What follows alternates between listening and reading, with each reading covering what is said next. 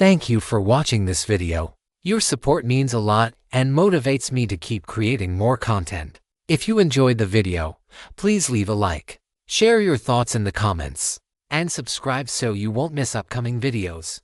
Part 2. Just as he was about to charge towards Sophia, several clusters of dark red flames descended from the sky, blocking his path. The raging lion shielded himself with one arm and charged out from within the flames. On his burly frame, flames continued to lick at his body, and the scent of charred flesh began to drift through the air. Gao Yang transformed into a gale and charged over, black obsidian sweeping down toward the raging lion with immense force. The raging lion raised his greatsword, blocking horizontally in front of him. Clang. The sound of metal clashing exploded. A terrifying, overwhelming force traveled through his arms, causing the raging lion's knees to buckle. He crashed onto the floor, shattering the tiles beneath him into a spiderweb of cracks. Gao Yang stepped onto the raging lion's greatsword, black obsidian turning into a blur as he swept his blade across. Brilliant golden light erupted in his eyes. This strike carried boundless killing intent as it swept past. The raging lion's head soared into the sky, and his headless body, stripped of all strength, collapsed heavily forward. You have killed the devouring maw leader, raging lion. You have gained 3,0 general XP. A golden treasure chest emerged from the raging lion's body. Seeing this chest, Gao Yang raised an eyebrow, a smile appearing on the face hidden beneath his visor. It was finally time for the harvest. Gao Yang leaned over slightly, preparing to reach out. Just then, a ball of dark red fire whistled toward Gao Yang. "Harkins, what are you doing?" Will turned his head to glare at the devil, demanding an answer. Harkins, however, ignored whatever Will was saying. His eyes were fixed solely on the treasure chest emitting a rich golden glow on the raging lion's body. That was a golden treasure chest. Ever since Harkins became a Multiverse Network player, he had never seen a golden treasure chest. The highest grade chest he had ever obtained was light gold. Even that light gold chest had provided items that significantly boosted his strength. Harkins didn't even dare to imagine how precious the golden chest before him truly was. Originally, his goal had only been to take the raging lion's head to complete the commission from that master blacksmith in the dwarf home. But now, he wanted it all. Chapter 76 Harvest Time 4. When he saw Gao Yang make a move to bend down, Harkins could no longer restrain himself. He could not be certain if this Drow commander was a Multiverse Network player, but if he were, then this golden treasure chest would basically be out of Harkins' reach.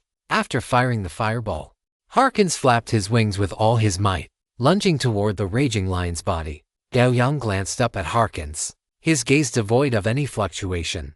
The moment the raging lion died, he had already prepared for the possibility of a Multiverse Network player jumping out, especially when this golden treasure chest appeared. It made him even more cautious. As the saying goes, men die for wealth just as birds die for food, let alone for an extremely precious golden treasure chest. Sure enough, the moment Gao Yang leaned down, that devil race player could not hold back. Gao Yang watched as Harkins lunged toward him, with a raging dark red fireball still between them. Looking through Gao Yang's visor, Harkins saw a pair of eyes as calm as an ancient well. The moment their eyes met, Harkins' heart suddenly skipped a beat, but the arrow was already on the string and had to be fired. Not only did he not stop, but he accelerated toward the golden treasure chest. Seeing Gao Yang stand back up, a flash of joy crossed Harkins' heart. It seemed this Drow commander was not a Multiverse Network player after all. At this moment, Harkins felt a bit relieved. The fireball he had released was not aimed directly at Gao Yang, but rather in front of him. The goal was to prevent Gao Yang from advancing. Such an obvious move, he believed, was clear to everyone present. Almost instantly, just as the fireball reached Gao Yang, Harkins arrived at the headless corpse of the raging lion. He reached his claws toward the golden treasure chest, his eyes filled with intense longing. Just a little bit more, and this golden treasure chest would be his. In that instant, a flash of pale blue crossed the corner of Harkins' eyes. He looked forward in confusion, only to see a translucent shield appear in front of Gao Yang. The fireball he had launched collided with this shield and shattered instantly. The exploding firelight filled Harkins' vision. In the next instant, a pitch-black greatsword swept out from the fire, enlarging before his eyes at an incredible speed. Harkins' heart shook violently. a sense of life and death threat surging within him. He flapped his wings desperately, and at the same time, a palm-sized ring appeared in his hand. The moment the ring was produced, it began to emit a faint glow, splurt, accompanied by the soft sound of flesh being sliced open. Harkin's movements came to an abrupt halt. A terrifying sword wound slashed in from his left shoulder and exited under his right rib, cutting him into with a single strike. Harkin's body fell several meters away due to momentum. Because of the devil race's physiology, Harkins did not die immediately. He lay in a pool of blood, watching the black-armored figure who had just cut him into with one sword strike slowly bend down and pick up the golden treasure chest. Harkins was slightly stunned, looking at Gao Yang in disbelief. "You are actually a player." Gao Yang put the chest away under Harkin's incredulous gaze. He stepped over the raging lion's corpse, walked up to him, and thrust his sword into his head once more. As Gao Yang pulled out black obsidian, a scarlet Multiverse Network notification appeared before his eyes. Multiverse Network notification. You have killed Multiverse Network player Harkins. It was merely a scarlet notification. There was nothing else. Gao Yang glanced at it and paid it no further mind. "Mr. Yu, my deepest apologies." Will came to Harkin's corpse and looked at Gao Yang with a hint of apology. "We did not expect Harkins to attack you like a madman. Fortunately, he has already paid the price for his recklessness." Gao Yang glanced at Will's true devil form, then immediately slung black obsidian back onto his back and walked toward the severed head of the raging lion. "Will, I do not wish for any more existences that undermine our cooperation to appear. You know, sincerity is the foundation of any partnership." Will retracted his true devil form, returning to the appearance of an old priest. He nodded with a smile and affirmed, "That goes without saying. We have always been sincere in our dealings." Gao Yang turned his head to look at him and suddenly asked, "Do you know what is most important when it comes to being a person?" Will nodded immediately. "Sincerity. No, it is timing." After dropping a remark that seemed quite inexplicable to Will, Gao Yang reached out to pick up the raging lion's head. He then took out a waterproof bag he had prepared in advance, placed the head inside, and packed it up. Only after finishing all this did he let out a sigh of relief. The first step of this abyss trial had finally been completed. "Sophia," Gao Yang looked at her, "work with Will to take over the City of Fury. You may distribute all the spoils yourselves. If you discover anything like this, inform me immediately." As Gao Yang spoke, a small glass bottle appeared in his hand, containing a viscous, pitch-black liquid. Sophia accepted the order immediately and then led her people to rush into the City of Fury. As the base of operations for the Maw of Devouring, the City of Fury was bound to contain a vast amount of resources. Now that the city had been conquered and all members of the Maw of Devouring had been killed, it was naturally time to reap the rewards. Leaving Sophia to lead the looting, Gao Yang returned to the back of the ghost-faced spider and sat down cross-legged. The Maw of Devouring had been completely wiped out, but correspondingly, both the Immortal Church and the Fallen God cult had suffered significant losses. There had been over 36,000 people when they arrived, but now, after several rounds of slaughter, only a little over 20,000 remained. With this level of strength, even if the Immortals and the Fallen continued their cooperation, it would be difficult to hold onto such a vast territory. Therefore, the next step in Gao Yang's plan was to reinforce their troops.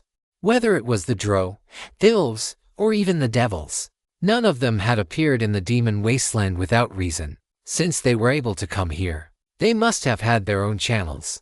These channels surely included the procurement of military forces. In this process, the cooperation between the two sides would become increasingly close, and they would also be able to digest the legacy left behind by the Maw of Devouring. Once that was completed, the next phase of the plan could be set in motion. It could be said to be killing several birds with one stone. It did not take long for Sophia and Will to finish auditing the assets within the City of Fury, looking at the crates piled high with wasteland coins, as well as various weapons and armor. Gao Yang waved his hand, signaling for Sophia to make the decisions herself. "Did you not find that kind of small bottle?" Sophia shook her head. "We have turned the entire City of Fury upside down, but we did not find any more of the small bottles like the one in your possession, my lord." Gao Yang nodded, signaling for Sophia to go about her business. Since it was already late, the coalition forces decided to stay in the City of Fury for the time being. In any case, the people of the Maw of Devouring had been wiped out, so there was no need to worry about safety. Gao Yang, without standing on ceremony, moved into the city lord's mansion and found an unoccupied bedroom to use as his resting quarters. Chapter 77, Calamity Swordsmanship. Offer his daily meditation. Gao Yang took the golden treasure chest dropped by the Raging Lion out of his inventory. This golden chest felt heavy in his hands, and it was engraved with exquisite gold and red patterns that vaguely formed the shape of a solemn and majestic lion's head. Raging Lion's Calamity Origin, Everon Demon Wasteland Quality Golden Chest Keywords Fury, Calamity, Swordsmanship Trip. A treasure chest left behind after the death of the lion orc, Andorra. Within this chest lies a strange and terrifying object, as well as the thing Andorra was most proud of. Looking at the chest in his hands, Gao Yang hesitated slightly. On one hand, the contents of this golden chest were bound to be of extremely high value, but on the other hand, he lacked confidence in his fluctuating luck. If he ended up opening it to find more system calamity coins, that would not be ideal. Without hesitating for too long, Gao Yang chose to open it. Do you wish to open Raging Lion's Calamity? After taking a few deep breaths, Gao Yang slowly chose yes, accompanied by a faint, ethereal lion's roar. The chest opened, and a brilliant golden light shot out from within. Congratulations! You have obtained Andorra's Calamity Swordsmanship. Gao Yang's fist clenched tightly, and a look of joy erupted in his eyes. If one were to ask what the Raging Lion's greatest strength was, it would naturally be his heavy greatsword strikes. During his battle with the Raging Lion, Gao Yang had experienced this terrifying swordsmanship firsthand. He had not expected that the Raging Lion's swordsmanship would actually be opened from the chest. It was an unexpected and delightful surprise. A golden scroll appeared in Gao Yang's hand. He held it up before his eyes and examined it carefully. Calamity Swordsmanship Description. The strongest swordsmanship researched and comprehended by the lion orc, Andorra, throughout his life. Relying on this swordsmanship, Andorra roamed the demon wasteland and earned the name Raging Lion. Looking at the golden scroll in his hands, Gao Yang did not hesitate and opened it directly. As the scroll slowly unfurled, a continuous stream of golden light flowed from the scroll into his eyes. Within this light, there seemed to be illusory figures constantly practicing swordsmanship. A moment later, all the golden light flowed into Gao Yang's eyes, and the scroll in his hand turned into nothingness, disappearing from his grasp. You have learned Calamity Swordsmanship. As the light faded, Gao Yang's mind was filled with a wealth of experience and memories regarding the use of a sword. He opened his skill library and immediately saw the skill icon, which was positioned just below Immortal Will. At this moment, the icon was shimmering with a brilliant glow. Gao Yang focused his consciousness on the icon, and lines of text appeared before his eyes. Calamity Swordsmanship Beginner Effects. Passive 1. Sword type weapon attack power increased by 150%. Strength check come to when launching an attack. Passive 2. When attacking with sword type weapons, if the strength check is successful, it will exert a force suppression on the enemy. In this state, the attack cannot be interrupted, and the damage taken during this period is reduced by 10%. Passive 3. When performing continuous slashes with sword type weapons, the force of the first strike is increased by 150%, and each subsequent strike increases the force by an additional 8% based on the previous one. Can be upgraded. Can stack up to 5 times. With a duration of 30 seconds. Passive 4. When attacking with sword-type weapons, causing the enemy to have their guard broken, weapon shattered, or block bypassed will cause the enemy to fall into a paralyzed state, lasting 0.1 to 2 seconds determined based on strength and constitution. Active. Beginning of Calamity. Other learned sword techniques can be integrated into the Calamity sword technique. The 4 passive effects mentioned above will all receive a certain degree of improvement. After reading through all the descriptions of the Calamity sword technique, Gao Yang could not help but clench his fists tightly to suppress the excitement in his heart. Angry Lion, you are my god. The power of the Calamity sword technique made Gao Yang unable to help but cheer in a low voice. At this moment, Gao Yang did not know whether he should feel fortunate or somewhat dejected. He was fortunate that the angry lion had not fully displayed the power of the calamity sword technique. He was dejected that the angry lion Endora, who was capable of comprehending such a sword technique, still could not escape the fate of being eroded by the evil god, having his soul and reason devoured by so-called wrath. After calming his inner excitement slightly, Gao Yang reviewed the introduction of the calamity sword technique repeatedly. For a long time, he closed his eyes, and his vision returned to darkness. First of all, the powerful aspects of the calamity sword technique are all passives, which can be seen from the fact that there are as many as 4 passive effects. Among the 4 passives, the most fundamental and core one is passive 1. The calamity sword technique can directly increase the attack power of sword-type weapons, as well as the strength check when launching an attack. This means that if Gao Yang could originally only deal 100 points of damage with 1 sword strike, under the passive bonus of the calamity sword technique, his strike damage could directly reach 150 points. And the subsequent strength check +2 is even more important. For example, if 2 ordinary people with 10 points of strength swing their weapons at the same time, according to common sense, their attacks should be evenly matched, and neither could do anything to the other. But under the blessing of the calamity sword technique, the strength of one party swinging the weapon remains unchanged, but with 2 extra points in the strength check, it becomes a person with 12 points of strength swinging the weapon. And the gap between 12 points of strength and 10 points of strength is actually as much as 2 times.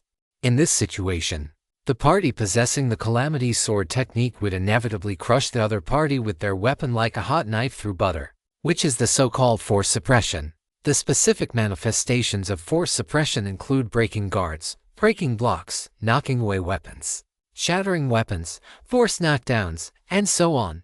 After the force suppression, the effects of passive 2 and passive 4 will be triggered. This round of attacks cannot be interrupted, meaning one will enter a super armor state, and the enemy will fall into a paralyzed state. However, not being able to be interrupted does not mean one will not take damage. So in this super armor state, the damage taken will be reduced by 10%, and if the first strike does not form a force suppression, passive 3 will come into play. If one strike doesn't work, then come with another, and another after that, under continuous slashing. Even if the strength was urgently equal, after enduring such relentless strikes, the enemy will always show signs of fatigue and be broken in their guard or other actions again, which will then re-trigger the effects of passive 2 and passive 4. Finally, the calamity sword technique can not only be strengthened by constant practice and use, but its power can also be enhanced by integrating other sword techniques into it. For a comprehensive network player like Gao Yang, this is simply a divine skill. As a comprehensive network player, the worlds he can come into contact with are far beyond those of the angry lion Endora.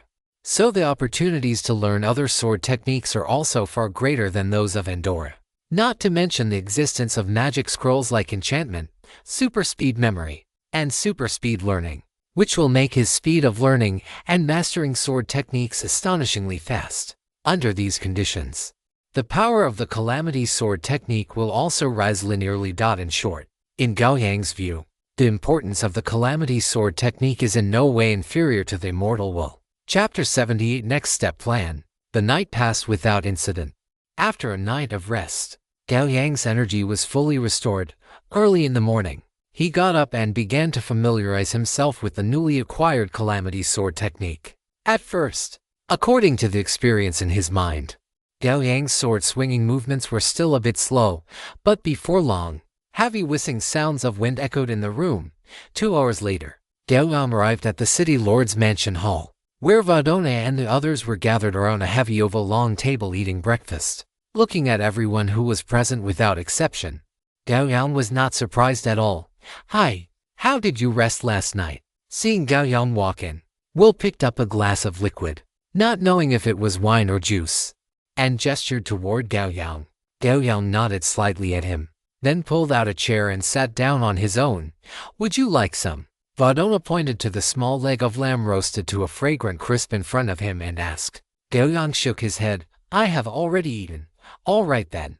Vadona did not force him. After all, Gao Yang had always appeared fully armed. Soon, the group finished their meal, and someone came to clear the long table. In the gap while it was being cleared, Huokui came to Gao Yang, knelt on one knee, and said, "Lord Yu, how should we proceed with our next step?" After Huokui finished speaking, everyone who had been chatting and laughing suddenly looked over. After the battle to destroy the Maw of Devouring, although no one said it, the alliance was preserved just like that. By now, they all understood that without Gao Yang's presence, given the previous situation, it would have been absolutely impossible for the immortals and the fallen to join forces. If it were just a matter of uniting with the Drow, it would have been fine. But the elf faction within the Immortal Church would absolutely never agree to join forces with evil creatures like demons. Admittedly, as the Elf King, Vadona possessed sufficient awareness, but he could not proactively facilitate such a collaboration because it went against the principles of the elves. And since they could not join forces, it meant that their individual strength, once separated, was fundamentally insufficient to harbor any designs on the Maw of Devouring. They could only watch helplessly as the Maw of Devouring occupied the vast majority of the northeastern region of the Demon Wasteland, unable to do anything about it. Unlike now, where they could sit in the City Lord's mansion of Fury City, eating breakfast while chatting and laughing, enjoying the sweet and mellow fruits of victory. After Huokui finished speaking, they all quickly fell silent. Gao Yang leaned back in his chair, pondered for a moment, and then spoke slowly. "First, let us stabilize these territories." These words truly struck a chord with everyone present. No one was a fool. The reason they had gone to such great lengths to attack the Maw of Devouring was, on one hand, to remove this unstable bomb, and on the other, to covet the territory occupied by the Maw of Devouring. Now that the Maw of Devouring had been wiped out, if they did not digest the territory, it was highly likely that before long, an Eye of Devouring or an Ear of Devouring would pop up. Gao Yang paused for a moment before continuing. As for the second point, if you all wish to have greater gains and more progress, then increase your troop deployments. As soon as these words were spoken, the smiles on everyone's faces slightly froze, then turned into contemplation. Increase troop deployments. If it were that easy to increase troop numbers, would they still be huddled in this corner of the wasteland? The Archbishop glanced at Will, and the latter understood immediately. You know that the Demon Wasteland is not like other places. The difficulty and cost of increasing troop deployments here are extremely high, Will said slowly, his expression showing a hint of difficulty. Gao Yang did not respond, only looking at Vadona and Sophia and the others. Under Gao Yang's gaze, Sophia's eyes were filled with determination as she quickly said, "If reinforcements are needed, the Drow can increase their numbers." Very good. Gao Yang looked at Vadona. The latter, facing Gao Yang's gaze, thought for a moment before saying, "This matter is somewhat difficult." Seeing Gao Yang make a move to stand up, Vadona hurriedly added, "But it is not impossible." Gao Yang leaned back in his chair, listening to Vadona continue. "You should be aware of the situation in the Demon Wasteland. Now that the gods have departed, evil is spreading across the wasteland, and the entire Demon Wasteland has been sealed off, whether entering or leaving. The difficulty is not just a little bit, so you can only guard your palm-sized piece of territory, watching longingly as other forces arrive at your doorstep one day with a massive army, and then crush you as easily as crushing an ant." Gao Yang's tone had no fluctuations, but the content caused the expressions of Vadona and the Archbishop to sink slightly. Gao Yang was right. Everyone was perfectly clear about the current situation in the Demon Wasteland. If they followed their respective factions' previous actions, their ultimate fate would be to guard their palm-sized territory, only to be attacked by any major power, just as they had wiped out the Maw of Devouring, and be easily annihilated, because this wasteland could only have one will in the end. And apart from that will, all other existences would have to be swept away. Gao Yang's index finger tapped lightly on the thick tabletop. He was not in a hurry, nor was he worried that they would back down now. The current situation was right before their eyes. Having eaten such a large piece of cake, their scale would inevitably increase, and with it, their ambition would grow. If, under these circumstances, they still dared not continue to expand and vie for the final position of Overlord, then Gao Yang could only say that his judgment had been wrong, and leaving early would be the best policy. The Archbishop looked at Gao Yang, thought for a while, and finally said, For the sake of those lost souls, I believe the Lord will be willing to expend power to send our allies over. The Archbishop had already stated his position, and Vadona naturally did not want to fall behind. Now that both sides had agreed, if the elves he represented still dragged their feet, they might really be kicked out of the alliance. One must know that compared to the Drow or the Devils, the elves, were the odd ones out. Moreover, the Drow and the Devils were cooperating, and with the current battle record as an endorsement, there would absolutely be no problem in increasing their troop numbers to replace the elves. As for whether the Drow would kick the elves away, even without thinking, one knew that if there was an opportunity, the Drow would certainly not pass it up. Vadona immediately said, "I will report this matter to the goddess later. I believe the goddess will agree to increase the troops." Gao Yang withdrew his finger and looked up toward the door. By now, the daylight had broken, and the dim sky had brightened a little. Very good. Now that we have wiped out the Maw of Devouring, with such a battle record, there will definitely be no problems with increasing troops. Then, for the next step, we shall wait until all reinforcements have arrived before proceeding. After saying this, Gao Yang stood up. His burly figure walked between the dining table and the door, the dim sunlight falling on his body, casting a large shadow. By the way, a reminder, if you want to compete for the position of Overlord or want enough souls, then increase your troops as much as possible. You should know that in the southern part of the wasteland, there are still a large number of devils and evil goblins fighting frantically. Chapter 79. I want to progress. After Gao Yang finished speaking, he stepped out of the city lord's mansion, leaving the group to their own contemplations. For them, the arrow was already on the string and had to be fired. Even if they had the determination to continue lying low, however, their actions would inevitably be known to other forces in the wasteland, regardless of whether their alliance continued. In the eyes of other forces, the immortal and the fallen were one and the same, and the coalition that had wiped out the Maw of Devouring had grown to a point of extremely high threat in the eyes of many factions. Even if they were willing to continue lying low, the other forces in the wasteland would certainly not let them do so in peace. No one knew if they, who had been lying low, would suddenly jump out at some point and wipe out another major power. When the snipe and the clam grapple, how can the fisherman be allowed to profit? Therefore, the coalition of the immortal and the fallen would inevitably be met with suspicion and hostility from all other factions. Under these circumstances, if they wished to unify the wasteland, the coalition, entrenched in the northeastern part of the region, was a hurdle that no other power could bypass. Having realized this, everyone in the city lord's mansion understood the importance of increasing their military strength. If they did not increase their troops now, they would only be waiting for death once others truly came knocking at their door.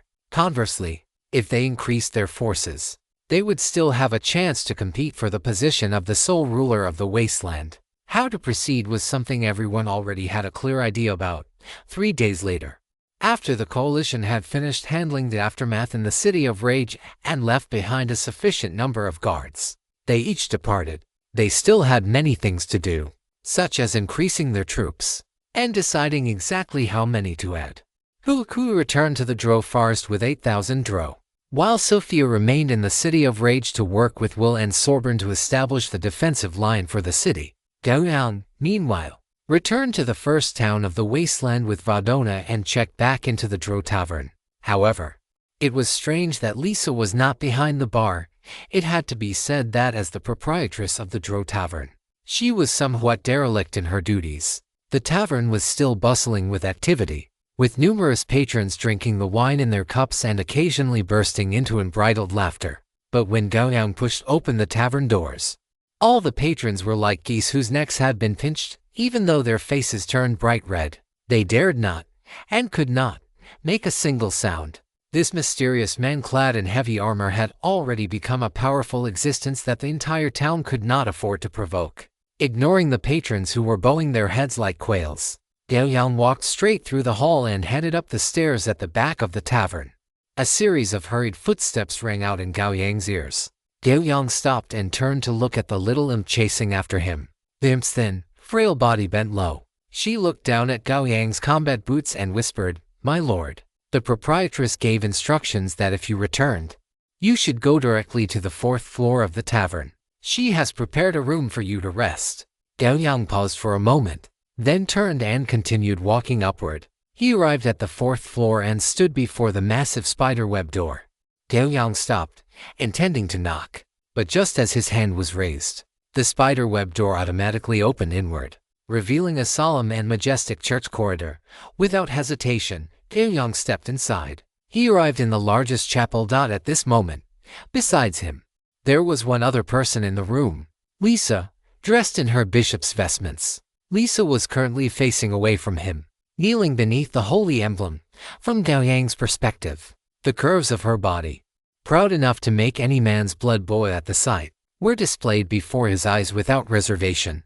Gao Yang steadied his breathing and walked to the side to pull out a chair and sit down. Hearing the sound, Lisa slowly straightened her upper body. She remained kneeling on her lower legs and turned her head to look at Gao Yang. Upon seeing him, she revealed a bright and charming smile. You have returned. Gao Yang nodded slightly. Lisa stood up and walked toward Gao Yang. I have already received word from my kin. Next, we will contact the Underdark to secure as many Drow warriors as possible. That is for the best. The current immortal church and the fallen cult are like a giant boulder rolling down from a mountain peak. For every bit of strength you add, the speed and power of this rolling boulder will grow even greater. Gao Yang's voice was low. When the speed and power of this boulder reach their limit, everything standing in its path will be crushed out. By then, the immortal will become the sole will of this wasteland. Flames rose in Lisa's eyes, and her skin was tinged with a flush of red. When that time came, she might even become the sole controller of the immortal church. This was not impossible. She looked at Gao Yang. It was this man who had given her this hope and ambition. If not for the grand ritual a few days ago, she would never have had such a possibility. Then, I believe you will surely facilitate this outcome, won't you? That goes without saying. Gao Yang nodded slowly, his voice carrying an inexplicable tone. We are partners now, are we not? Of course we are, but you tell me, when that time comes, will I be able to take a step further and become the sole controller of the immortal church in the demon wasteland? As Lisa spoke, her entire body pressed against Gao Yang. The cold sensation transmitted from the menacing armor caused fine goosebumps to rise on her skin, making her let out an involuntary moan. A faint, elusive fragrance drifted into Gao Yang's nostrils, wrapped in his armor. Gao Yang's heart was beating violently, and his blood was circulating rapidly. This left him feeling somewhat parched. Having lived for 23 years and fended for himself for over a decade, Gao Yang had never had much contact with the opposite sex during his studies and working life. He had only learned some experience from short videos, but that meager knowledge was completely useless for handling the current scene. Although Gao Yang was trying his best to control his heartbeat and breathing, this situation still made him struggle to maintain his composure. Lisa already possessed an exquisite and perfect face, and combined with her red eyes, which were different from ordinary humans, and her head of silver hair, her allure was multiplied. At this moment, Lisa was also wearing the solemn and majestic robes of a member of the clergy. Mixed with her sultry demeanor and proud figure, an even more astonishing temptation erupted from her. In such a situation, let alone Gao Yang, even that cadre who was always shouting about testing himself would likely be unable to withstand such a trial. Lisa pressed against Gao Yang, her eyes nearly brimming with moisture, and the flush on her body rapidly climbed from her neck to her cheeks. She did not know why she had done such a thing either, having become a deputy bishop of the immortal church at such a young age. Lisa's various qualifications were extremely outstanding, and her private life was exceptionally clean, or rather, being able to become a deputy bishop at such an age meant she had essentially bid farewell to a private life. Lisa could feel that beneath the armor she was leaning against was a powerful physique. At this moment, this body was like a furnace, continuously radiating heat onto her, making her feel increasingly flushed and restless.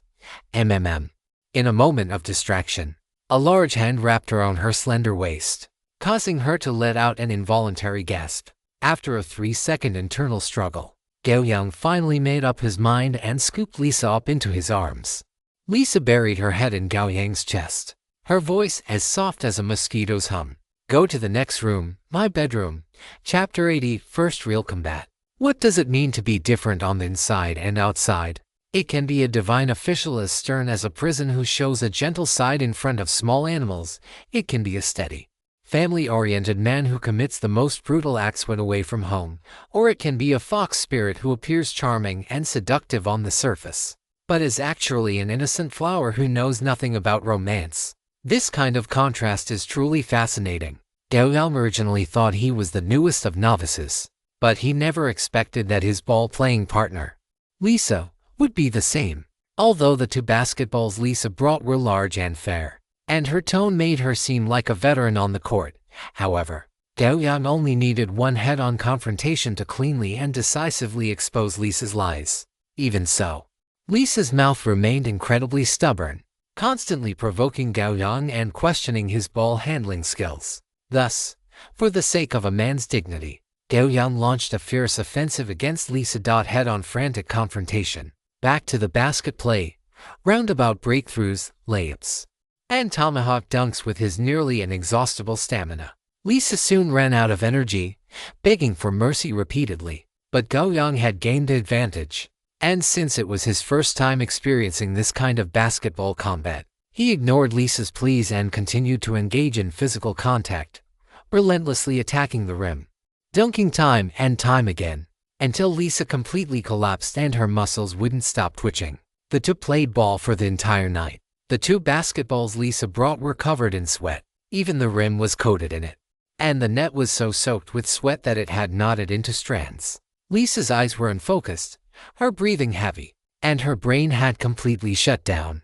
Her body was still trembling unconsciously, her red lips slightly parted to reveal a few white teeth, with hot air occasionally puffing out. Her clerical uniform had long been tossed to the floor by Gao Yang. All for the sake of better physical contact, she turned over, wrapped her arms around one of Gao Yang's, and fell into an exhausted sleep. Gao Yang looked at Lisa, who was curled up like a kitten, pulled the blanket over them, and then drifted into a deep sleep as well. This night was the most comfortable sleep Gao Yang had had since entering the abyss for training. The next day, Gao Yang uncharacteristically did not wake up according to his usual schedule. The truth was, the ball game last night had lasted too long. It wasn't until nearly noon that Gao Yang slowly opened his eyes. He turned his head and saw that Lisa was still hugging his arm, appearing to be fast asleep, but her slightly fluttering eyelashes betrayed the fact that she was feigning sleep. Gao Yang moved the arm Lisa was holding slightly, and immediately, a blush began to spread across her face. She slowly opened her eyes and looked at Gao Yang, meeting a face that was extremely young yet filled with determination. In truth, even Lisa hadn't expected last night that you, who always appeared in full armor, would be such a young and charismatic human male underneath, and, surprisingly, such a strong male at that. Looking at Gao Yang's face, Lisa felt increasingly satisfied. "Awake. Do you want to eat something?" Gao Yang asked softly. After all, she was his first ball-playing partner, and since she had been exhausted all night, it was only right to show some proper concern. Lisa shook her head, then got up to start dressing. Gao Yang watched Lisa, observing her as she slowly returned to being the deputy bishop of the Immortal Church. Afterward, he simply draped his clothes over himself and looked at Lisa, saying, "Before the reinforcements arrive, I won't stay in town the whole time. To achieve our cooperative goals, I still have many things to do." Lisa was startled, then nodded. She didn't know what Gao Yang was going to do, but she could be certain that this man was worth trusting. "I need a place to practice. Does this tavern have such a space?" Gao Yang asked casually. Lisa glanced at him, turned, and walked outside. "Follow me. It's right next door." Soon, the two arrived in a spacious room. Lisa gestured to Gao Yang. "This is a training ground, mainly used for church members to rest, train, and so on. You can practice here. A very good place." Gao Yang looked around. The room was about 200 square meters, which was more than enough for his use. He walked to the center of the room, took out black obsidian, and began to swing it. Seeing that Gao Yang had started his training, Lisa didn't say anything more and turned to walk out of the training room. A short while later, she returned carrying a food tray. Gao Yang put down black obsidian and finished the food. Lisa brought in a few quick bites, then resumed his sword practice. Now that the maw of devouring had been wiped out, both the Immortal Church and the Fallen Church were busy with reinforcements. For Gao Yang, this period was the best time for cultivation.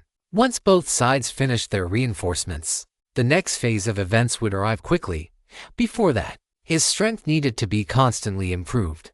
After practicing for 2 hours, Gao Yang finally put down black obsidian. Sitting cross-legged on the floor, Gao Yang opened his warrior skill library. He intended to upgrade some of the skills he had learned. Skills learned in the profession skill library could be upgraded using generally XP. After upgrading, the various intensities of the skills would naturally be stronger than before. Do you wish to upgrade power attack to LV2? This operation requires 2000 points of generally XP. Yes. Do you wish to upgrade sweeping slash to LV2? This operation requires 2000 points of generally XP. Do you wish to upgrade charge to LV2? This operation requires 2000 generally XP. Do you wish to upgrade toughness to LV2? This operation requires 4000 generally XP. After several consecutive clicks, the 10,000 generally XP that Gao Yang had painstakingly saved up was once again completely depleted. Following this came wave after wave of experience regarding the usage of these skills. It took quite some time for Gao Yang to fully digest and absorb these experiences. Gao Yang habitually opened his status window, and the current attributes made him nod slightly in satisfaction. Name, Gao Yang profession.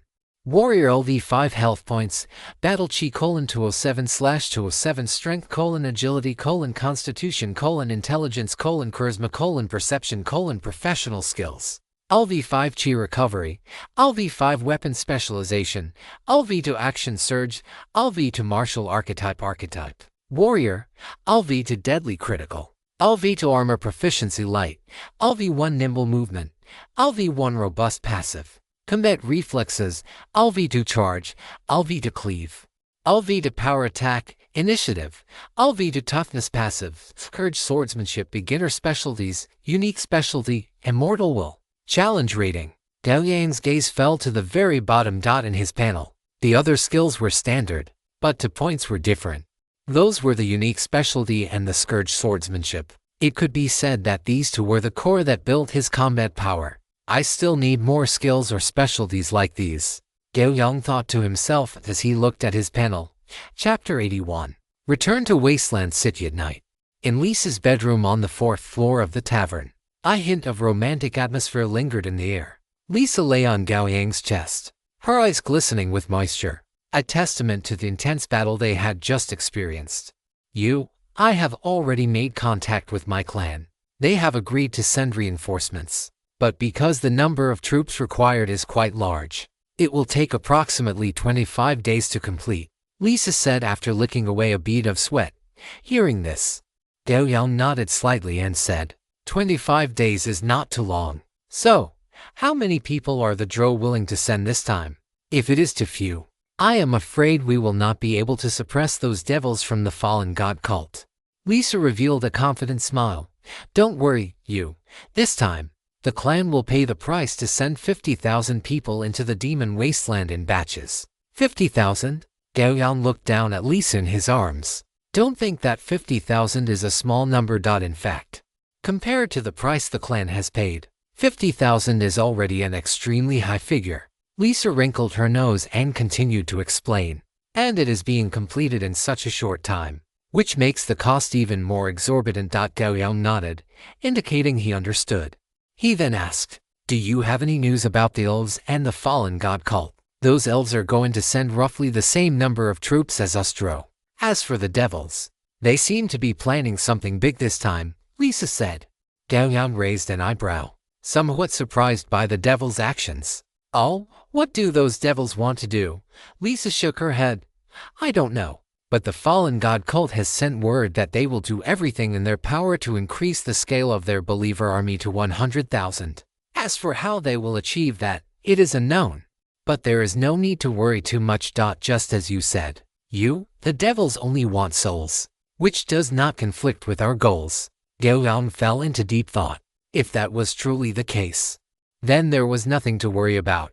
But he feared the what-ifs. What if the devils had other intentions? Seeming to sense Gao Yang's thoughts, Lisa bit his chest lightly with her pearly white teeth. When Gao Yang looked at her, she said, "No need to worry too much. Besides, I suspect that the reason the devils are increasing their troops so drastically has to do with the demons in the southern part of the wasteland. Demons and devils have always been at odds. Whenever there is an opportunity, they both want to completely defeat the other and trample them underfoot. Now, our coalition with the Immortal Church has given those devils that hope. So it is understandable that they are increasing their troop numbers significantly." "I understand." Gao Yang smiled. "Besides, the believer army is not entirely made up of devils. The vast majority are just followers of the fallen god cult." "Exactly." Lisa looked up at Gao Yang, then pouted and said, "But it is different for us Dro. The reinforcements will definitely be real members of our race. And 50,000 Dro will certainly have their own leaders. Although the clan has already said that once these reinforcements arrive in the wasteland, I will still be in command. It is uncertain how many will actually listen to me by then. What should we do about this?" Gao Yang held down Lisa, who was twisting and rubbing against him, as he already had a countermeasure for this situation. He looked at Lisa and said, "Don't worry. When the time comes, you will still be the bishop of the Immortal Church. No one will have a higher status than you." Lisa lifted her upper body, stared into Gao Yang's eyes, and after a long while, she smiled brightly. "I believe in you." Gao Yang looked at the beautiful sight before him, a flame igniting in his eyes. He reached out, pressed Lisa's head down, and guided her toward his lap. Lisa was very cooperative, shrinking under the covers. Before long, the quilt over Gao Yang's abdomen began to rise and fall in a rhythmic motion. Gao Yang stroked Lisa's high-quality hair, his mind flashing with plans for subsequent troop reinforcements. By now, they had already gone through the sacrificial rituals, and there were quite a few Dro who had received the goddess's blessing, especially since these Dro might not have even received a single blessing from the goddess in their entire lives before. Not to mention, there were a large number of male Dro among them who had also received the blessing. It must be known that among the Dro, the status of males is extremely low. They are relegated to performing the most menial and grueling labor, and being able to become a warrior is already considered an excellent path in life. Under these circumstances, Gao Yang granted them the goddess's blessing, bestowing upon them higher status and authority. Precisely because of this, Gao Yang's prestige among the Dro males is second only to the goddess herself. Moreover, the Dro female warriors, represented by Sophia, also hold Gao Yang in high regard. This serves as the foundation. One must realize that after the battle to annihilate the Maw of Devouring, aside from the Dro who died in combat, there are a vast number of Dro who have earned military merit but have yet to be promoted. A major reason for this is the lack of sufficient soldiers. Without a large enough base of soldiers, even if everyone were a captain or a commander, who would there be to command? Power and status can only be manifested when there are enough of one's own kin to command. And now, once the reinforcements arrive, the next phase of the plan can be implemented. Once this plan is successfully executed, not only will the Dro's combat effectiveness not diminish, but it will further ignite the fighting spirit of the Dro warriors. Furthermore, another larger-scale ritual must be held to solidify this plan, Gao Yang thought, somewhat distracted. Under the quilt, Lisa seemed to sense Gao Yang's lack of focus, and the speed at which the quilt rose and fell suddenly accelerated. "Yes." Gao Yang could not help but gasp. His palm pressing down firmly, a soft moan sounded, followed immediately by even more delicate swallowing sounds. After a good while, Lisa emerged from under the covers. Her eyes were misty, and she looked at Gao Yang with a seductive gaze, biting her lip. In this situation, Gao Yang naturally cast the plans in his mind to the back of his mind. In any case, there was still nearly a month left. He might as well study the goddess's doctrines with Lisa first. 3 days later, at the gates of Wasteland City, a magnificent black steed slowly came to a halt. Sitting in the saddle was none other than Gao Yang. Having spent 3 full days in the tavern, Gao Yang finally stopped his descent into indulgence and, this morning, mounted Gale to ride out of the first town of the wasteland. He looked up at the city walls before him. The last time he came to this wasteland city, it was not only late at night but also pouring with rain, and due to his haste, he had only caught a fleeting glimpse. Now, with the day still young and under the sunlight, the walls, covered in various battle scars and bloodstains, carried a profound sense of history. The city gate was bustling with an endless stream of pedestrians, most of whom were half-orcs. After paying the entry fee, Gao Yang followed the crowd into Wasteland City. Chapter 82, Differing Perspectives on Time.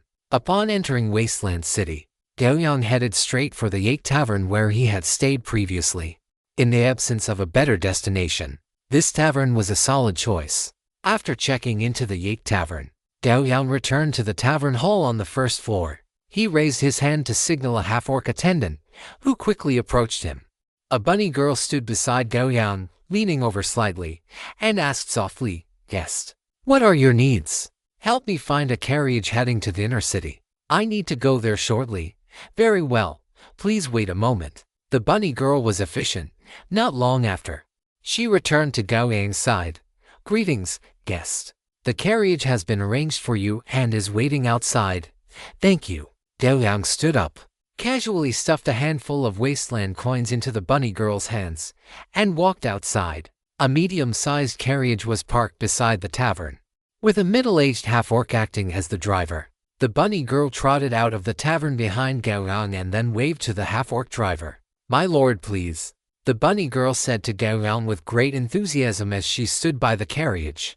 After Gao Yang boarded the carriage, the bunny girl pulled the driver aside and whispered, "Uncle Fagas, you must drive this guest carefully. There must not be the slightest bump. Do you understand?" Fagas looked at the bunny girl's excited expression and nodded firmly before leaping onto the carriage. He turned slightly and asked softly to Gao Yang inside the carriage, "My lord, where in the inner city are you headed? My carriage is not permitted to enter some of the important areas within the inner city." "The dwarf's home."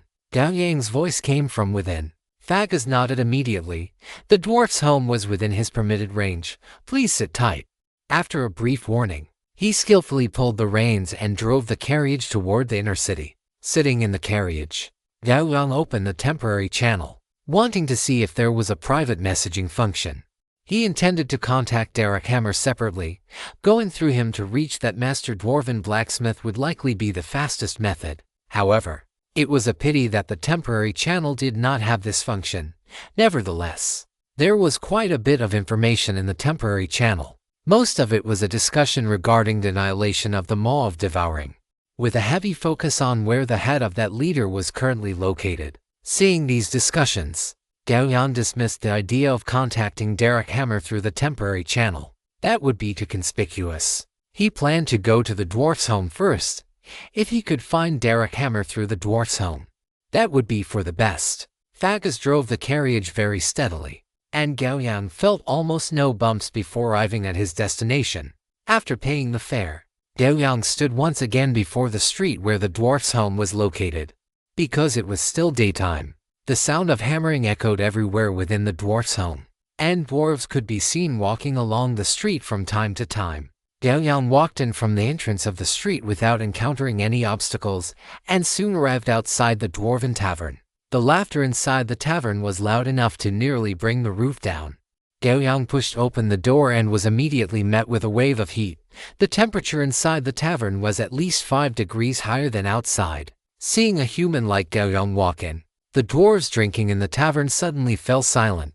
Gao Yang ignored the slightly xenophobic gazes of the dwarves and walked quickly to the bar. He looked at the dwarf behind the counter, who had a nose like a bulbous, wine-soaked root and a braided beard that looked like flickering flames, and asked, "I am looking for Derek Warhammer.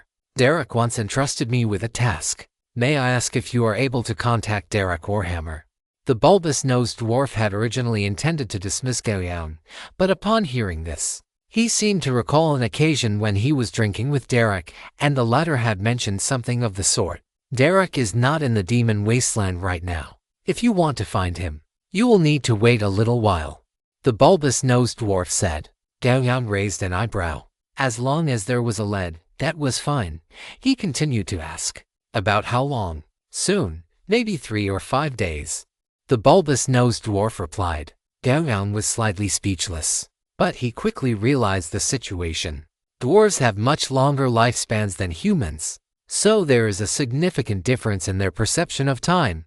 For a human, waiting a little while means a few minutes or half an hour. But in the mindset of a dwarf, this time span is stretched out to several days.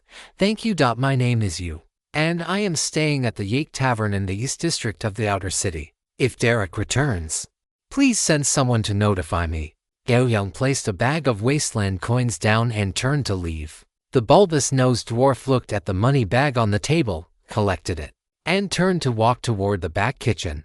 This trip was not in vain. At least the dwarf tavern could contact Derek. And that was enough for Gao Yang. He had nothing to do for the moment, so waiting a few days was not a problem. After walking out of the dwarf's home, he hailed a carriage and returned to the Yake Tavern in the Outer City. After giving instructions to the tavern receptionist, Gao Yang returned to his room and began his training. Only 2 days passed before a knock sounded at Gao Yang's door. He opened the door to find a bunny girl standing outside. The bunny girl bowed deeply. Respected guest, there is a dwarf gentleman in the lobby. He should be here to see you. So fast. Gao Yang was a bit surprised, but his pace was not slow. When he arrived in the lobby, he spotted the dwarf, who looked as solid as a block of iron. At a glance, "Hello, I am Yu," Gao Yang said as he walked up to the dwarf. The dwarf in front of him had brownish-red skin. He looked Gao Yang up and down a few times before speaking. "Derek has arrived in Wasteland City.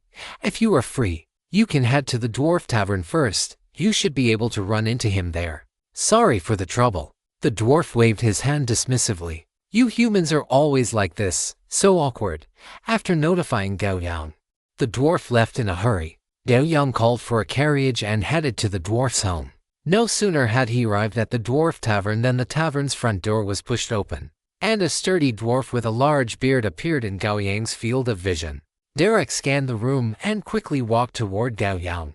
He looked at Gao Yang with a thoughtful expression in his eyes, and then he seemed to recognize him, saying, "You are you, Derek. Let's find a quieter place," Gao Yang said, looking at Derek. Derek realized, then quickly walked toward the second floor of the tavern. "Follow me." After the two arrived in a small room, Derek asked impatiently, "You, I heard from my clansmen that I entrusted you with a task. Does it refer to the matter regarding the leader of the Devouring Maw?" After speaking, Derek looked at Gao Yang quite eagerly. Some time ago, the destruction of the Devouring Maw was known to all players on the comprehensive network, and some had speculated whether a player had completed the commission from his elder. Now it seemed that was indeed the case. Chapter 83, Dwarf Master Blacksmith. Gao Yang took a package containing the head of the raging lion from his inventory and placed it on the ironwood table between them. A faint scent of blood wafted out, and Derek's expression turned solemn as he reached out to open it. With just one look, Derek confirmed that this was indeed the head of the Devouring Maw's leader, the raging lion. He tied the package back up and looked at Gao Yang with admiration. "Big brother Yu, how did you manage to get the raging lion's head?" "As far as I know, the Immortal Church and the Fallen God sect joined forces to attack the Devouring Maw. That was no small affair." Gao Yang raised an eyebrow slightly as he looked at Derek. With just that one look, Derek immediately returned to a solemn state. He felt the invisible pressure emanating from the man in front of him. "Ha, just asking out of curiosity." Derek laughed to himself, then stood up and walked toward the door. "That elder of mine is at the dwarf's home, not far from here. Big brother, follow me." Derek was not worried about what might happen if he brought Gao Yang directly. His elder was already nearly 300 years old. As a dwarf with a lifespan of up to 400 years, his elder's strength was not something a dwarf like him could compare to. Gao Yang put the package back into his inventory and stood up to leave the tavern with Derek. Soon, the two arrived in front of a massive building. Derek turned his head to look at Gao Yang before walking in first, explaining as he went, "Big brother, my elder is in the deepest part of this forge. He is usually busy completing various orders and is a master blacksmith who places great importance on efficiency. You can think about the weapons and equipment you need forged beforehand so as not to waste time." Gao Yang nodded to indicate he understood. According to Derek, after completing the commission for this dwarf master blacksmith, the latter would unconditionally forge 3 pieces of weapons or equipment for him. For Gao Yang, 2 pieces of equipment were already decided: the black obsidian and the black night watcher's heavy armor. As for the third piece of equipment, Gao Yang had no ideas for the moment. So he asked, must the 3 pieces of weapons or equipment be forged all at once? Of course not. Derek shook his head. Whether it is forging or upgrading, it is a very important matter for a dwarf. You can save these opportunities and come back when you have ideas later. Gao Yang felt relieved. If that was the case, there would be no problem. The brief exchange ended, and the two fell into silence, each walking forward. After walking for about 5 minutes, Dalek and Gao Yang stopped in front of a gate cast from black iron. Even though the gate was tightly shut, Gao Yang could still feel waves of intense heat rushing toward him.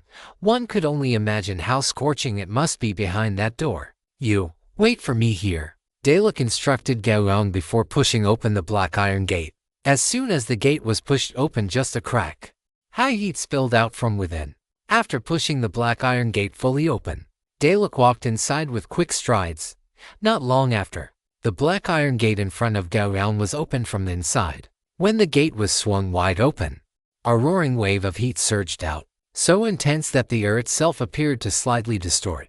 A red-haired dwarf with bronze-colored skin and muscles as knotted and rugged as piled rocks appeared before Gao Yang. His body radiated intense heat, and he held a massive forging hammer in his hand. The red-haired dwarf's eyes seemed to contain flames as his gaze landed on Gao Yang. Gao Yang had the illusion that he was about to be scorched. This dwarf's strength was immense, so great that Gao Yang even felt as if he could be hammered into a pulp with a casual swing. The red-haired dwarf switched the forging hammer to his left hand and reached out a large, calloused hand toward Gao Yang. His voice was as hot and powerful as molten lava. Hello, human. I am Dragon Hammer, the one who posted the commission. Gao Yang reached out and shook hands with Dragon. Hello, Master Dragon. I am you. I have completed your commission. Dragon's right hand twitched. He retracted his hand and turned to walk inside. Human, you, come into my forge. Gao Yang did not hesitate and stepped forward to follow. Dragon's forge was enormous, and everything in sight was tinged with a flame like dark red. In the very center of the forge stood a massive furnace burning fiercely, with near golden flames blazing endlessly within. It was this that brought the terrifying heat to the entire forge. Seeing Gao Yang following at Dragon's side, Dalek nodded slightly. Dragon walked over to a set of ironwood table and chairs against the wall of the forge, pulled out a chair to sit down, and casually grabbed a bottle of strong liquor from the table, tilting his head back to drain it in one go. After finishing the liquor, Dragon's bronze skin looked even deeper under the glow of the fire. He pointed to the opposite side, signaling for the two to sit. Once Gao Yang sat down, he spoke. Can you let me take a look at the raging lion? Gao Yang took out the parcel and placed it in front of Dragon. The latter untied the parcel, looked at the head inside, and fell silent. He picked up another bottle of strong liquor and drained it. Then, under the watchful eyes of Gao Yang and Dalek, he carried the raging lion's head to the side of the furnace and tossed it into the roaring flames. Dragon sat back down, looked at Gao Yang, and said in a low voice, "Thank you, human you." After a brief pause, he continued, "So, may I ask what you need me to forge? Please forgive me. As a dwarf, the only thing I have to offer is my forging craft." Gao Yang took the black obsidian and the Night Watcher heavy armor from his inventory and placed them on the table. "Master Dragon, I hope you can reforge and upgrade these two pieces of equipment for me. As for the last one, I haven't decided yet." Dragon looked at the tabletop, his gaze fixed entirely on the black obsidian. He reached out to pick up the black obsidian, waited a few times, and swung it casually. A sharp whistling sound of wind followed. Watching Dragon swing the black obsidian as easily as an adult would a chopstick, Gao Yang couldn't help but twitch his eyelids. Dragon held the black obsidian before his eyes and flicked it with his finger, producing a crisp metallic ring. The material of this sword is quite good, but the crafter's skill was slightly crude. It didn't even bring out half of the power inherent in the original material. Hearing Dragon's words, Gao Yang felt a surge of excitement. Does that mean there is still a lot of room for improvement for this sword? Dragon withdrew his gaze. That depends on how you want to improve it. State your thoughts, human you. Gao Yang immediately said, "I hope this sword can be sharper and heavier, because as my strength increases, this sword will likely become lighter and lighter. if possible. It would be better if it were a bit longer. Daragon had Gao Yang stand up, looked him over carefully, and shook his head. Your physique is already at the limit for using this sword. If it were any longer, it would hinder your usage. But I generally understand what you mean. Chapter 84. There is actually bound equipment. Daragon turned and walked toward a corner where forging materials were stored. After spending some time, he returned to the table carrying an iron bucket about 20 centimeters in diameter. Gao Yang looked into the bucket and saw it filled with a red and silver paste. Dalak's eyes showed surprise. He looked at Gao Yang and said with a hint of envy, This is a gift from the god of forging. It possesses all sorts of incredible powers. Gao Yang did not understand what this so-called gift from the god of forging was, but seeing Dalak's expression, he understood that this was definitely an extremely rare and precious material. Daragon said, with this gift soft steel, your problem can be solved. After saying this, he turned to look at Dalak. Dalak, take him to draw some blood. Understood. Dalak stood up immediately and waved at Gao Yang. Gao Yang didn't understand, but he quickly stood up and followed. Dalak led Gao Yang to another workbench and took a hollow soft rubber ball from the table, handing it to Gao Yang. Big shot. Cut your wrist and place this rubber ball over the wound. It will automatically collect your blood. Gao Yang held the rubber ball but did not do as instructed immediately, asking with some confusion, Dalak, can you explain the reason for doing this? Dalak said with envy in his eyes, haven't you realized it yet? Daragon is going to forge a weapon that belongs exclusively to you. Therefore, you need to use this extraction orb to draw out your blood. Your blood contains the energy and soul characteristics unique to you. Once it is fused into your weapon, it will strengthen the connection between you and the weapon. So that is how it works. Gao Yang understood now. Isn't this just weapon binding? He never expected that a concept he thought only existed in games could actually be achieved by dwarves. It was truly quite surprising. He immediately took out a dagger, sliced open his wrist, and pressed the extraction orb against the wound. As the two made contact, he immediately felt a suction force, not particularly strong, emerging from the orb. This suction was continuously drawing blood from his body. But it was not just blood, it felt as if something more was being taken. Gao Yang could feel a sensation as if his soul were being slightly drawn out. Soon, the entire extraction orb was filled with Gao Yang's blood. It is done, Dalak said, noticing the change and offering a reminder. Gao Yang pulled the orb away and handed it to Dalak. Dalak reached out to take it. Whether it was his imagination or the reflection of the firelight in the forge, he always felt that this extraction orb would occasionally flicker with a hint of golden light. After returning to the table, Dalagon spoke again. Since this sword is to be handled this way, how about we forge your armor with gifted soft steel as well? Gao Yang would never refuse and immediately nodded in agreement. Then it is settled. You can come to collect the sword and armor in 10 days, Dalagon said. He picked up the black obsidian and the armor, then walked toward the forging table. Gao Yang looked at Dalak, who immediately signaled for him to head outside. Once the two stepped out of the forge, Dalak said, Boss, come find me at the Dwarf Tavern in 10 days. We can come back together to pick up the equipment then. All right, Gao Yang replied. After leaving the dwarf home, Gao Yang took a carriage back to the Yako Tavern. Sitting cross-legged on his bed, Gao Yang felt a bit hesitant. He was debating whether to return to the first town of the wasteland now to deal with the Drow reinforcements, or to wait here for 10 days until his sword and armor were forged before heading back. After pondering for a while, he decided to wait until he had the sword and armor in hand. Coincidentally, these 10 days would allow him to observe the attitude of the newly arrived reinforcements. If anyone harbored improper intentions, 10 days should be enough for many issues to surface. Dealing with them all at once then would save some time. Besides, if there were monkeys to kill, it would be a better way to establish his authority. Time flew by in 3 days. Gao Yang remained in Wasteland City, training methodically. However, in the Drow forest in the northeast of the wasteland, it was a different scene. Sophia, Wukui, and the others stood before a vast spiderweb altar, their expressions solemn. On the altar before them, wisps of light were rising. These rays of light followed the spiderweb threads, converging toward the very center. and soon formed a deep pool about 10 meters in diameter. Sophia glanced at Huikui.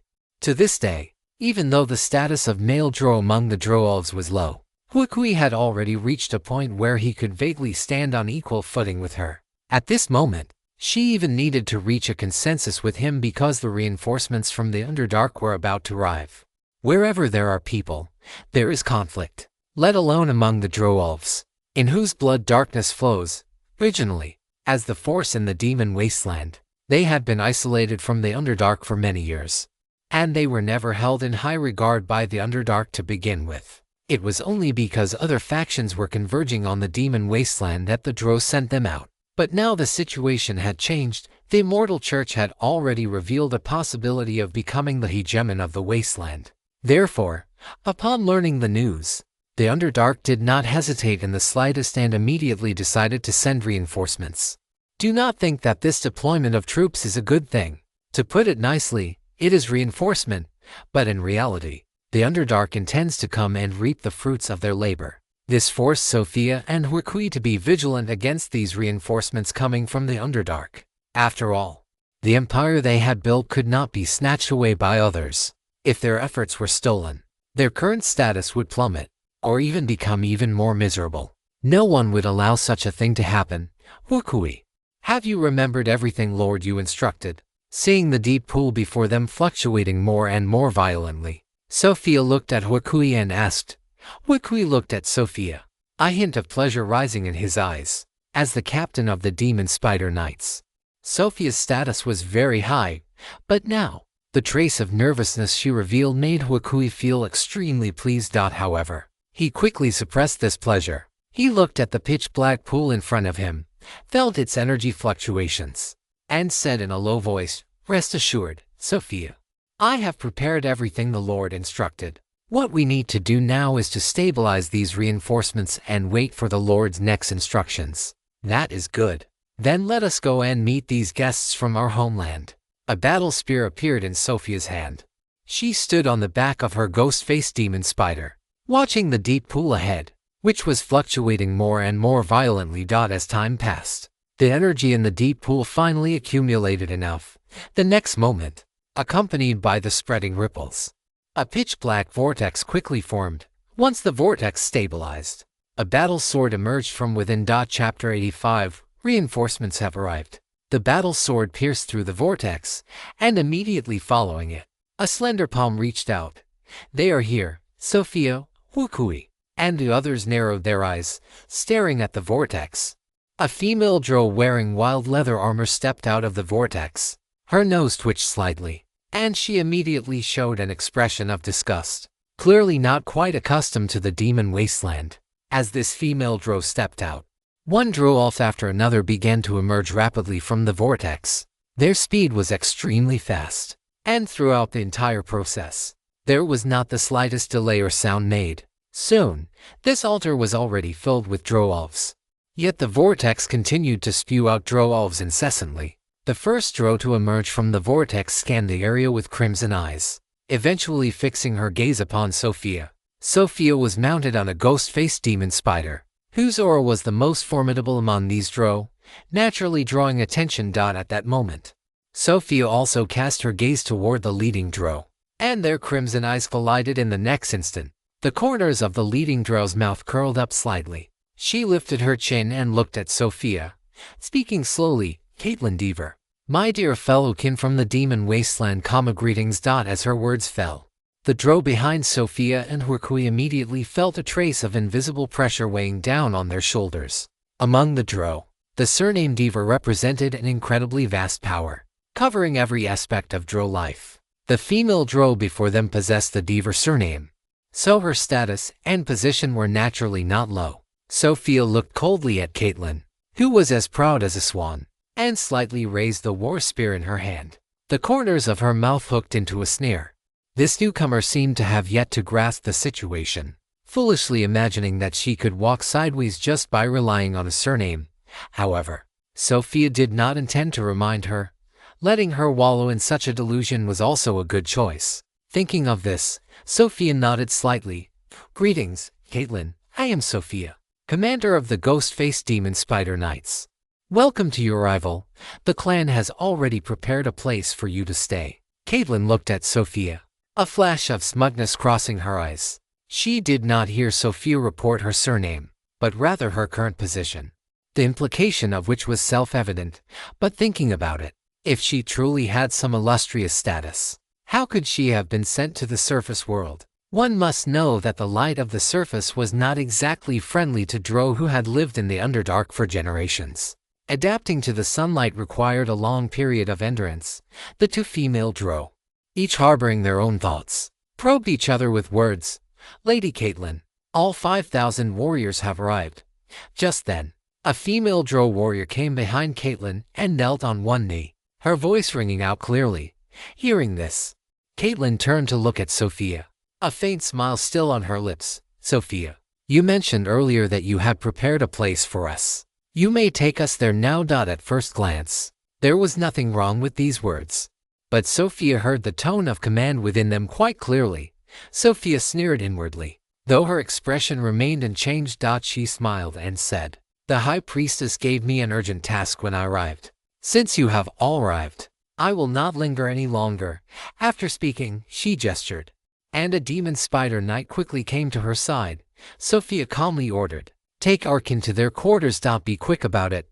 Having said that, Sophia stopped looking at Caitlin's expression, urged her ghost-faced demon spider, and the creature moved its 8 legs, turning quickly to leave. Caitlin watched Sophia's rapidly retreating back, then suddenly smiled, whispering to herself with intense confidence, "I know you are unconvinced, but you will eventually recognize who the superior is." That night, after a brief banquet, Huikui came to Sophia's quarters.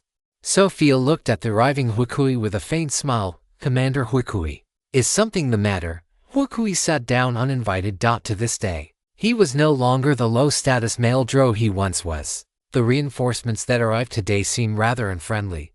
Sophia scoffed, her crimson eyes fixed on Huikui. "Friendly?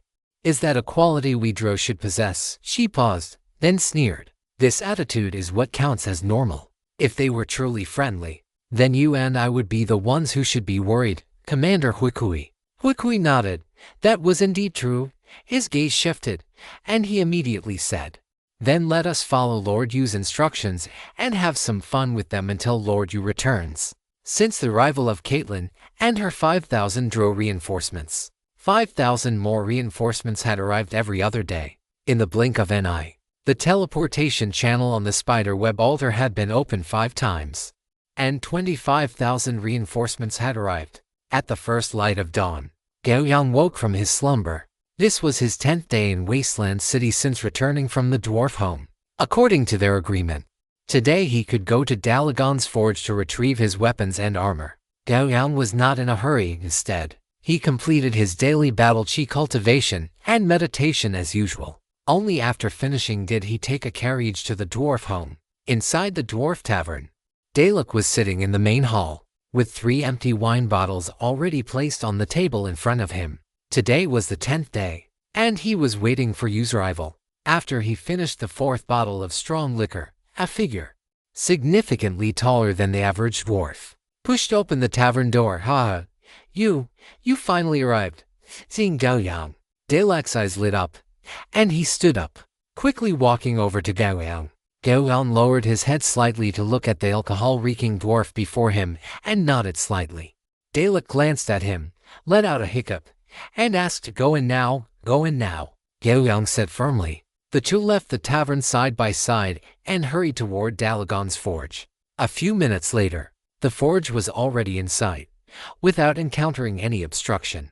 The two walked through the front hall and arrived before the forge in the deepest part of the building. Dalek entered first as before, and within 2 minutes, he opened the iron door, signaling for Gao Yang to enter. Gao Yang felt a slight surge of excitement. He took 2 deep breaths to suppress it, then stepped inside. In the forge, the massive furnace was still burning with raging flames.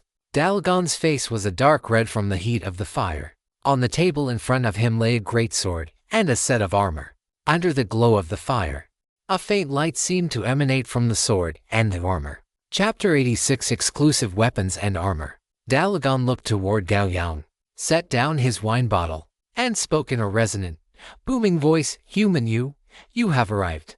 He then gestured toward the tabletop and said, "Your sword and armor. Take a look first. They should meet your requirements." Gao Yang immediately expressed his gratitude and then walked quickly to the table. As the distance closed, he was actually able to sense a faint connection emanating from the black obsidian and the armor, as if he and they were one and the same from the very beginning. Gao Yang reached out toward the black obsidian greatsword. The latter was no longer the pure, pitch black color it had been before. A silver line had appeared along the jet black blade, stretching from the hilt all the way to the tip along the spine. On both edges of the blade, there was now a touch of red, like flickering flames. Gao Yang gripped the hilt, and with his movement, he could feel that connection strengthen abruptly. Black obsidian exclusive weapon, item level quality. Type, two-handed greatsword attack type, slashing weight, 25,500 kg. Equipment requirements. 1. Only Gao Yang can equip this sword. Special effects. 1. Eternal obsidian. As a metal unique to this world, black obsidian steel possesses a hardness that surpasses all other materials in this world. This sword cannot be destroyed by conventional means and cannot be banished by spells below the level of divine arts. 2. Moradin's gift legendary. This equipment possesses the property of changing size and weight. The larger the blade, the heavier it becomes. With a limit of 10 meters and a weight of 300 kilograms, the wielder ignores this weight, which remains constant at the initial weight. 3.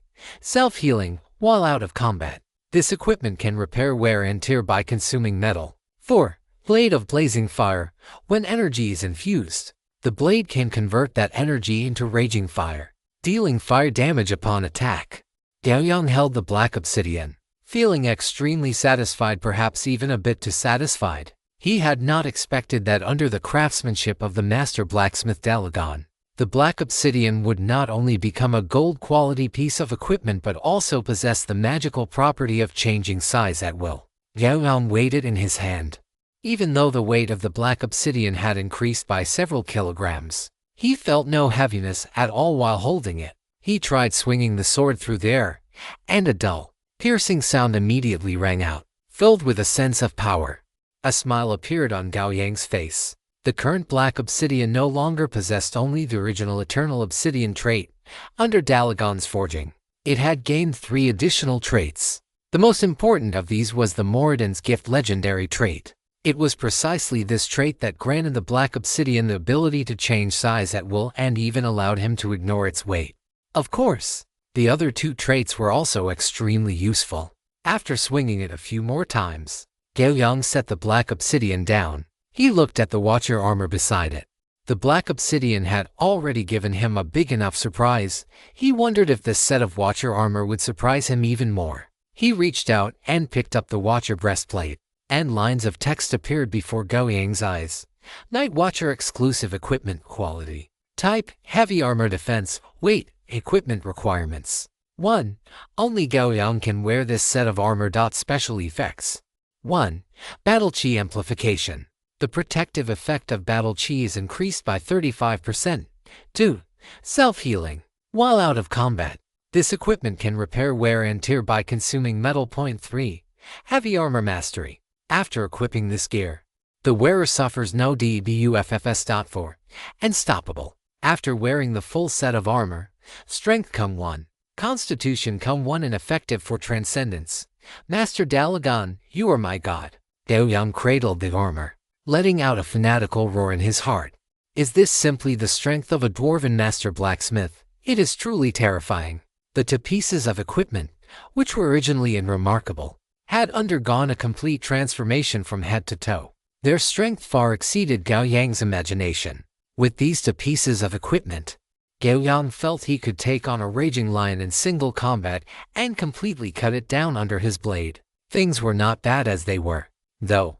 The black obsidian and the calamity swordsmanship were a perfect match. The focus of calamity swordsmanship was to enhance the slashing power of sword-type weapons, and the slashing power of a sword was also greatly related to the weight of the blade itself.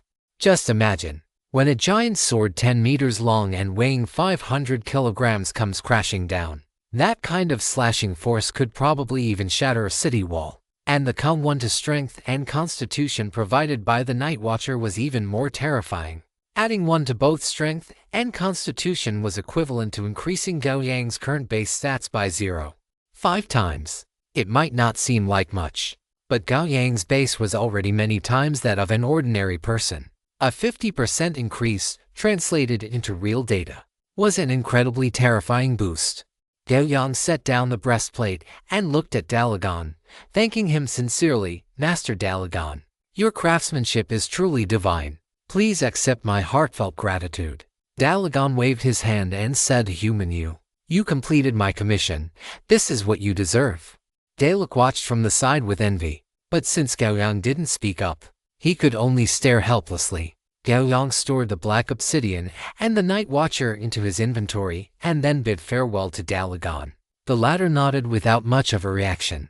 Gao Yang and Dalek walked out of the forge, and only then did Dalek ask with some excitement, Boss, the effects of these 2 pieces of equipment shouldn't be bad, right?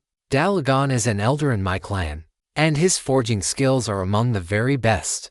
Gao Yang nodded in agreement. He had already witnessed Dalagan's forging prowess and could say he was extremely satisfied. Now that he had the equipment in hand, Gao Yang did not intend to stay in Wasteland City any longer. 10 days had already passed, and he didn't know how many of the Drow reinforcements had arrived or what the current situation was.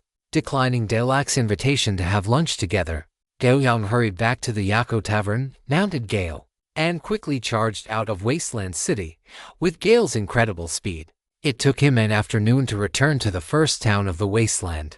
Just as he walked into the town, Gao Yang could feel that the number of elves in the town had increased significantly. He assumed these must be the elven reinforcements. Returning to the Drow Tavern with practiced ease, Gao Yang found Lisa absent from the bar counter. So he headed straight to the 4th floor. Inside the chapel, Lisa was performing her daily prayers when the sound of footsteps echoed behind her. Lisa turned around with a hint of pleasant surprise. You have returned. Lisa smiled and quickly approached Gao Yang. Gao Yang nodded slightly, removed his face mask, and looked at Lisa. During the time I was away, how has the Drow reinforcement process been going? At the mention of this, Lisa's smile vanished. Her voice carried a trace of anger as she said, There are already 25,000 Drow who have arrived from the Underdark, and they are all currently in the Drow dense forest. Hulukui sent me a message yesterday inquiring about your whereabouts, and he has already stated that he has roughly screened the list of names. Very good. Gao Yang nodded in satisfaction. Then, have the preparations for the sacrifice been completed? Lisa's eyes lit up. She nodded heavily, her tone filled with a hint of excitement. The captives are ready, and the sacrifice can be performed at any time. Chapter 87. Another sacrifice. When Gao Yang left, he had already instructed Hulukui that he would hold another sacrifice upon his return. As for the candidates used for the sacrifice, they were naturally those who were heinous and wicked, and such people, in the demon wasteland, could be said to be countless. Gao Yang nodded slightly, then turned around calmly and said, Bishop Lisa, let us go. The sacrifice still requires you to preside over it. Lisa's breathing suddenly quickened, and a trace of intense allure appeared in her eyes. She licked her slightly dry lips, knelt before Gao Yang, looked up at him, and said, There is no need to rush. You have just returned. It would be best to rest for a while before setting off. That is also fine. Gao Yang stroked Lisa's silver hair and nodded slightly. Half an hour later, Gao Yang and Lisa walked out of the tavern, mounted their gale steeds, and galloped toward the outskirts of the town. More than an hour later, the gale steeds stopped outside the Drow dense forest. Gao Yang and Lisa walked into the dense forest. They had not gone far when they heard several sounds of wind being broken. Following that, 4 Drow elves dropped from the trees and knelt on one knee before Gao Yang and Lisa. Lord Yu, Bishop. The leading Drow elf had a hint of joy in her eyes. Commander Sophia is waiting for your return. These days, the original Drow elves, had clearly been having a much harder time since the reinforcements arrived. The Drow from the Underdark always possessed a sense of arrogance, as if they were the true Drow. Gao Yang's voice was indifferent. Lead the way. Please follow me, my lords. The leading drow-elf turned quickly and headed toward the depths of the dense forest. Soon, the group entered the entrance of the cavern and arrived inside. In front of a military tent, the drow-elf who was leading the way stopped and said, "My lords, Commander Sophia is inside." Gao Yang nodded and stepped inside, with Lisa following closely behind. Inside the tent, when Sophia saw Gao Yang and Lisa, her previously furrowed brows suddenly relaxed significantly.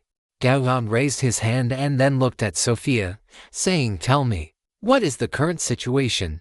On hearing this, Sophia sat back down and quickly said, "Currently, 25,000 reinforcements have arrived. These drow warriors pose no threat. But what needs attention are the drow nobles led by Caitlin Ver. During the time they have been here, not only have they started trying to seize the initiative, but they also frequently head outside the dense forest to familiarize themselves with the surface sunlight." A moment later, Sophia finally finished stating her assessment. Gao Yang nodded slightly, stood up, and said, "Then prepare. We will hold the sacrifice outside the dense forest tonight. Remember to call all those drow nobles you mentioned." Upon hearing this, a flash of crimson flickered in Sophia's eyes.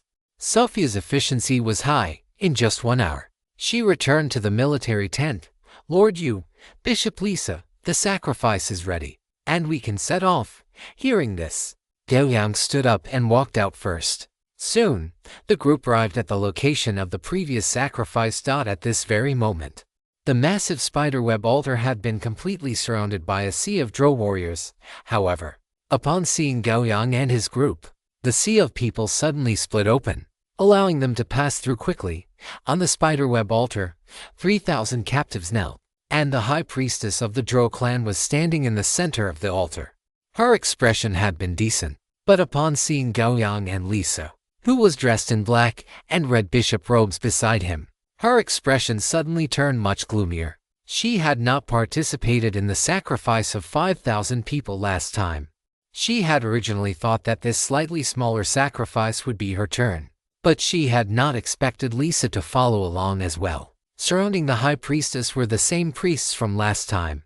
These priests seemed to act as a dividing line. To their left, Hu Kui and a group of drow stood solemnly. To their right was a group of about 50 drow elves whom Gao Yang had never seen before. The female drow leading them did not hide the mockery in her eyes at all. "Lord Yu, those are the drow elves from the Underdark." Sophia's voice sounded from behind Gao Yang at the right moment. Gao Yang nodded slightly, then led Sophia and the others to the center of the altar. He stood before the high priestess, whose face was somewhat twisted, yet she remained rooted to the spot without retreating. "Sophia, you actually allowed a human to intervene in our drow clan sacrifice to the goddess." Caitlin stepped forward, looking at Sophia with an angry expression, as if having received support. The high priestess's face returned to calm. Her gaze fell upon Gao Yang's face mask, and she was about to speak, but suddenly choked, because she saw a badge on Gao Yang's chest. A holy emblem that belonged exclusively to the goddess's favor. That meant this human before her had already gained the goddess's favor and was a believer chosen by the goddess. "This is unfair."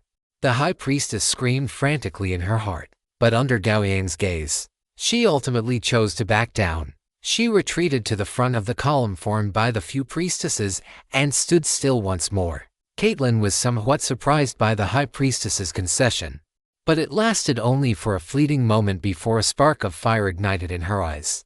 Since the high priestess had backed down, did that not mean she would have the opportunity to preside over this sacrifice? A grand sacrifice of 3,000 captives in the Underdark. Such a level of ritual was reserved for only the most significant festivals. Caitlin's gaze shifted to Gao Yang, lingering briefly on the holy emblem upon his chest, before she took another step forward, confronting him head-on. "Go back now, and I can pretend nothing happened." Gao Yang tapped his chest with his finger, looking at the Caitlin before him. Wearing the holy emblem, he already held the highest status among everyone present. His words, in a sense, represented the will of the spider goddess. Caitlin's breath hitched, but in an instant, she severed the hesitation in her heart. She sneered, "Since when does a human get to interfere in the rituals of my drokin?" Seeing Gao Yang remain silent, she seemed emboldened. She stepped forward again, opening her mouth to continue speaking, but at that moment, She suddenly saw the armored man before her grip the sword he carried on his back. How foolish! Surrounded by my drow warriors. He actually wants to resort to force. A trace of disdain flashed in the depths of Caitlyn's eyes. She adjusted her composure and began to speak again. Who was about to speak? As his battle aura erupted in an instant. Black obsidian swung out horizontally with peerless power. The moment Gao Yang swung black obsidian, the blade of the shadow sword suddenly expanded to its limit. A giant sword, 10 meters long and half a meter wide, swept toward Caitlyn and the team behind her with a terrifying whistling sound. Chapter 88 Problem solved. Gao Yang's original strength was already 15 points. After putting on the Watcher, his strength increased by another point, and the Scourge swordsmanship granted him a 2-point strength judgment for his strikes. In other words, the strength judgment of this sword swing Gao Yang unleashed had reached a terrifying 18 points. Given the strength of the drow before him, this strike was almost certainly impossible to interrupt. Flames surged upon the giant sword, burning like a scorching sun. Caitlyn let out a shriek. She had not expected that within just a few sentences, the human before her would strike to kill. Is he not afraid of being crushed by our drow army? The thought flashed through Caitlyn's mind, and the next moment, the giant sword was upon her. The necklace around her neck shattered instantly, forming a protective shield that completely enveloped her. Caitlyn's hanging heart gradually settled. With this necklace, her life would not be threatened.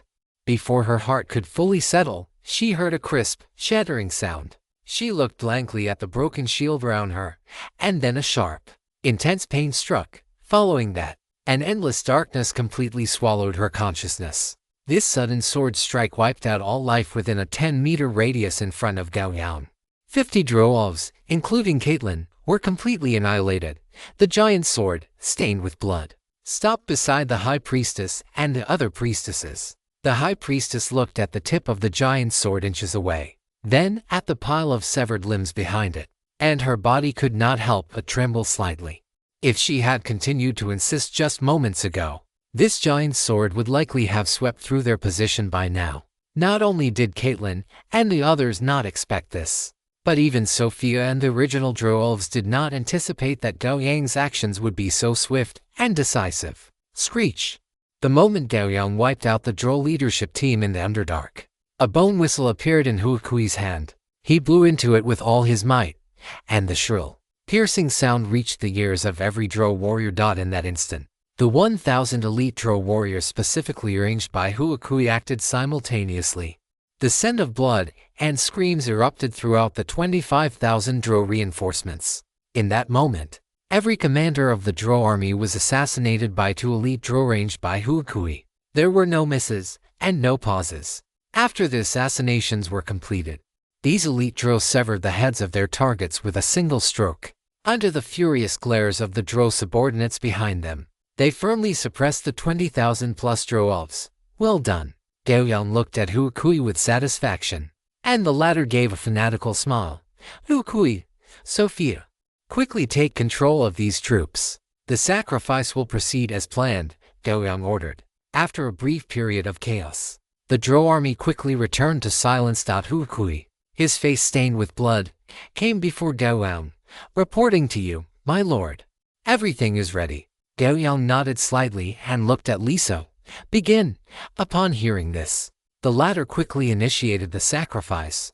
After a transformative slaughter, paired with a grand sacrifice, the drow warriors from the Underdark temporarily lost the ability to think.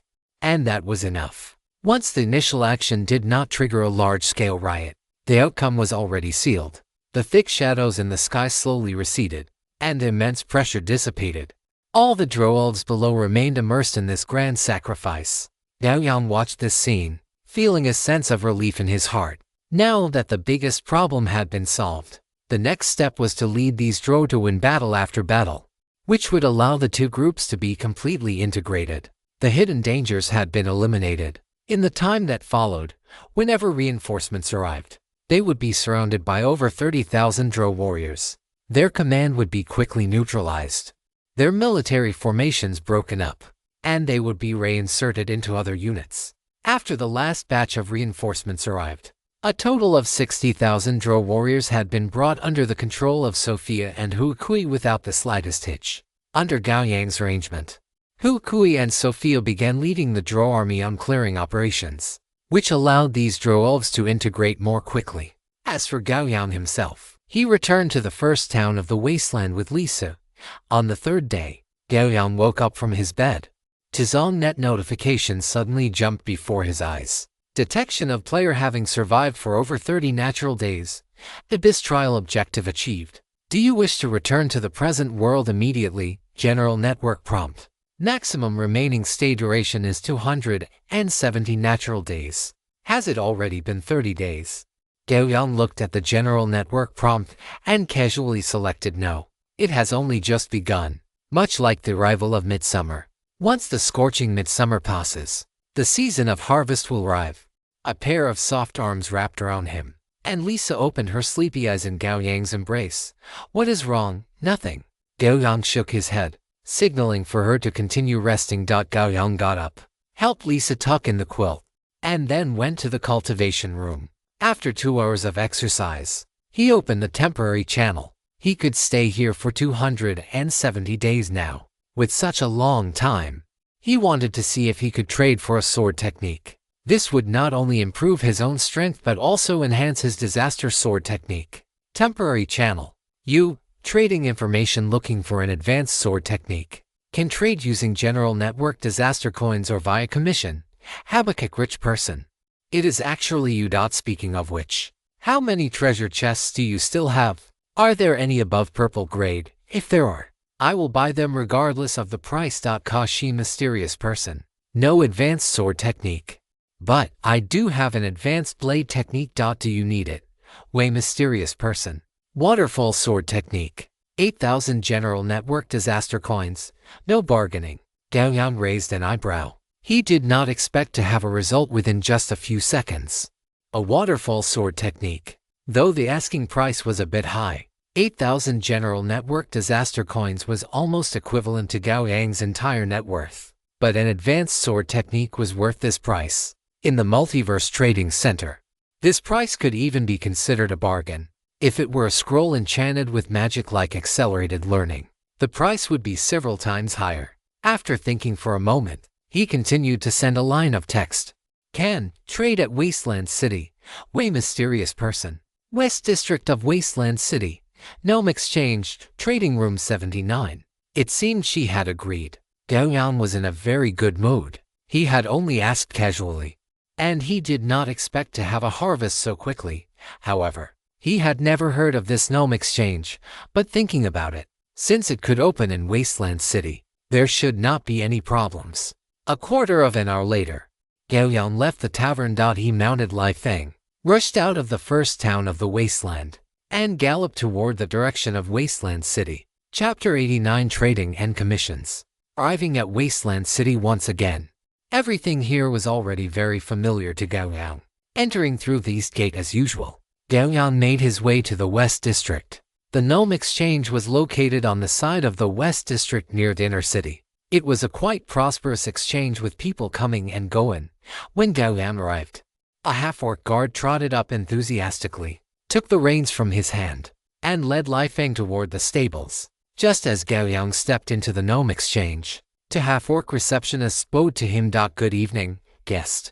Is there anything I can help you with? Gao Yang was wearing a black cloak at this time, with most of his face hidden under the hood. His low voice sounded from beneath the hood. Trading Room 79. Please follow me. The receptionists in the Gnome Exchange were clearly well trained. After Gao Yang spoke, they maintained their warm smiles and led the way for him. Gao Yang followed behind the receptionist and went all the way to the third floor. Unlike the noise on the first and second floors, the third floor was much quieter. The receptionist led Gao Yang through the quiet corridor and finally stopped in front of a door marked with the number 79. Respected guest, we have arrived at Trading Room 79. I wish you a pleasant trade. After the receptionist finished speaking, she turned and left quickly. Gao Yang looked at the closed door in front of him, then reached out to push it open and walked inside. Ding dong. A crisp bell sound accompanied Gao Yang's action of pushing the door and rang out in the trading room. Gao Yang closed the door and then looked at the large sofa facing the entrance of the trading room. "Hello, you. You are a bit late." On the large sofa, a human woman said casually with a hint of a smile. Gao Yang raised his eyebrows slightly. He looked at the woman in front of him, who was wearing smoky makeup and had snow-white skin, and recognized her. At the trading fair at the dwarf's home, she had sat in the front row. Gao Yang sat down opposite her, his voice coming from under his hood. Wei nodded slightly and leaned back on the sofa, her posture somewhat lazy. "Last time I saw you, I did not have a chance to communicate with you. What is your general network version?" Gao Yang did not speak, just looking at her like that. Seeing him like this, Wei waved her hand gently and said, forget it. If you do not want to say it, just pretend I never asked. I have brought the sword technique. Do you have enough general network disaster coins? Also, one more thing. This sword technique of mine does not have an accelerated learning enchantment. You should be aware of that, right? Gao Yang nodded, then took the general network disaster coins out of his inventory and placed them on the table between them. Seeing Gao Yang so straightforward, Wei also paused her thoughts on chatting and instead took out a blue thread-bound book from her item inventory. "Here, this is that waterfall sword technique. Payment upon delivery." Gao Yang pushed the general network disaster coins toward Wei, and the latter placed the skill book into his hand. "Happy trading." After Wei accepted the general network disaster coins, her mood was clearly very good. Gao Yang flipped through the skill book casually and then put it into his item inventory. "Thank you." Wei leaned forward, looking at Gao Yang with a bit of curiosity, and asked, How much longer will you stay in the demon wasteland? I have a commission. I wonder if you are interested." Gao Yang was silent for a moment and asked in return, "Tell me how long you are staying in the demon wasteland first. As for the commission you mentioned, let me hear it first. Since we are all members of the human race and fellow players of the Multiverse Network, there is no need to hide anything. I have been here for half a year, and I have basically completed all my tasks, leaving only one final one. My damn obsessive-compulsive disorder forces me to finish this task no matter what." Wei said this, spreading her small hands with a look of helplessness. Gao Yang nodded. "I have at least another half a year before I must leave, so time is not exactly tight. So, the task you mentioned is the commission you were talking about. Tell me about it." Seeing this, a trace of worry appeared on Wei's face. "Actually, it is quite simple. In the demon wasteland, besides Multiverse Network players like us, there are many visitors from other planes. My task is to expel or kill one of these visitors. This visitor has been in the demon wasteland for a long time, and their current location is in the northwest of the wasteland." The northwest. Gao Yang looked at Wei, whose expression had become somewhat unnatural. If he remembered correctly, that was the territory of the Yellow Springs Dragon Society. Wei felt a bit awkward. The situation was clear. Her target was located within the territory of the Yellow Springs Dragon Society, and the Yellow Springs Dragon Society consisted of even more thorough lunatics than the Maw of Devouring. This cult did not worship any deity, but rather a creature of fear that had been passed down through the ages in this continent of Eberron. The Yellow Springs Dragon Kyber. Rumor had it that Kyber possessed power comparable to the gods, and the Yellow Springs Dragon Society had obtained astonishing power through their worship of it.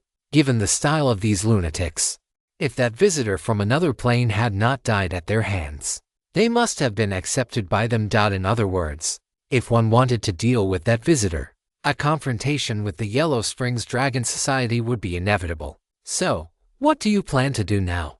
Gao Yang raised an eyebrow slightly and looked at Wei across from him. Although her goal was roughly the same as his, he needed to determine the true caliber of the player sitting before him. This was very important. Wei thought for a moment and said, "As long as I can get close to this visitor, I have a 100% certainty of killing them.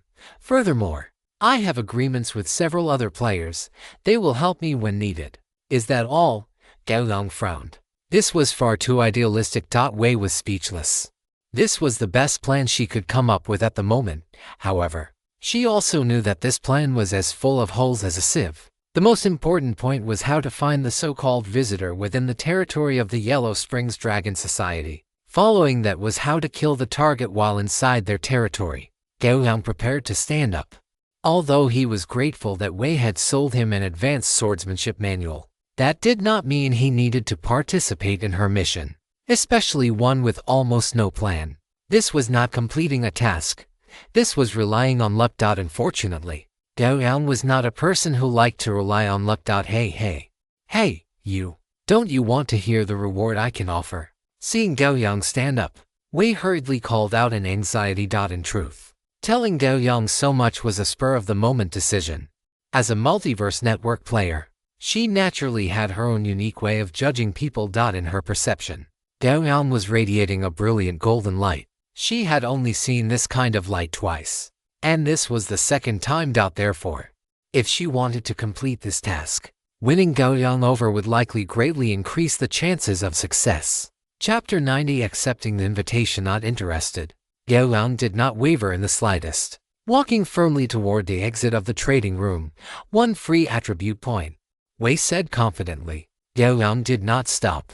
Seeing that Gao Yang did not pose at all, Wei gritted her teeth and said. Gao Yang stopped. He turned to look at Wei and said, "That reward sounds good, but the difficulty of this task is truly a bit too high." After saying this, he turned his head and continued to walk away. Wei watched Gao Yang, who was about to reach the door, her teeth grinding together. Then, as if resigning herself to fate, she shouted, 3 free attribute points. That is all the profit I have. If you are still not satisfied, then please do as you please. After speaking, Wei stopped looking at Gao Yang and lay back on the sofa on her own. After waiting for a few seconds, she still did not hear the sound of the door opening. Just as she was about to look over, she suddenly felt a figure rapidly approaching. Gao Yang had already arrived in front of her, extending his broad, knobby hand, and to her astonishment, he gripped her small hand tightly. Wei's body swayed slightly as her arm was moved up and down. She looked up at the overly enthusiastic Gao Yang, not knowing what to say for a moment. "It is a deal then." Gao Yang shook Wei's arm vigorously a few times before speaking quickly. Wei pulled her hand back forcefully, straightened her posture, crossed her right leg, and sat on the sofa with the poise of a queen. "Sit." She narrowed her eyes and gestured upward. Gao Yang sat back down opposite her. "Tell me, when does this task begin?" Gao Yang asked after sitting down. Wei tapped the crystal pendant on her arm with her finger and said, There is one thing I need to make clear to you. Although the reward of 3 free attribute points is extremely high, the danger level of this task is also extremely high. To say nothing else, breaking through the blockade of the Yellow Springs Dragon Society is no simple matter. Rest assured, I have it under control," Gao Yang said with extreme confidence. Seeing this, Wei pondered for a moment and said, "I have 1 more month of stay time. We just need to complete this task before then. Besides you and me, who else is participating in this commission?" Gao Yang asked. 1 month was a decent amount of time. It was just enough to finish his own affairs as well. Chi Haogui and Dalek. Wei did not hide anything, listing all the personnel involved in this operation. Gao Yang looked at her with some surprise, not expecting that she had actually managed to enlist Chi, the paladin, as well as the dwarf Derek, and of course, a player named Haogui. "This lineup is quite decent." Gao Yang nodded in approval. Wei rolled her eyes and said, "Of course it is. If not for them, how could I have such confidence?" "Then, how shall we keep in contact during this period?" Gao Yang asked. As this point was very important, he did not want to discuss these matters in that temporary channel. And since Wei had already contacted the other 3, there should be a unique way to communicate, otherwise, it would be far too inconvenient. Wait a moment. After glancing at Gao Yang, Wei closed her eyes and began to operate. A minute later, Gao Yang received a notification from the Multiverse Network. Multiverse Network notification. You have received a temporary party invitation from the player Wei. Do you agree to join a party? Gao Yang looked at the notification and immediately chose to join. Multiverse Network notification. You have joined Wei's temporary party. Gao Yang opened the temporary party interface and saw a total of 5 avatars, each with their respective names displayed above them. After a quick glance, Gao Yang closed the Multiverse Network notification panel. Now that you have joined my party, you should be able to see the others in the team, right? Wei asked.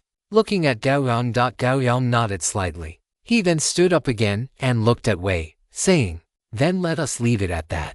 Regarding the final location of your quest, can you pinpoint it?" Wei turned serious and said, "As long as I get within 50 miles of the target, I will be able to sense them." Very good, Gao Yang continued. "Then, during this time, we will each make our own preparations. If you intend to initiate the quest, remember to speak up in the party chat in advance. I have other matters to attend to, so I will not linger here any longer." After saying this, Gao Yang stood up and walked toward the door. Wei wanted to say something more, but the door had already slammed shut with a bang. She opened her mouth, then swallowed the words that had reached her lips. She patted her ample chest and comforted herself. "It is fine, it is fine. He has already been invited in. The team is now complete, and we have already succeeded halfway." Gao Yang walked out of the gnome exchange, mounted Li Feng, and headed toward the Yak Tavern. The sky had turned completely dark now, and unless necessary, it was better not to travel at night. Half an hour later, Gao Yang sat cross-legged on the soft bed, a thick thread-bound book appearing in his hand. It was the waterfall swordsmanship he had obtained from the trade earlier. Opening the front cover, a magnificent painting of a waterfall cascading down came into view. At the bottom of the waterfall, a swordsman stood atop a giant rock, seemingly gazing up at the majestic sight. Gao Yang focused his mind slightly, then turned past the painting and officially began to read through the sword manual. The content of the sword manual was not extensive and was divided into 4 parts. The very beginning was the general outline of the swordsmanship, detailing the origin of this waterfall swordsmanship and the key principles of the technique.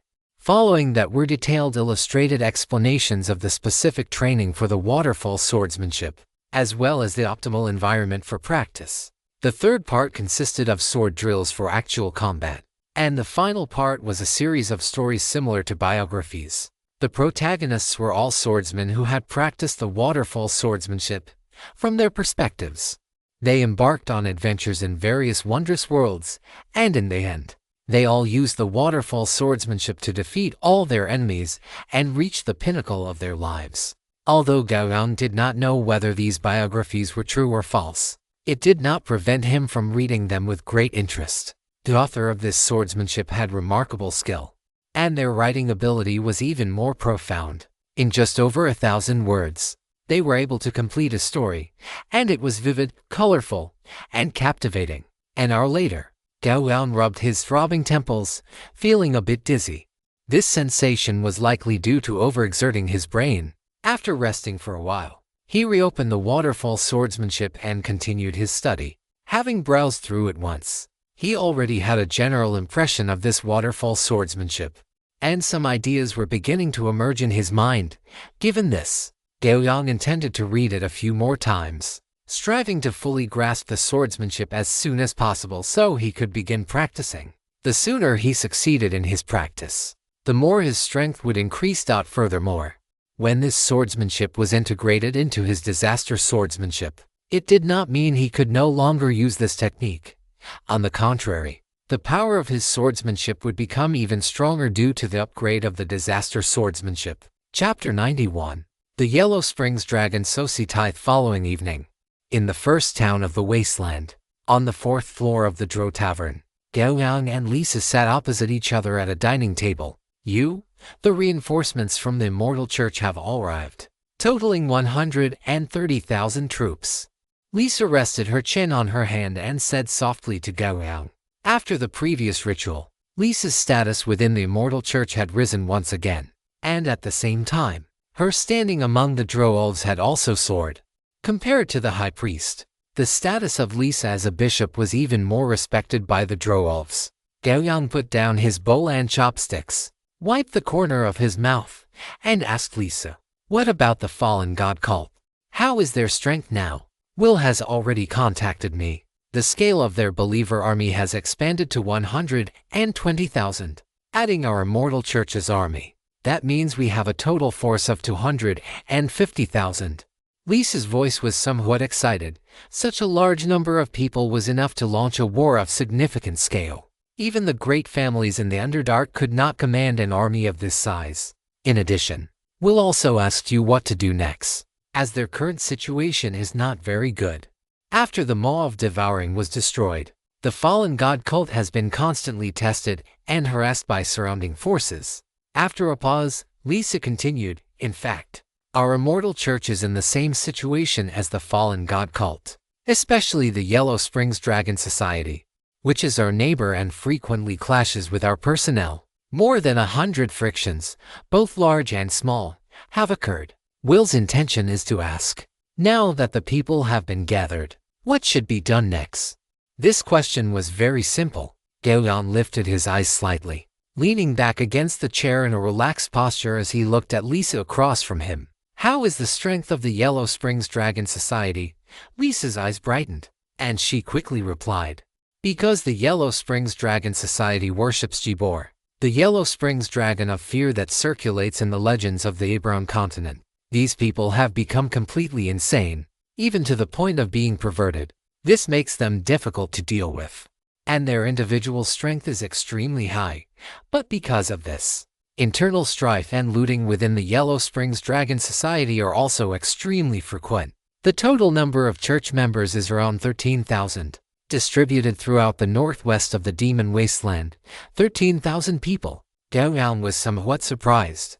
He had originally thought that the Yellow Springs Dragon Society, which occupied the northwest of the wasteland, should be a force with a large number of people, but he had not expected there to be only 13,000. However, his expression then turned somewhat solemn.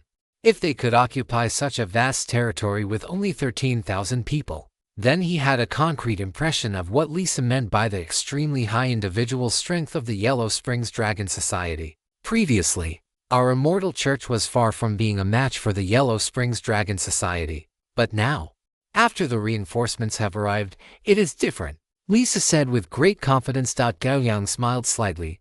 I think so too. Isn't Will concerned about what to do next? Tell him that our next target is the Yellow Springs Dragon Society. We are going to purge the entire northern part of the Demon Wasteland. A Yellow Springs Dragon Society of 13,000 people was nothing more than that. For the current coalition, it was not too much of a difficult problem. With the disparity of doubled numbers, the advantage of having more people to fight fewer will only grow larger and larger. If one member of the Immortal Church encountered a member of the Yellow Springs Dragon Society, the one who died would certainly be the member of the Immortal Church. If 10,000 members of the Immortal Church met 10,000 members of the Yellow Springs Dragon Society, the ones completely wiped out would still be the members of the Immortal Church. But the Yellow Springs Dragon Society would certainly not be unscathed. But when 50,000 members of the Immortal Church encountered 10,000 members of the Yellow Springs Dragon Society, the side that was completely wiped out could become the Yellow Springs Dragon Society, though the Immortal Church would suffer heavy casualties. When the number of the Immortal Church reached 100,000, and they encountered the 10,000 of the Yellow Springs Dragon Society, the side that would be completely wiped out would inevitably be the Yellow Springs Dragon Society, while the Immortal Church would only suffer some minor damage.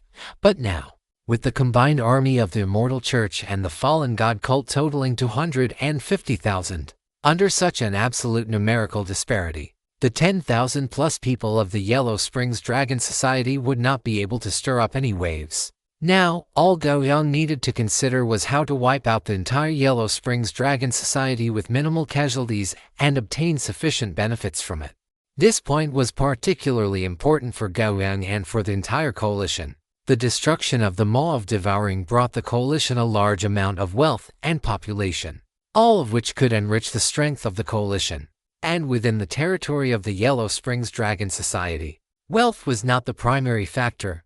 On the contrary, those strange and peculiar treasures were the greatest wealth. As the largest producer of treasures in the Demon Wasteland, the northwest of the wasteland grew a great number of rare animals and plants. These rare animals and plants were rarely circulated because of the Yellow Springs Dragon Society, because no one was willing to provoke these lunatics of the Yellow Springs Dragon Society. Compared to other forces, these lunatics of the Dragon Society did not fear death, and they even believed that death was the path to returning to the Yellow Springs Dragon.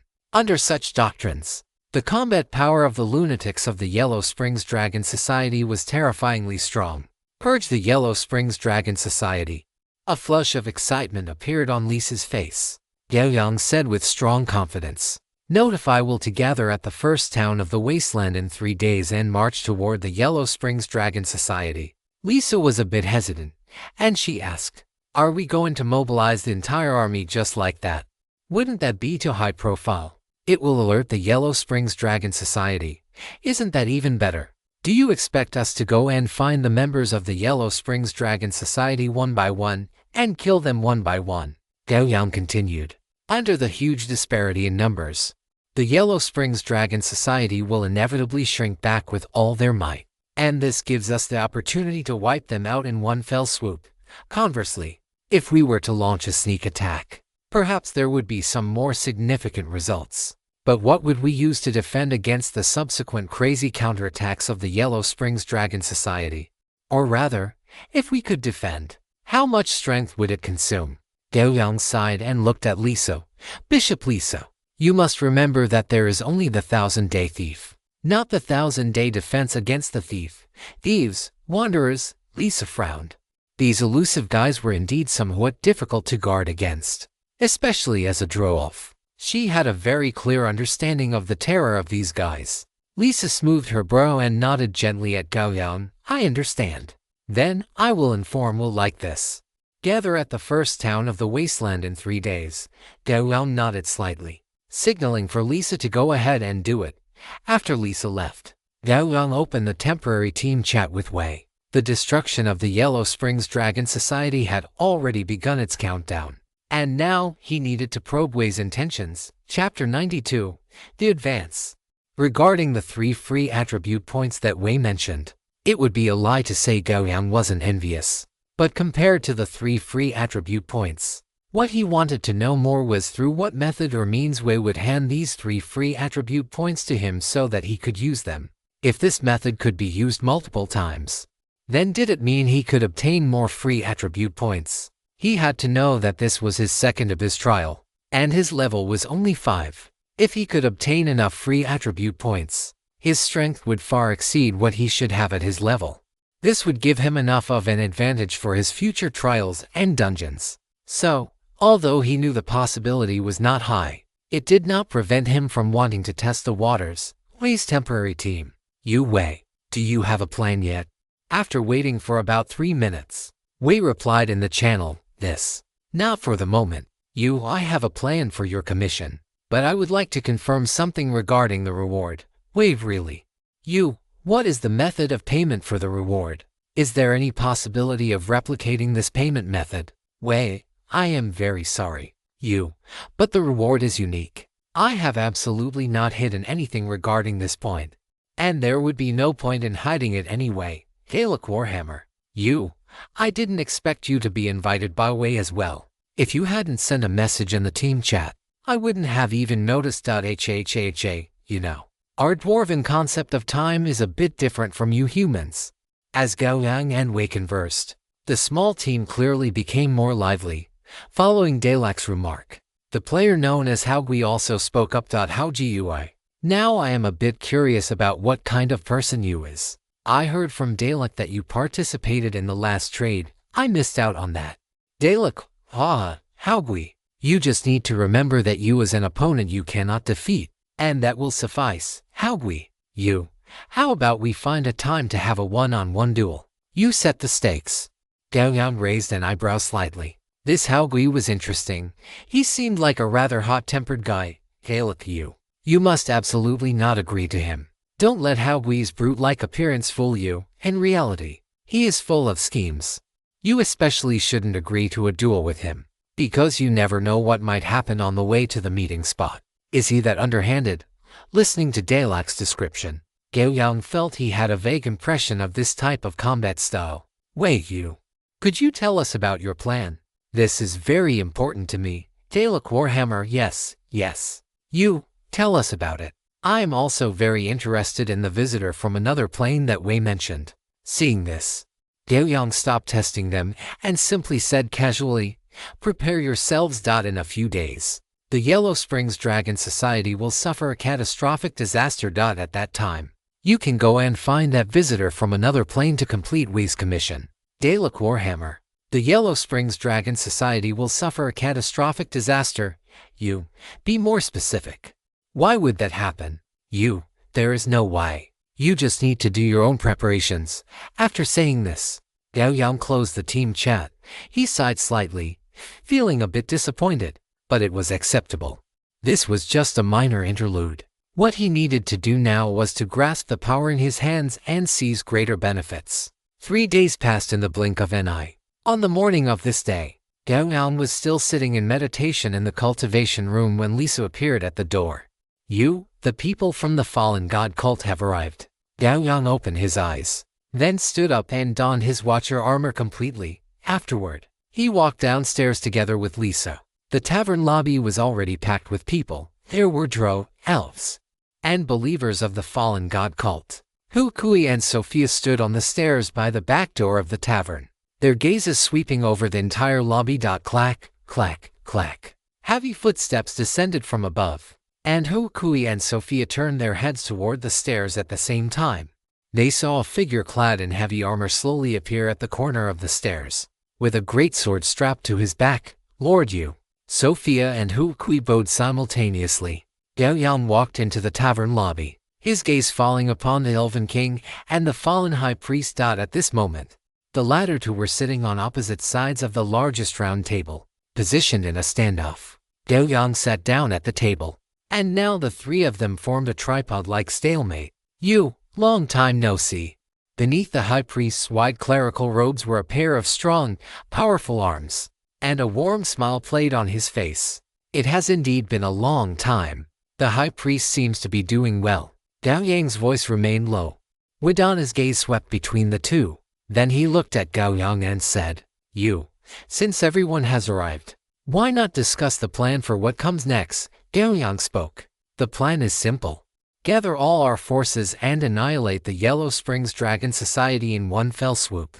I have already said this once before, and I have even explained the reasons. The atmosphere became somewhat stagnant for a moment. After waiting for a while, Gao Yang was the first to stand up and walk outside. If there are no issues, then let us set out as soon as possible. As Gao Yang walked out of the tavern, Sophia and Kui quickly followed. The High Priest looked at the Elven King with a smile, then stood up and walked outside, with Widana following closely behind. Outside the first town of the wasteland, an allied army of 250,000 stood ready, the murderous atmosphere causing the very air to stagnate. Many residents of the town looked at the allied army outside with wariness and a hint of curiosity in their eyes. As Gao Yang and the others merged into the allied army, military orders were rapidly transmitted, and the massive force slowly began to move, aiming directly for the west, with 250 troops marching at once. There was no possibility of concealing such momentum. The mere vibration of their footsteps against the earth was enough to cause minor tremors. As they marched, all entities standing in the path of the allied army fled for their lives, not daring to linger for even a moment, because in front of such an allied army, all resistance was futile. In 2 days, the allied army crossed the line from south to north of the Demon Wasteland and officially entered the territory of the Yellow Springs Dragon Society. Such a large-scale march naturally caught the attention of the Yellow Springs Dragon Society. After the allied army entered the territory controlled by the Yellow Springs Dragon Society, personnel from the society appeared in the distance ahead of the army, looking at the endless sea of troops before them. Even though the members of the Yellow Springs Dragon Society were known for being fanatical and fearless, they still chose to retreat for the time being. Being fanatical and fearless did not mean they were willing to be crushed effortlessly by a massive army for no reason. The allied army pushed forward steadily, crushing some small probes from the Yellow Springs Dragon Society, and thus the army marched for a day, rain of arrows cleansing the ground. In the northwest of the Demon Wasteland, within the territory of the Yellow Springs Dragon Society, countless living beings fled in panic in all directions. Behind them was an endless, fully armed army. Lord Yu, we have scouted that the Yellow Springs Dragon Society is gathering at Brass City, 5 kilometers ahead of us, Kui said as he approached Gao Yang. Brass City is a city controlled by the Yellow Springs Dragon Society, and almost all the products from its surrounding areas are related to brass. To be able to gather all these lunatics together, It seems the people of the Yellow Springs Dragon Society are not mindless monsters after all. Rather, they intend to rely on Brass City to clash with our coalition forces. Gao Yang gazed toward the horizon, as if he could see those frenzied members of the Dragon Society standing on the Brass City walls. Pass the order down, advance at full speed. Gao Yang looked at Hu Kui and commanded. A high-pitched horn blast echoed across the wilderness. The next moment, the earth began to tremble as over 200,000 coalition soldiers began to march at full speed toward Brass City. For the coalition forces, who possessed extraordinary powers, the 5-kilometer distance did not consume much time or stamina. Soon, a medium-sized city appeared in Gao Yang's field of vision. The walls of Brass City emitted a faint golden glow as they reflected the light, and many figures could be seen standing atop the city ramparts. The coalition forces slowly came to a halt 1 kilometer away from Brass City, and Gao Yang looked up at the battlements. The wall facing them was almost completely packed, but conversely, there should be very few people defending the other gates. Just by seeing that these members of the Yellow Springs Dragon Society had gathered in Brass City to hold their ground, Gao Yang already understood that the Yellow Springs Dragon Society could no longer continue to exist. When faced with such a massive disparity in numbers, the correct approach would have been to avoid the enemy's sharp edge and fully utilize the immense individual strength of the Yellow Springs Dragon Society members. By using guerrilla tactics and harassment, they could have continuously inflicted casualties on the coalition forces, thereby inciting panic and agitation within the hearts of the soldiers. As long as the coalition soldiers experienced these negative emotions, their sanity values would plummet rapidly. Even if they possessed items to restore sanity, it would be impossible to use such items without limit. If they had just dragged out the battle for a little longer, the coalition forces would have essentially fallen into a state of semi-paralysis. At that point, they could have gathered all the elite forces of the Yellow Springs Dragon Society, formed a sharp arrow, and struck directly into the heart of the coalition to completely slaughter this massive army. However, it was a pity that the Yellow Springs Dragon Society lacked such a presence. Or rather, even if they had one, they could not restrain those members who had already gone insane. Having achieved this much, Gao Yang already felt a great deal of admiration for the leader of the Yellow Springs Dragon Society. You. Are we going to conquer this Brass City now? I always have a bad feeling about this, the Archbishop said cautiously, staring at the distant Brass City. Do you think we can turn back now? Gao Yang did not pay attention to the Archbishop's words. When it comes to devils, it is best not to believe a single word they say. Gao Yang looked up at Brass City, about to order the siege. Just then, a heaven-shaking roar suddenly erupted from within Brass City. Under the watchful eyes of everyone, a colossal beast climbed onto the city wall, fully revealing itself before the entire coalition. Its body was covered in brass-colored scales, and its vertical pupils contained scarlet flames. Its powerful claws gripped the city wall tightly, and its massive fleshy wings flapped vigorously, whipping up gusts of wind. A brutal and frenzied roar rushed toward them, causing the hearts of the coalition soldiers to sink. Could this thing be the so-called Yellow Springs Dragon, Gibber? Gao Yang was startled as he looked at the dragon-like monster with a wingspan of over 100 meters atop the wall, but he quickly shook his head to dismiss the thought. If it were truly the Yellow Springs Dragon Gibber, then with the power of such a dragon, no amount of numbers would matter, and they would not be standing here facing that legendary object of terror. Although he did not know how the Yellow Springs Dragon Society had summoned this monster that resembled a brass dragon, as long as it was not Gibber and not a legendary creature, there would be no problem. A high-pitched, frenzied dragon roar resounded through the sky. The giant dragon leaped from the city wall, flapped its massive wings, and lunged toward the coalition forces. Its actions seemed to have stimulated the lunatics of the Yellow Springs Dragon Society on the city wall. Thus, the second after the dragon charged toward the coalition, a large number of Yellow Springs Dragon Society members also leaped from the ramparts and rushed in the direction of the coalition. Their speed was extremely fast. The fastest among them had almost reached a point less than 200 meters from the coalition. An angry shout erupted from within the coalition. The next instant, a terrifying, boundless roar of battle surged into the clouds, and the violent sound waves even tore apart the dark clouds overhead. The coalition of the immortal and the fallen let out a roar and charged toward the members of the Yellow Springs Dragon Society. Before the people had even arrived, a dense rain of arrows had already blasted from the rear of the coalition toward the opposite side. The number of arrows was so great that it could no longer be called a rain of arrows, but rather, more fittingly, a wall of arrows. When quantity increases to a certain degree, it triggers a qualitative change. And the current wall of arrows was a perfect example. Wall after wall of arrows pushed horizontally toward the Yellow Springs Dragon Society, wherever they passed. It was like a gale sweeping through, almost no living creature remained standing. As for the giant dragon flying in the air, because it was the largest target, the arrow rain it suffered could no longer be described as saturation fire, but rather as a thorough carpet bombing. At first, its scales were able to deflect the arrows or snap them, but the frequency of the arrow rain exceeded tens of thousands of times per second. Under such terrifying frequency of strikes, even with its extremely strong defense, it could not hold out. After resisting the first two waves of the arrow wall, the third wave finally left it with nowhere to escape. The moment it crashed through the arrow wall, the wall was pierced by the dragon, leaving a dragon-shaped hole. A large number of arrows stuck into its body, causing its silhouette to suddenly appear a size larger. Before it could even flap its wings to escape, 3 more walls of arrows slammed into it from 3 different directions. The brass dragon let out a roar, its voice laced with palpable fear, its thick neck twisted backward, signaling an attempt to flee. Clearly, this method of bombardment had exceeded its limit of endurance. Boom, boom. The rain of arrows continued unabated.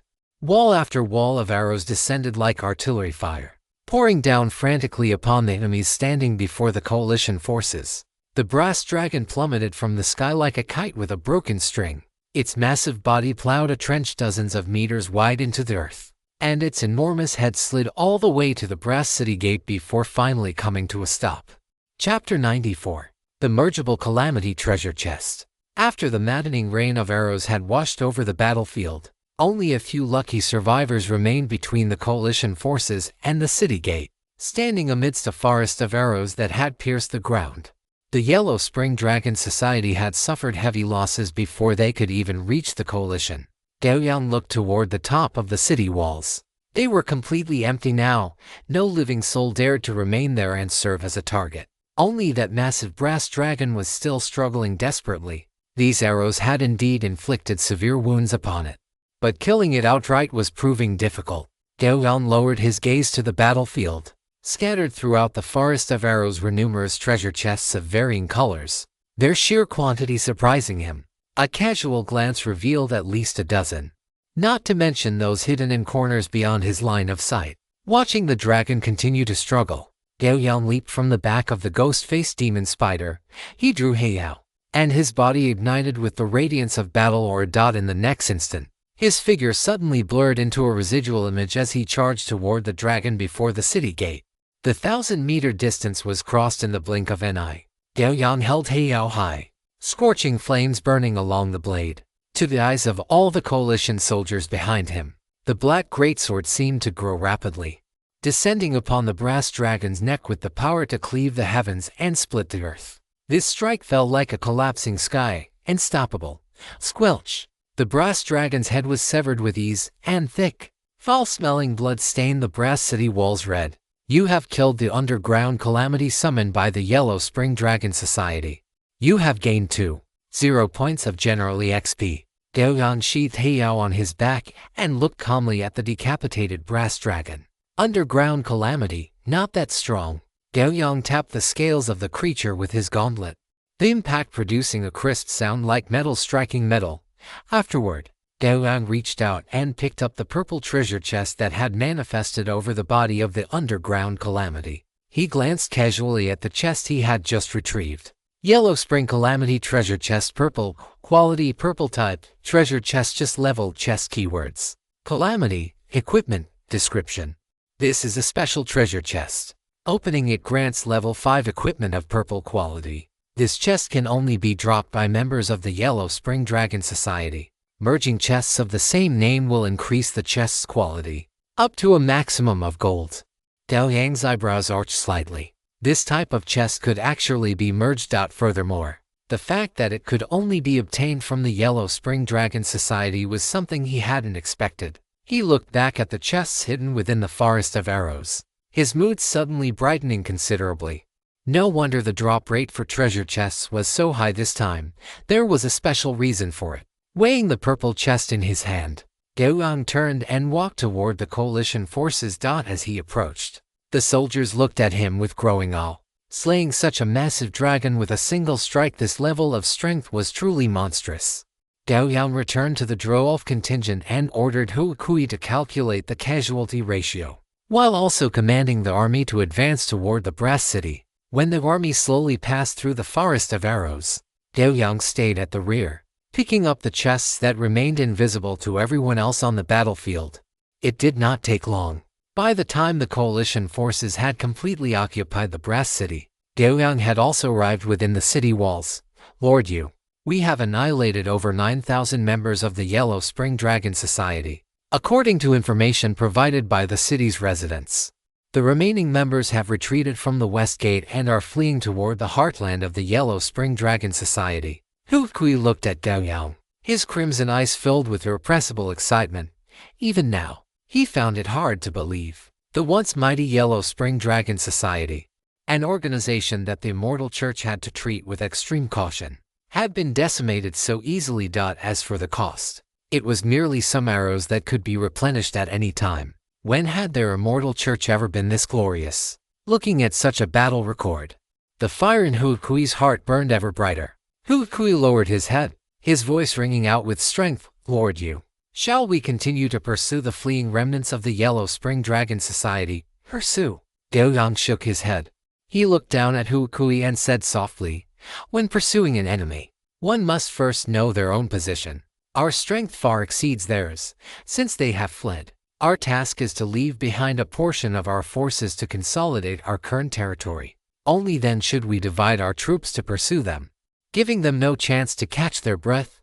Moreover, in this vast land, the Yellow Spring Dragon Society is not the main priority. The priority lies in those rare flora and fauna. Those are the true treasures." Huokui nodded heavily. "I understand, Lord Yu." Seeing Huokui turn to leave, Gao Yang immediately added, "Consolidate the territory first. As for the pursuit, we will act in unison." Huokui nodded in silence and turned away. Gao Yang found a spot to sit in the empty room and opened his inventory. At this moment, 37 treasure chests of various colors were stored inside. The sheer number of them was enough to dazzle his eyes. Among these, 24 were the lowest tier white chests, 9 were green, 3 were blue, and 1 was purple. As for light gold or gold chests, there were none. Looking at such a large number of treasure chests and recalling the unique fusion operation exclusive to them, Gao Yang could not help himself. "I wonder what the rules are for increasing the quality of these chests after fusion. If I could upgrade the quality of a chest by just fusing one, I would make a fortune." Thinking this to himself, Gao Yang began the treasure chest fusion process. "Do you wish to consume 2 white treasure chests to perform a same-type chest fusion?" Gao Yang's heart skipped a beat. It seemed that things were not quite as simple as he had thought. Fusion successful. You have obtained a Yellow Springs Calamity treasure chest green.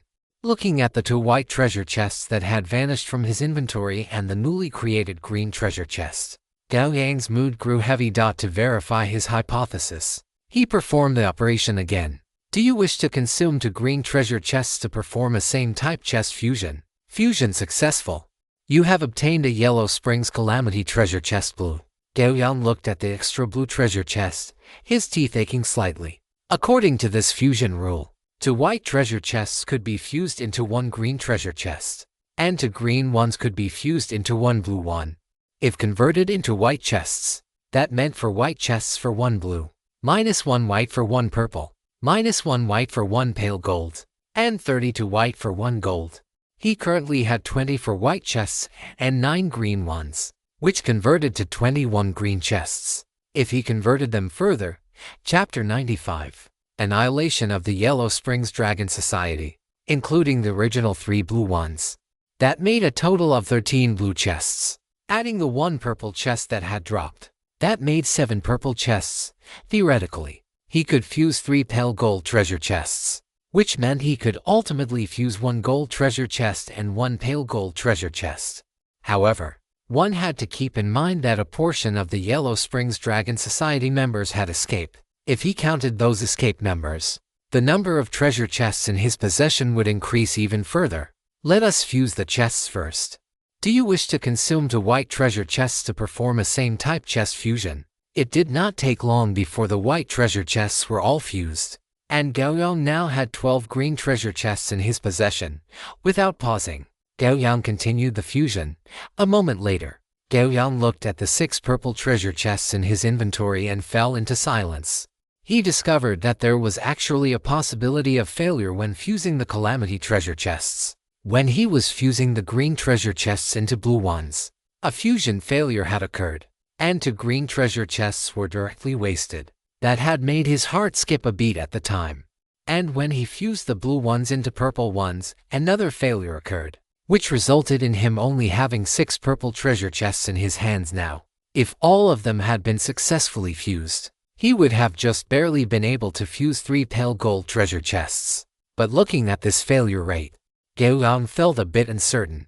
After thinking for a moment, Gao Yang stood up and walked outside. This Yellow Springs Dragon Society still needed to be dealt with as soon as possible. Having more treasure chests would provide a higher margin for error. Soon, Gao Yang found Huokui, who was currently reorganizing the troops. Huokui, are you ready? Huokui was slightly startled and surprised, but he quickly reacted. Lord Yu, everything is ready. We can set off at any time. Gao Yang nodded upon hearing this. Good, then let us go. A quarter of an hour later, the 150-strong coalition army rumbled out of Brass City, chasing after the remnants of the Yellow Springs Dragon Society who had fled. There were only a few thousand members of the Yellow Springs Dragon Society who had escaped, while the pursuing coalition army numbered a full 150. Therefore, in terms of marching efficiency, the coalition army was much slower. Although the coalition army was a bit slower, there was no panic among them. This was because the Yellow Springs Dragon Society had nowhere else to go but to flee across this land. Given the reputation of the Yellow Springs Dragon Society, once they stepped into the territory of other factions, they would likewise be hunted down and slaughtered by those various powers. The 150-strong coalition army split into 3 routes, like a trident constantly closing in, moving to crush the remnants of the Yellow Springs Dragon Society. 2 days later, at the main base of the Yellow Springs Dragon Society, the 150-strong coalition army gathered, firmly surrounding the thousands of remnants of the Yellow Springs Dragon Society within the city. The war had reached a point where there was no longer any suspense. After breaking through the city gates, the coalition army moved like a tank, spending half a day plowing through every corner of the city, not giving the Yellow Springs Dragon Society any chance to utilize their individual strength for a counterattack in street fighting. By evening, the coalition army gathered in front of a treasure vault belonging to the Yellow Springs Dragon Society. Opposite them, in front of the vault door, stood a small, thin figure covered in severe wounds and bleeding profusely. This was the leader of the Yellow Springs Dragon Society, whose strength was almost on par with Nushi, but at this moment, he could only rely on the cold bronze door behind him to make his final stand. It was not until a great sword cleaved him, along with his blade, into the bronze door that this notorious leader of the Yellow Springs Dragon Society finally died completely. A pale gold treasure chest emerged from his corpse, and a palm covered in hideous scales picked it up. Phew, it is finally over. Looking at the pale gold treasure chest he had just picked up, Gao Yang felt quite good. After the remaining members of the Yellow Springs Dragon Society were all slaughtered, he had collected some more treasure chests, numbering over a dozen. The quality was not low, except for 1 white one. The others were all green or higher. With these chests in hand, Gao Yang's confidence in fusing a gold treasure chest grew stronger. Looking at the treasure vault behind the leader of the Yellow Springs Dragon Society, Gao Yang ordered his men to open it. Once it was opened, a rich fragrance wafted out. After smelling this fragrance, Gao Yang felt his spirits lift. It is worthy of being a region that specializes in producing all kinds of rare animals and plants. There must be many good things in this vault, though I do not know if there is anything I can use. Thinking this, Gao Yang stepped inside first. with Hukui and the others following closely behind, entering the vault. With the help of the magic crystal lamps on the walls, rows of shelves appeared before Gao Yang's eyes. And at the very end of the vault were four extremely exquisite boxes made of different materials. Gao Yang was seeing so many rare treasures for the first time, but he was in no rush, simply browsing through the shelves one by one. Thanks to the comprehensive network newbie guide, whenever he saw an item he did not recognize and picked it up, the comprehensive network would provide a timely text explanation, especially regarding its usage instructions and effects. Spending some time, Gao Yang finished walking through the entire small treasury dot in his inventory. There were now 4 or 5 items that were effective for him. Once he returned to the real world, he would see if he could find someone to process these items into something he could absorb directly. This would save a lot of time. Finally, Gao Yang stopped in front of a treasure chest at the end of the treasury. Hukui handed over a bunch of keys. They had found these on the body of the treasury manager, who had been carrying a large parcel and preparing to escape through a secret passage at the time. However, it was clear that while his plan was good, the outcome was not. After trying a few times, Gao Yang opened the first treasure chest. As the chest opened, a fresh fragrance like green apples quickly wafted out. Gao Yang felt his entire body lighten just from taking a single sniff. When the chest was fully opened, what met his eyes was a fruit the size of a fist. This fruit looked like a green crystal. The flesh was crystal clear and translucent. Through the green crystal-like flesh, one could even see the pit of the fruit, which was a multicolored pit resembling an almond. Gao Yang looked at this beautiful fruit and reached out to touch its surface. Almost the next instant, the comprehensive network prompt appeared before his eyes. Divine wine fruit quality purple effect. After consumption, increases agility by 1 point and effective above the transcendent level. Good stuff. A hint of joy appeared on Gao Yang's face, and he then unceremoniously tucked the entire treasure chest into his inventory. A single fruit that could increase an agility attribute in a cultivation novel. It would not be an exaggeration to call this a heavenly treasure. After putting the divine wine fruit away, Gao Yang looked at the remaining 3 treasure chests. His interest even more piqued. A few minutes later, Gao Yang tossed the keys to Hukui with a lack of interest. The items in the remaining 3 chests were also quite good, but they were useless to Gao Yang. He could only leave them to Hukui to be moved back to the coalition forces later and distributed accordingly. Chapter 96. I am not playing anymore. I am feeling a bit unwell. Since the harvest that needed to be taken had been obtained, Gao Yang naturally left the remaining matters for Hukui to handle. He found an unoccupied house to serve as his lodging for the night. He sat cross-legged on the bed and began his daily meditation. Once the meditation ended, Gao Yang began to calculate his next steps. First, the fusion and upgrading of the Calamity treasure chests was something that had to be done, and it was also the easiest thing to accomplish. He also wanted to see what kind of good things this special treasure chest called Calamity could produce. Additionally, there was the divine wine fruit. He had just obtained a good item that could increase agility by 1 point. This had to be eaten promptly. His own agility was currently only 10 points, but he had been wearing the Wine Wolf badge, which provided him with a 2-point agility bonus. It was only because of the 2 points of agility provided by the Wine Wolf badge that his speed had not fallen too far behind. Now that this divine wine fruit provided 1 point of agility, his agility would reach 13 points, which was barely enough and no longer a shortcoming. Now that the Immortal and Fallen Coalition had wiped out the Yellow Spring Dragon Society, it meant that the majority of the northern region of the Demon Wasteland had fallen under their control. In the next step, if they wanted to continue developing, they would inevitably come into conflict with the demons, barbarians, and the like in the southern part of the Demon Wasteland. Now was not an appropriate time. Taking down the territory was only the first step. What the coalition needed to do next was to hold onto the territory they had conquered and use the plundered resources to improve the overall strength of the coalition as quickly as possible.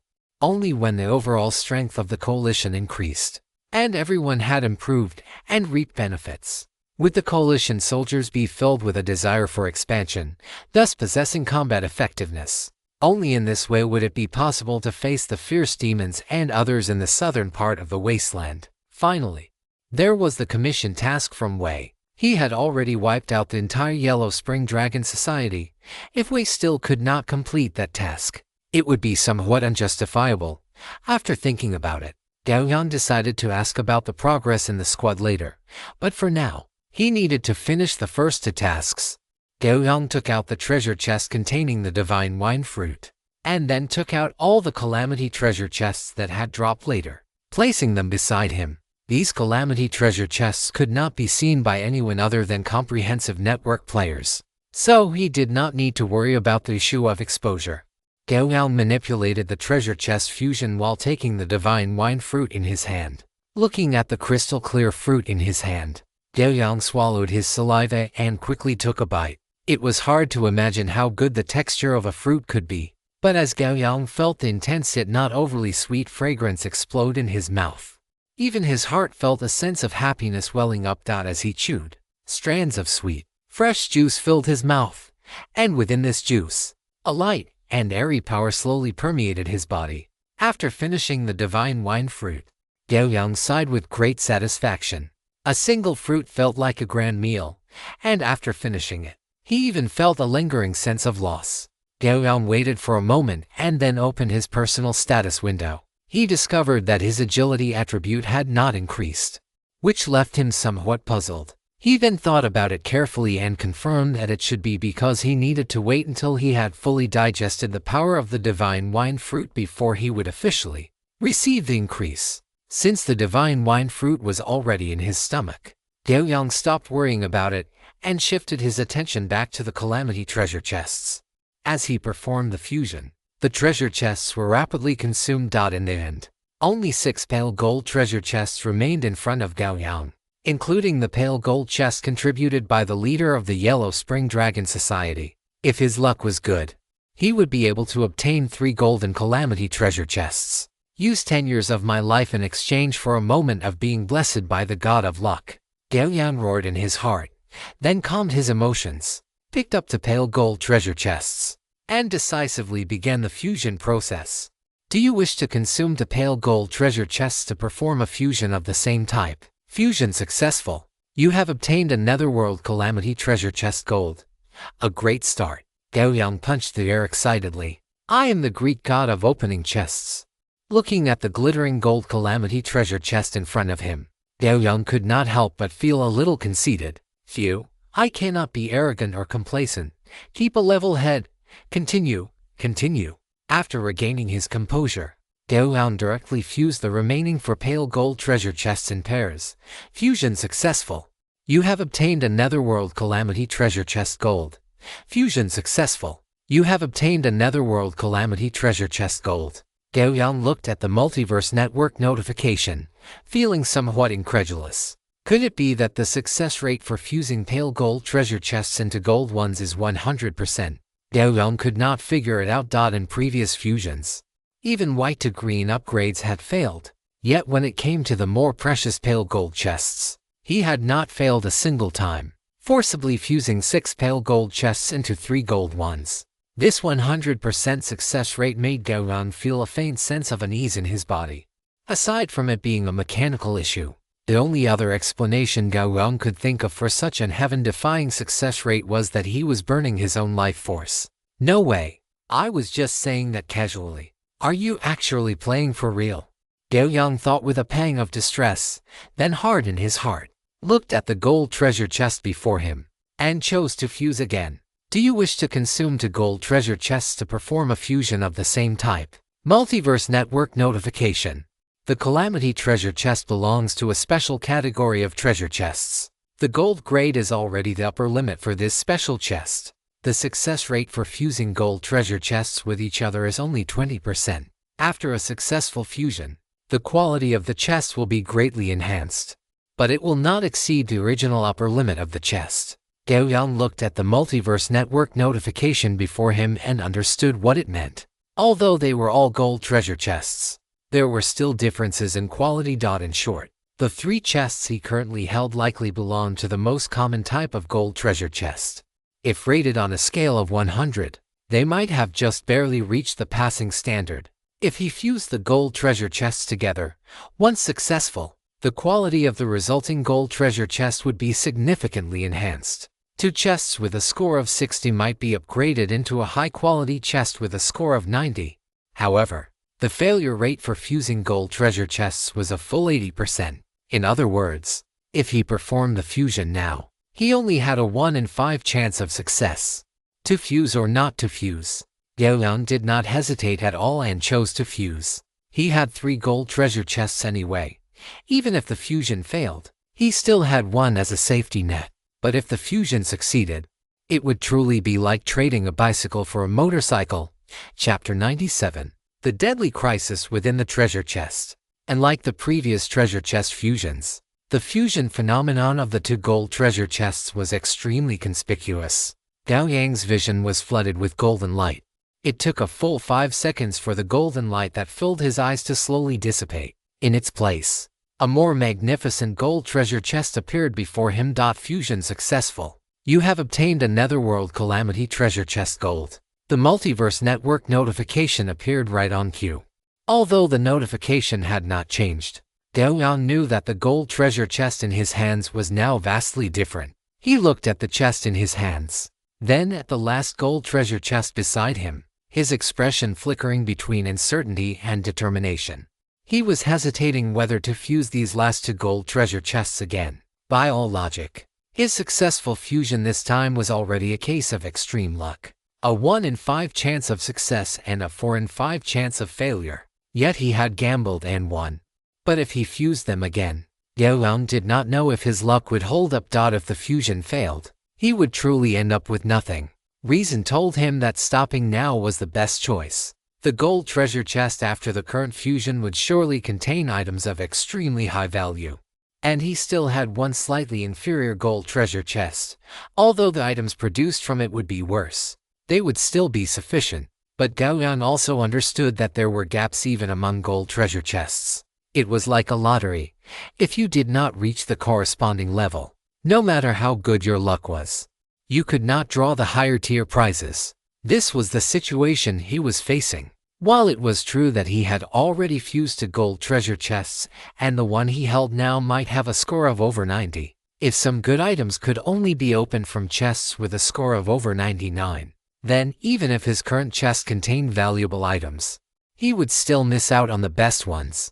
This was the first time Gao Yang had encountered such a special treasure chest that could have its quality improved through fusion.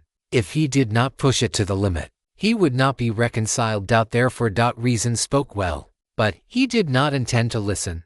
Do you wish to consume 2 gold treasure chests to perform a fusion of the same type? Multiverse Network notification. The Calamity treasure chest belongs to a special category of treasure chests. The gold grade is already the upper limit for this special chest. The success rate for fusing gold treasure chests with each other is only 20%. After a successful fusion, the quality of the chest will be greatly enhanced, but it will not exceed the original upper limit of the chest. Multiverse Network notification. The success rate for this treasure chest fusion is only 5%. Please consider carefully. Player. Beneath the original 2 notifications, an additional glaring crimson notification appeared, which reignited the reason Gao Yang had finally managed to suppress. But in just an instant, Gao Yang quickly chose to fuse.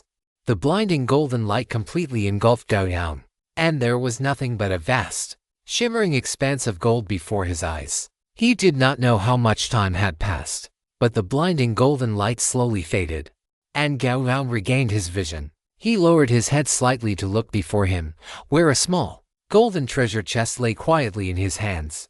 Success! Gao Yang felt a surge of excitement. He had not expected that by taking a gamble, he would truly turn a bicycle into a motorcycle. No, at this point, it was probably more like turning a bicycle into a BMW. Gao Yang carefully cradled the treasure chest in his hands and brought it up to his face. The golden chest possessed a deep, matte-textured finish, and its surface was covered in a multitude of intricate patterns that formed the image of a giant dragon with wings spread wide. Fusion successful. You have obtained the Underworld Dragon treasure chest. Gao Yang looked at the system notification and discovered that even the name of this chest had changed, shifting from the initial Underworld Calamity to the current Underworld Dragon treasure chest. And even the chest's grade had disappeared from the description. This development undoubtedly indicated that the chest now in his hands had undergone a qualitative transformation. One could even say that the underworld dragon treasure chest he held now was the ultimate form of a calamity chest. Weighing the underworld dragon treasure chest in his hands, Gao Yang felt extremely expectant. He was eager to know what kind of incredible items could be opened from a chest that had required such a massive investment and the risk of losing everything to fuse. He calmed his emotions, took a few deep breaths, and chose to open it. "Do you wish to open the underworld dragon treasure chest?" Following Gao Yang's confirmation, the small chest slowly creaked open. The moment it opened, an indescribable ripple spread out from within, followed by a dazzling dark golden light. Fear, disaster, cruelty, coldness, scorching heat, arrogance. Various emotions struck Gao Yang's face like a turbulent torrent of sharp arrows.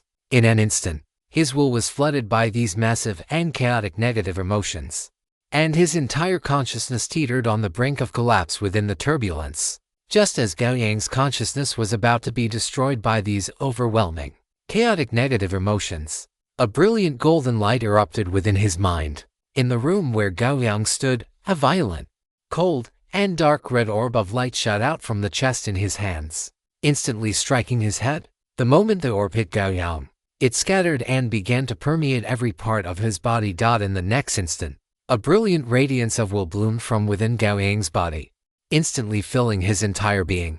Under this brilliant radiance of will, a sound like an unwilling dragon's roar seemed to echo through the empty room before vanishing without a trace. How? In the second after the radiance of will dispersed the cold orb of light, Gao Yang snapped back to reality from his daze. He gasped for air, his eyes filled with lingering fear. He had never imagined that the treasure chest he had spent so much time and risked everything to fuse would actually be a trap. A lethal trap capable of killing any existence. If it hadn't been for his immortal will automatically triggering a counterattack at the final moment, his consciousness would have been completely obliterated by those massive, chaotic negative emotions. Had that happened, even if his physical body remained alive, his soul would likely have been erased by that unknown entity long ago. Gao Yang wiped the cold sweat from his forehead and then looked at the system notifications.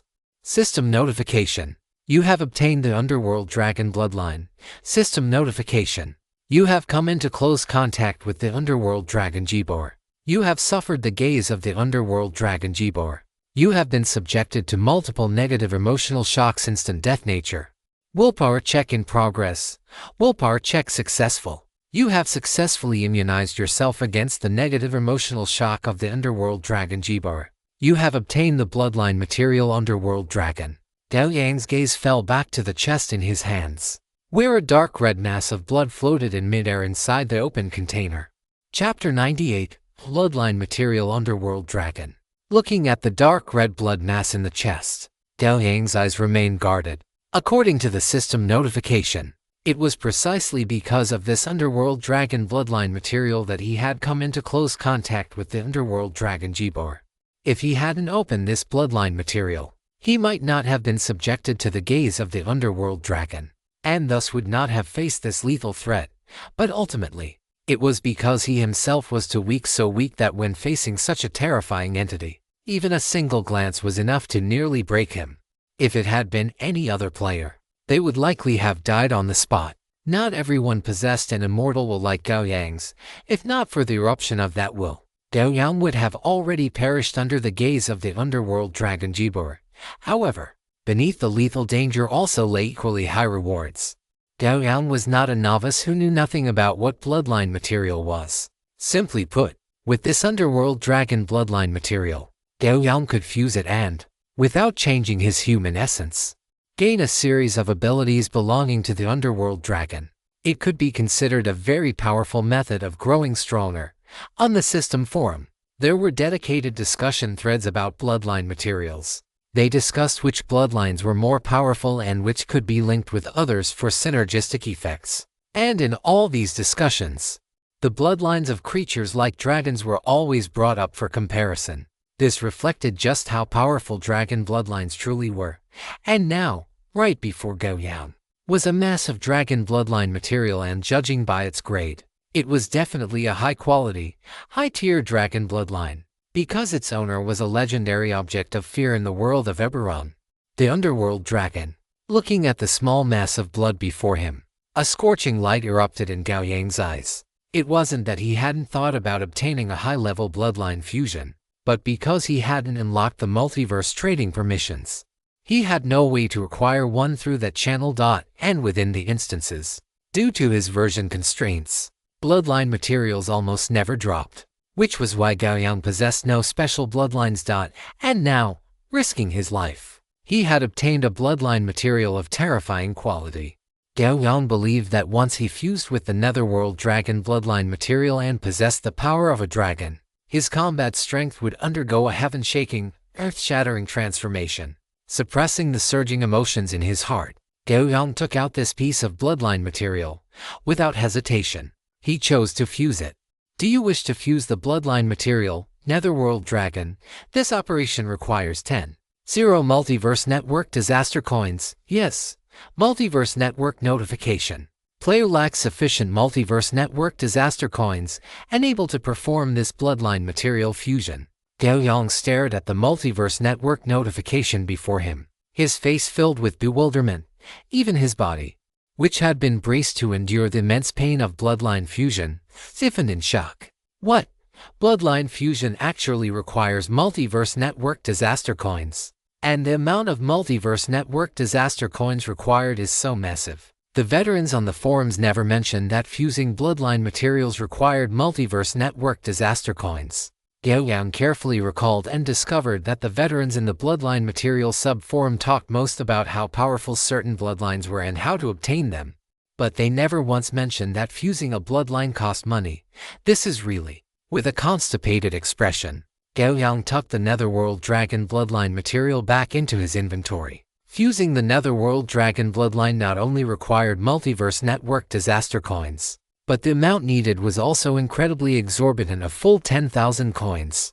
The excitement he had felt earlier had now faded by more than half. It was like a lecher who had been thirsty for many years finally arriving at a red light district, picking out a woman with a bombshell figure and a stunning face, only to find after his pants were down and he had already taken his pills that after taking off the beauty's pants, she was packing something bigger than his own. This feeling was even more disgusting than swallowing 10,000 flies. Gao Yang felt some regret for having spent those 8,000 Multiverse Network disaster coins to purchase that high-tier swordsmanship. If he hadn't spent that money, combined with the Multiverse Network disaster coins he currently had on hand, he would have been able to complete this bloodline fusion. Looking at the mere 3,000 or so Multiverse Network disaster coins in his inventory, Gao Yang fell into silence. Afterward, he opened the temporary channel. The sooner he fused the bloodline, the stronger his strength would become. Waste temporary squad you Wei. Where are you all now? And how is the mission going? Not a few minutes after the message was sent, Wei replied. Wei, we have already entered the sphere of influence of the Netherworld Dragon Society, but for some reason, we haven't seen a single person from the Netherworld Dragon Society along the way. You, where are you now? You can come and rendezvous with us. You definitely won't see anyone from the Netherworld Dragon Society. They have already been wiped out by me. You, don't worry about the people from the Netherworld Dragon Society. Just focus on completing your mission. Send me the mission coordinates. I happen to be in the northwest of the wasteland as well. Dalek coordinates 160 to 0.1549. Gao Yang checked the location and found that it wasn't very far. At the speed of the ghost-faced demon spiders, he could arrive in about half a day. U for demon hours. Then, Gao Yang thought for a moment and asked, how many Multiverse Network disaster coins do you have on hand? Can I borrow some? Or can I trade items for them? I need some Multiverse Network disaster coins right now. Dalek, how many do you need? You, I have 4,000 on me right now. Wait, I still have some Multiverse Network disaster coins on me, but I have a use for them. I'll need them after we return this time. How Gui? I do have quite a few, but give me a reason why I should lend them to you. You, I'll trade with treasure chests. Or you can propose a condition. How Gui? Never mind. Let's just wait until we meet. Wei, alright. We are almost there too. Gao Yang closed the temporary squad chat channel and turned to walk outside. A moment later, He mounted his exclusive ghost-faced demon spider and led 500 demon spider knights as they galloped toward the mission target location. 500 demon spider knights raced across the wasteland. Wherever they went, snakes and rats retreated. At the mission target location, a group of four was waiting. The sturdy dwarf sat on a boulder the size of a millstone, holding a wine bottle in his hand. Beside him was a bewitching human woman, and not far away, a paladin in bright silver armor was praying with eyes closed. At the paladin's side was a woman dressed as a rogue, her leather armor making her figure appear even more wild. After downing half a bottle with a gulp, Dalek wiped the wine from his beard and looked at the others, saying, "It's about time. You should be arriving soon. Wait, where is the mission target you mentioned? Why is there nothing here?" Chapter 99, Visitors from the Plane.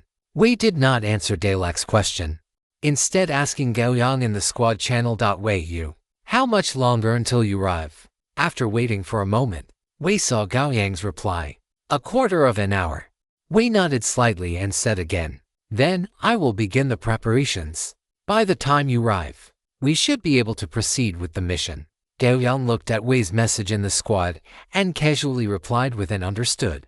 Gao Yang closed the Multiverse Network panel and then spurred the ghost-faced demon spider beneath him. The ghost-faced demon spider, driven by Gao Yang, increased its crawling speed by another notch, and behind him, the 500 demon spider knights also accelerated simultaneously. The demon wasteland was a vast plain with almost no undulations and no tall vegetation, so Gao Yang's group was very conspicuous as they raced across the land. However, the sky of the demon wasteland was perpetually dim, and visibility was actually not very high, which provided a certain degree of protection for their movement.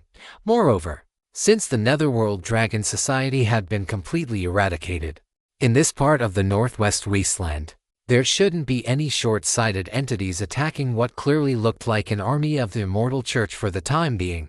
Gao Yang stood on the back of the ghost-faced demon spider, gazing into the distance. At the edge of his vision, he seemed to be able to see those few tiny black dots. At this moment, he suddenly felt a tremor. Following the direction of the sensation, he looked up at the sky. In the previously dim sky, a massive black shadow suddenly streaked across, descending in a dive toward the direction Gao Yang was heading.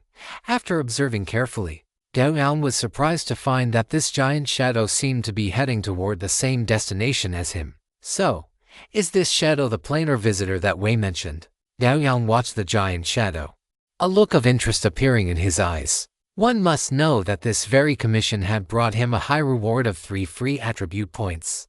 Such a high reward was even comparable to him performing a grand sacrifice to the spider goddess. Dalek watched the giant shadow rapidly approaching in the sky and fell into a brief trance. Once he snapped out of it, he quickly stowed the unfinished strong liquor back into his inventory and gripped a massive, ferocious iron hammer in his hands.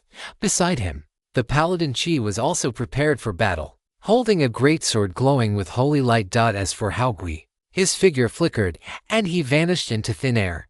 Dalek looked at Wei, his thick beard twitching twice. He watched the massive shadow falling toward them, and said with a hint of helplessness, "Wei, why are you humans so good at causing trouble? Is this kind of big guy something we can handle?" Facing Dalek's questioning, Wei put on an arrogant expression that seemed to say, "What are you going to do about it?" He then pointed at the falling shadow and said, "Don't worry, Dalek. It just looks big. Its strength might not necessarily be much greater than yours." Hearing this, Dalek's crumbling resolve felt much better, and he gripped his iron hammer a bit tighter. While the group was exchanging words, the giant shadow had already crashed down, slamming directly into the pile of burning grass that Wei had set up. It then acted like a blue cat that had just had some catnip. Its too thick, short front paws clawing wildly at the burning grass pile, occasionally sticking its nose in to inhale all the smoke produced by the fire. Every time it inhaled, its 3-story tall body would tremble violently, causing the deformed, short, thick wings on its back to spread slightly, setting off waves of light tremors. It was the spitting image of a drug addict. Dalek looked at the giant beast before him, momentarily at a loss for words. Please. They had come to challenge a powerful planar visitor. How was the style of this one so vastly different from what he had imagined? to the point that Dalek even began to doubt everything he was seeing. Dalek turned to look at Wei, his face full of confusion. "The planar visitor is this thing?" Wei nodded. Just as Dalek was about to say something, his expression shifted slightly, and he turned his head to look behind them. At the same time that Dalek sensed it, Chi and Wei also perceived it, and the three of them turned in unison to look behind them. A formation in the shape of a wild goose was approaching them at high speed. As the distance closed, the three of them saw giant ghost-faced spider demons moving their 8 long legs, carrying white-haired, red-eyed drow-elves as they charged toward them at high speed. Compared to the attic behind them, the pressure brought by these charging ghost-faced spider demon knights was far more terrifying. Dalek took a bottle of strong liquor from his inventory, tilted his head back to take a large gulp, and then said with some difficulty, "It is the ghost-faced spider demon knights of the drow-elves. Everyone, prepare to fight for your lives." The speed of the ghost-faced spider demon knights is much faster than ours. The implication was that if they wanted to run now, they certainly wouldn't be able to outrun the enemy. After saying this, he finished the liquor in the bottle in one gulp, gripped his iron hammer with both hands, and looked at the rapidly approaching ghost-faced spider demons as if facing a formidable enemy. The ghost-faced spider demons stopped about 10 meters in front of the 3 and 500 spider knights formed a circular arc, surrounding Dalek and the unidentified creature behind them. The ghost-faced spider demon formation parted, and a spider half again as large as the others walked out from the gap. On the back of this giant ghost-faced spider demon stood a tall figure clad in heavy armor. Seeing this familiar heavy armor, Dalek's expression stiffened. He was all too familiar with this set of armor. Wasn't this the very armor that his elder Dalagan had modified for you? Therefore, the identity of this tall figure standing on the back of the ghost-faced spider demon was self-evident. "You? Is that you?" Dalek asked with some uncertainty, looking at Gao Yang, who had stopped at the very front of the many spider knights. One could not blame him. The pressure was simply too strong, and it could be said that their lives were in someone else's hands. Although the dwarf personality tended to be carefree, it was inevitable that a sense of awe would arise. After Dalek spoke, the expressions of both Wei and Chi changed, and Wei's eyes even revealed a hint of realization. That explained it. No wonder Gao Yang had asked them to come to the territory of the Underworld Dragon Society. Over the past few days, they had all learned about what had happened on this land. The Underworld Dragon Society had been wiped out in one fell swoop by the coalition of the immortal and fallen cults, which was why they had been able to enter the territory of the Underworld Dragon Society so easily and casually. Gao Yang looked at the 3 tense individuals before him, then lightly tapped the back of the ghost-faced spider demon with his toe. The latter very submissively lowered its body and brought its front limbs together, forming a slope. Gao Yang walked down the slope formed by the ghost-faced spider demon's front limbs and arrived in front of the 3. "Sorry for the wait. Chapter 100 Carrying 4. Come quickly." As these words were spoken, Dalek and the others immediately breathed a sigh of relief, and at the same time, the expressions in their eyes as they looked at Gao Yang relaxed significantly. Dalek couldn't help but take 2 steps forward, his gaze passing over Gao Yang to look at the ghost-faced spider demon knights behind him. And he said with a hint of envy, "You, boss. This is just 2. Dalek looked at Gao Yang, then at the solemn-faced ghost-faced spider demon knights behind him, and finally said, "Too majestic." A faint smile appeared beneath Gao Yang's faceplate. He then nodded slightly toward Wei and the paladin Chi, his gaze passing over them to look at the creature behind them that resembled a bloated dragon. At this moment, the latter was rolling frantically in a clump of grass, inhaling the smoke rising from it. "Is this the plane traveler you mentioned?"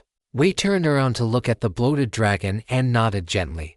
"Whether we drive it out of Eberron or kill it right here, the quest will be considered complete." Gao Yang watched the bloated dragon's ridiculous behavior, which looked like drug addiction, and spoke casually. "I am quite curious about what that grass clump actually is. With so many of us here, it is still completely absorbed in inhaling the smoke from the burning grass. The smoke emitted by this grass clump only works on it. To this creature, the scent of the smoke after the grass burns has a fatal attraction." Wei appeared very confident. "Then let us prepare to act. I am in a hurry." Gao Yang paused for a moment before continuing. "Compared to driving it away, would it not be easier to just kill it?" Wei looked at Gao Yang, suddenly feeling an ominous premonition in her heart. In the next moment, Gao Yang raised his right hand, following his movement. The ghost-faced demon spiders behind him all lowered their bodies, and 1-meter-long javelins appeared in the hands of the spider riders. A sense of fatal threat emerged in the hearts of the three of them. This terrifying sensation made their hair stand on end. Facing Gao Yang's questioning gaze, Wei nodded with difficulty. Seeing Wei nod, Gao Yang did not hesitate and instantly swung his right hand down. In the next instant, the bodies of the 500 ghost-faced demon spiders suddenly sprang up. The massive propulsion caused the javelins thrown by the droves on the spiders' backs to accelerate to a terrifying degree in an instant. A sonic boom piercing the air instantly rang in their ears. The movements of the ghost-faced riders were so synchronized that the 500 sonic booms actually merged into a single sound. The moment the javelins left their hands, they carried terrifying power and pierced into the body of the bloated dragon. Blood blossoms bloomed instantly, and bloody holes appeared all over the bloated dragon's body. Most of the javelins were buried more than halfway into the flesh, and those that hit soft spots were even driven in completely to the hilt. Such a sudden attack caused the bloated dragon-like creature, which had been immersed in a state of euphoria, to let out a roar of extreme agony. Its voice was not as deep and majestic as a dragon's, but rather ethereal and sharp, somewhat like the cry of a deer. A single volley of fire directly left the creature heavily wounded, and its two short, thick wings used for flight were shredded by the javelins. Looking at the bloated dragon rolling, struggling, and wailing on the ground, Gao Yang did not stop his gestures and ordered another volley of javelins. The ghost-faced demon spider riders executed Gao Yang's orders perfectly, volley after volley of javelins flying toward the target. After 5 volleys, the originally bloated dragon had now turned into a bloated porcupine. Javelins were stuck all over its body, and pale blue blood flowed steadily, gathering into a pool beneath it. Haogui revealed herself from the shadows. She looked at Gao Yang and the cold-faced spider riders behind him, her eyes filled with a mix of complexity and anger. Just moments ago, she had already crept up to the side of the bloated dragon, waiting to deal a heavy blow to the opponent. But she hadn't expected Gao Yang to order the spider riders to launch a volley of javelins at this plane traveler without any hesitation. If she hadn't reacted quickly and hidden in the shadow plane, her name might have been added to the list of those undergoing racial modification. Looking at the bloated porcupine covered in javelins, even the well-traveled Haogui couldn't help but shudder. Under the gaze of the others, Gao Yang walked to the head of the bloated dragon. Watching the light in its eyes gradually dim, he did not pause. With Hai Yao in hand, he swung his sword down. This strike was clean and decisive. He believed this plane traveler would surely give it a 5-star review. Watching Gao Yang's actions, the paladin Qi could not help but cast Detect Evil on him. A crimson light appeared in Qi's eyes. From his perspective, the scarlet color representing slaughter on Gao Yang's body was now so dense it had turned black. Gao Yang seemed to sense something. He turned around to face Qi directly, and at the same time, a fierce and murderous aura emanated from his body. Seeing this, Derek quickly turned his head to glare at Qi. "Paladin, what are you doing? Do you think you can do whatever you want?" Wei was also startled. She hadn't expected Qi to dare to do such a thing. Was it because he had gotten too used to kicking down doors and casting Detect Evil in the southern part of the wasteland? One had to know that the person in front of them, with such a decisive and efficient style of action, was not someone easy to talk to. Wei quickly looked at Gao Yang and explained, I am very sorry. Because he has been fighting in the southern region of the wasteland for so long, Qi has developed a conditioned reflex. It wasn't intentional. Reminded by the two of them, the paladin Qi also realized his mistake. He deactivated Detect Evil and then looked at Gao Yang apologetically. "Sorry. It was my fault." After saying that, a green treasure chest appeared in his hand. "This treasure chest is my apology. I hope you don't mind." Gao Yang raised an eyebrow and reached out to take the treasure chest. As for Qi's behavior just now, he was not a pedantic person.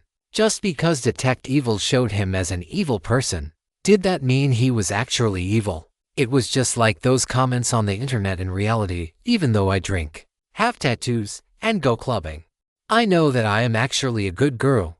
Ridiculous. Whether one was evil or not was not determined by a spell, Gao Yang had his own set of principles, and what he followed were the standards set by his own heart. As long as he did not violate his own inner code of conduct, it was fine. Putting the treasure chest away, Gao Yang turned his head to look at Wei. Now that the commission was complete, he needed the reward he deserved. Only then did Derek and the others realize that they seemed to have done nothing at all. Yet they had been carried through the quest by a powerhouse. Receiving Gao Yang's gaze, Wei suddenly remembered she still had things to do. She quickly ran to the side of the bloated dragon and took out 4 small vials from her inventory. She aimed the small vial at the giant dragon, and Gao Yang watched as the pale blue blood that had been flowing across the ground suddenly surged toward the vial with incredible speed. In just a few minutes, Wei had collected every drop of blood from the massive, corpulent dragon. Afterward, she produced a large chest, half the height of a person. Once she opened it, the enormous body of the fat dragon was stowed away inside. Having finished all this, Wei finally looked at Gao Yang, and 3 items resembling pale blue crystals appeared in her hand. Chapter 101. Transaction and Exchange. Wei looked at the 3 pale blue crystals in her hand, a flash of reluctance crossing her eyes. One had to understand that these represented 3 free attribute points, which were precious to anyone. However, even with all her reluctance, she had no choice but to give them to Gao Yang. Without him, let alone these 3 attribute points, she would not have even been able to complete this final commission. If the commission could not be completed, then her greatest and most core objective would be out of the question. This is the reward I promised you earlier.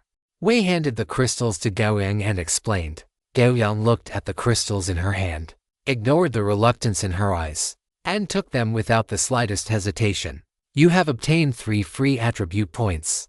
Watching the Multiverse Network notification, Gao Yang nodded in satisfaction. His gaze then fell upon the last person, a female wanderer dressed in wild leather armor.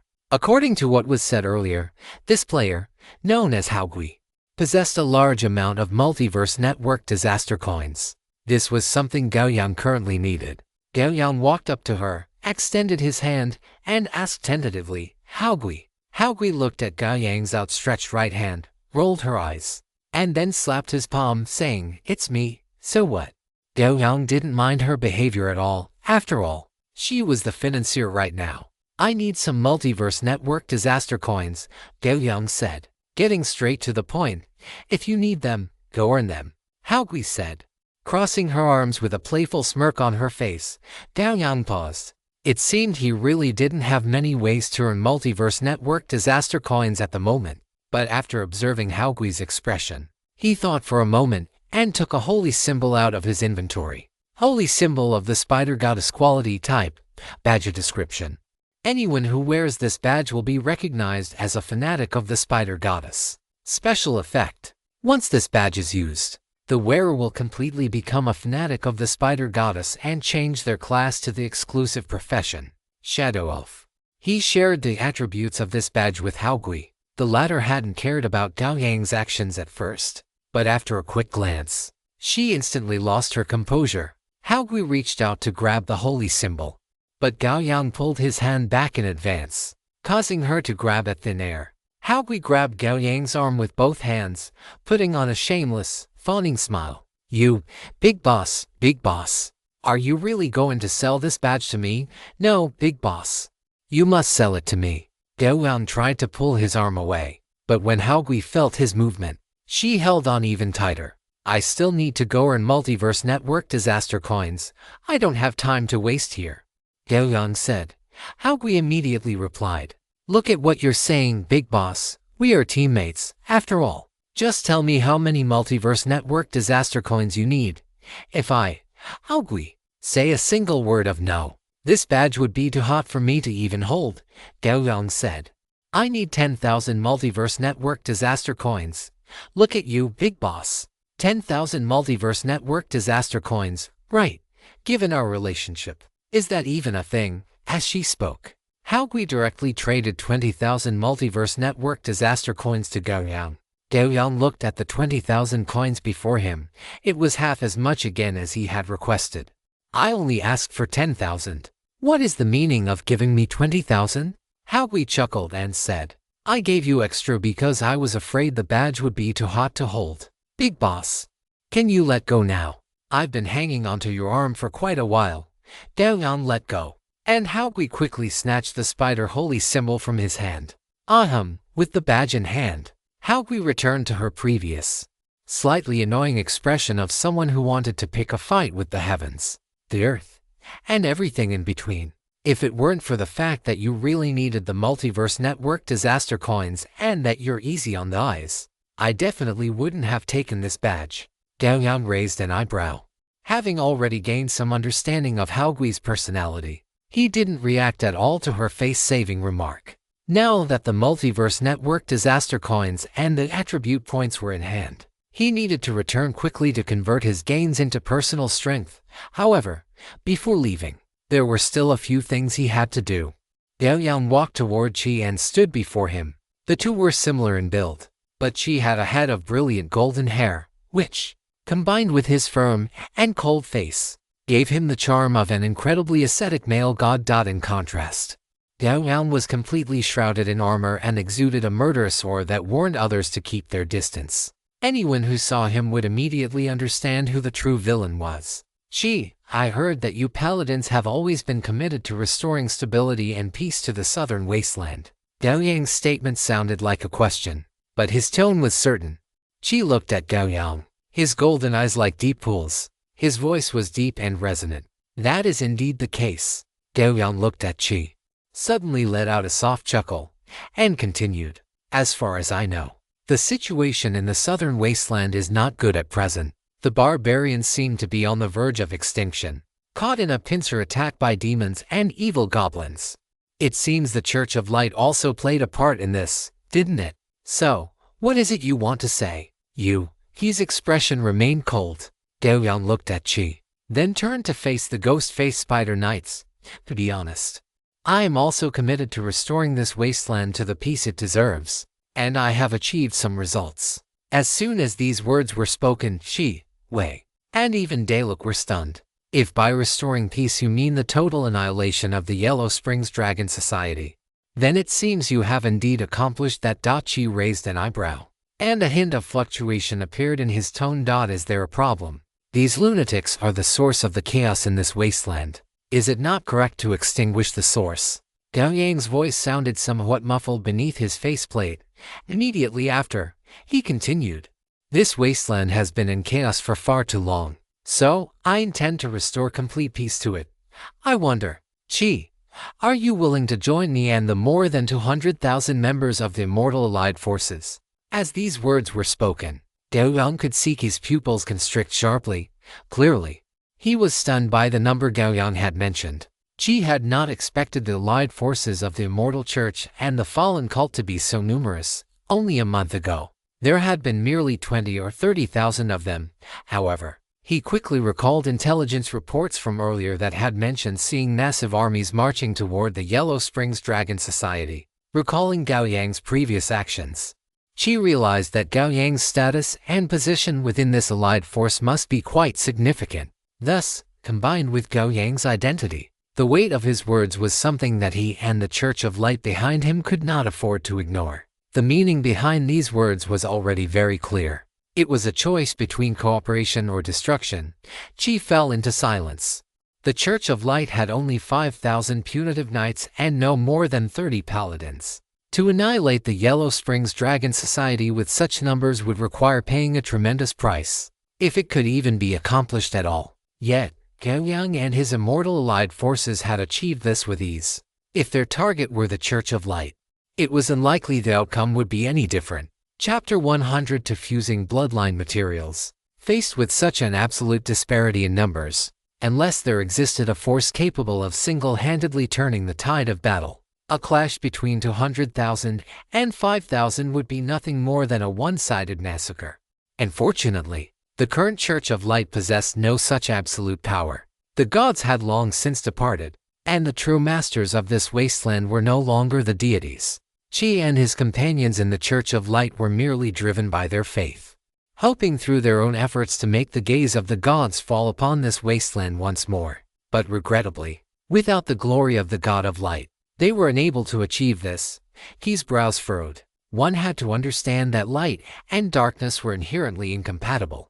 Now, the choice he faced was not only to cooperate with the evil drow-elves but even with the even more wicked devils who treated souls as playthings. This was a behavior that completely violated the doctrines of the light and was something despised by all followers of the God of Light. But if they did not cooperate, the strength of the Church of Light would not be enough to withstand the immortal allied forces. The only remaining outcome would be destruction. So, how should he choose?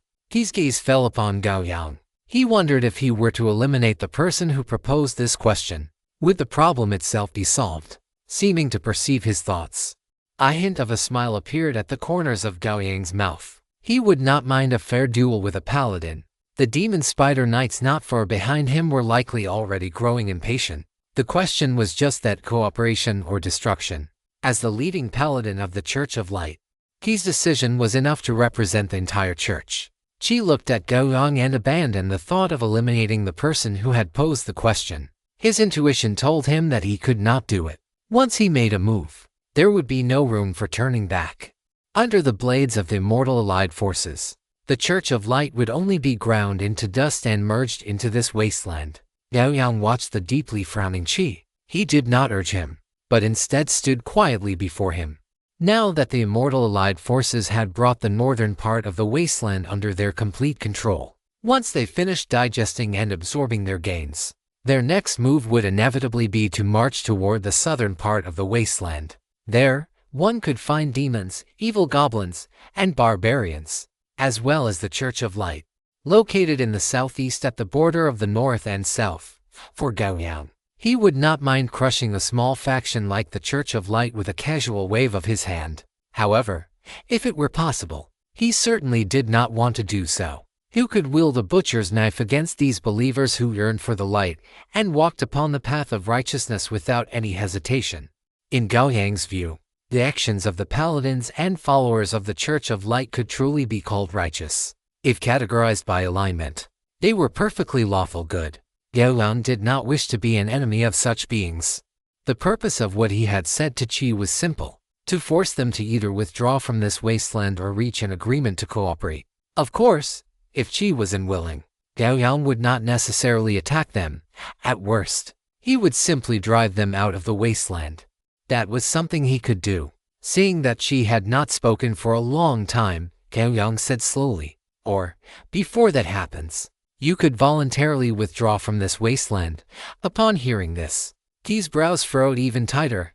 However, under Gao Yang's gaze, he slowly relaxed his furrowed brows and stared fixedly at Gao Yang's faceplate. Light and darkness can never coexist. When darkness occupies the earth, the light will shine again elsewhere. Gao Yang looked at Qi and sighed slightly. So, cooperation could not be reached after all. However, the current situation was acceptable. With the departure of this group of righteous believers of light, he could carry out his plans without any reservations. Let's go. After saying this, Gao Yang turned and walked toward his ghost-faced demon spider. A few minutes later, under the gaze of the four, the ghost-faced demon spider knights kicked up a massive cloud of dust and departed rapidly. "Wei, you," and Dalek looked at Qi, all of them wearing complex expressions. Dalek, in particular, knew that Qi had come here specifically to complete the mission of bringing the light back to the demon wasteland. But now, it was destined that the mission could not be completed, under the threat of you and the immortal allied forces. If the Church of Light were to remain in this wasteland, the final outcome would likely be no better than that of the Yellow Springs Dragon Society. Gao Yang did not understand Qi's mood, but his own mood at this moment was exceptionally good. This trip out not only yielded 3 free attribute points directly, but also provided enough Multiverse Network disaster coins for the bloodline fusion. As for why he used the Spider Goddess's holy emblem for the trade, the first reason was that this emblem was now completely useless to him. Previously, he might have needed this emblem to consolidate his status among the Drow-elves. But after the Immortal Coalition completely annihilated the Yellow Springs Dragon Society, his position within the coalition had become rock solid. The second reason was that Gao Yang had seen the attire of the Haogui Wanderer and guessed that the class change associated with this emblem would likely hold some appeal for him. The subsequent result proved his guess correct. This holy emblem brought him an income of 20,000 Multiverse Network disaster coins, and he was now able to fuse the bloodline material he had previously acquired. Thinking of this, Gao Yang could not help but feel a surge of excitement. This was also the reason why he had left without stopping for a moment. The sooner he returned, the sooner he could fuse the bloodline material, the Yellow Springs Dragon. After 4 demon hours, Gao Yang led the ghost-faced Spider Knight into the base camp of the Yellow Springs Dragon Society. It was already nearing the next day. After letting the ghost-faced Spider Knight return to rest, Gao Yang also went back to his previous room. Gao Yang lay on the bed. The full 8 demon hours of travel had been more than he could handle. After resting for half an hour, Gao Yang sat up from the bed. He took the Yellow Springs Dragon bloodline material out of his inventory. Do you wish to fuse the bloodline material, Yellow Springs Dragon? This operation requires 10,000 Multiverse Network disaster coins. Yes. 10,000 Multiverse Network disaster coins consumed successfully. Bloodline fusion in progress. After the Multiverse Network prompt, Gao Yang found that his body had not changed at all. Just as he was feeling puzzled, the next moment, an indescribable, excruciating pain like violent magma rushed into his body, the intensity of the agony causing his vision to go black. Gao Yang tried his best to resist the pain radiating throughout his entire body, but the agony grew stronger and stronger, so much so that in the end, his eyes rolled back, and he fell into a complete faint in the empty room. Gao Yang lay on the bed, and a scarlet light flickered on his body like a heartbeat, along with the red light. His body was also undergoing changes. Scales emerged from his skin, only to disappear back beneath his flesh shortly after. His skeletal structure expanded and grew continuously. Soon, he transformed from his original 1.8-meter human frame into a humanoid dragon nearly 10 meters tall, covered in hard dragon scales. But of all this, the unconscious Gao Yang was completely unaware. Chapter 103 Fusion Successful, Massive Improvement. When Gao Yang woke up, the daylight was already bright. Gao Yang shook his head and rubbed his temples with his fingers. He could feel a tearing, bloated pain all over his body, and within his torso. A scorching energy was coiled between his chest and abdomen. Gao Yang clenched his fists, and a sense of immense power welled up within him.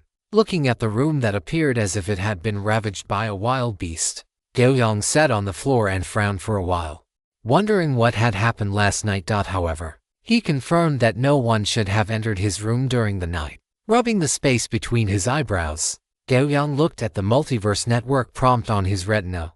Bloodline fusion successful. You have gained an improvement in physical attributes, based on character attributes.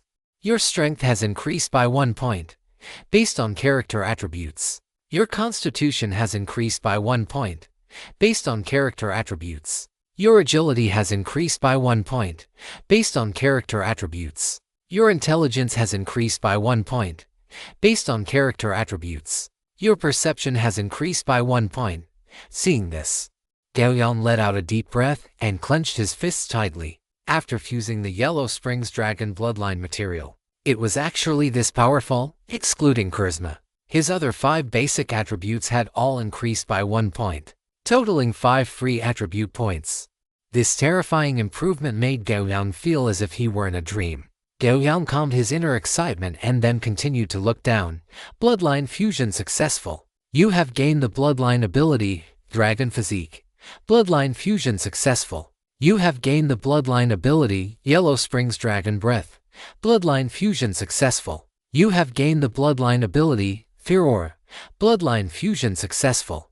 You have gained the bloodline ability, True Dragon Form. 4 consecutive messages left Gao Yang dazzled. Only then did Gao Yang truly realize just how strong the Yellow Springs Dragon bloodline material, which he had risked his life to obtain, really was. Dragon Physique. Vitality and recovery are comprehensively strengthened. Physical defense is significantly enhanced. Immunity to ordinary weapon damage is gained, and physical magical damage reduction is increased by 45%. P.S. This ability is a basic bloodline ability, automatically obtained after successfully fusing the bloodline material. Yellow Springs Dragon Breath. Exhale a lethal dragon breath, dealing massive magical fire damage in a 30-degree cone in front of you. The maximum duration increases as the player grows. PS. This ability is a basic bloodline ability, automatically obtained after successfully fusing the bloodline material. Fear Aura. Form a 20 by 20 fear domain. Enemies within this area must undergo will check every 5 seconds. If the check fails, all attributes decrease by 6%, stackable up to 5 times, with a certain probability of causing the enemy to fall into a state of fear stackable. PS. This ability is a basic bloodline ability, automatically obtained after successfully fusing the bloodline material, but requires the character to reach the minimum level requirement, level 6. True Dragon Form. After a standard action, the character transforms into their true dragon form, with the option to choose between human or dragon shape. During the transformation, the character's strength, constitution, agility, and intelligence increase by 1, and the effects of the first 3 bloodline abilities are doubled. PS. This ability is a basic bloodline ability, automatically obtained after successfully fusing the bloodline material. Gao Yang finished reading the for newly acquired bloodline abilities one by one, and then looked at himself, finally understanding why he was lying naked on the floor. The culprit was likely this final bloodline ability, True Dragon Form. Gao Yang carefully sensed his condition and could feel that he had vaguely acquired some kind of transformation ability. This must be the so-called True Dragon Form. So, I can transform now. After a moment of thought, Gao Yang prepared to transform to see the effect. To be honest, he was also curious about his own transformation ability. In any case, he was already stark naked, so he did not need to worry about whether the transformation would rip his clothes apart. Gao Yang closed his eyes and focused for a moment. Then he opened his eyes and silently chanted in his heart, "Transform." Suddenly, his body size expanded violently, and an indescribable sense of immense strength surged through his frame. Under Gao Yang's gaze, scales with a metallic luster rapidly emerged beneath his skin, and his fingernails became sharp and elongated, resembling dragon claws. His back felt as if it were being scorched by flames, and it seemed as though something was about to burst out from within his body, accompanied by 2 sharp sounds of air being torn. A pair of massive dragon wings suddenly unfurled from his back. At the same time, a thick, powerful dragon tail quickly extended from behind him. Gao Yang had originally been about 1.85 meters tall, but after the transformation, he was shocked to find that his head was nearly touching the ceiling. The 2 enormous dragon wings even needed to be slightly tucked in just to fit within the room without extending into the next one. After revealing his true dragon form, Gao Yang estimated that if he were to stand up straight, he would be nearly 10 meters tall. This was a terrifying increase in size. Gao Yang looked left and right. His field of vision was now incredibly vast, and everything in the room had become much smaller. This feeling was as if he had arrived in a land of tiny people, where everything appeared miniature and fragile to him. This was an experience Gao Yang had never felt before. He then brought his palms before his eyes, and a pair of dragon claws covered in scales and sharp nails appeared in his sight. With a gentle clench, Gao Yang could feel the surging, overwhelming power within this current body. This power gave him the feeling that he could shatter the earth with a single punch. Of course, Gao Yang knew this was merely a cognitive illusion caused by the rapid increase in strength. For many conventional creatures, this massive size alone would be an overwhelming force of suppression. Moreover, for Gao Yang, this massive size should be just right to allow him to wield the obsidian greatsword, which he had extended to its limit, as easily as moving his own arm. Just imagine a 10-meter tall humanoid dragon wielding a 10-meter long greatsword. The mere thought of that image was enough to make him feel incredibly excited. Dissolve. As Gao Yang silently commanded the true dragon form to dissipate in his heart, his body returned to its normal size within just 2 seconds. Gao Yang steadied his breathing. Because the transformation was supported by the doubled physique of the dragon, he did not feel much exhaustion. However, after deactivating the true dragon form, Gao Yang could feel that his stamina had been somewhat depleted, but under the influence of his robust constitution, resilience, and the bloodline ability of the true dragon form, this bit of lost stamina was recovering at an extremely fast rate. Standing up from the floor, Gao Yang looked at the scraps of clothing scattered everywhere and frowned slightly. Perhaps he needed to prepare a few sets of highly elastic clothing. Otherwise, He could not just appear before others stark naked after deactivating his dragon transformation. If that were to happen, the only path left for him would likely be to bury every single witness. Chapter 100 for adaptation in a person's life. There are 3 types of death: physical death, mental death, and social death. Compared to the first 2, the last one is perhaps the least acceptable. As the saying goes, one does not fear being crushed to pieces, as long as one leaves behind a clean reputation, a sentiment that is increasingly valued by the general public today. Gao Yang once saw a news report about a man who, after being struck and sent flying several meters by a speeding car, crawled to his phone while covered in blood to format it before finally losing consciousness in peace. Although it sounds absurd, if he asked himself honestly, Gao Yang figured he would probably do the same. He kept this matter in mind, planning to ask Kui and the others if they had a solution during the day. Gao Yang then took out the 3 pale blue crystals he had obtained from this commission from his inventory. Each pale blue crystal represented 1 free attribute point. Looking at the 3 pale blue crystals in his hand, Gao Yang began to calculate. His current strength had already reached 16 points. If he added all 3 points to strength, his strength would reach 19 points.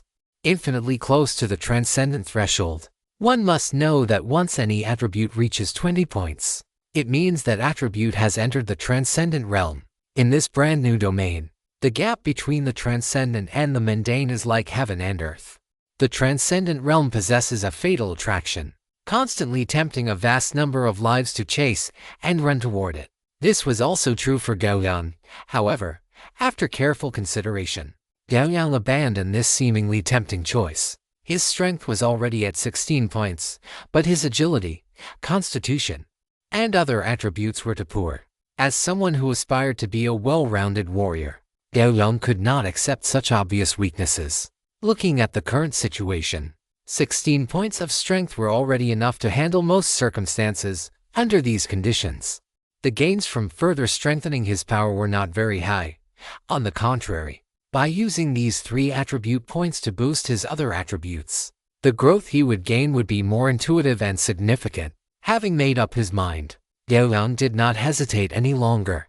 He opened his status window and cast his gaze downward. After previously fusing with the bloodline material of the Netherworld Dragon, his strength, intelligence, constitution, agility, and perception had all increased by 1 point. Now, his agility was at 12 points.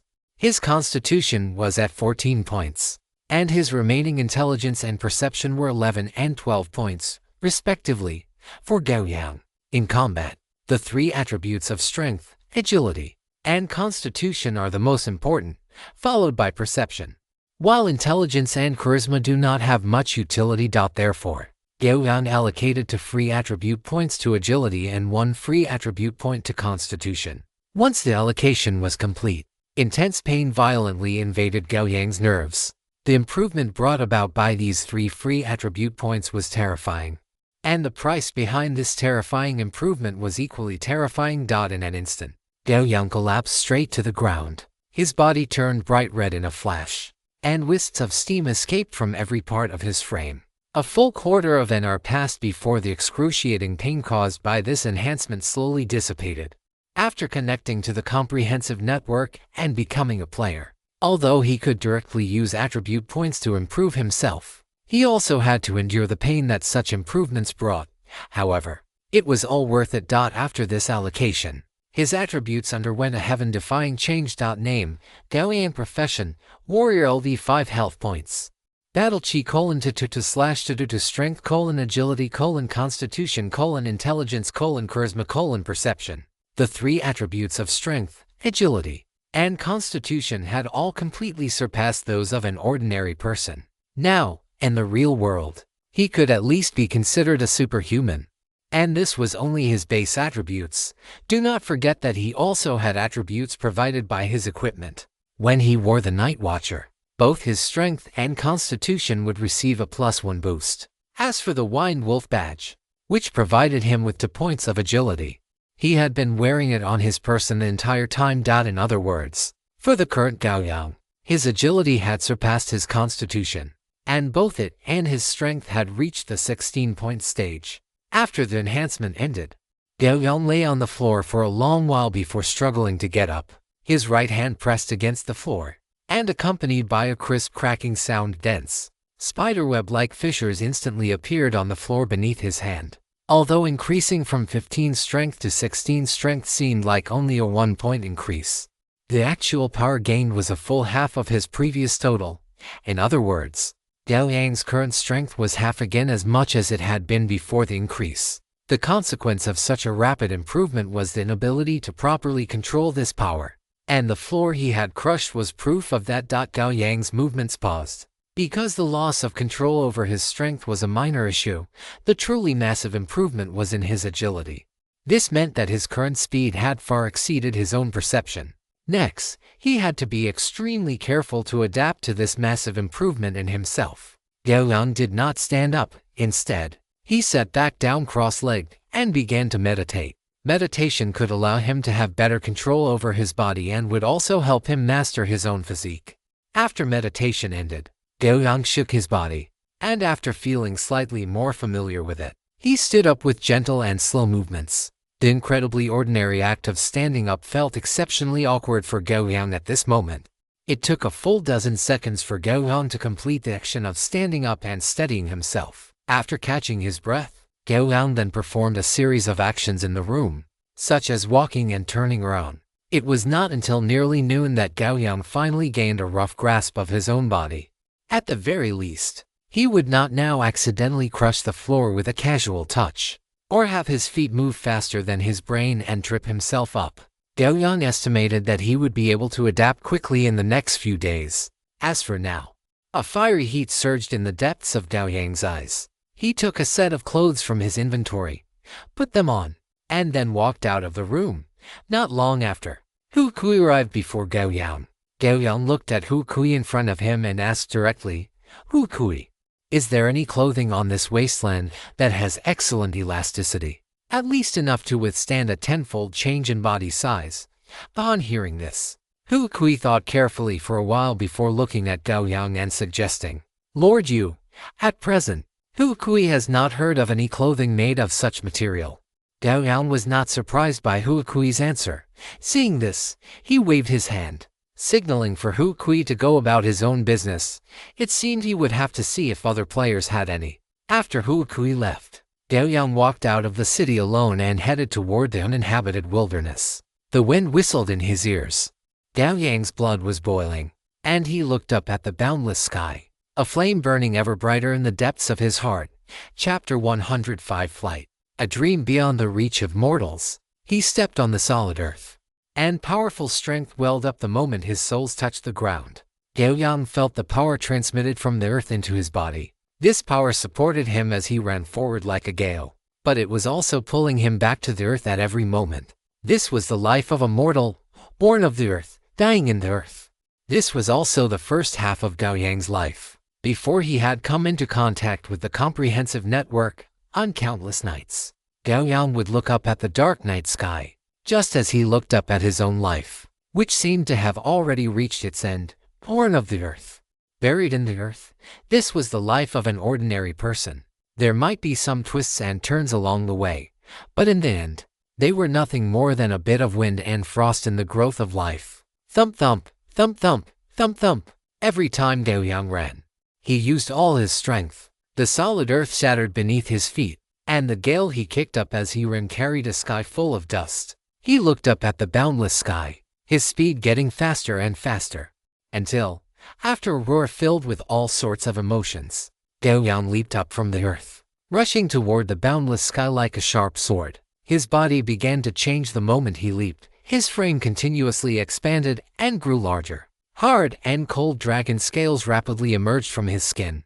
Sharp dragon claws extended from his hands and feet, and a thick, sturdy dragon tail lashed out behind him, until two wide and powerful dragon wings unfolded from his back. And as if by instinct, the two dragon wings flapped with a boom, the massive force fanning the air and supporting Gao Yang as he flew toward the sky. At this moment, as Gao Yang watched the earth beneath his feet grow increasingly distant and the sky draw ever closer, the fire within his chest was finally, thoroughly vented. A long, Resonant dragon's roar erupted from his throat, echoing across the wilderness. Gao Yang flapped his dragon wings, hovering in mid-air. An instinctive, indescribable sense of exhilaration welled up in his heart. He savored the feeling of this moment, and only after a long while did he realize that this sensation was the liberation from the shackles of the earth, the escape from the fate of a weak mortal creature. It was the unbridled joy of constantly advancing toward transcendence. Gao Yang looked up at the sky, and in the next instant, the massive dragon wings on his back beat violently. A circular shockwave formed by air pressure exploded beneath him, and he shot straight into the clouds like a rocket. Feeling the intense wind pressure rushing toward him, Gao Yang felt an urge to throw his head back and howl. This was an act sufficient to make his adrenaline surge uncontrollably. After flying wantonly in the sky for a long time, until his stamina had dropped to half, Gao Yang finally descended onto a deserted wasteland. Taking clothes from his inventory to put on, Gao Yang wore a faint smile as he lay on the barren ground, enjoying a sense of comfort he had never felt before. After lying there for quite a while, Gao Yang finally sat up. Because this was the first time Gao Yang had mastered the ability to transform into a dragon, and especially because he had sensed his ability to fly the moment he first transformed. Combined with the emotions that had been suppressed for so long, he had indulged in such a slightly reckless display today. However, after such a bout of unrestrained flight, Gao Yang's mood had cleared up significantly. At the same time, his grasp of his own strength and speed had become much clearer.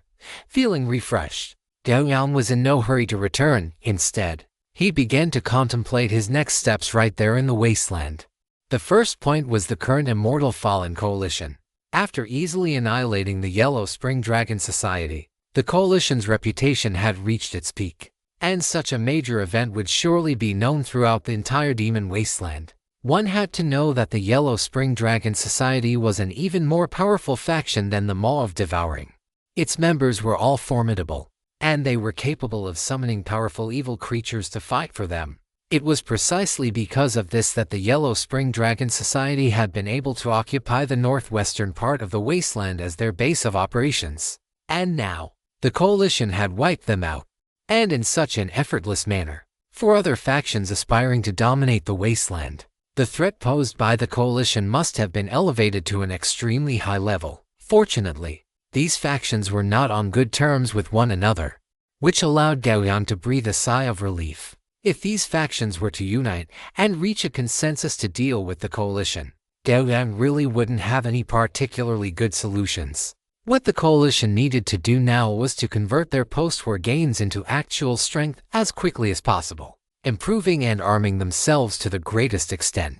Only in this way could they head south to engage in battle with those demons and evil goblins and emerge victorious. Furthermore, after that, they would be able to cope with the threat from Wasteland City. He did not need to worry about this. After capturing the territory of the Yellow Spring Dragon Society, the Coalition had already begun such actions. Next was his own development. After the faction annihilation battles, his gains were immense. There was no need to mention the free attribute points. His various attributes were now far stronger than when he had first entered the Demon Wasteland. In the process, completing the commission for the Master Blacksmith Daragon was also a major gain. His weapons and armor, after being forged and upgraded, were now sufficient to support him for a very long time. The most important things were the spoils from the two faction annihilation battles. The leader of the Maw of Devouring, Raging Lion, had given him an extremely powerful offensive method, the Calamity Sword technique. The Calamity treasure chest from the Yellow Spring Dragon Society had provided him with bloodline materials. The former improved his attack power, while the latter comprehensively enhanced his various abilities and also granted him the capability to fight for his life when encountering powerful enemies. That was right. The capability to fight for his life. In Gao Yang's view, the dragon transformation was a massive trump card. He would absolutely not use it unless it was a critical moment. Hiding one's strength was never a bad thing at any time, and what he needed to do now was to make the best use of the coming development time to improve his own abilities. The top priorities were the practice of the Waterfall Sword technique, the cultivation of battle chi, and the practice of meditation. If he could cultivate the Waterfall Sword technique to the great completion stage before the Coalition headed south, that would be for the best. However, Gao Yang was not certain about this. After all, the waterfall sword technique was an advanced sword art that incorporated a great many sword fighting concepts and ideas. It was not something that could be cultivated to great completion so easily. Furthermore, there were the potential rivals on this wasteland, but as things stood, he had already clarified his relationship with the paladin Zhang, and the latter had promised to withdraw. With the largest Church of Light in the wasteland having retreated, the remaining small factions without a foothold should not be able to stir up any trouble. Under these circumstances, these players from the comprehensive network would not have many opportunities to show their worth. The only thing to be wary of was players trying to take advantage of the situation while he was clearing out the demon wasteland. Chapter 106: Consolidating, Improving, and Gathering Again. However, there was no need to worry too much about this. Any player capable of taking advantage of the situation under the eyes of him and his 200,000 strong army might have already fully stepped into the transcendent realm. Such players were, after all, a minority in this demon wasteland. After organizing his thoughts, Gao Yang stood up, identified his direction, and began his return. He had spent quite a while flying earlier, so he was now some distance away from Guikui and the others. If he were to travel by gale sprint, it would likely take over an hour. However, Gao Yang was not troubled. He simply bent his knees slightly and then leaped violently into the air. While in midair, he already transformed into a dragon, then spread his wings and began to fly rapidly toward his destination. After transforming into a dragon, all of Gao Yang's attributes had grown, so his speed was much faster than when he was in his human form. In less than half an hour, Gao Yang was already able to see the city that had been conquered. Gao Yang descended from the sky, quickly changed his clothes, and donned his armor before strolling leisurely toward the city, meeting no resistance. Gao Yang entered the city directly. Before long, Hu Kui arrived upon hearing the news. "Lord Yu, the coalition has now begun to steadily take over the wealth left behind by the Yellow Springs Dragon Society. What shall we do next?" Gao Yang looked at Hu Kui, whose mental state was excellent, and said, "Send people to take over the territory of the Yellow Springs Dragon Society, then digest the gains as quickly as possible to improve our strength." Gao Yang only provided a general direction for this. In reality, even if he hadn't mentioned it, the coalition would have done so anyway, because by this point, the coalition was already firmly tied together on the same rope. Even if the Immortal Church or the Fallen God cult were to publicly announce that the alliance between them had been dissolved, the other factions would absolutely not believe it. On the contrary, they might even speculate whether these two are playing some new trick, looking for an opportunity to stab them in the back.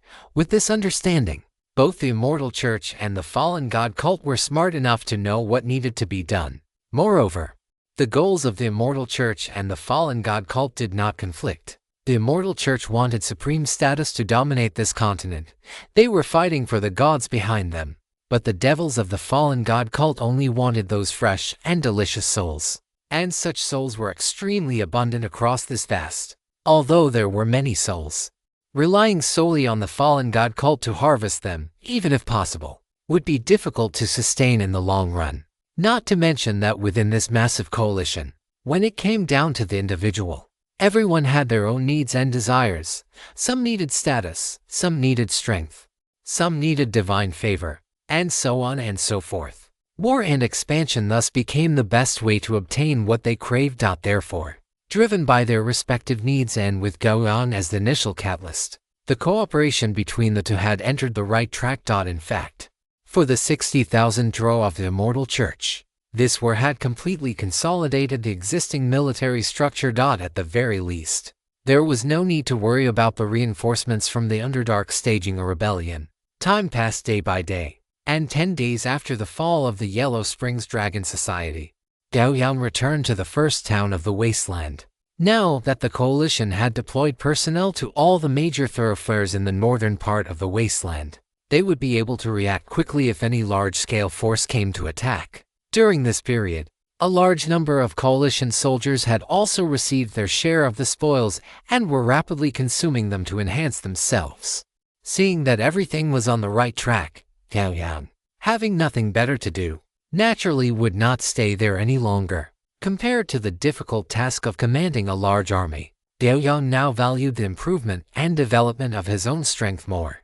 In this world where extraordinary power belonged to the individual, as long as his strength was sufficient, no matter how many troops there were, they would be nothing more than weeds to be mowed down once he unleashed his full power, and he now possessed the qualifications to become that kind of powerhouse. Whether it was the immortal will, the heavenly disaster sword technique, or the dragon transformation, all provided him with that possibility, and what he needed to do now was to expand his own advantages as much as possible. Come to think of it, ever since he obtained the basic meditation method and the heart-refining fire from the monkey, he had been practicing meditation every day, but he had never performed the heart-refining fire. Gao Yang had previously intended to practice the heart-refining fire, but every time he wanted to start, he found that this method was not so easy to master. In other words, he could not practice the heart-refining fire for the time being. Gao Yang estimated that this might be related to his willpower. His willpower was too strong, making it all the more difficult to stir the thoughts within his heart. Perhaps the current level of temptation is not enough to fully trigger my will. Gao Yang sat cross-legged in the center of the training room on the 4th floor of the Dro Tavern, thinking to himself. After reaching this conclusion, Gao Yang sighed. Immediately, he stopped focusing on the practice of the heart-refining fire and instead picked up black obsidian, beginning to practice his sword techniques in the training room. Cultivation was never a simple matter. On the contrary, it was boring, painful, and difficult. But it was precisely because of this boredom, pain, and difficulty that the power gained was real and solid. After the coalition completely controlled the northern part of the wasteland, the factions in other parts of the wasteland fell into increasingly frantic struggles. But the changing winds and clouds of the outside world seemed to have nothing to do with the coalition or Gao Yang. He just practiced, and practiced again, nothing more. When 3 months passed in the blink of an eye, the Dro Tavern lobby once again welcomed a gathering. The Archbishop and the Elf King Widona were still seated at the huge round table. But compared to their previous meetings, the atmosphere in the entire hall was much better this time. Needless to say, it was clear that this was due to the huge benefits gained after ruling the northern wasteland, which left both sides extremely satisfied. And just as the two were chatting, a tall figure walked calmly down the tavern stairs, wearing black armor, with a tall stature. A faint pressure radiated from this figure. Hearing the movement, the Archbishop and the Elf King both turned their heads to look. The Archbishop looked at Gao Yang with a smile and greeted him. Have you had breakfast? Gao Yang walked slowly to the round table and sat down before replying, I have. I'm very full. Is that so? My breakfast was also very hearty, but after such a long time, my food storage is running low. The Archbishop's smile remained benevolent, but Gao Yang could smell a thick and bloody scent hidden within his seemingly ordinary words. Chapter 107. The War Situation. 3 months of time was enough for the two allied forces to digest and absorb all their gains. For the devils of the fallen god sect, the only thing they desired was souls. The implication behind the Archbishop's words could not have been more obvious. The northern part of the wasteland had been completely brought under their control, and they had finally reached the stage where they could no longer suppress their inner desires and wanted to head south. Gao Yang looked at the Archbishop with a calm gaze, then turned his head to look at the Elf King, who nodded slightly at him. Our immortal church has also made preparations. Moreover, the demons in the southern part of the wasteland are already approaching Wasteland City. A simple sentence was enough to explain the current situation on the demon wasteland. As early as more than 2 months ago, the Church of Light had already withdrawn from the demon wasteland. Without the Church of Light acting as a troublemaker, the demons in the southern part of the wasteland completely displayed the brutality and slaughter they were known for. The massive demon army first hammered the barbarians into the ground during their war against the evil goblins and the barbarians. Afterward, they engaged in a frenzied battle with the evil goblins, who were only slightly weaker in strength. That period was precisely when the immortal and fallen coalition forces were digesting their gains. 2 months had passed, and the final victor of the southern wasteland was the demon faction that had crushed the evil goblins. Now, the southern part of the wasteland had been completely cleared by the demons. and those demons had already begun to march toward Wasteland City. If their coalition forces continued to remain idle, it would be too late by the time they wanted to act. Perhaps by that time, the head of the old city lord of Wasteland City would have already been taken off and used as a chamber pot. The situation had reached such a point that it no longer allowed the coalition forces to continue developing. It was not just the fallen god sect. The immortal church also longed to expand outward until they completely held the demon wasteland in their hands. Before that, they needed to completely defeat those demons. Recalling what Lisa and Sophia had reported to him earlier on the 4th floor, Gao Yang already had a plan in mind. Now that 2 of the 3 parties had cast their votes, it was up to him, as the representative of the Drows, to decide. In fact, at this critical juncture, he had no choice. If he were to voice opposition now, he would be replaced the next moment, or thrown out of this Drow tavern and kicked out of this coalition force. Gao Yang took in the expressions of both men, then slowly nodded, his low voice emanating from beneath his mask. 3 months of recuperation is enough. Hearing Gao Yang say this, both the Archbishop and the Elf King revealed a smile on their faces. With this, the 3 parties reached an agreement. The next step was to lead their troops toward Wasteland City, slaughter the demons completely before they could breach the city, and seize the fruits of their victory. The gathering came and went quickly. After the representatives of the 3 parties reached a consensus, the Archbishop and the Elf King left quickly to begin consolidating their respective teams. The Drow elves were no different, and Hu Kui even brought word that he was heading to the Drow forest to bring out all the Drow warriors. Gao Yang sat back down in the cultivation room on the 4th floor, carefully taking stock of his various current means. Next, he would have to face a thorough, life-or-death battle, and he could not afford to be anything less than cautious. The situation on the demon wasteland had become completely clear, with the coalition forces unifying the north and the demons unifying the south. Whether the demons would tear the coalition forces apart, take the old city lord's head, and turn this wasteland into a purgatory, or the coalition forces would slay the demons, take over Wasteland City, and let the glory of the immortal church spread across the wasteland, would depend on the life and death struggle between the 2 sides. After more than 3 months of cultivation, his strength had also made significant progress. Although he had not gone out to kill monsters to earn Multiverse Network disaster coins and EXP during these 3 months, the progress of his own strength had not stagnated. After 3 months of practice, his waterfall swordsmanship had reached a level of minor accomplishment. When used in conjunction with the disaster swordsmanship, the lethality of his swordsmanship would only be stronger. During these 3 months, the greatest improvement was in his total amount of battle chi. Before this, if one were to count it all up, the time Gao Yang had spent as a Multiverse Network player was only a little over 2 months. In such a short time, his battle chi cultivation time was not long, which resulted in his total battle chi remaining low, at only a little over 200. After 3 months of diligent cultivation, Gao Yang's total battle chi had now broken through the 500 mark, reaching 570 points. A total battle chi of this level was already enough to support Gao Yang in long-duration battles. At the same time, his various skills had all been mastered to perfection, which gave Gao Yang a certain degree of confidence for the upcoming battle. Finally, there was his trump card, the dragon transformation. During these 3 months, after his multiple tests, the dragon transformation had been completely mastered by him. According to his current stamina and battle chi, if he only maintained a state of steady flight, he could sustain it for a little over an hour. But if he were in the midst of intense combat, this time would be significantly reduced, estimated to be only about 10 to 15 minutes. However, for the sake of battle, this was already a sufficiently long time. Now, not only could he complete the transformation in an instant, but he had also fully mastered the formidable combat power brought about by the comprehensively enhanced attributes after transforming into a dragon. In other words, when he transformed into a humanoid dragon, that was his strongest form.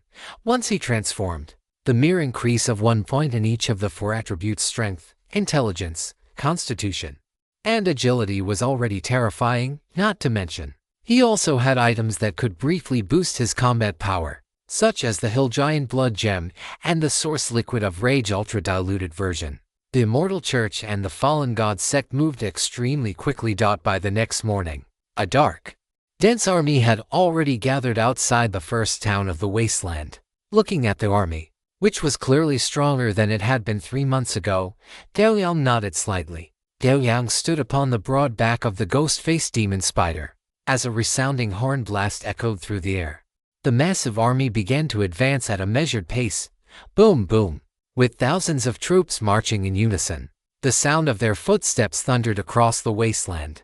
Countless people struggling to survive on the plains watched this scene in sheer terror, their bodies practically wishing to bury themselves into the sand beneath their feet, fearing they might be caught in a senseless catastrophe. In the face of an army of this magnitude, all struggle was futile. The coalition of the undying and the fallen swept across the wasteland like a gale, meeting no resistance wherever they passed. Continuing their march in this manner, they finally arrived at Wasteland City as the first light of dawn broke on the third day. Chapter 108.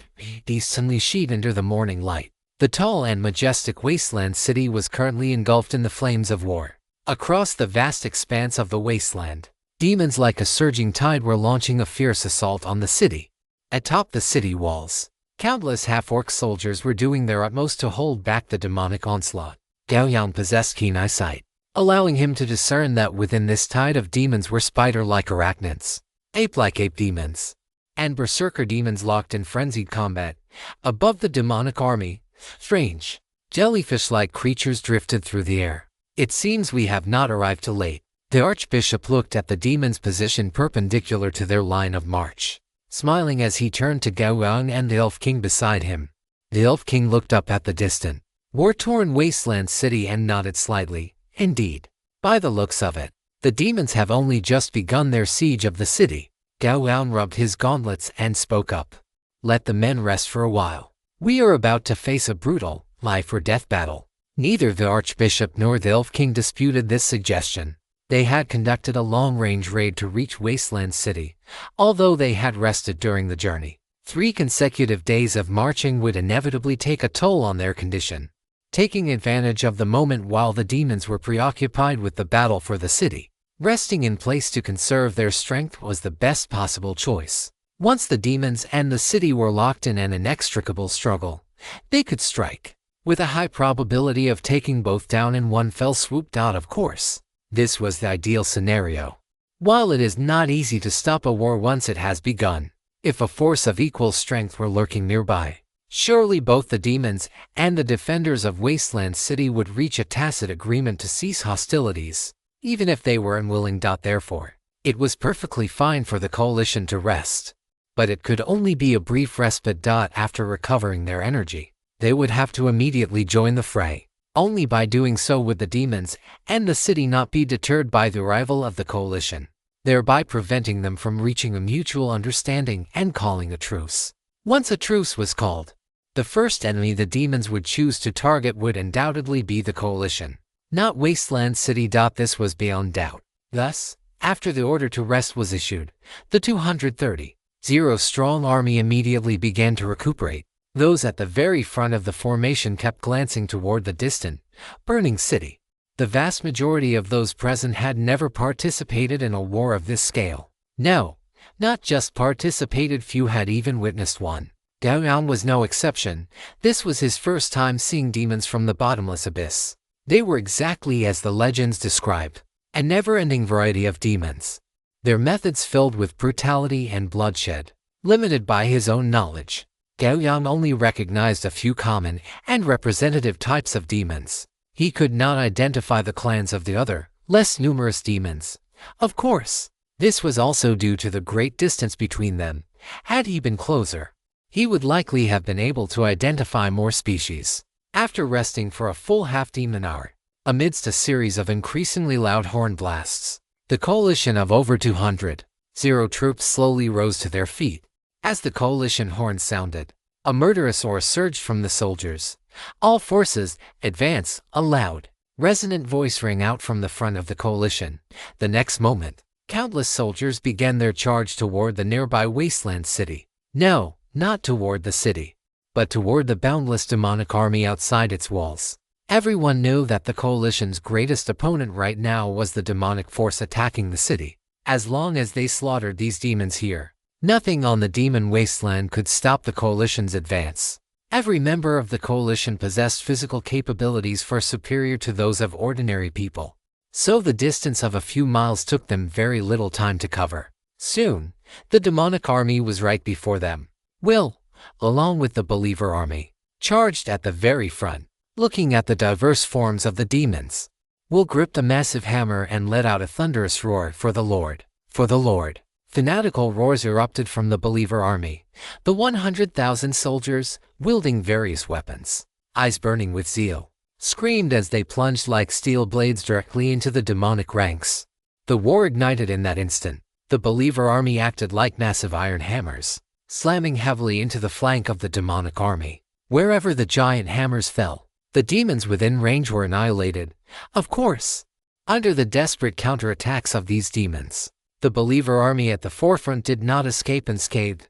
Flesh exploded, and cries of agony were incessant. In an instant, the battle entered a white-hot state. The demons from the bottomless abyss and the devils from the 9 hells of Badr had never gotten along. Now that these enemies had met, their hatred was particularly intense. Facing the fanatical believer army of the fallen cult, the demonic army, having suffered a heavy blow to their flank, quickly reacted and began to launch a frenzied counterattack. Sophia, shoot down those demons floating in the air. Gao Yang and Sophia stepped together upon the ghost-faced demon spiders beneath their feet, moving forward while pointing at the demons floating in the sky. Sophia did not hesitate in the slightest. Following Gao Yang's command, she immediately issued orders to the demon spider knights. After a split second of gathering their strength, the numerous demon spider knights threw the javelins in their hands at the demons hovering in the air almost simultaneously. Thuff, thuff. The sound of javelins piercing flesh and blood rang out rhythmically over the demon army. In an instant, those demons that had been singled out by the demon spider knights were practically riddled with holes. Having achieved success with the first strike, Gao Yang did not pause for a moment, once again directing the demon spider knights and the drow archers to rain arrows down upon the demon army. In just a single moment, a large empty space had been cleared in the area Gao Yang had indicated. The ends of the arrows trembled slightly, and drops of blood trickled slowly down the shafts. Without any technique or hesitation, the coalition force of over 200,000 soldiers crashed into the flank of the demon army with reckless abandon. Everyone, charge with me. The goddess is watching us. Hu Kui decapitated a spider demon with a single swing of his sword, letting out a fanatical roar. Beside him, countless drow warriors erupted into fanatical shouts, their combat effectiveness climbing at a speed visible to the naked eye. Despicable drow elves. You pathetic wretches with the blood of betrayal flowing through your veins. You belong hidden in the dim and lightless Underdark. A voice filled with rage spoke in the Absal tongue, and the next moment, a large bone blade wreathed in the stench of blood swung down toward Hu Kui. Chapter 109 Combat Loss Ratio. The war blade collided with the bone blade, sparks flying amidst a deafening explosion. Only moments after the coalition and the demon army made contact, two massive armies began a fierce slaughter outside this wasteland city. Flames burned, blood boiled. The crisp clashing of cold weapons rang out incessantly, and the sounds of roars, screams, and fanatical chanting filled the mind. As time passed, the battle between the two armies gradually divided into dozens of large and small skirmishes, with everyone in each group fighting with all their might to strike at the enemy. In the midst of the chaotic melee, a Vrock holding two dripping bone blades was particularly conspicuous. The two bone blades in its hands were hideous in design, with shark-like serrations growing along the sharp edges. Any coalition soldier targeted by it would be maimed upon contact and killed upon injury. It was a demon of considerable strength. On this battlefield, there were no shortage of demons with such strength, which had been performing with exceptional ferocity, had already killed dozens of coalition soldiers in just a short while. Such an outstanding performance naturally drew the attention of the coalition soldiers. Soon, a coordinated assault to kill this Vrock was launched. 5 minutes later, the Vrock was surrounded by the corpses of coalition soldiers, yet all around it, pairs of blood-red eyes filled with murderous intent stared it down. Despicable drow, cowardly devils, The Vrak only had time to leave behind these words before it was submerged by the coalition soldiers. In just a few seconds, the soldiers around it dispersed, leaving behind only a mangled, bloody corpse. The war continued. After an absolute hour of slaughter, the more numerous coalition forces held the advantage. Although the individual strength of the demons was greater, the coalition soldiers had also been slowly improving their strength after 3 months of digestion and absorption. This resulted in a certain gap in strength between the two sides. But that gap was not significant. Furthermore, after sweeping through the southern part of the wasteland, the demon army had not rested well. Instead, marching directly to the wasteland city, prepared to take it in one fell swoop. The coalition, on the other hand, had rested and recuperated for a full 3 months, with the advantage in numbers, equipment, and energy, and with their fighting spirit not lagging in the slightest. It was only logical that the coalition could hold the upper hand. Gao Yang remained standing on the back of the ghost-faced demon spider, watching the coalition forces engulfed in the fire and blood of the front lines. To be honest, the battle against the followers of the old ones that he participated in during his first trial was truly small fry compared to this endless war unfolding before his eyes. Facing a war of this magnitude, Gao Yang could no longer play a significant role. Command ability was not something everyone possessed. All he could do now was stand with the Archbishop and the Elven King, watching the coalition and the demon army slaughter each other. Of course, this was not his ultimate goal. When the situation on the battlefield neared clarity, that would be the time for him to act. The sounds of battle, mixed with the wails of those dying, poured into his ears like a torrent. Facing such a soul-stirring scene of war, Gao Yang's body remained as straight as a javelin. Beside him, the Archbishop closed his eyes slightly, taking a deep breath as if intoxicated, and only after a long while did he sigh with a hint of satisfaction. Such a wonderful scent. Can you feel it? Gao Yang did not speak. When dealing with such a perverted creature, he always adhered to the principle that saying less meant making fewer mistakes. No one knew when these things, which loved souls and signing contracts, would set a trap for others. Seeing that Gao Yang did not reply, the Archbishop was not annoyed. Instead, he turned to look at the Elven King, Vadona, on the other side. The latter's handsome face was taut, his eyes filled with a trace of seriousness and worry.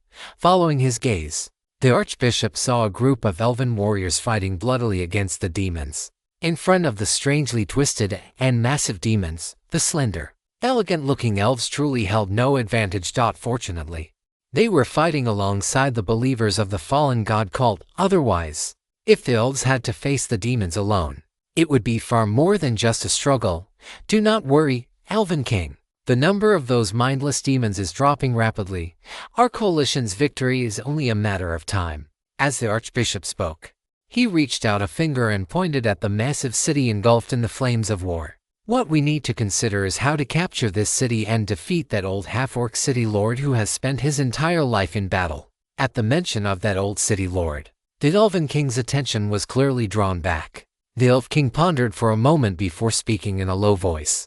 That person in Wasteland City is old. After all, as long as we defeat these demons, we can resolve the rest together. The Archbishop turned his head to look at Wasteland City, a smile on his face, and said nothing more. If that is all there is to it, you are not qualified to rule the wasteland. The war continued. After a day of intense fighting, the majority of the demons, who had once surged like a tide, were now buried forever in this land. Conversely, the Allied forces had also suffered heavy casualties. The casualty ratio between the Allied forces and the demons was already approaching 1:1, meaning that for every 10 demons killed, -1 Allied soldiers died in the process. Do not think that this level of loss was significant in the eyes of the Allied forces. Being able to achieve such a casualty ratio against demons was already considered excellent. Another point was that while the demons were fighting the Allied forces, they had not abandoned their battle against Wasteland City either. This was one of the reasons why the demons had suffered such massive casualties. From this, it was evident that there was a great divide among this massive horde of demons. It was precisely this division that had caused such immense losses for the demons. An elf, covered in blood, knelt on one knee before the Elf King, continuously reporting the situation on the front lines.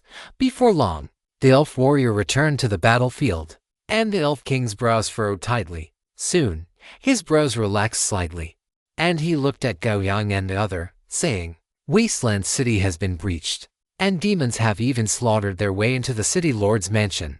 Shall we continue to wait here?" The archbishop, still wearing a smile, replied, "Let us finish off all the demons outside the city first. It will not be too late to enter then. In any case, that old city lord will not be running away." The war between demons and devils had never ceased, so under these circumstances, the archbishop naturally wanted to wipe out all these demons.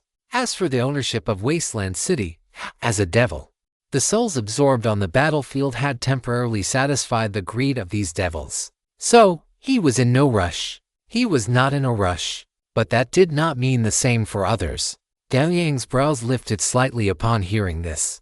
The strength of the Wasteland City Lord could be considered the undisputed number one in the demon wasteland. If he were to kill him, he would surely be able to drop sufficiently rich loot. The archbishop might be indifferent, but he could not afford to ignore it.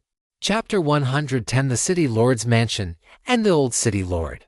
Under the watchful eyes of the archbishop and the elf king, Gao Yang drove the ghost-faced spider slowly toward Wasteland City. Do you have designs on that old city lord?" The archbishop looked at Gao Yang's back and spoke softly.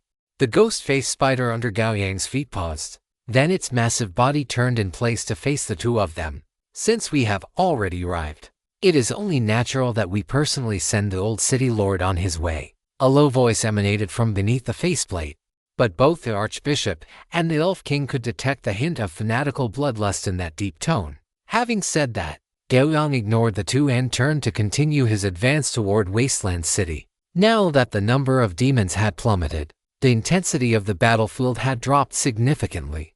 So Gao Yang encountered no obstacles along his path. As he moved forward, some spider knights noticed him and took the initiative to come to his side to provide protection. By the time he neared Wasteland City, Sophia, covered in blood, arrived before Gao Yang. Looking at the female drow before him, drenched in blood with eyes as scarlet as a vengeful spirit, Gao Yang could not help but be momentarily speechless. "Lord Yu, where are you going? Let me protect you." Sophia lowered her war spear, knelt on one knee on the back of the ghost-faced spider, and looked at Gao Yang with a trace of fanaticism in her eyes. Gao Yang looked at her, nodded slightly, and then walked past her. Sophia stood up, gripped her war spear, and followed by Gao Yang's side. With the protection of the spider knights, Gao Yang entered the city without any trouble, charging straight toward the city lord's mansion. The Wasteland City Lord's mansion was located in the center of the inner city. Because the city lord was a half-orc, the mansion was built with a rugged, Orcish style and occupied a vast area. When Gao Yang led hundreds of spider knights through the gates of the city lord's mansion, the scene that met their eyes caused everyone to pause. The original city lord's mansion had now been reduced to ruins, and within these ruins, there were severed limbs everywhere, some from half-orcs, others from demons. Overall, however, the number of demon corpses far exceeded that of the half-orcs. In the very center of the ruins, a burly half-orc, nearly 3 meters tall and clad in shattered armor, sat upon a wall that had been mostly destroyed. A war blade nearly 2.5 meters long was plunged into a headless demon corpse beside him. "You all just wait for me outside. Do not come any closer." Gao Yang leaped from the back of the ghost-faced spider and said this to Sophia and the others without looking back. The latter watched Gao Yang's back, and eventually, she led the spider knights out of the city lord's mansion. "Remember to close the door." With a thunderous boom, the gates of the city lord's mansion closed. The leaping flames within Wasteland City reflected off the fully armored warrior at the entrance of the mansion and the old city lord sitting atop the broken wall. A building not far from the city lord's mansion was engulfed in raging flames, and thick black smoke billowed into the sky. The dazzling firelight acted like a giant torch, illuminating the city lord's mansion as if it were broad daylight. Beside this torch stood the city lord's mansion, and at this moment, there were only 2 people inside. One sat casually upon the broken wall, his burly body covered in wounds, his graying stubble like steel needles. Behind him was a wide cloak stained deep red with blood, and his slightly turbid yellow pupils were watching the entrance of the city lord's mansion in silence. This was the old city lord. Although he was aged, His sense of power had not diminished in the slightest. The other stood on the only intact floor inside the mansion gate, fully armored, holding a two-handed greatsword almost as long as himself casually in his hand, staring directly at the old city lord amidst the ruins. The air seemed to stagnate in that instant, and the clamorous sounds outside the city lord's mansion vanished completely. Gao Yang and the old city lord locked eyes for a moment before he lifted his foot and stepped into the ruins of the city lord's mansion. Walking toward the old beast came. During his approach, a gemstone appeared in Gao Yang's hand. As he activated it, the power within the gem merged into his body. Hill giant blood gem upon use. Gao Yang's strength and constitution each increased by 1 point, reaching 18 and 17 respectively. Even as he felt the endless power surging within him, the sense of lethal threat emanating from the old city lord's body did not diminish in the slightest. Gao Yang thought for a moment, and with a flick of his mind, his armor instantly vanished from his body. Facing this old city lord who had fought his entire life and ruled the demon wasteland for nearly a century, he did not and dared not have the slightest bit of carelessness. Scales with a metallic luster appeared across his skin. His fingernails became sharp and pointed, and a thick dragon tail emerged from behind him, snapping through the air with a thunderous crack. Whoosh! A pair of massive dragon wings unfurled behind Gao Yang.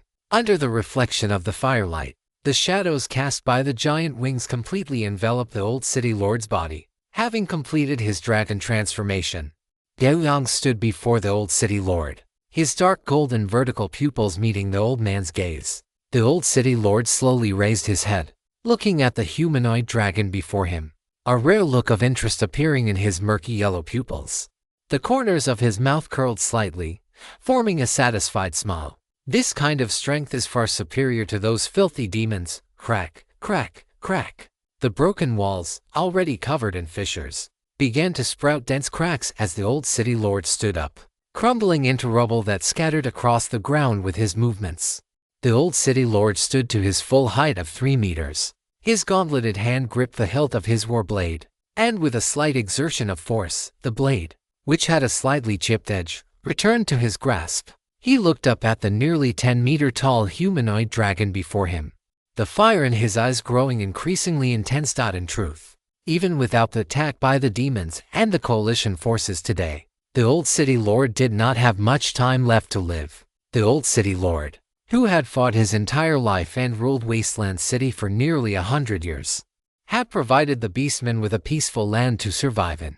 Yet, until the moment he was about to die of old age, the god he had hoped for had never appeared.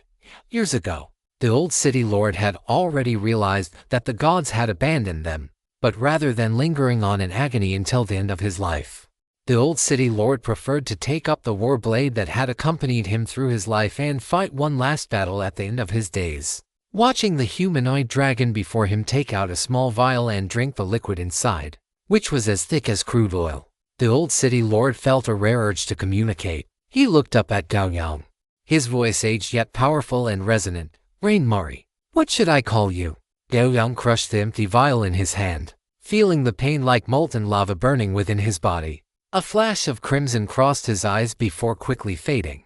A series of notifications surged before his eyes, and with these prompts, terrifying power erupted within him. Gao Yang looked down at the old city lord, hot air venting from his nostrils. Following this movement, a violent roar echoed from within his massive body. As the roar exploded, Gao Yang's body suddenly shrank to about 7 meters in height. Crack, crack, crack. His muscles coiled like steel cables. Gao Yang clenched his fist slightly, but he was not satisfied with this. The next moment, hot air vented from his nostrils again, and this time his body was compressed to a height of about 4.5 meters. Gao Yang nodded in satisfaction, then smiled slightly and spoke to the old city lord. Gao Yang, it is a pleasure to meet you. Old City Lord Rain Murray. Chapter 111, Rage Source Liquid, The Limit of Mortals.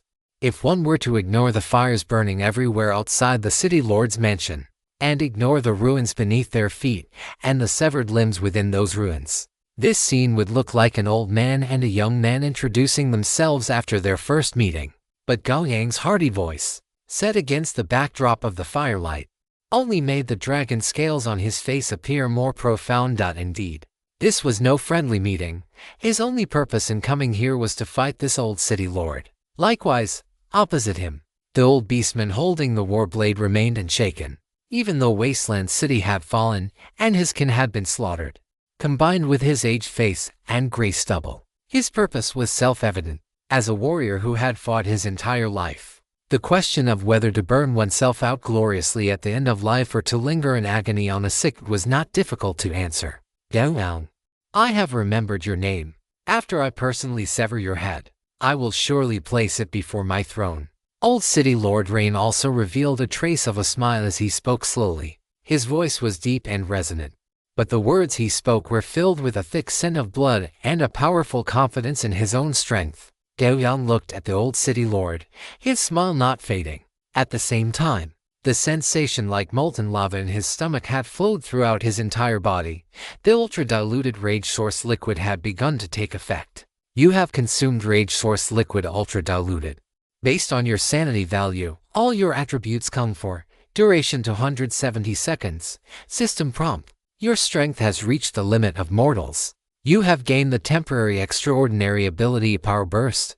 System prompt. Your agility has reached the limit of mortals. You have gained the temporary extraordinary ability Super Speed Reaction. System prompt. Your constitution has reached the limit of mortals. You have gained the temporary extraordinary ability Extraordinary Stamina.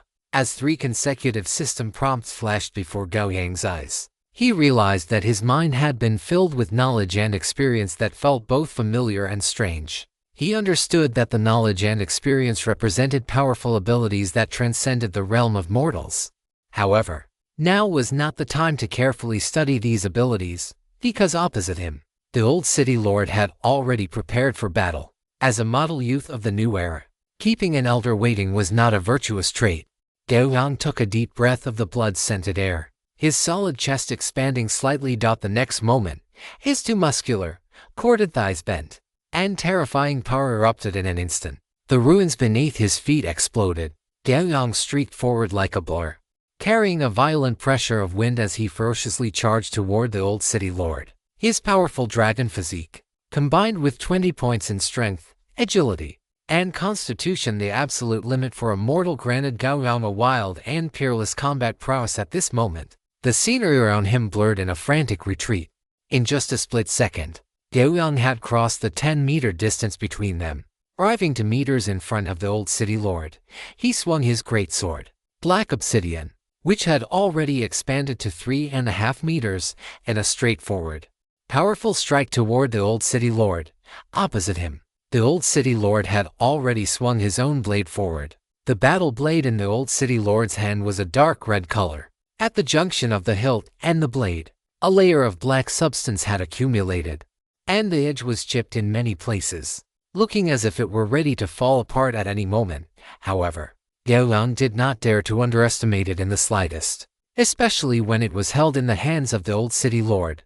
Clang! The blades collided, and an irresistible force surged forward. Neither the blade nor the sword retreated even an inch. A terrifying circular shockwave erupted from beneath their feet, sending everything within a 10-meter radius flying. With just that single strike, even though Gao Yang's strength and constitution had reached 20 points, he had still nearly failed to hold his ground. Large, blurred images caused by the shock appeared before his eyes, and his right arm, which gripped Black Obsidian, felt a slight numbness. One must know that his strikes were bolstered by the catastrophe sword technique, which added directly to his striking power and increased his striking intensity by 150%. His strength had already reached 20 points, adding to that meant his striking force had thoroughly entered the extraordinary realm. Yet, even so, he had almost been forced back by the old city lord's single strike. The moment they clashed, Gao Yang knew that the old city lord's strength had reached the extraordinary realm. Suppressing the boiling blood within his body, Gao Yang took a step back. This step opened the distance between him and the old city lord to about 4 meters, a distance at which he could exert his greatest power, crushing the ruins beneath his feet. Gao Yang did not pause for even a second and launched another powerful strike. Even though his strength was slightly lower than the old city lord's, he was a young man in his prime, whereas the old city lord was white-bearded and at the end of his life. Not to mention, his catastrophe sword technique provided a massive bonus for consecutive strikes. Facing Gao Yang's relentless greatsword attacks, a strange look flashed in the old city lord's eyes. It was too late to counterattack, so he could only use his long blade to parry. A shockwave spread from the center where the greatsword and the battle blade met. Gao Yang made no effort to conceal the unleashing of the peerless power within his body. The old city lord's leg sank half a meter deep into the ruins. The rubble around him was blasted away by a tremendous force, shooting out in all directions. The debris struck Gao Yang's dragon scales, causing him a faint sting, but the old city lord's body remained as unyielding as tempered steel, suffering no damage at all under the onslaught of the flying stones. Movement like the tide, without pausing. Black obsidian transformed into a streak of black light, descending once more with terrifying wind pressure. At the same time, the battle chi within Gao Yang's body surged. He did not stop his assault, bringing the greatsword down in another furious strike. In the blink of an eye, Gao Yang struck twice, each blow heavier than the last, hammering the old city lord into the earth like a pile driver. After 3 strikes, the old city lord's lower body was buried deep into the ground. Gao Yang looked at the old city lord, who had been driven into the earth like a wooden stake, and watched the blood spilling from the corner of his mouth. For some reason, the sense of crisis in his heart grew stronger and stronger. He took a deep breath and swung his sword down once more. With this strike, his striking power amplification had reached nearly 200%. Beneath him, the old city lord also swung his blade upward at an angle. Blade and sword collided. Gao Yang's dark gold vertical pupils suddenly narrowed into a line. The black obsidian in his hand tilted backward, nearly slipping from his grasp. Blood flowed from the wounds on his palms caused by the vibration, staining the hilt. Gao Yang was forced to take 2 steps back, channeling the impact he had sustained into the earth beneath him. With every step he took, the ground beneath him cracked over a large area. After 2 steps, Gao Yang was already several meters away from the old city lord, feeling the faint, aching pain in his bones from the shock. Gao Yang watched as the old city lord effortlessly pulled himself out of the earth. Chapter 112 Killing. After several rounds of all-out clashes, although the old city lord had sustained some minor injuries, his aura had become increasingly terrifying. It felt as if a sleeping lion had been awakened, opening those eyes that looked down upon the world. Gao Yang gripped black obsidian and looked at the old city lord. The old city lord's true state had been brought out, and so had his own, after transforming into a dragon, using the mountain giant blood gem, and drinking the rage source fluid. These various methods had caused his attributes to skyrocket. If it were before, he might have needed a great deal of time to adapt to such a sudden surge in power. But now, after just a few full force strikes, Gao Yang had completely mastered his own strength. His attributes were now likely on par with the old city lord's, even if there were gaps in individual stats. They were extremely minute. In other words, he now possessed the qualifications to engage in a head-on battle with the strongest person in the demon wasteland. From here on out, it was nothing but a fight to the death. Either Gao Yang would win this battle and plunder everything from the old city lord, or the old city lord would win and slay Gao Yang on the spot. There would be no third possibility. A scorching breath was exhaled from his chest, and flames danced within Gao Yang's dark gold vertical pupils. Under the glow of these flames, the old city lord dragged his battle blade and walked toward him step by step. His speed was not fast, but the pressure he exerted grew ever more intense. Following a loud crash, the building that had already been turned into a torch collapsed, and Gao Yang's vision suddenly darkened. In that instant, the old city lord stomped his foot, shattering the earth beneath him. Propelled by immense power, his burly frame transformed into a blurred afterimage, lunging toward Gao Yang in the blink of an eye. A thick, metallic scent of blood rushed toward him. To Gao Yang, it felt as if a lion that had slaughtered countless prey was pouncing upon him with its majestic, powerful body. Clang. The war blade and the greatsword collided once more, but this time, it was the war blade delivering a forceful strike while the greatsword acted as a block. As the blade descended, the ground beneath Gao Yang shattered into a spiderweb of cracks, and a ring of dust exploded outward from the impact. The old city lord's striking speed was not particularly fast, but every blow he landed carried terrifying force.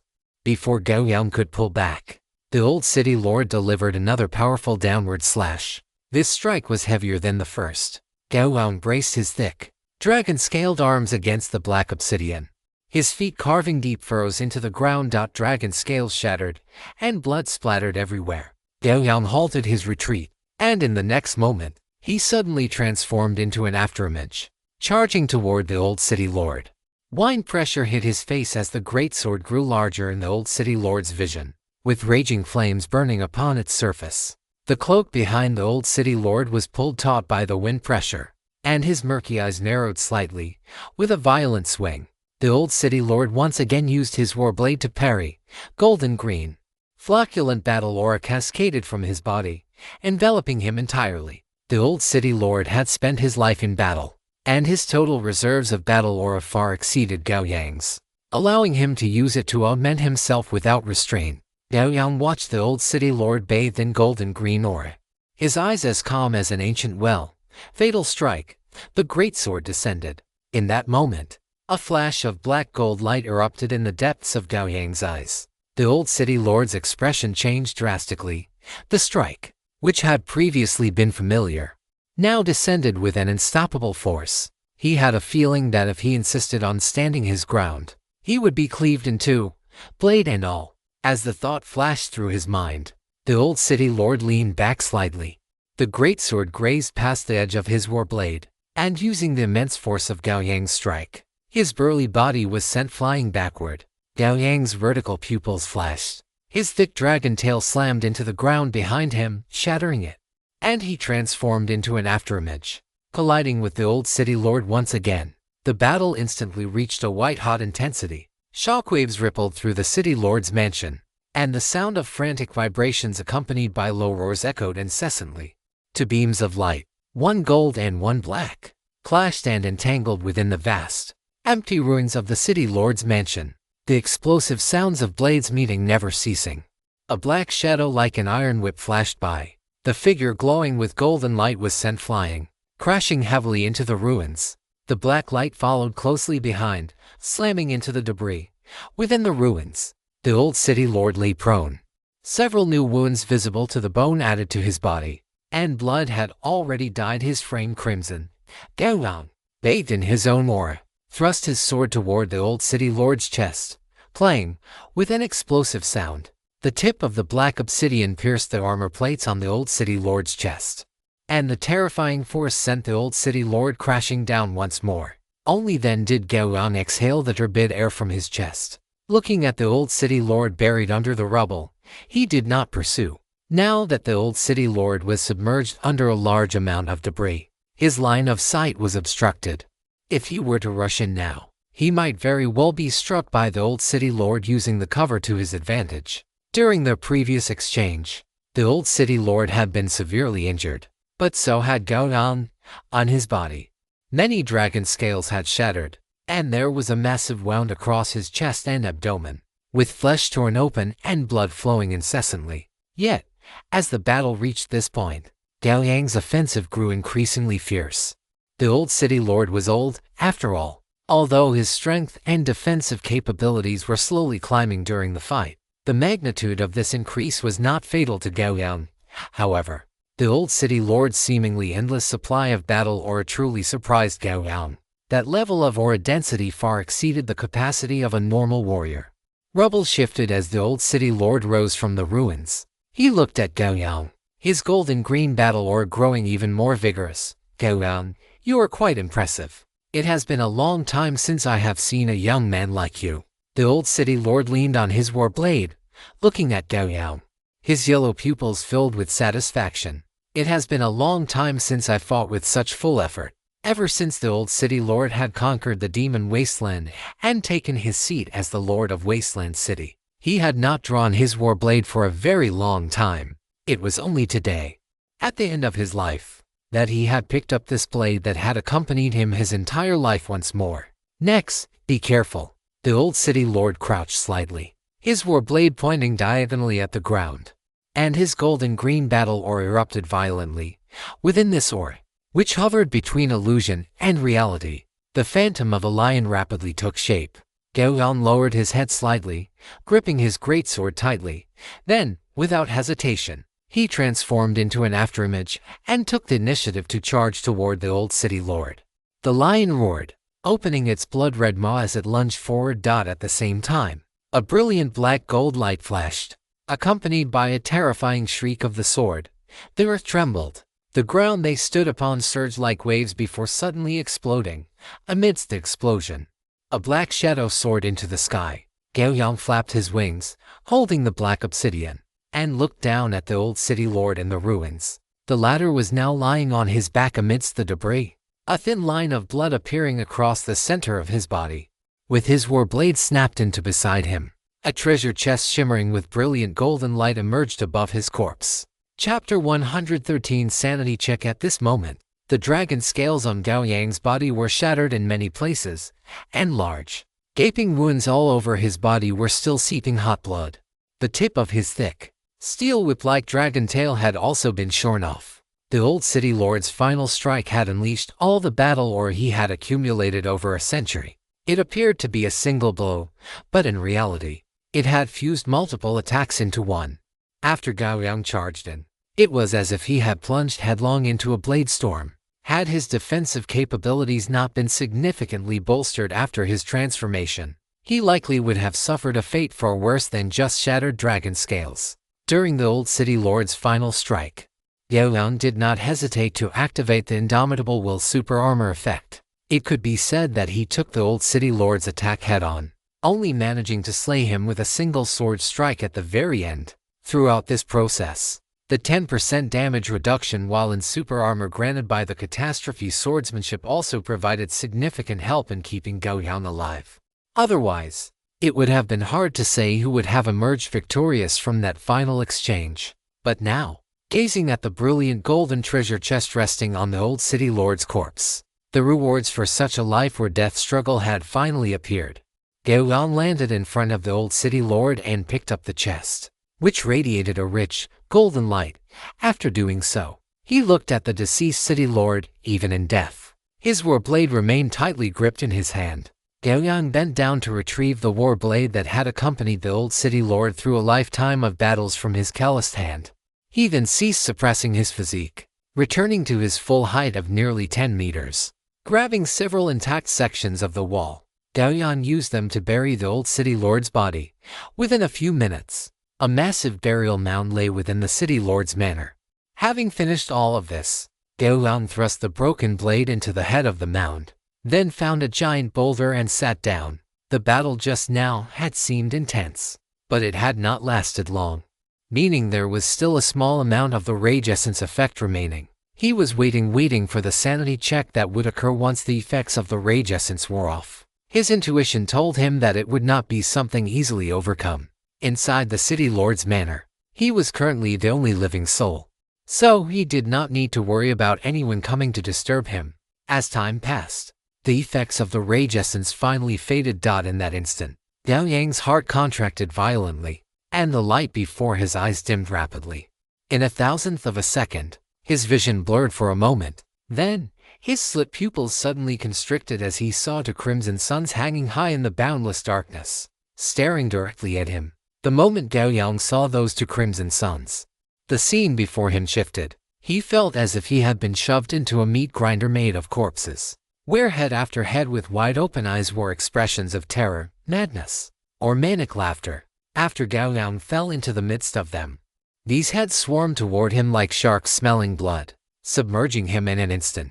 Gao Yang was unable to move a muscle, yet he could feel his body being devoured. At the same time, a heat as scorching as magma rolled through his consciousness.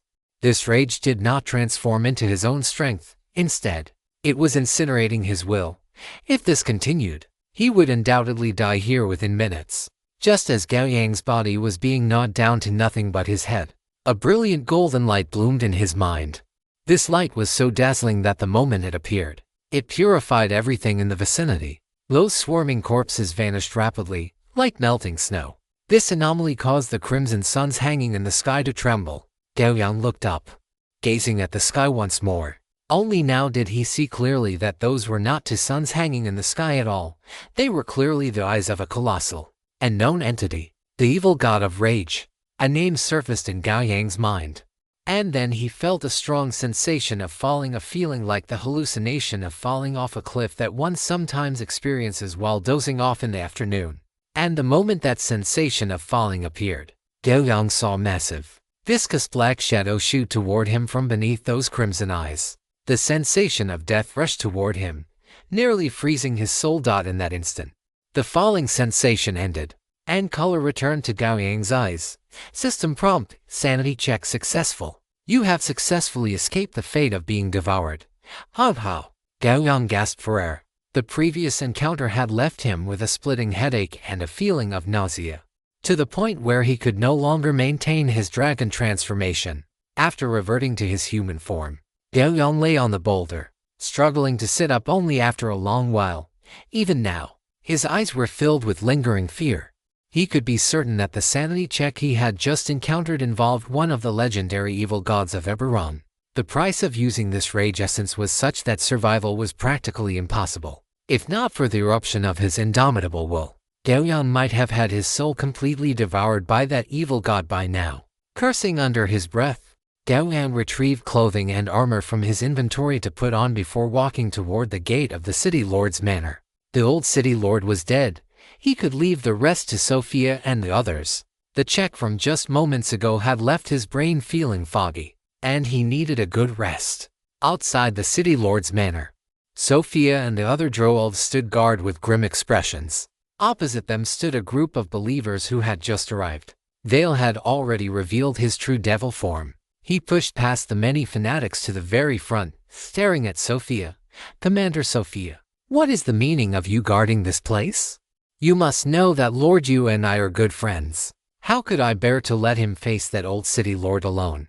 As he spoke, Vale prepared to step forward. A war spear pierced the air, coming to a halt right in front of Vale. Sophia's eyes were filled with murderous intent. Standing atop her ghost-faced spider, she looked down at Vale from above. "Take one more step, and you die." Clang, clang, clang. The sound of weapons being drawn echoed behind Vale, and the many ghost-faced spider knights shifted their massive bodies, their giant mandibles clashing to produce a metallic screech. The atmosphere grew increasingly volatile. Just then, the rumbling inside the city lord's manor suddenly ceased. Both sides were taken aback, and then they all looked curiously toward the tightly shut manor. Time passed slowly, just as Vale was losing his patience. The originally closed gates of the city lord's manor were opened from the inside amidst a faint rumbling sound. A tall, armored figure carrying a giant sword on his back walked out. Seeing this, Vale's pupils shrank to pinpricks. Immediately, a brilliant smile appeared on his face. "Oh, my friend, you seem to be in a rather poor state. Do you need any help?" Gao Yang stood firm outside the main gate, watching Will, who wore a brilliant yet hypocritical smile before him. His chest rose and fell slightly, and then he stepped forward. As he walked, a low voice emanated from beneath his faceplate. "Will, if I were you, I wouldn't be wasting time here right now. You should know that there are still many demons remaining in this city." Chapter 114. The Wasteland Lord's Treasure Chest. Upon hearing these words, Will's expression suddenly stiffened. It must be known that, for certain reasons, devils and demons have become mortal enemies, reaching a point where they essentially fight to the death the moment they meet. In the perception of devils, killing demons has become a form of political correctness. Whenever they see a demon, they must ruthlessly destroy the other party. Therefore, when Gao Yang said this, the corners of Will's mouth twitched. He could feel that among the army of believers behind him, many scorching gazes were fixed upon his back. These gazes were like nails, seemingly wanting to pierce into his flesh. If his actions showed even the slightest flaw, these eyes would definitely skin him alive at the first opportunity. Dragging his corpse to the Lord, they would denounce his crimes before the Lord and finally replace him. Will's face suddenly became serious, though it wasn't clear how his gargoyle-like skin could produce such a vivid expression. "Well, many thanks to Lord Yu for the reminder. I was previously worried about your safety, Lord Yu, but now that I see you are fine, Will can rest easy." After speaking, Will immediately turned around to face the army of believers that had been standing behind him. "Everyone follow me. Let's go crush those filthy demon scumbags." With that, Will took the lead and charged toward the end of the street. Soon, The army of believers that had rushed to this place vanished without a trace. Sophia put away her war spear and came to Gao Yang's side, looking at him with a hint of worry as she asked, "Lord, your condition seems." Gao Yang reached out a hand, stopping Sophia from continuing. He then turned his head to look at the city lord's mansion behind him and said slowly, "Rainmore is dead. The city lord's mansion is now without a master. I will leave the subsequent matters to you." "There's no problem with that, is there?" Sophia's gaze sharpened. The name Rainmore might not be well known to many who lived in the demon wasteland, but if another name were used, it would be thunderous. "The Lord of Wasteland City, Lord you. Do you mean that you have the old city lord?" Gao Yang turned his head and glanced at her. With just that one look, Sophia quickly shut her mouth. She then looked at the remaining demon spider knights and quickly issued orders. Now that the old city lord was dead and Wasteland City was masterless, it was the best time for them, the Drow, to take control of Wasteland City. In just a short moment, the numerous demon spider knights scattered in all directions. "I am going to the Yako Tavern in the East District first.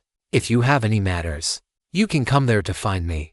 Gao Yang left these words behind, then mounted his ghost-faced demon spider and drove it toward the East District. At this very moment, the entire Wasteland City had completely fallen into the flames of war. The demons who had breached the city first and the half-orc guards of Wasteland City were engaged in bloody and cruel street fighting, relying on various buildings within the city.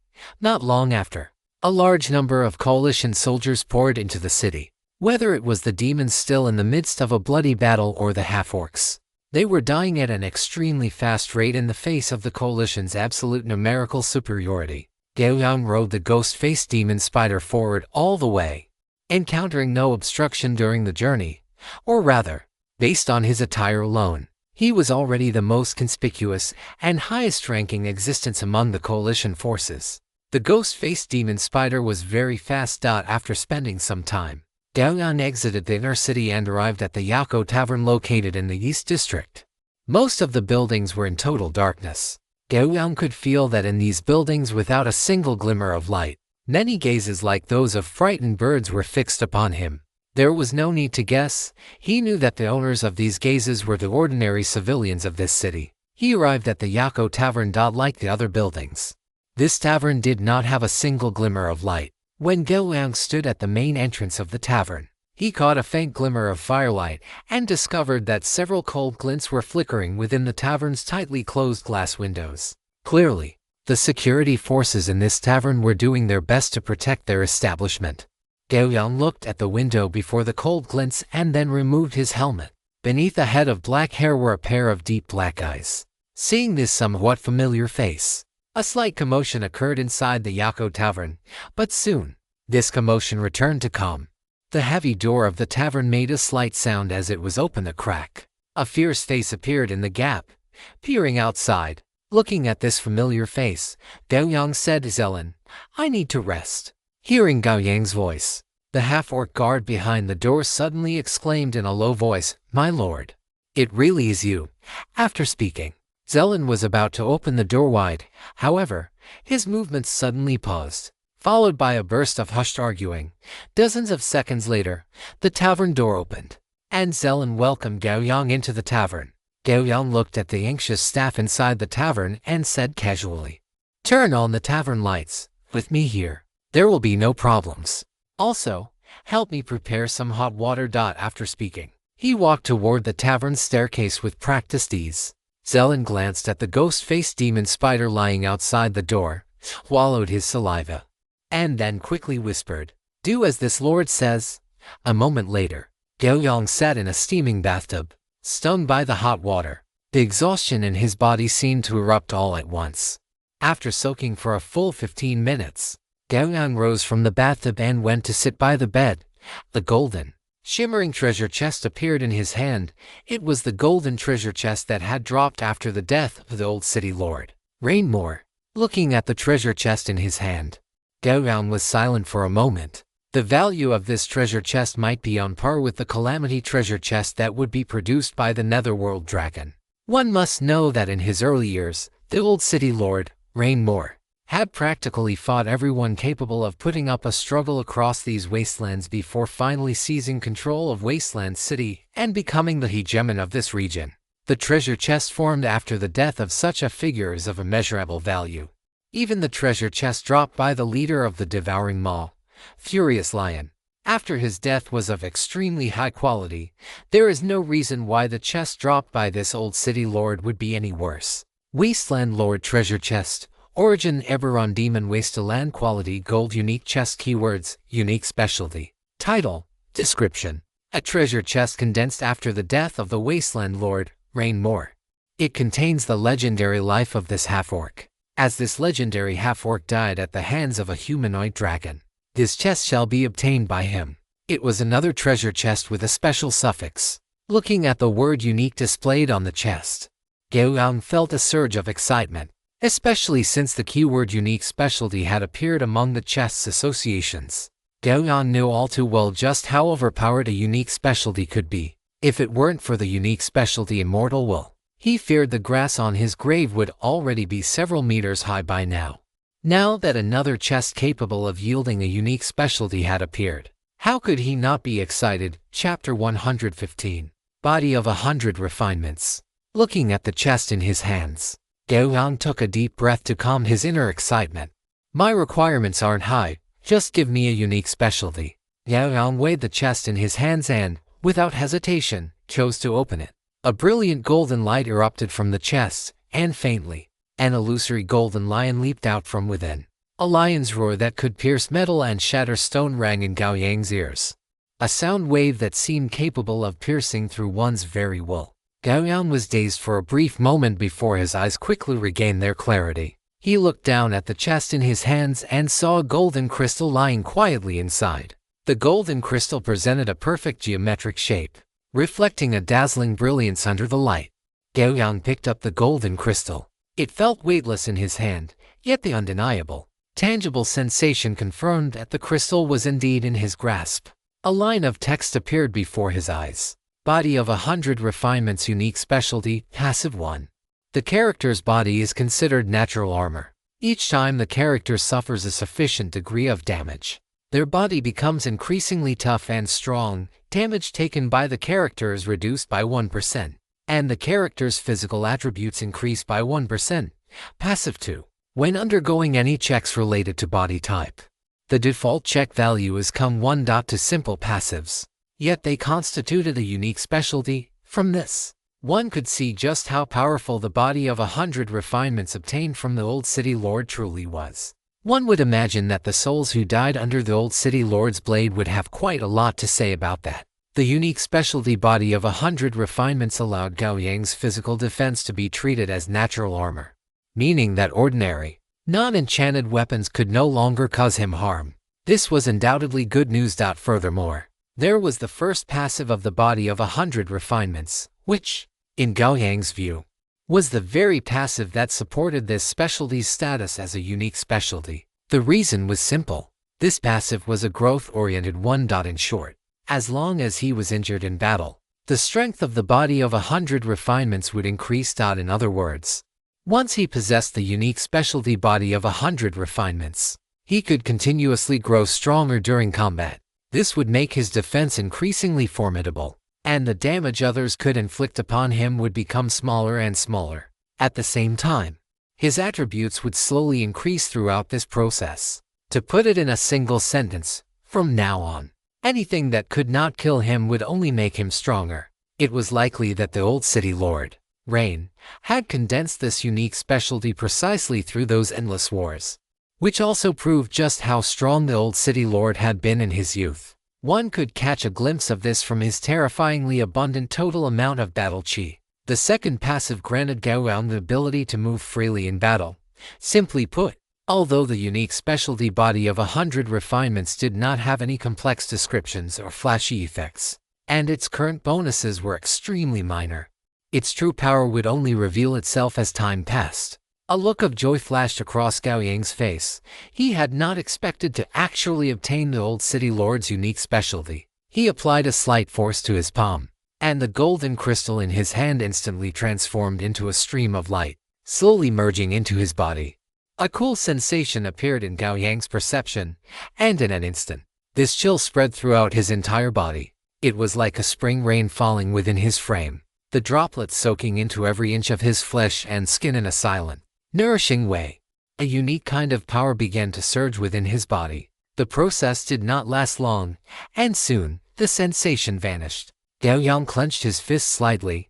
The power surging within felt no different from before. But only Gao Yang knew that he was now worlds apart from who he had been just moments ago. Gao Yang lay on the bed, feeling satisfied. The gains from this abyss trial were remarkably substantial. Whether it was the disaster swordsmanship, the nether dragon transformation, or the newly acquired body of 100 refinements, all were incredibly powerful abilities. Especially the disaster swordsmanship and the body of 100 refinements. The former had laid a massive foundation for Gao Yang's combat style, meaning he no longer needed to consider other styles and could simply focus on his current path. As for the latter, it granted Gao Yang a future on this path of chasing the peak. A body that grew stronger and stronger, a body with almost no upper limit, was his greatest asset. Thinking this, Gao Yang gradually drifted into a deep sleep. Gao Yang was fast asleep in the guest room, but the staff of the Yako Tavern on the first floor could not sleep at all. They had already been terrified, and now they were even more on edge. Not to mention anything else. Just the sight of the massive ghost-faced spider crouching at the entrance was enough to stir panic within their hearts. Furthermore, as time passed, drow-elves began to appear around the Yako Tavern. They spontaneously stood around the tavern, surrounding it tightly. This action made the half-orc staff of the Yako Tavern even more uneasy, fearing that at any moment, these drow-elves would draw their weapons and storm inside. However, after a long while, they only saw more and more drow-elves surrounding the tavern. Yet not a single one of them entered. It seems they aren't surrounding us, but rather standing guard on the perimeter. This thought surfaced in Zelen's mind. He then forced himself to calm down and carefully observed the drow-elves outside.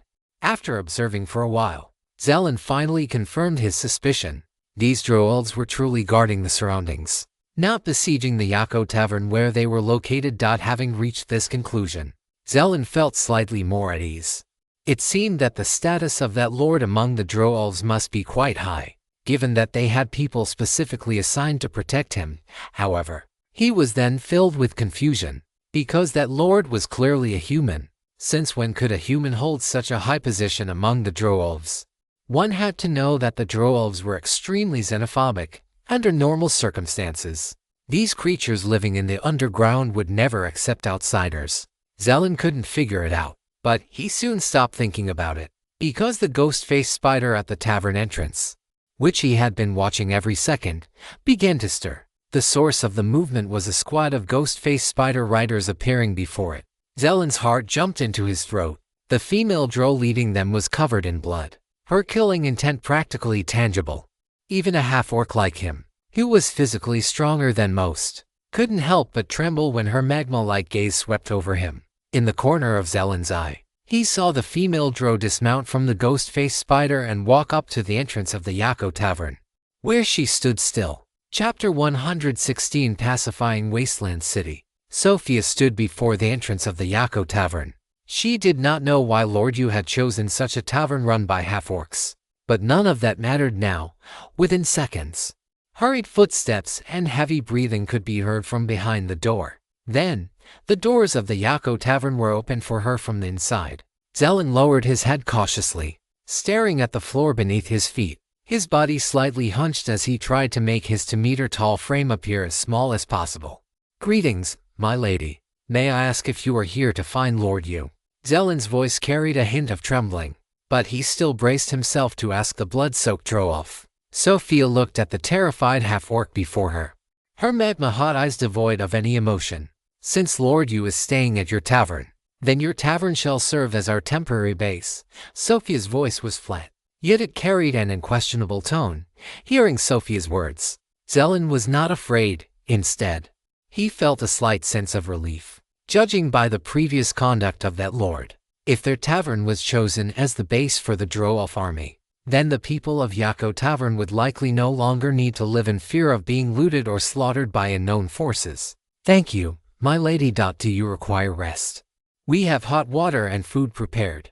Zelen lifted his head slightly, took a quick glance at Sophia, and then quickly lowered it again as he spoke. Sophia frowned slightly. Where is Lord Yu? Zelen carefully pointed to the ceiling above, explaining, that Lord arrived early. He has already bathed and eaten, and he may be asleep by now. After hearing Zelen's report, Sophia dismissed the idea of disturbing Gao Yang. Now that Wasteland City had been pacified, the City Lord's mansion was under the control of their immortal church, and it was currently being guarded by Guikui and Sorbern with their troops. She had also sent ghost-faced spider riders to the first town of the wasteland to notify Bishop Lisa. She imagined that by tomorrow morning, Bishop Lisa should arrive here. Once the finishing work was done, the master of this demon wasteland would completely change. However, before that, they still had to guard against those devils from the fallen cult. One had to know that backstabbing was the specialty of all dark creatures, but Sophia had the confidence that, with the coalition of the immortal church, those devils would not dare to make any major moves. In the worst-case scenario, they would just have to fight those devils once more. Thinking of this, Sophia felt a bit tired. Although the battle had not lasted very long, she had to command the army, lead the charge, and constantly slay powerful existences among the demons throughout the fight. She stepped inside, saying as she walked, "Prepare a room for me, next to Lord Yu. As for food and hot water, have them prepared as well." Upon hearing this, Zelen nodded vigorously and then carefully led the way. That night, Gao Yang rested very well. Early the next morning, after a full night's sleep, Gao Yang felt full of energy. He rose from the bed, and the first thing he did was not his daily meditation, but opening his personal information. Name, Gao Yang. Profession, Warrior. LV 5 health points, Battle Chi, 225 to 125th Strength, Agility, Constitution, Intelligence, Charisma, Perception, Professional Skills. LV5 Chi Recovery, LV5 Weapon Specialization, LV2 Action Surge. Champion, LV2 Deadly Critical, LV2 Armor Proficiency Light, LV1 Mobile, LV2 Toughness Passive Combat Reflexes, LV2 Charge, LV2 Cleave, LV2 Power Attack, Initiative, LV2 Fortitude. Passive Specialties, Unique Specialty, Immortal Will, Unique Specialty, Tempered Body. Calamity Swordsmanship, Beginner Bloodline, Yellow Springs Dragon. A long and impressive list of skills and attributes made Gao Yang feel physically and mentally refreshed. One must know that he was currently only at level 5, yet his highest strength attribute had already reached a full 16 points, just 4 points shy of breaking through to the Transcendent Realm. Come to think of it, after drinking the source liquid of wrath earlier, his strength, physique, and agility had all briefly reached the Transcendent level, and he had activated 3 Transcendent abilities. At that time, because a great battle with the Old City Lord was imminent, Gao Yang had not had the chance to carefully examine the specific descriptions of these abilities. Now that he had the time, he discovered that these abilities had already vanished, and even their descriptions could no longer be viewed. It was a bit of a pity, but Gao Yang adjusted his mindset quickly. He looked at the skills he currently possessed. In just 2 Abyss trials, he had already obtained 2 unique specializations. The former provided willpower protection, and the latter enhanced his physique. Furthermore, during this period, he had also acquired the Calamity Swordsmanship, which provided a massive bonus to his sword techniques, as well as the Yellow Springs Dragon transformation, which could briefly and massively increase his combat power. These were all things he had obtained bit by bit, through his own hard work and blood, sweat, and tears. And these were also vital components of his combat strength. After admiring his attributes, Gao Yang closed the window with satisfaction, then took out the black obsidian to begin his daily meditation. 2 demon hours later, Gao Yang and Sophia sat in the main hall of the Yako Tavern. "So, you mean the devils from the Fallen God sect haven't made any unusual moves?" Gao Yang was still wearing his full suit of armor at this moment. Sophia and the others had grown accustomed to this attire of his. If he were to suddenly take it off and reveal his original appearance, he was worried they might feel some discomfort. To minimize trouble, it was better for Gao Yang to just trouble himself a little. "That is correct, Lord Yu. Last night, Huikui and Sobern kept watch at the City Lord's mansion the entire time. And early this morning, the army of believers from the fallen god sect had already withdrawn from Wasteland City. Sophia was clearly in a good mood. The fallen god sect not causing trouble was a good thing for everyone. This also meant that from this moment on, the Immortal Church would become the new master of the Wasteland. Thinking of this, Sophia could not help but feel a little excited. She was already looking forward to the moment when the goddess's glory would shine across the entire wasteland. Very good. But do not let your guard down. After all, there is no telling what devils might do. Seeing Sophia break into a smile, Gao Yang spoke up to caution her. Also, when will Lisa arrive in Wasteland City? Gao Yang asked. As the black-robed deputy bishop of the Immortal Church, Lisa's capabilities were beyond doubt. If it came to fighting, Sophia and the others were proficient, but when it came to governance and administration, Lisa left them in the dust. Now that Wasteland City had been through the fires of war last night, apart from the areas occupied by a few factions, almost every other area had been affected. Now was the perfect time for Lisa to show her skills. Moreover, if they wanted the goddess's glory to descend, a sacrificial ceremony needed to be held. As the black-robed deputy bishop, Lisa naturally needed to be present to preside over it. Chapter 117 Forcing back the Archbishop. Bishop Lisa sent word last night. She should be on her way now and is expected to arrive before tonight. Sophia's answer satisfied Gao Yang greatly. In this way, there would be no delays in the schedule, as long as they synchronized with the elves. Once the sacrifice was completed tonight, there would be no dispute over who the master of the demon wasteland was. And what about the elves? What do they say? Gao Yang asked. Sophia paused before replying. The elves have encountered some minor issues. Although they worship the moon goddess, they are unwilling to hold the sacrifice with us tonight and instead want to postpone it until 3 days from now. 3 days from now? Gao Yang raised an eyebrow, not quite understanding the thought process of those elves. They had already conquered Wasteland City, yet instead of seizing the time to assert their sovereignty, they were busy picking some auspicious date and acting all pretentious. One could only say that they were truly elves. They could actually come up with such a move. That is right, Sophia said, making no effort to hide her disdain for these elves. These creatures who had stayed in the great forest for too long, perhaps their brains had long since been eaten away by tree worms, and they no longer knew how to think. That is what Sobern said. I imagine it was under the instruction of the Elven King. Vadona, the Elven King. Gao Yang tapped his fingers lightly against the metal of his gauntlet, then gave a contemptuous smile and said, "Send someone to the elves and notify them that I will be holding the sacrifice tonight. And there is no room for negotiation. But what if they are unwilling?" Sophia was a bit worried. After all, the Immortal Church was currently composed of an equal number of elves and drow, and willing. Gao Yang relaxed his posture even more. If they are unwilling, then we should thank them for their generosity. After all, if only our drow spider goddess descends tonight, then does it even need to be said who the master of this wasteland is? A light shone in Sophia's eyes. That did not seem to be a problem at all. Go, tell those elves that the sacrifice must be held tonight. Gao Yang waved his hand, and Sophia quickly rose and left, watching Sophia's retreating figure until she walked out of the Yako Tavern. Gao Yang finally withdrew his gaze. He truly had not expected this kind of behavior from the elves, though now he actually hoped they would continue to insist on their stance.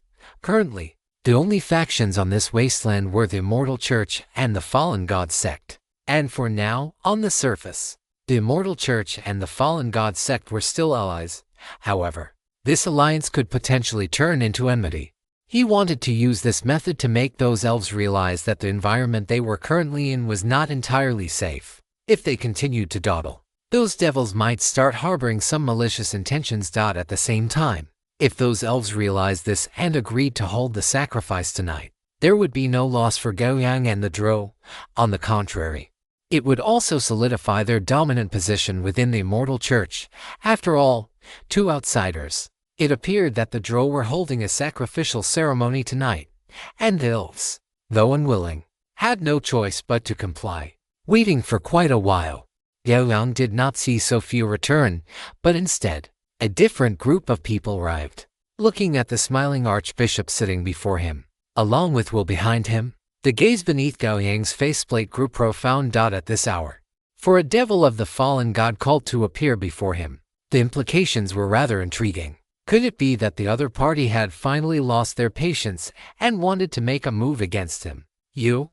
How did you rest last night? I heard from Will that you single-handedly slew the old city lord, Ryan Moore, in the city lord's mansion last night. That is no simple feat. The archbishop's kindly face carried a hint of concern, as if he were more interested in Gao Yang's sleep quality than the life or death of the old city lord. Gao Yang's gaze fell upon the archbishop's aged face, and then he chuckled softly, saying, "The battle with Ryan made me feel refreshed, and even my sleep quality last night was much better than usual." Having said that, Gao Yang leaned forward slightly, looking at the archbishop with interest. "You know, this kind of sleep quality is quite rare.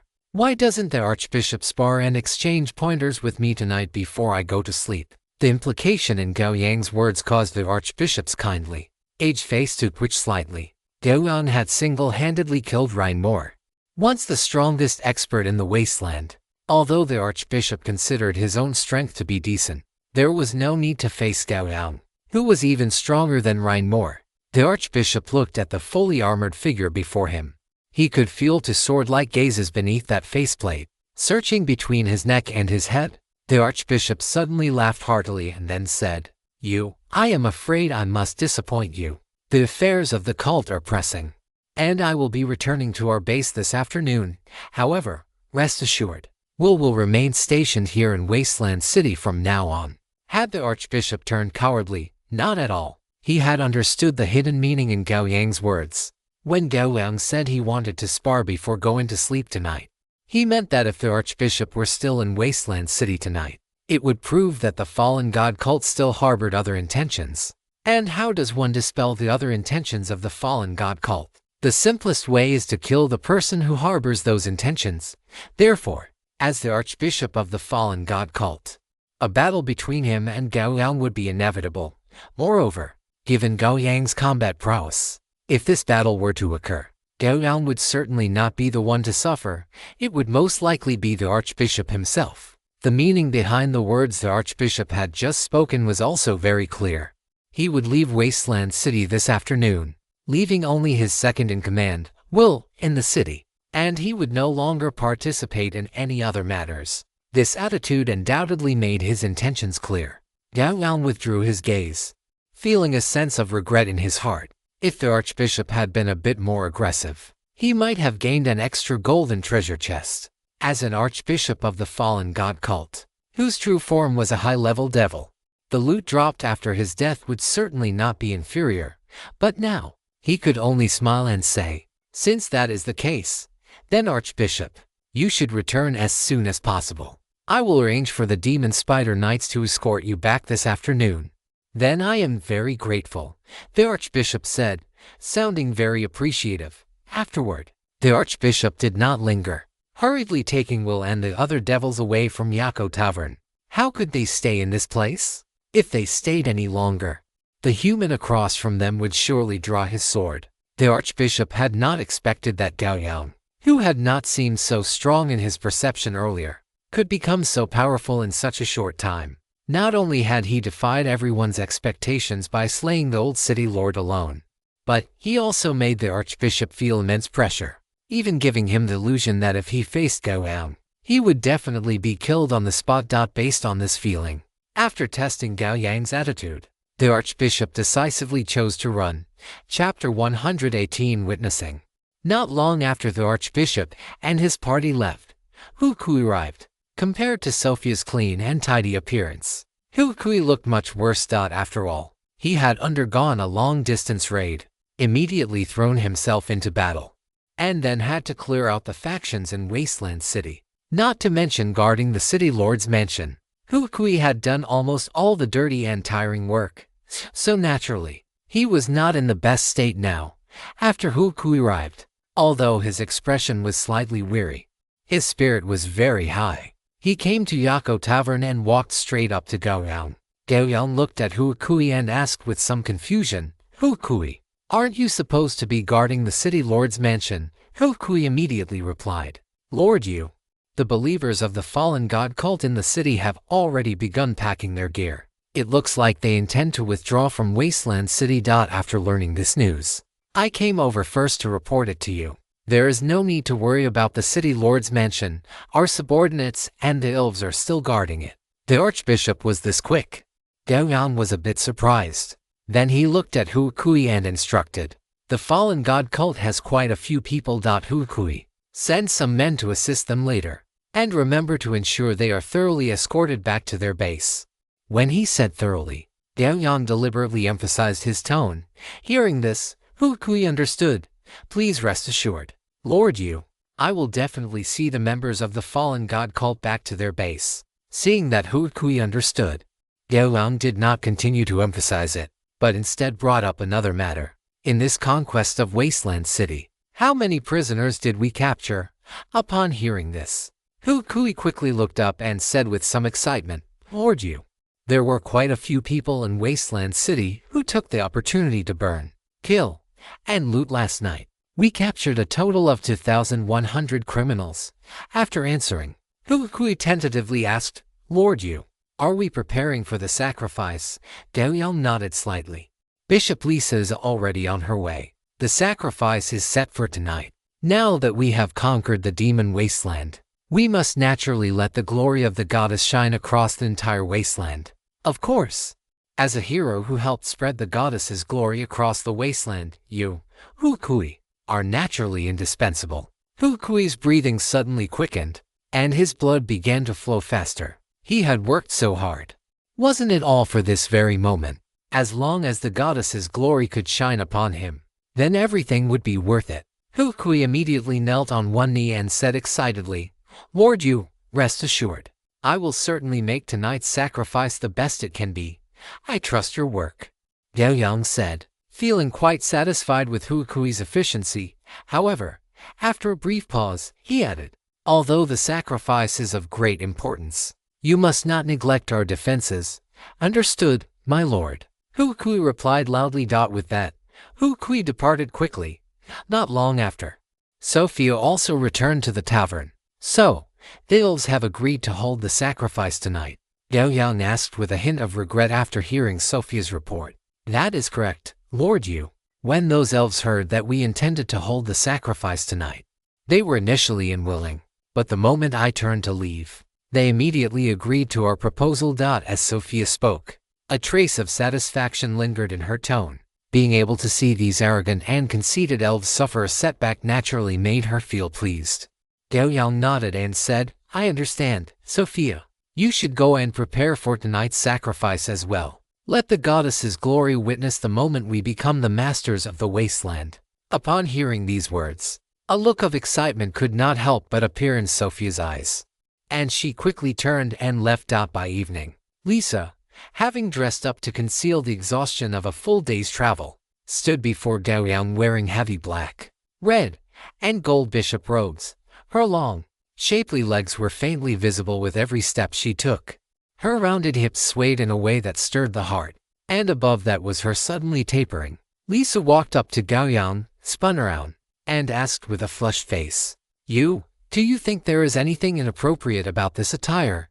After carefully admiring her, Gao Yang shook his head. Only then did Lisa feel relieved. Tonight's sacrifice could not afford any mistakes. She had to put forth her absolute best effort to prepare. "Don't worry, from tonight on, we shall be the masters of the wasteland, Bishop Lisa," Gao Yang said quite casually. Hearing Gao Yang's title for her, Lisa's face flushed even deeper. She nodded vigorously, her eyes looking at Gao Yang as if they were about to overflow with emotion. "All right, let's prepare to depart. The altars should be set up by now." Gao Yang stood up and walked toward the tavern entrance first. Hearing this, Lisa followed closely behind, with a group of spider knights clearing the way. The two arrived at the city lord's mansion without any obstruction. That was right. Tonight's sacrifice would be held at this city lord's mansion, which had already been reduced to ruins. It was not just the drow sacrifice, the elven sacrifice would also be held here. The gates of the city lord's mansion had already been opened. Upon entering, one could see the mound rising amidst the ruins, as well as the battle blade thrust into the ground before the grave. Behind this mound were two distinct, clearly separated groups. One was the Drow-Elf altar, upon which were placed captives bound tightly with ropes. The other was the Elves' altar. There were no captives on it, replaced instead by flowers, plants, and similar items. Just by the difference in the items used for the sacrifice, one could see the gap in the working styles between the two sides. As the sun set and the night curtain gradually fell, Lisa walked toward the center of the altar under the gaze of the crowd. And like the previous few sacrifices, this time Gao Yang did not stand in the center of the altar. Instead, he found a large rock beside the old city lord's grave and sat down. The previous sacrifices were only done because he had to stand out to fleece the spider goddess. Now that he had fleeced her enough, he did not intend to appear before the spider goddess again. One had to know that the spider goddess had already sent him a holy emblem previously, and the meaning behind it was self-evident. If he appeared a few more times, who knew what kind of inappropriate thoughts this goddess might develop toward him? To be safe, it was better for him not to participate in this sacrifice. He only needed to witness this scene, to witness the immortal glory spreading across this wasteland. Afterward, he only needed to obtain that power unique to this wasteland. And that would be enough. However, that was something that could only be achieved after the immortal church completely dominated this wasteland. As for now, it was still too early. Gao Yang turned his head to look at the grave he had piled up with his own hands. Buried within this mound was the former master of this wasteland. However, it was a pity that the deity of that person had never appeared, not even until the moment of their death. Thinking this, the sacrifice in the arena proceeded steadily. Chapter 119 Master of the Wasteland. Suddenly, as the sound of the sacrifice grew more high-pitched, black clouds gathered, and the pitch-black night sky became even more profound. And within this profundity, a bright moon was strangely suspended in the night sky. Wherever the bright moon passed, the black clouds seemed to be pushed away by a great force, forced to retreat. In an instant, in the sky above the square-shaped city lord's mansion, it seemed as if a sword had slashed down from the middle. On the left side of the sky, black clouds were dense, with not a sliver of light to be seen, and within them, strands of scarlet threads were interwoven like a spider web. On the right side of the sky, a bright moon hung high, blooming with moonlight like water and silk. For a moment, the spider-web black clouds and the veil-like moonlight presented a standoff. Gao Yang sat beside the old city lord's grave, watching this scene, and couldn't help but click his tongue. They hadn't even officially started the sacrifice, yet they were already creating such an incompatible atmosphere. If they waited until the two goddesses truly descended, wouldn't they end up fighting? He really didn't know how these elves and drow had managed to establish the immortal church in the first place. While Gao Yang's thoughts were drifting, the sacrifices on both sides simultaneously reached their climax. Accompanied by high-pitched and elegant chanting, the entities summoned by the sacrifice descended with a roar. In an instant, countless scarlet threads in the dense black clouds on the left side of the sky flared with intense light, and in a very short moment, they wove into a giant spider web that spanned the horizon. In the very center of this web, a figure exuding temptation and cruelty slowly emerged. On the right side of the sky above the city lord's mansion, that bright moon suddenly magnified several times, its radiance surging brilliantly. Then, an elegant and slender figure slowly manifested from within the moonlight, appearing from nothingness.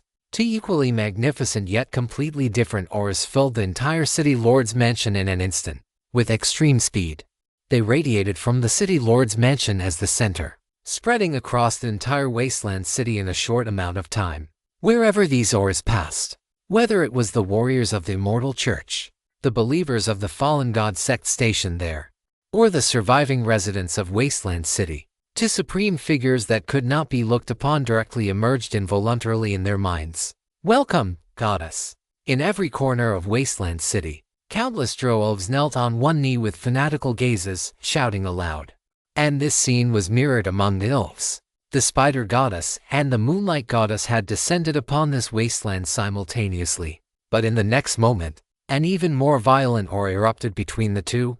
Gao Yang's mind buzzed, and his consciousness fell into a trance.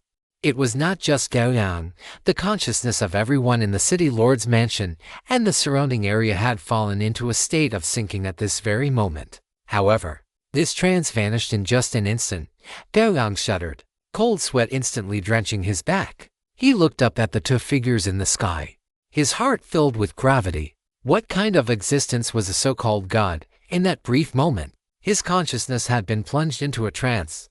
During that instant, it was possible that the two beings in the sky had already engaged in some unknown clash. And it was precisely this clash that had caused his trance. Fortunately, this clash lasted only for a fleeting moment. Now that the clash had passed, the auras of the two in the sky were no longer as terrifying as they had been just before. Gao Yang looked up slightly at the sky, curious about what means they would use to dominate this wasteland. The two goddesses in the sky did not keep Gao Yang waiting long. After a brief pause, radiance suddenly bloomed from their bodies, spreading from Wasteland City across the entire wasteland in a very short time. With Gao Yang's keen eyesight, he could only see two streams of light, one black and one pure white, spreading toward the distant horizon. Within this radiance, Gao Yang felt the originally dim sky recovering its clarity at a slow but steady pace. At the same time, the incessant, seductive whispers that had always been present in his ears were also slowly fading away.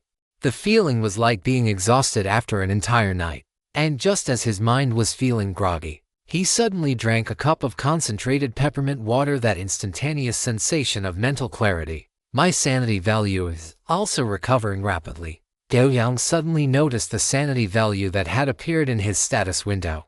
After the battle with the old city lord, his sanity value had been close to 0. Later, after a night's rest, it had recovered to just over 100. Now, in such a short time, it had actually recovered to its maximum value. So, the first step to becoming the master of the wasteland is to clear out all other equivalent existences on this land. The actions of the two goddesses were like cleaning their new home. Only when the new home was clean could they officially move in. This method was not easy. But because the Immortal Church was the only dominant force in the demon wasteland at this moment, other factions had already been thoroughly swept away. Those existences of the same level had no power base, like duckweed without roots. Under the hands of the two goddesses, they could only be continuously pushed toward the edges of the wasteland. This process lasted for about 1 demon hour. In Gao Yang's eyes, the light in the sky grew increasingly intense, and the whispering in his ears had nearly vanished. At a certain moment, Gao Yang suddenly realized that those whispers had completely disappeared. A sense of inexplicable relief washed over his spirit. Gao Yang twisted his neck and rolled his shoulders, feeling his body lighten significantly. He was about to stand up, but his body suddenly froze in place, because at this moment, a vast and ethereal voice, seemingly composed of countless female voices of different ages, spread across the wilderness. I am the master of the wasteland. Gao Yang looked up abruptly, staring at the entity in the center of the spiderweb like black clouds. Was it really that high profile? But then, Gao Yang lowered his head again, no longer paying attention to this change. After issuing this declaration, the two entities in the sky began to gradually fade away. Before long, the two entities had vanished into the horizon, and the night sky returned to normal. Silence, deathly silence. As if everyone had fallen into a daze. Gao Yang watched this scene and couldn't help but curl his lip. Then, he looked at Lisa, his gaze filled with intent, finally rousing her from her dazed state. Lisa looked around and discovered that everyone else was still in a trance. Her gaze passed over the crowd and landed on Gao Yang, and she quickly understood the meaning in his eyes. So, the next moment, Lisa raised the scepter in her hand, lifted her long, graceful neck, her face flushed, and she suddenly spoke. The glory of the goddess shines upon the wasteland. I am the master of the wasteland. Such a piercing voice immediately awakened everyone in the city lord's mansion. The elf king Vadona looked at Lisa with a complex expression. The other party had taken the first step, and now they held the advantage in the matters to come. However, regret was useless now. In any case, the wasteland was now under their control, and what followed would only be a matter of dividing the cake. Chapter 120. Sword Mastery Achieved, the beginning of calamity. But all of this had nothing to do with Gao Yang. He had already returned to the Yako Tavern. With the official determination of the Master of the Wasteland, the atmosphere across the entire wasteland had changed from before. Compared to the previous madness and disorder, the current wasteland was leaning toward order. Although this order was the order of the Drow and the Elves, it was still order for the life forms of the wasteland who had suffered from erosion, disasters, and other troubles. The current environment could not be better. The reconstruction work of Wasteland City began the day after the ritual. A large number of Immortal Church warriors mobilized manpower from all over to begin repairing the ancient city. As the masters of this wasteland, whether they were Drow or Elves, it naturally fell to others to perform the heavy manual labor. These tasks were left to the prisoners who wished to stay alive. As for the Yako Tavern, it had now become the temporary branch of the Immortal Church, providing a space for Lisa, the bishop, to handle her numerous affairs. That is correct. After the ritual last night, Lisa's status within the Immortal Church had been elevated once more, officially promoting her from a black-robed deputy bishop to a bishop. She was the only bishop in the entire Immortal Church. It could be said that from this moment on, Lisa had officially become the highest-ranking existence in this wasteland, second only to the two goddesses. And right now, this goddess was positioned in a kneeling posture before Gao Yang, her small head moving rapidly back and forth. Gao Yang reached out to stroke Lisa's silver hair. Though his mind was occupied with thoughts of what was to come, this trial in the abyss had effectively come to an end, and for Gao Yang, the remaining time was merely an opportunity for him to utilize it to strengthen himself. However, before that, there was still one harvest he had yet to obtain. That was the power within the wasteland coins that Lisa had mentioned during their initial conversation. Gao Yang was aware that there was a special power contained within the wasteland coins. He had previously attempted to study this power, but because the number of coins he held was too small, he could not properly unearth it. He had been forced to set it aside. But now that the Immortal Church had unified the wasteland and become its absolute master, the next step was naturally to collect enough wasteland coins and fully master the power contained within them. As for how many wasteland coins were needed, Lisa estimated that it would require at least half of the total amount of wasteland coins in the entire Demon Wasteland. Oh, right. It could no longer be called the Demon Wasteland. It should be renamed the Immortal Wasteland. Lisa had spoken to him about this matter as well. The wasteland was too vast, and this task could not be accomplished overnight. It would take time to gather all the coins. Gao Yang had no objections to this in any case. He still had plenty of time remaining, and as long as he gathered enough coins before his stay expired, it would suffice. Until then, he only needed to follow his own routine, practicing swordsmanship daily and improving himself. Gao Yang's hand, which was gripping Lisa's silver hair, suddenly tightened, and it was only after a long while that he released his grip. Lisa licked her lips, panting heavily as she lay on Gao Yang's chest, her eyes gazing at his face with deep affection. "What are you thinking about?" Gao Yang pulled back his thoughts, looked at the person lying before him, and smiled slightly. "Nothing, just contemplating the journey ahead." The journey ahead? Lisa was somewhat confused. They had driven out all the other factions in the wasteland, become the masters of the land, and she herself had even become the immortal bishop. Wasn't the path ahead already quite clear? Couldn't they just continue walking along this path? "That is right," Gao Yang said slowly, looking at the ceiling. "You know that I am not from the immortal wasteland, nor am I even from this plane. I have a time limit for my stay here, and once that limit is reached, I must leave." Just like some of the existences on this wasteland, Lisa fell silent. Having reached her current level, she had some understanding of planes, visitors from other realms, and even the Multiverse Network. She also knew that Gao Yang was not from this plane, but she had never brought it up before. It wasn't that she didn't know, but rather that she had subconsciously ignored it. Now that Gao Yang had brought it up himself, it meant that for Lisa, the matter was now placed squarely before them. After a moment of silence, Lisa looked up at Gao Yang and asked tentatively, "Can you not leave?" Gao Yang shook his head slightly. Not to mention that the time limit was not something he could decide. Even he himself would not want to stay here forever, no matter how good this place was, or how much wealth and glory it offered him. His roots were not here. This destined him to be nothing more than a passerby.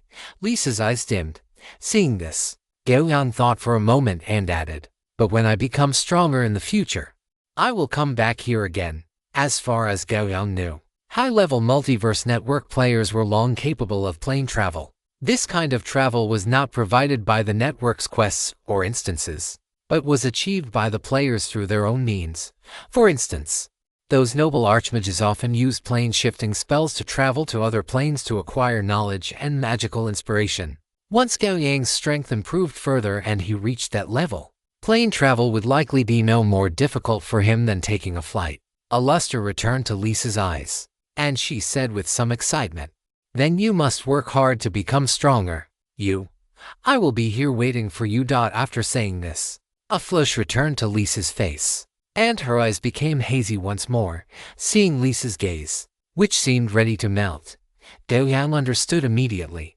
He rose up at once and began to discuss ball skills with her. Days passed by, one after another, and in the blink of an eye, 4 months had gone by.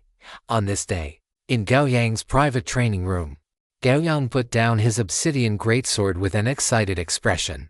After more than half a year of training, his waterfall swordsmanship had finally reached the great perfection stage.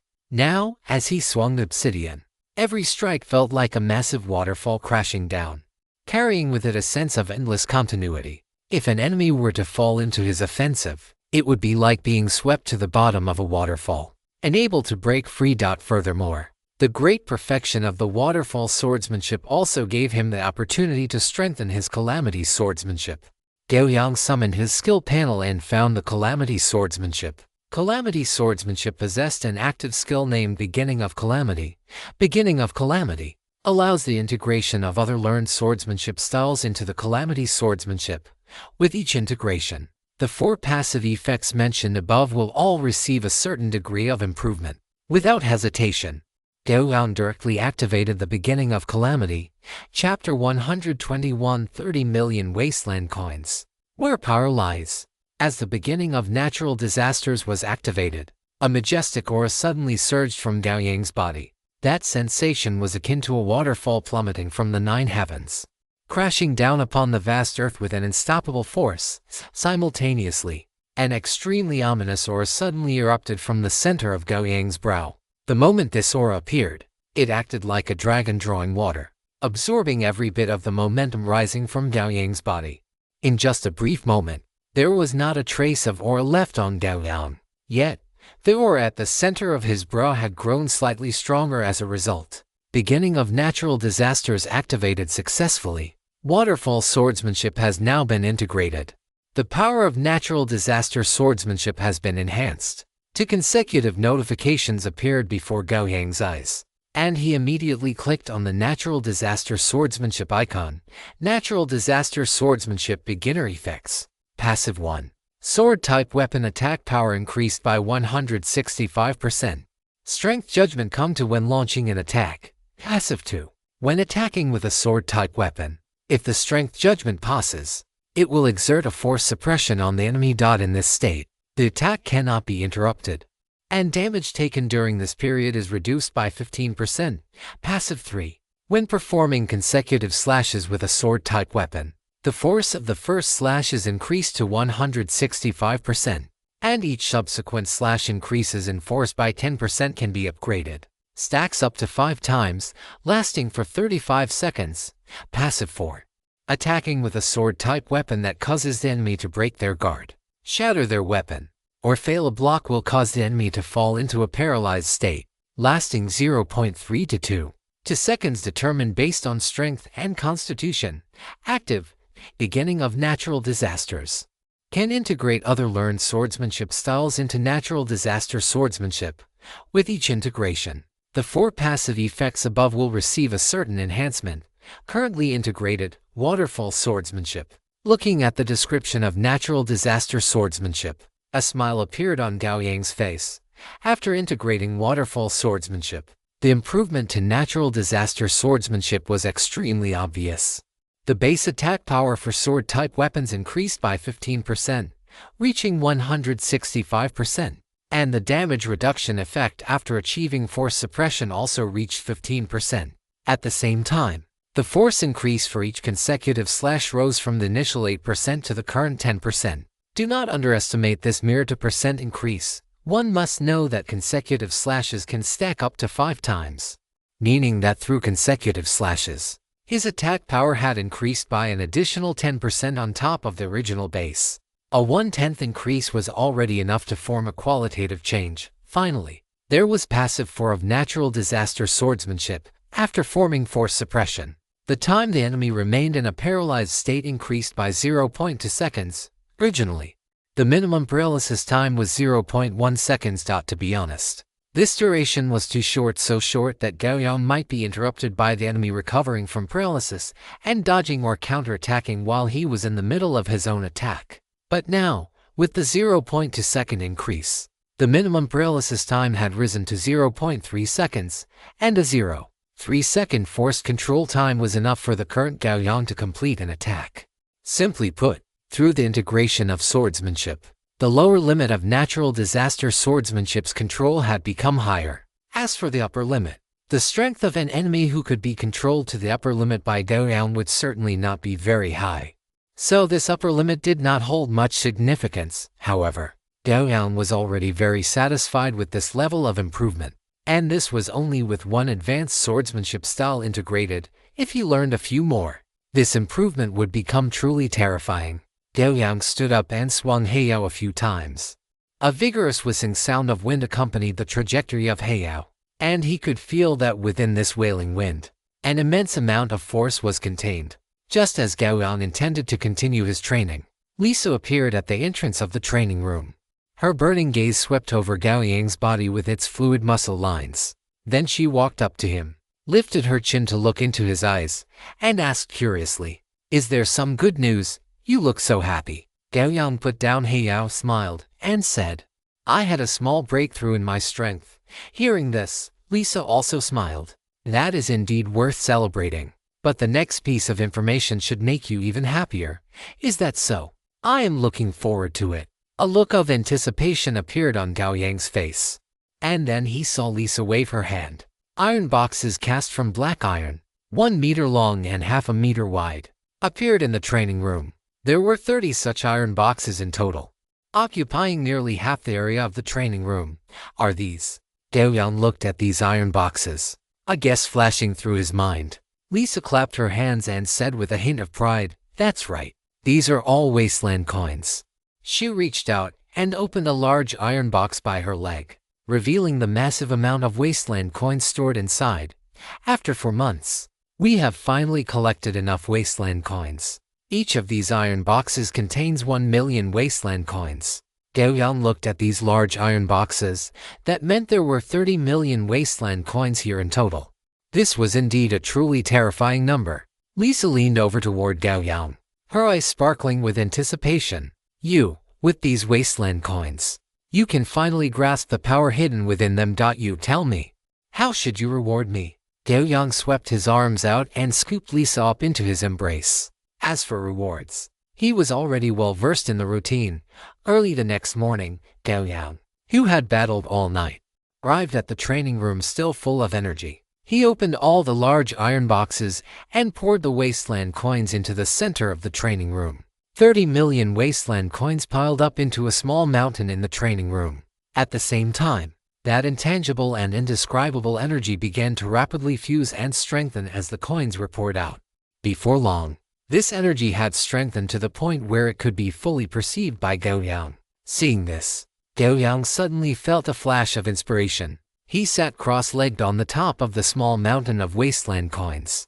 And then surging battle chi erupted from his body, completely enveloping both himself and the mountain beneath him. As the battle aura dispersed, the energy within the wasteland coins gradually converged in front of Gao Yang, until it coalesced into a ball of ink the size of a coin. Not long after, the aura on the wasteland coins vanished entirely, having been absorbed into the ink ball before Gao Yang. Gao Yang withdrew his battle aura and stared at the ink ball hovering before him. For no apparent reason, a powerful craving surged within his heart. This craving was 1,000 times more intense than common physical desires like hunger or lust. It was as if every cell in his body was roaring at him, driving him to consume the ink ball right here, right now. Gao Yang suddenly thrust out his left hand to grab his own right hand, which was reaching out involuntarily. His eyes filled with shock. What on earth was this ink ball? To possess such terrifying magical power. Fortunately, although the temptation born from the ink ball was strong, it had not reached the point where Gao Yang lost his sanity. After spending some time suppressing the roaring desire within, he slowly extended a fingertip to touch the ink ball hovering before him. Chapter 122. Seed of All Souls, Talent Awakening. Think ball, originally composed of energy, actually indented like dough when touched by Gao Yang's finger. Gao Yang sensed the solid, tangible texture against his fingertip, then reached out and grasped the entire ink ball in his hand. Multiverse System Prompt. You have obtained the Seed of All Souls. Seed of All Souls. Quality, dark gold. Type, fruit effect. Upon consumption, slightly increases willpower and vitality, and awakens a talent ability based on the user's own conditions. Gao Yang looked at the ink ball in his hand in astonishment. He had not expected that the wasteland coins of the demon wasteland contained such a treasure. As long as he ate this ink ball called the Seed of All Souls, he would be able to acquire a talent. Such a thing was something Gao Yang would not have dared to imagine before. He had originally thought the wasteland coins would provide something like attribute points, but he never expected it to be a talent. One must know that talent abilities are different from skills. If the use of professional skills requires the consumption of battle aura, stamina, or other physical energy, then there is no such cost for talents. They are like one's own fingers or organs. One can use the talent simply by following the method of its activation. Gao Yang looked at the ink ball in his hand, a flash of longing in his eyes. He then took a deep breath, stopped suppressing the extreme craving in his body, and swallowed the ink ball in one gulp. The texture of the Seed of All Souls was very peculiar. Gao Yang felt a rubbery sensation in his mouth, like chewing on modeling clay. At the same time, as he chewed, there was an unforgettable flavor. It was hard to say whether it was delicious or foul, just a very unique taste. After chewing a few times, Gao Yang swallowed it. He waited quietly for a while, and gradually felt a warm energy spreading from his stomach throughout his entire body. The feeling was like soaking in a hot spring, making his whole body feel lazy and sleepy. The next moment, Gao Yang closed his eyes, and his head dropped involuntarily. He did not know how much time had passed when Gao Yang opened his eyes. All around him was vast darkness, without a trace of light. After pondering for a moment, he roughly understood his current situation. This was likely not the real world, but his own consciousness spaced out suddenly. A ray of light tore through the darkness and appeared in Gao Yang's field of vision. Following that, two more rays of light lit up in the distance and flew toward his position. The first ray appeared first and moved the fastest. When it flew in front of Gao Yang, he finally saw what was emitting the light. It was a ball of light about the size of a human head, golden in color, giving off a sense of HEVONESS. After this, the other two balls of light also flew in front of Gao Yang. One was a fiery red fireball, with raging flames burning inside the sphere, filled with a sense of brutality and scorching heat. The other was a miniature dragon claw, its aura equally extraordinary. These three objects circled around Gao Yang's body, seemingly waiting for his choice. Gao Yang looked at these three objects and understood that these three light spheres were the awakened talent abilities he had gained after eating the Seed of All Souls. Or more accurately, these three light spheres were talents formed based on his own conditions. And what he had to do now was choose one from the three to awaken his talent. A heavy golden light sphere, a scorching and violent fireball, and a miniature dragon claw. The latter two were easy to guess. The fireball represented fire-type abilities, and the dragon claw should correspond to the Yellow Springs dragon bloodline ability he possessed. As for the golden light sphere, Gao Yang could not tell. Looking at the three dancing light spheres, Gao Yang felt more inclined toward the first one, the golden light sphere, based on his initial intuition.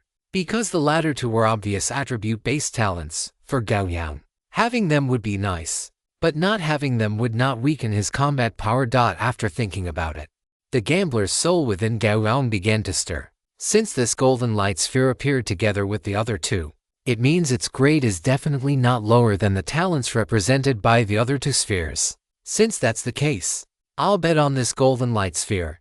If I win, it's a huge profit. If I lose, At the very least it's a talent of the same level as the other two. Either way, I won't lose out on this. Thinking this, Gao Yang raised his hand and grabbed the golden light sphere that had just flown in front of him.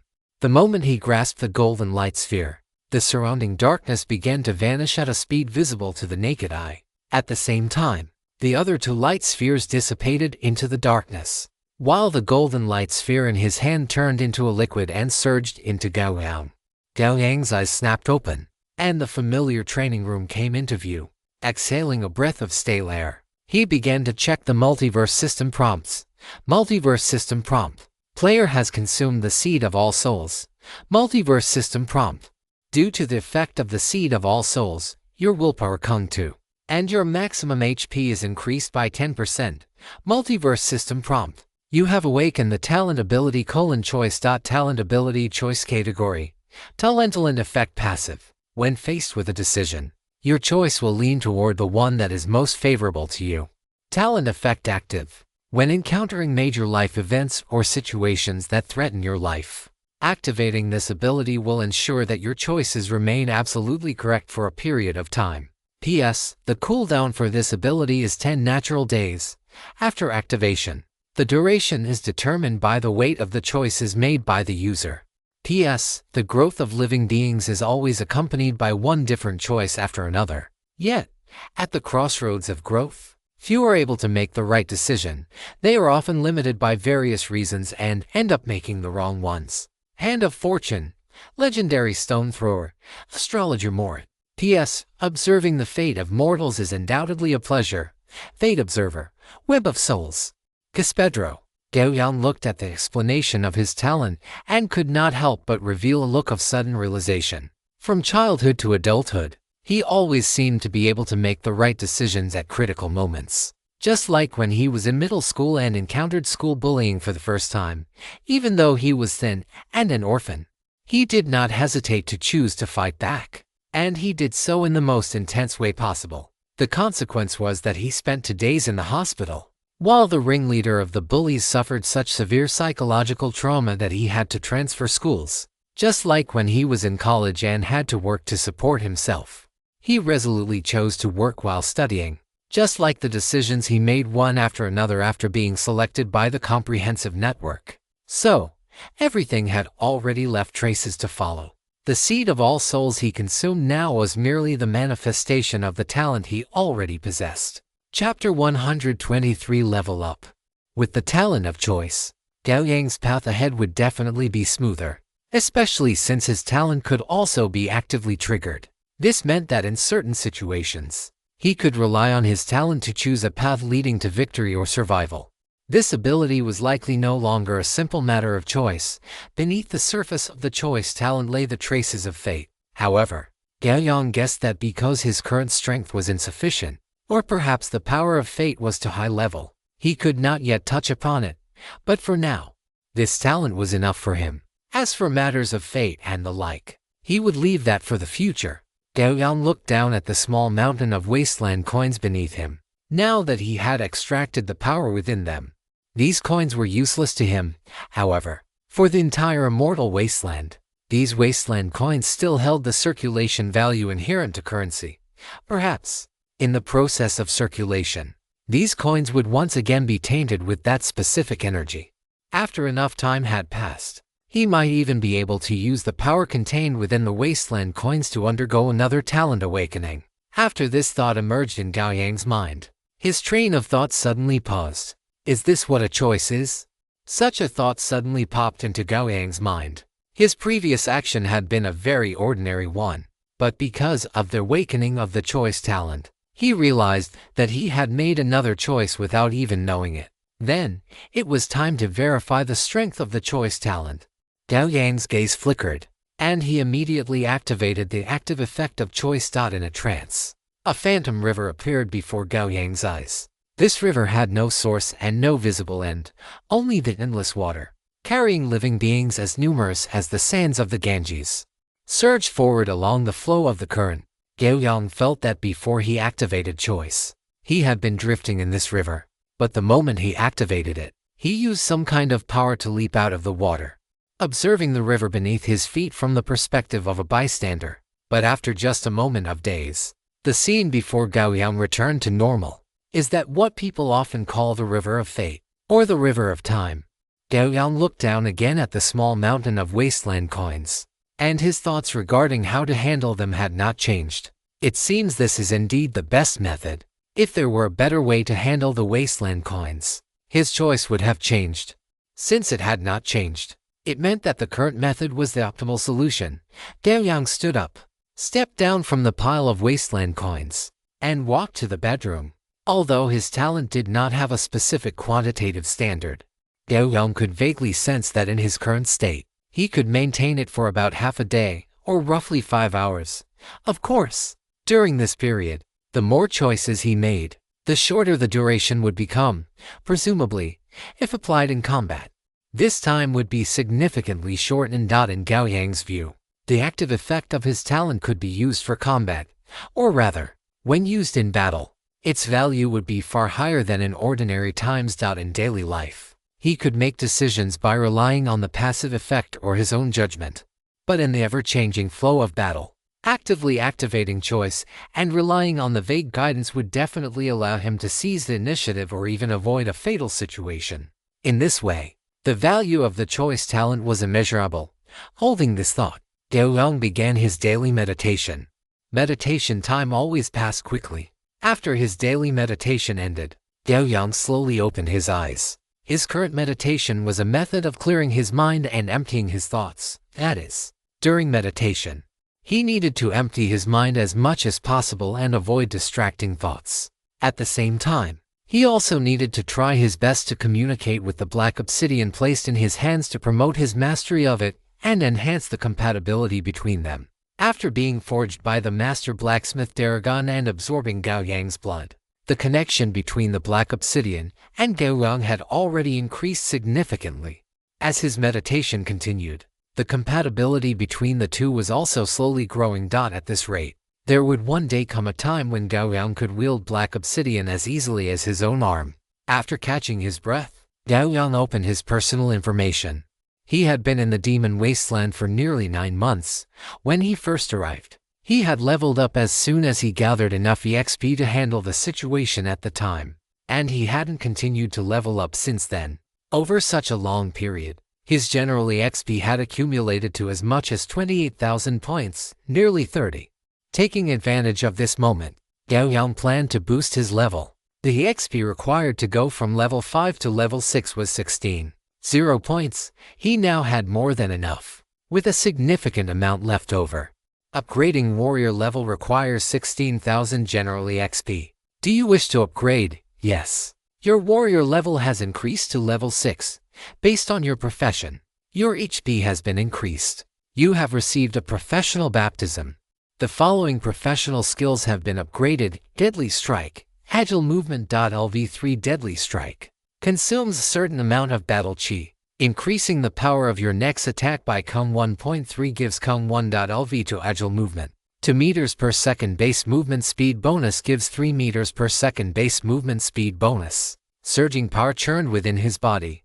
After a long while, Gao Yang finally adapted to the changes inside him. With every level up, his vitality became more vigorous. This increase in vitality was not reflected in his attributes, but rather in a more fundamental, internal essence. After reaching level 6, his 2 skills had been upgraded. 1 was Deadly Strike, with the power increase going from 1.3 to 1.5, converted. This was a fairly significant boost. The other was the guarantee of Gao Yang's current speed, Agile Movement, which had changed from the original 2 meter bonus to a 3 meter bonus, an increase of exactly half. It could be said to be extremely useful. After this upgrade, his EXP dropped from 28,000 to 12,000 to reach level 7. There was still a gap of 9,000 EXP. After some thought, Gao Yang gave up on the idea of hunting monsters to accumulate EXP. The current immortal wasteland was no longer like before, with so many enemies available to kill for EXP. After the Immortal Church completely took control of the wasteland, the immortal wasteland had gradually shifted from its initial chaos and disorder toward order and stability. Those who had originally lived in this wasteland had also returned to their normal lives. However, It would likely take quite some time before they could return to the stable life they had known long ago.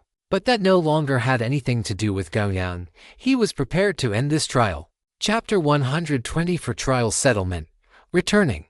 Under the governance of the Immortal Church, the current Wasteland City had already recovered its former prosperity. At night, Wasteland City was brightly lit, with a large number of drow walking through the streets. In the city lord's mansion, inside the bishop's bedroom, Gao Yang lay on the bed and summoned the Biz Trial panel. Biz Trial. 3 days 8 hours 08 minutes 07 seconds. The original 300-day stay duration now had only a short 3 days remaining.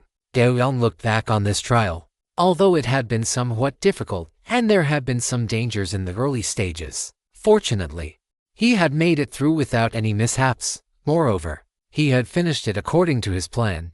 Not only had he obtained everything he was supposed to get, but there were also some additional gains. For example, the reforged weapons and armor, and the 3 free attribute points obtained from the player way, among others. Opportunity and risk coexist. That is truly a universal truth. In the large bedroom, Gao Yang was the only one present. Lisa was currently in the city lord's mansion handling affairs. If it were in the past, both of them should have been lying in the bedroom at this time. But Gao Yang had told Lisa this morning that he would be leaving tonight. Therefore, after a whole day of madness, Lisa had left the bedroom without looking back. Gao Yang did not quite understand her thoughts, but generally, it was likely just that she did not want to watch him leave with her own eyes, so as to avoid triggering feelings of reluctance or the like. He sat up from the bed, put on the clothes Lisa had prepared for him, and then Gao Yang summoned the Abyss Trial panel. Do you wish to end this Abyss Trial? Yes. This Abyss Trial has been completed. Settlement in progress. In this Abyss Trial, under your leadership, you helped the local faction completely unify the Wasteland and personally killed the former Lord of Wasteland City. Based on your perfect performance, you have absorbed 3 free attribute points and 1 skill attribute point from this Abyss Trial. Settlement complete. Returning to the present world. 3, 2, 1. Gao Yang took a deep breath, and the next moment, the familiar sensation of spinning and turning returned. A faint glimmer flashed, and Gao Yang's figure vanished from the bedroom. Less than a minute after Gao Yang disappeared, Lisa pushed the door open with a complex expression. She looked at the empty bed, bit her lip, and then turned and left once more. A soft sound rippled through the silent night, successfully intimidating the second-class masters of this bamboo building. As a figure appeared out of thin air on the wooden bed, the bamboo building, which had been occupied by snakes, insects, rats, and ants due to being uninhabited for a long time, suddenly exploded into chaos. In an instant, no matter what these second-class masters were doing, they all scrambled to flee desperately out of the bamboo building, as if something extremely terrifying were hidden within this bamboo building. Gao Yang watched with his own eyes as a rat in the corner scrambled out of the window, and then actually jumped directly down from the second-floor window. He thought about it and finally attributed this anomaly to his nether dragon bloodline. After all, he was a dragon. Possessing something like dragon might should be considered quite reasonable. Moreover, after he reached level 6, the bloodline ability called Fear Aura had also been unlocked. As long as Gao Yang wanted to, he could pay a certain amount of physical strength as the cost to activate it. When he had just reached level 6, he had been unable to skillfully master the activation and deactivation of the Fear Aura. After he tried activating it, he found he couldn't turn it off, which caused a bit of a blunder at the time. It took a period of practice before he finally succeeded in doing so. Although the Fear Aura is currently in a deactivated state, even a mere wisp of its presence is more than enough to naturally disperse these snakes, insects, rats, and ants. I'm back. Gao Yang lay back, looking up. After a month, the room felt slightly damp, but it was still within a range that Gao Yang could accept. During his training in the Abyss, although he had reached a state of safety toward the end, he was ultimately in an alien world. It was impossible for Gao Yang to completely let down his guard. Only upon returning to the real world could he truly relax. He looked at the Multiverse Network panel. His guess was correct. As long as he achieved a high enough rating during his Abyss training, he could claim the rewards stored from the trial. Just like his first time, this time, The rewards he received were 3 free attribute points and 1 skill attribute point. Gao Yang understood the purpose of the free attribute points, but the skill attribute point that followed left him a bit puzzled. His gaze rested on it, and a line of text appeared before his eyes.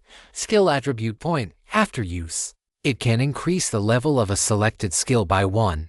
A light ignited in Gao Yang's eyes. Free attribute points improved physical attributes, while skill attribute points improved skill levels. The benefits of having high skill levels did not need to be restated. Now that he had obtained 1 skill attribute point, it meant he could raise one of his skills by another level. As for which skill to upgrade, he was in no rush to decide. He looked at the Abyss Training module and checked the countdown. Abyss Training, 179 days, 23 hours, 57 minutes, 13 seconds. This meant the next Abyss Training would be in half a year. The interval was quite long, and Gao Yang wasn't sure if this was the standard interval or if it was a result of the ratings he had achieved in his previous 2 trials. But if the time was longer, then so be it. It made no difference to him. As Multiverse Network players gradually grew stronger, the increase in vitality after each level up served to strengthen the player's life essence. And the most intuitive manifestation of life essence was one's lifespan. Gao Yang sensed his own increasingly vigorous vitality, although it wasn't displayed. He knew his lifespan had already exceeded the limits of a human being. This also meant that he would have more time and be more affluent in his years than an ordinary person. He had enough time to do the things he wanted to do. For instance, right now, due to his sleep schedule, it was nowhere near his bedtime. Moreover, as his attributes increased, his energy became more robust. Sometimes, he could go 2 or 3 days without sleep and feel no fatigue. However, to maintain his routine, Gao Yang still insisted on getting a full 5 hours of sleep every day. Rising from the bed, Gao Yang walked out of the bedroom and came to the hillside that emerged from the water behind the bamboo house. It was night now, and a rural night was completely different from a city night. In the city, the time between 9 and 10 o'clock was when nightlife began, filled with neon lights and the flow of various vehicles.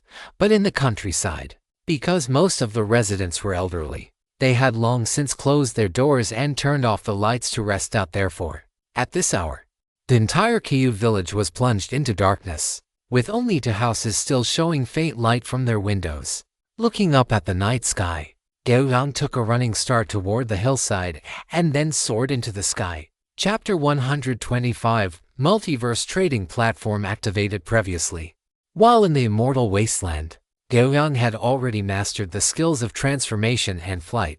Whenever he wished, he could now transform instantly and furl his dragon wings and take flight. At this moment, Gao Yang flapped his dragon wings and flew toward the sky above. And like flying in the Immortal Wasteland, when Gao Yang flew there were altitude restrictions. It was an intensely strong sense of danger. As long as he flew past that boundary, he would suffer a terrifying strike. Gao Yang had a feeling that under such a strike, given his physique, there would be no possibility of survival. Flying in the real world, however, lacked this vague, intangible altitude restriction. Thus, Gao Yang continuously accelerated as he flew toward the night sky. He wanted to see this blue planet beneath his feet. Of course, before doing so, Gao Yang had considered a series of issues. So a pendant on his body was currently emitting a faint glow. This was a simple concealment pendant, which could be used to hide his aura. Gao Yang wasn't certain if this pendant would remain effective against the various high-tech devices of the real world, but supernatural power could never be explained by science. From this perspective, the possibility of this pendant, which represented supernatural power, being effective was still quite high. As Gao Yang continued to ascend, he soon plunged into the thick cloud layer. Gao Yang paused for a moment, reaching out to touch the cloud banks that had seemed unreachable in the past. And then he charged toward the sky once more. Whoosh! The higher he flew, the thinner the air became, and the stronger the wind grew. But these were no longer significant problems given Gao Yang's current attributes. After spending some time, with his body burning with battle chi, he broke through the layers of dark clouds. At this altitude, there was no oxygen, but relying on his own powerful physique, holding his breath for a period of time was no problem at all. He lowered his head and looked at the massive blue sphere beneath his feet. So this is the planet that has nurtured so much life. Gao Yang's gaze was somewhat mesmerized, and an inexplicable emotion spread through his mind. He could perceive an ancient charm, slowly revealing itself to his eyes as the planet beneath him rotated. That feeling was as if he were facing a scroll with a long history, rather than a planet composed of various materials. He looked up, and in the boundless universe, endless light flickered. Those were the stars shining. After staring for a moment, Gao Yang turned and dove toward the ground. Although Jinghu City is only an 18th-tier small city, it still keeps pace with major cities in certain aspects. For instance, the barbecue stalls that can be seen everywhere even late at night, as well as the bustling night markets of all kinds, all demonstrate the vitality of this city to the world. In a snack street near the vocational university town, Gao Yang, dressed in casual clothes, was holding a paper bowl filled with deep-fried skewers, eating as he walked. This snack street is a relatively famous spot for romantic encounters, so it is very popular. In the process of searching for delicious food, what Gao Yang saw most were all kinds of vibrant, youthful girls. Although Gao Yang didn't have any particular thoughts about them, they were excellent as a piece of scenery. After walking and browsing all the way, and having eaten his way through almost the entire snack street, Gao Yang finally filled his stomach. As his strength grew stronger, his demand for energy also increased, and the energy contained in these ordinary foods was somewhat insufficient for him. In the case of food containing little energy, he could only increase the quantity consumed to meet his own energy requirements. It seems that the journey of the Tower of Gourmet cannot stop. Perhaps I need a more stable source of food. After sighing, Gao Yang patted his stomach and gradually moved away from the crowd. More than 10 minutes later, Gao Yang landed on the hillside behind the bamboo building where he lived. After changing his clothes, he returned to his bedroom. Lying on the bed, Gao Yang summoned his Multiverse Network interface. He currently had 3 free attribute points and 1 skill attribute point. He did not intend to use these for points immediately. He planned to hoard them for now. Subsequently, he began to check the notification messages from the Multiverse Network. During the previous return transmission, he hadn't had time to pay attention to these prompts, and with this action, a look of obvious surprise appeared on his face. In his eyes, one after another, never before seen notifications made the smile on his face grow wider. Multiverse Network notification. Player return complete. Multiverse Network notification. Detected that the player has reached level 5. Corresponding functions are beginning to unlock. Unlocking Multiverse Network notification. Multiverse Trading Platform has been activated. Multiverse Network notification. Local Plane Form Trading Platform has been activated. Multiverse Network notification. Campaign Instance has been activated. Multiverse Network notification. Multiverse Event Log has been activated. A series of notifications appeared in Gao Yang's eyes, and the information contained in these prompts made him sigh with emotion. It really is true that the higher the level, the more ways there are to play. First and most importantly was the Multiverse Trading Platform. Gao Yang carefully read the introduction, and the smile on his face deepened. The Multiverse Trading Platform can be said to encompass most of the extraordinary products in the multiverse. Of course, the sellers of these extraordinary products are naturally Multiverse Network players. In other words, from now on, Gao Yang can officially conduct trades with Multiverse Network players from other planes. Moreover, this trading platform is not just some kind of interface. It requires teleporting him to a designated location, similar to an auction house, and then the players can trade freely among themselves. Of course, if one wants to sell items, one must pay a certain rental fee. This means that the Multiverse Trading Platform is not merely a simple trading platform, but also a diversified existence for making friends, chatting, and interacting. Regarding this, Gao Yang couldn't help but give it a thumbs up. Truly great. Now it seems that some of his troubles will be resolved on this trading platform. The activation of the local plane form trading platform, indicated to Gao Yang that although he might be the only Multiverse Network player on this planet right now, that might not be the case in the future. After seeing this notification, Gao Yang also felt some anticipation about meeting other Multiverse Network players on this plane. This feeling is like playing a very niche but very fun game. and having achieved good results in it, only to suddenly discover that he is not the only one playing this game, and that there are others playing it too. The desire to communicate is very strong. Chapter 126 Campaign Instance and Multiverse Event Log.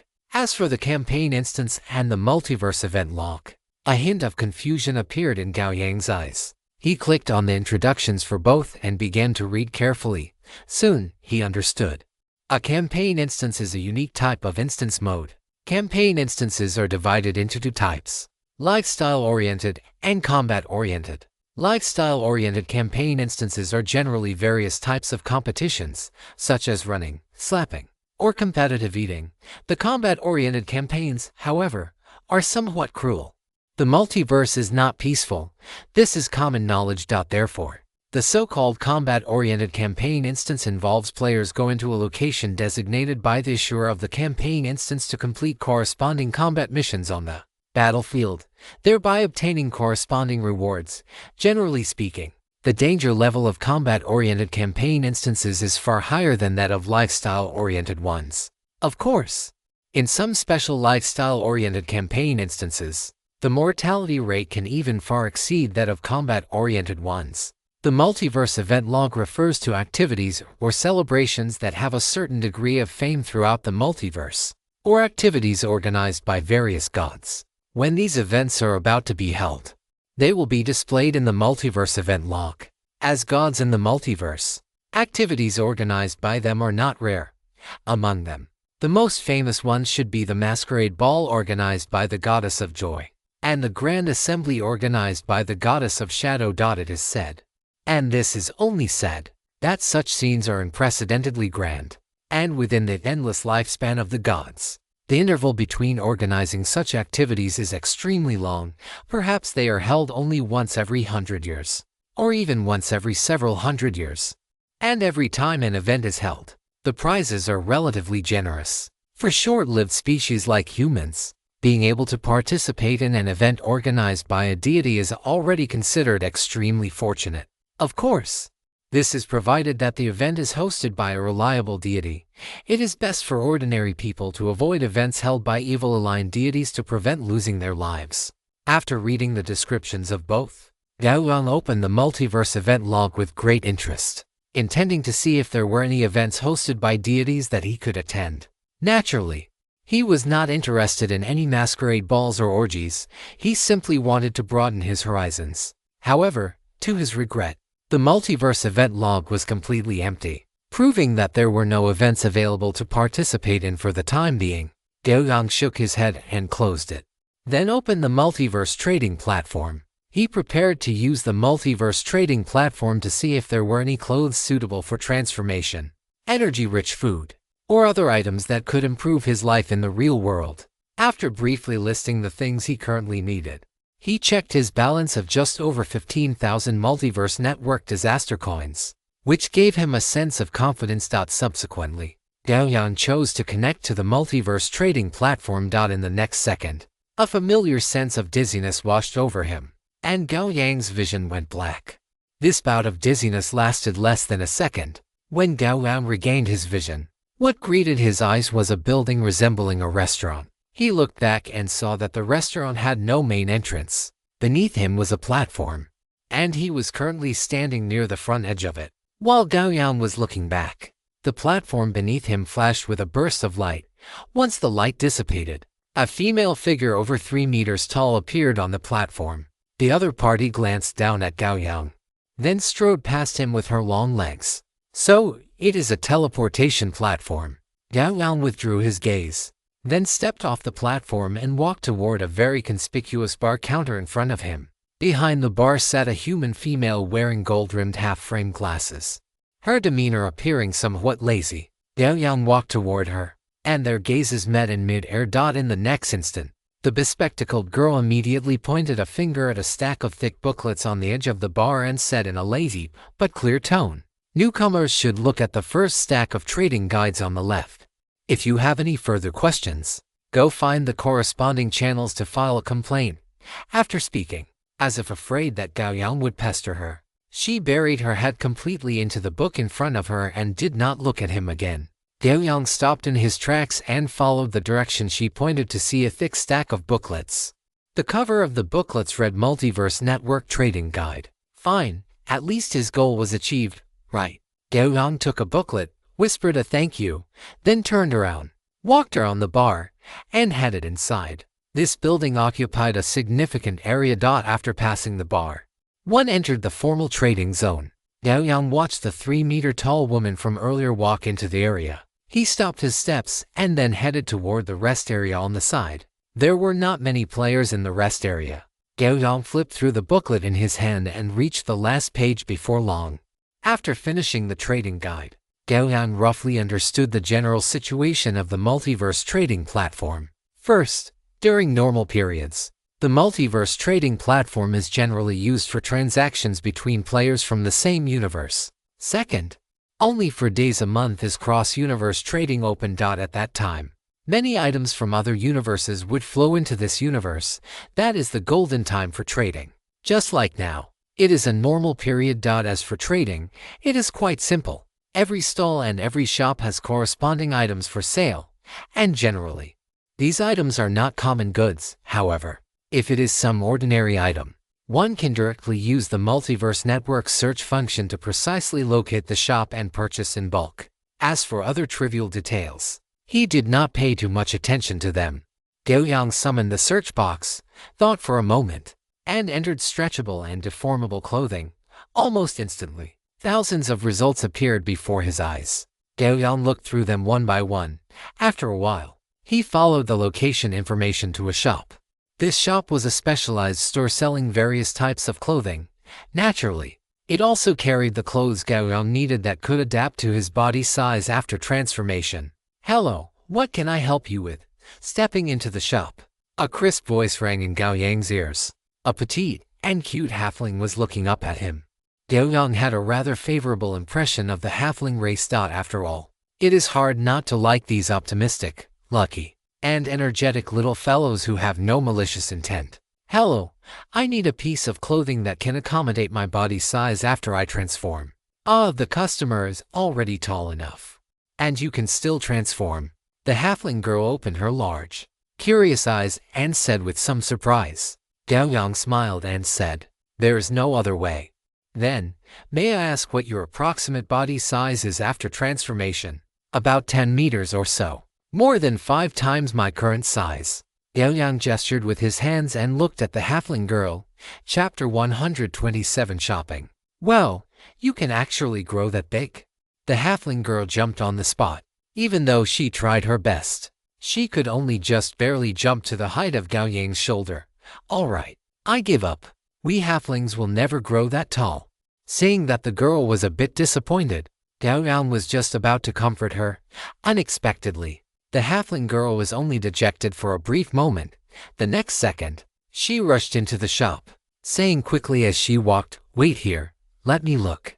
I remember the shop has quite a few such garments. Let me see where they are." Gao Yang followed behind her toward the shelves in the shop. He then saw the halfling girl's small body buried in a pile of clothes, rummaging around everywhere. "Where is it? Where is it, damn it? I clearly remember putting it right here." The halfling girl kept muttering to herself, though her hands moved with impressive speed. "Found it." The halfling girl lifted a package high into the air with a look of pleasant surprise, then turned to face Gao Yang while cradling it in her arms. "Customer, take a look and see if you are satisfied with this set. It was crafted by one of our master halfling tailors, and it took them an entire year to complete." As she spoke, she unwrapped the package. Gao Yang saw a vibrant, multicolored robe with flowing tassels appear before his eyes. This, from Gao Yang's aesthetic perspective, the robe was indeed extremely magnificent, and the craftsmanship was superb. However, this garment was not suitable for a man.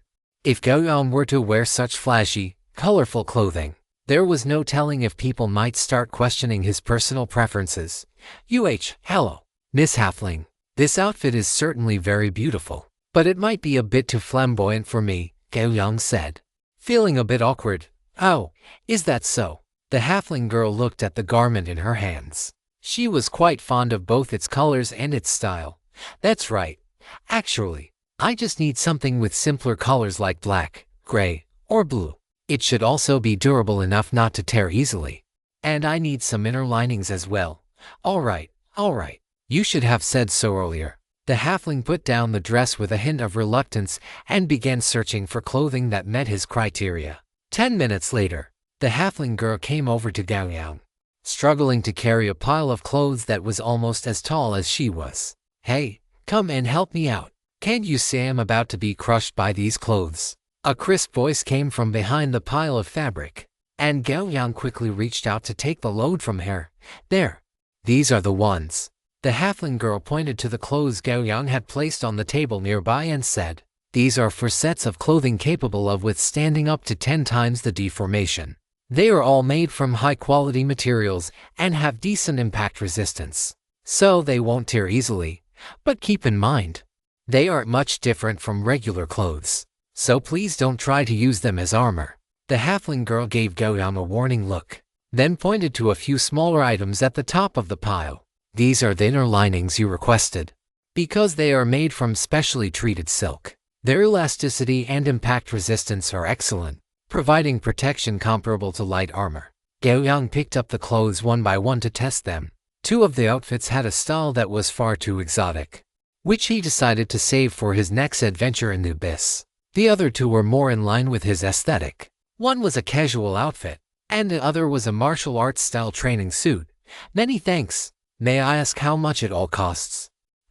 Let me calculate that for you." When Gao Yang brought up the price, the halfling girl seemed to transform into a different person. She walked briskly back to the checkout counter and began tapping away at a calculator with a rapid clatter. Then, she pointed to the clothes and said, "For sets of clothing, 500 Multiverse Network disaster coins each, and 5 inner linings at 110 each.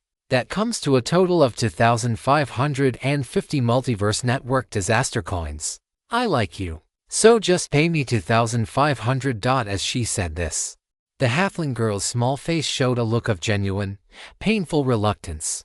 Gao Yang paused. The price of these clothes was not cheap, however. He didn't say anything and paid the amount quite readily. "Welcome back next time, human." The halfling girl stood at the shop entrance, waving enthusiastically at Gao Yang's retreating figure. Gao Yang waved back and headed toward the second floor. The first floor of this trading platform was for clothing, while the second floor provided various high-energy foods and all kinds of potions. Following the halfling girl's directions, it didn't take Gao Yang long to find a shop called Happy Little Store.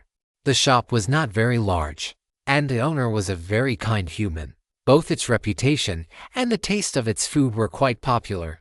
"Hello, what would you like to have?" After entering, Gao Yang immediately saw a middle-aged woman sitting behind the counter with a smile on her face.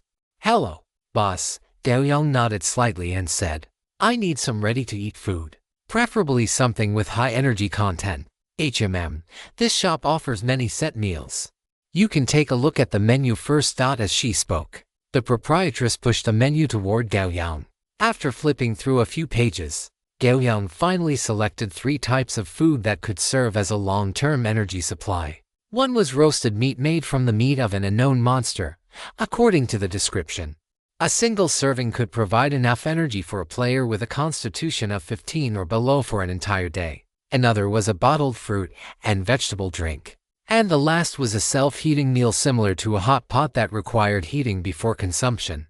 The 3 types of food totaled 38 Multiverse Network disaster coins at a discounted price, and Gao Yang bought 100 portions at once.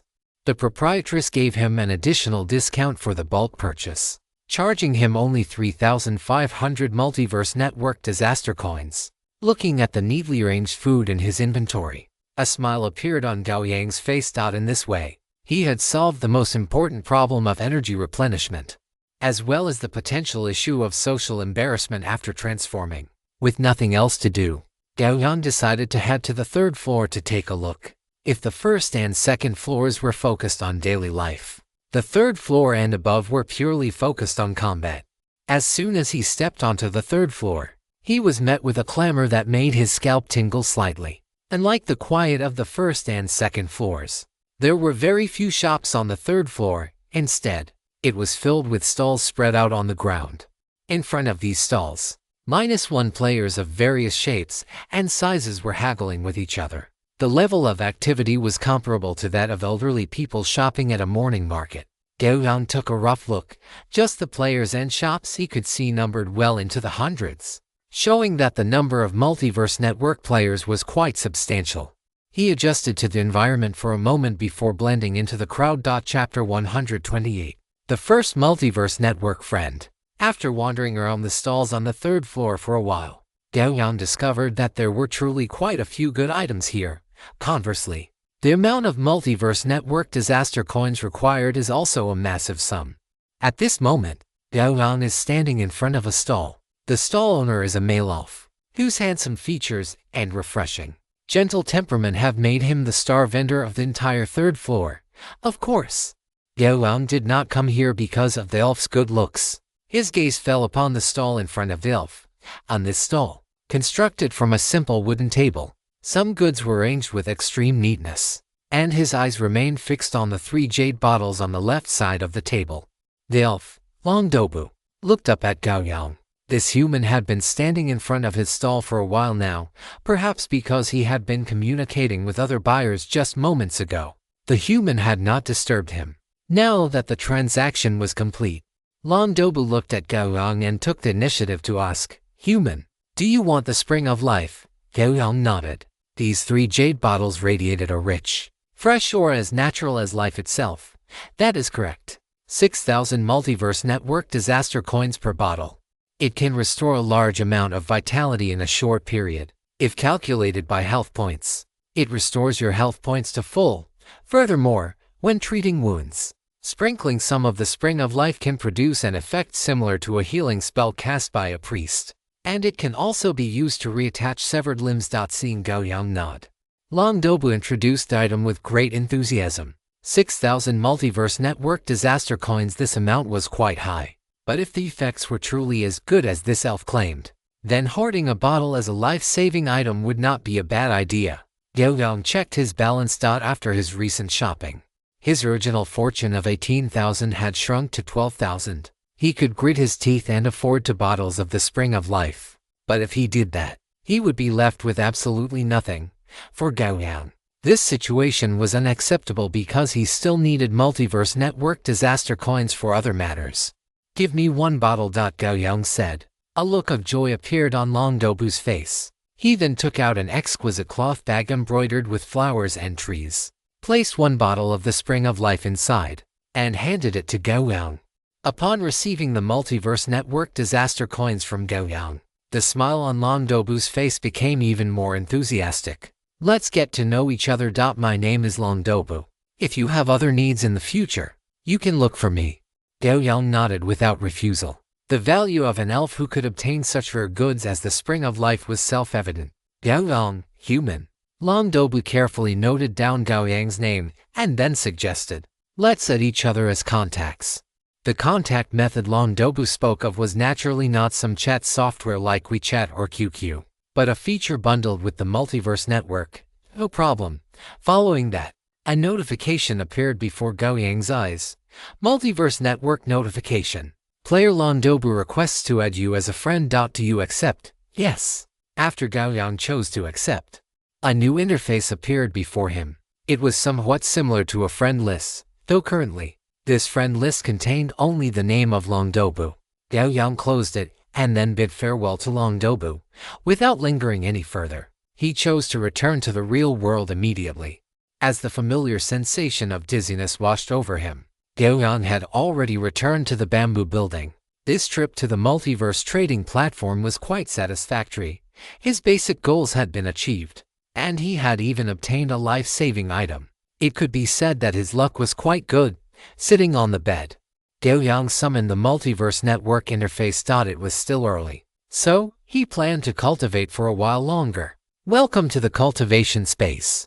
Please select a cultivation mode. Cultivation mode, a combat mode, exchange mode. Since he still had some Multiverse Network disaster coins on him, he decided to check out the other features provided by the Multiverse Network's cultivation space. Combat mode selected. Please select the type of combat. Combat mode. 100 Multiverse Network disaster coins per 10 minutes generating opponent. Available opponents: Old Day Bishop, Vitas, Raging Lion, Rhine Moore. Looking at the list of opponents, Gao Yang was somewhat surprised. This combat mode actually allowed him to choose opponents he had previously defeated. And not only that, but even Vitas, a high-level warrior, was within the selectable range. However, the cost of the combat mode was correspondingly extremely high. One had to know that the cultivation mode only required 10 disaster coins per hour, and auxiliary cultivation was only 100 disaster coins per hour. But the consumption of the combat mode was 6 times higher, requiring 100 disaster coins for just 10 minutes. Gao Yang pondered for a moment and then selected the leader of the Devouring Maw, Raging Lion. He wanted to see how strong the leader of the Devouring Maw, Raging Lion, was within this cultivation space. As Gao Yang's choice was finalized, the pure white space suddenly changed, the light gradually dimmed, and the empty space began to become dilapidated and crowded. Soon, the Rage City, littered with corpses, appeared before Gao Yang once again. And in the very center of Rage City, Raging Lion was sitting upright on a stone throne, with that wide-bladed battle sword thrust into the ground beside him. Gao Yang looked left and right, then confirmed that in the entire constructed Rage City, there were only 2 people, himself and Raging Lion. Truly amazing. Not only did it construct the combat character, but it even constructed the scene of the battle from that time. Gao Yang muttered to himself, then gripped his palm in the air, following his movement. Heiyao quickly manifested in his hand, holding Heiyao.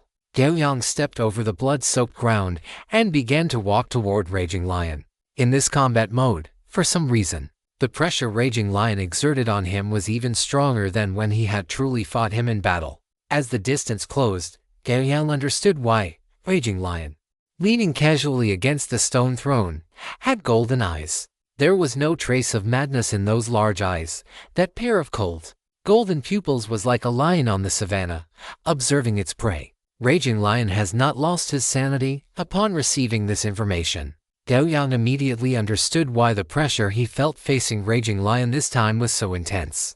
When facing the Raging Lion in the Demon Wasteland, the Raging Lion had been completely eroded by madness. Even though his strength was immense, he could not effectively utilize his true power while in such a frenzied state. The consequence of this was that Gao Yang and his companions were able to slay the Raging Lion on the spot at the cost of only minor injuries. But things were different now. The Raging Lion in the combat simulation could be considered to be in his absolute peak state. As Gao Yang walked within 100 meters of the Raging Lion, the seated figure slowly raised his head. His broad palms gripped the hilt of the battle sword beside him. And then his massive frame suddenly stood up, without a word, without a pause. The Raging Lion's sturdy body instantly transformed into a boar, charging toward Gao Yang with a gust of wild wind. A burning fighting spirit ignited in Gao Yang's eyes. His body shifted from extreme stillness to extreme motion, pushing his speed to the limit as he rushed toward the Raging Lion with a sharp, wind-tearing whistle. Chapter 129 Leisurely life. Following a violent, metallic explosion, a black shadow was sent flying backward, crashing heavily into the ruins of Rage City. Gao Yang's eyes were slightly unfocused as he looked up at the pitch-black night sky. Across his chest and abdomen, a slash mark spanning his entire upper body appeared, with flesh curled outward and blood gushing out like a fountain. As for his greatsword, it had been knocked away during the collision, landing who knows how far away. The Raging Lion stood tall amidst the ruins, not pursuing him, simply looking down at Gao Yang lying in the debris. After lying there for a good while, Gao Yang finally struggled to rise from the ruins. This was already his 6th battle against the Raging Lion, and the result was the same every time. The Raging Lion had shown him what true catastrophe-level swordsmanship really was. Looking back on it now, whenever Gao Yang faced the Raging Lion's broad-edged battle sword, he felt the terrifying illusion of facing a natural disaster head-on. That feeling of being so unstoppable that it bred despair was like a mortal caught in the midst of a hurricane, earthquake, landslide, or flood, where the only thing one could do was curl up in a corner and tremble. The Raging Lion's sword was like a landslide, like a flood, and at times like a hurricane, possessing a combination of power, speed, and technique. It could be called the strongest swordsmanship Gao Yang had ever seen in his life. Gao Yang estimated that if the Raging Lion had been clear-headed when they besieged him in Rage City back then, they would likely have been completely wiped out. Thinking about it now, the moment the raging lion nearly shattered the archbishop with 2 strikes was likely his final moment of conscious will. It is truly terrifyingly strong. Gao Yang looked at the raging lion, who stood in the ruins like a god of war, and sighed in his heart. Even a powerhouse of such strength had been eroded by the environment of the demon wasteland, which was enough to show the danger posed by those so-called gods. Gao Yang looked at the raging lion and then chose to end this training session. Although the battle with the raging lion ended in his defeat 6 times in a row, he had gained a great deal, and he needed to spend time digesting and mastering these gains. In this way, the 6 beatings he endured would not have been in vain. Gao Yang exited the training space. This session had lasted less than 40 minutes, yet it cost him 400 multiverse disaster coins. This level of expenditure was still within his acceptable range. Gao Yang threw himself onto his bed. After such a grueling ordeal, his mind felt exceptionally exhausted. Not forcing himself any further, he immediately fell into a deep sleep. Perhaps it was because his mental energy was drained, or perhaps it was the peace of mind that came with returning to his own home. But in any case, Gao Yang slept very comfortably. The next morning, Gao Yang woke up on time. After meditation, the time reached 7 o'clock in the morning. Gao Yang took out a portion of roasted meat. Upon opening it, the rich aroma of the roast wafted toward him. His spirit was instantly lifted, and his stomach, which had been silent all night, was awakened in that moment. Crunch! The crispy outer skin was severed by his teeth, emitting a crisp and enticing sound, while the rich oils and meaty flavor exploded in his mouth. Although this roasted meat did not taste as good as the food from the gourmet tower, as a mass-produced item, its taste could be considered qualified. In particular, the rich energy contained within it made Gao Yang even more satisfied. After finishing the roasted meat, Gao Yang patted his abdomen. Although a faint sense of fullness came from his stomach, he still felt like something was missing. The next moment, he opened the back door of the bamboo building and, familiar with the routine, soared into the sky. He was wearing the set of clothes he had bought last night, the casual outfit. Besides meeting his transformation needs, this set of casual wear also possessed an invisibility effect. As for this effect, the halfling girl had explained it very clearly at the time. Unless one's perception reached 15 points, they would be unable to detect him. For the multiverse, this kind of clothing was nothing special, but for the modern world where Gao Yang lived, it was an invisibility cloak of artifact-level quality, flapping his wings. It took him a few minutes to fly to the county town where Autumn Moon Village was located. He found a breakfast shop, ordered some soy milk and fried dough sticks, and enjoyed a wonderful breakfast. This is what life should look like. After paying, Gao Yang strolled slowly out of the breakfast shop. Gao Yang followed the streets of the county town, walking slowly toward the outskirts. Although the next trial would not begin for another half a year, Gao Yang would not waste this time. However, amidst his intense training, Gao Yang would also enjoy his time as a human. Leaving the county town, Gao Yang walked in the direction of Autumn Moon Village.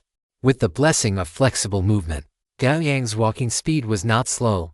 One could even say it was extremely fast. At the very least, all the pedestrians who saw Gao Yang were surprised, wondering which family's young man was in such a rush early in the morning, and whether he was going to be late for work again. At Gao Yang's speed, it took only a little over half an hour to return to Autumn Moon Village. Looking at the tranquil village that seemed to be built on the surface of the lake, a smile appeared on Gao Yang's face. Walking into the village, before he had taken many steps, an old gentleman walked toward him.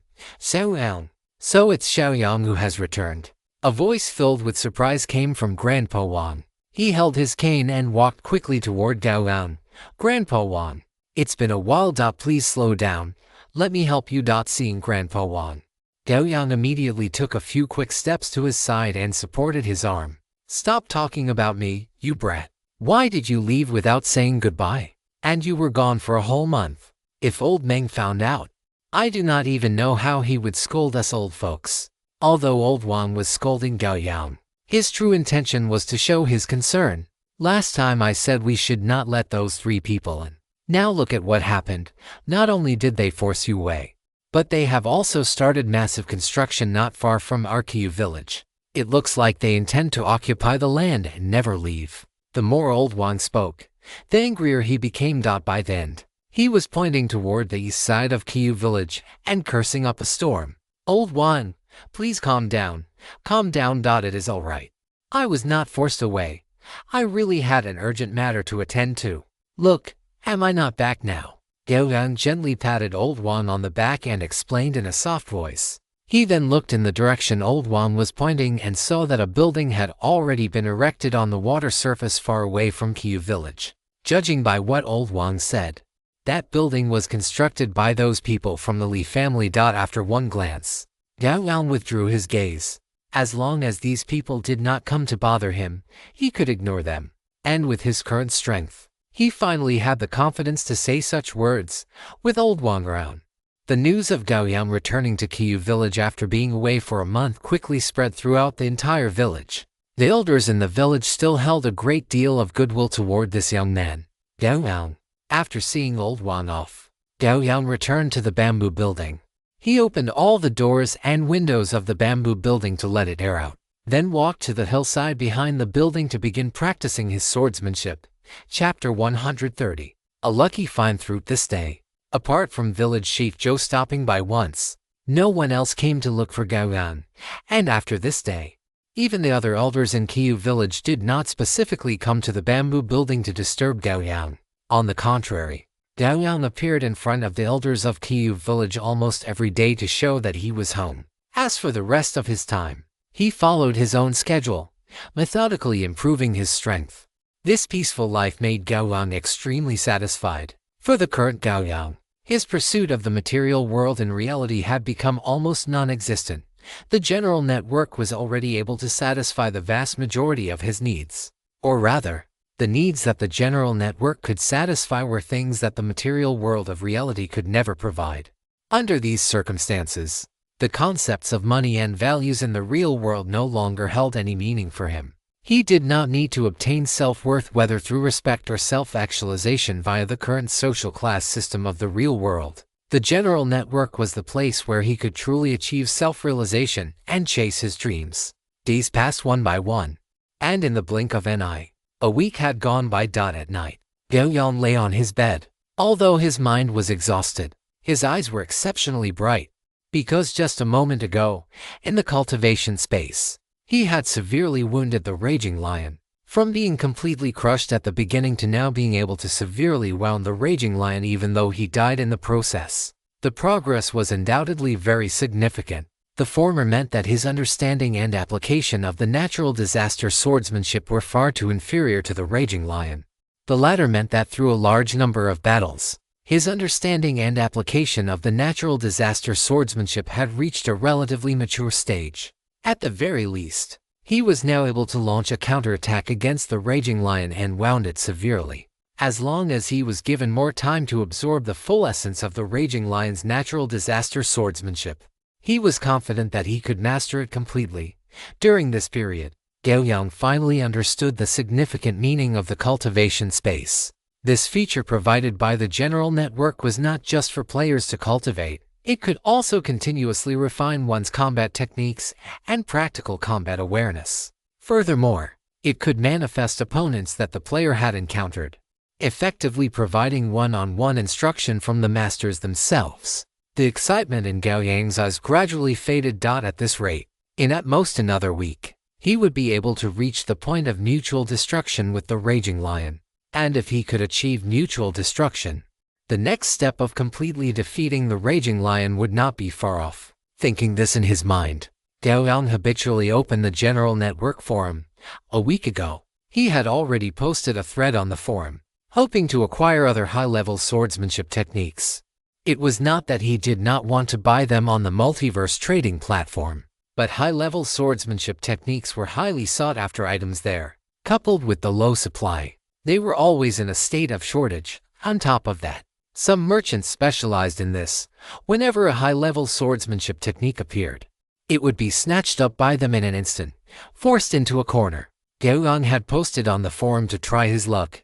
However, for a full week, he had not obtained a single high-level swordsmanship technique. Either the black market merchants asked for prices beyond his acceptance, or there were other unreasonable additional conditions. But today, his post had received a private message reply. Gao Yang raised an eyebrow, intending to see what kind of person this seller was.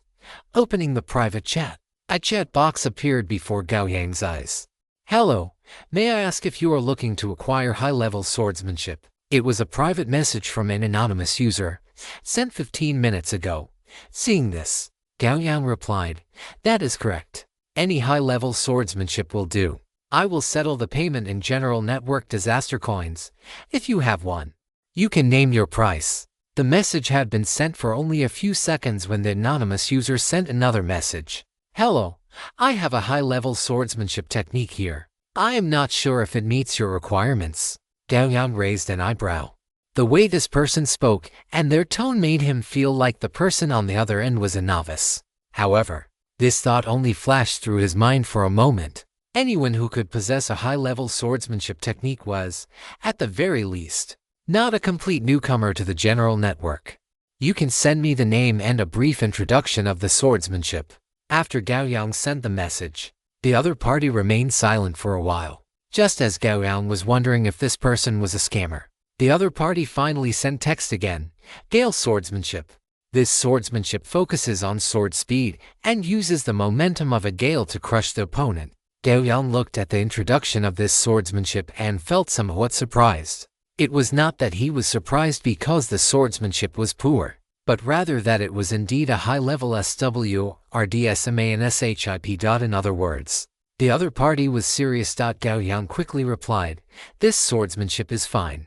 Name your price, boss. There was another silence on the other end. After a long while, the other party replied, this swordsmanship is a family heirloom, so you need to charge more. Gao Yang replied directly, so the asking price has to be a bit higher. Do you think 7,000 Multiverse Network disaster coins would be acceptable? Gao Yang was a bit astonished. The selling price of this Gale swordsmanship was actually lower than the waterfall swordsmanship he had obtained. And it was even lower than most high-level swordsmanship techniques on the trading platform. At this moment, Gao Yang realized that the person on the other end was indeed a newbie. However, regardless of whether they were a newbie or not, this was a bargain that he, Gao Yang, was going to snap up. 7,000 disaster coins, that works. All right, thank you. Seeing that the other party agreed, Gao Yang handed over the 7,000 disaster coins to the Multiverse Forum. Before long, the 7,000 disaster coins he had put up were cleared, and in their place, a book lay quietly in his inventory. Gao Yang took out this swordsmanship manual and carefully flipped through it several times before letting out a sigh of relief. The good news was that this Gale swordsmanship was indeed a high-level swordsmanship, and it did not contain any flaws, traps, or similar tricks. The bad news was that this swordsmanship did not come with an enchanted speed learning effect. However, this point was not too bad for Gao Yang, because on the trading platform, there were mages selling speed learning scrolls. As long as he used a speed learning scroll while studying the Gale swordsmanship, he would be able to learn it very quickly.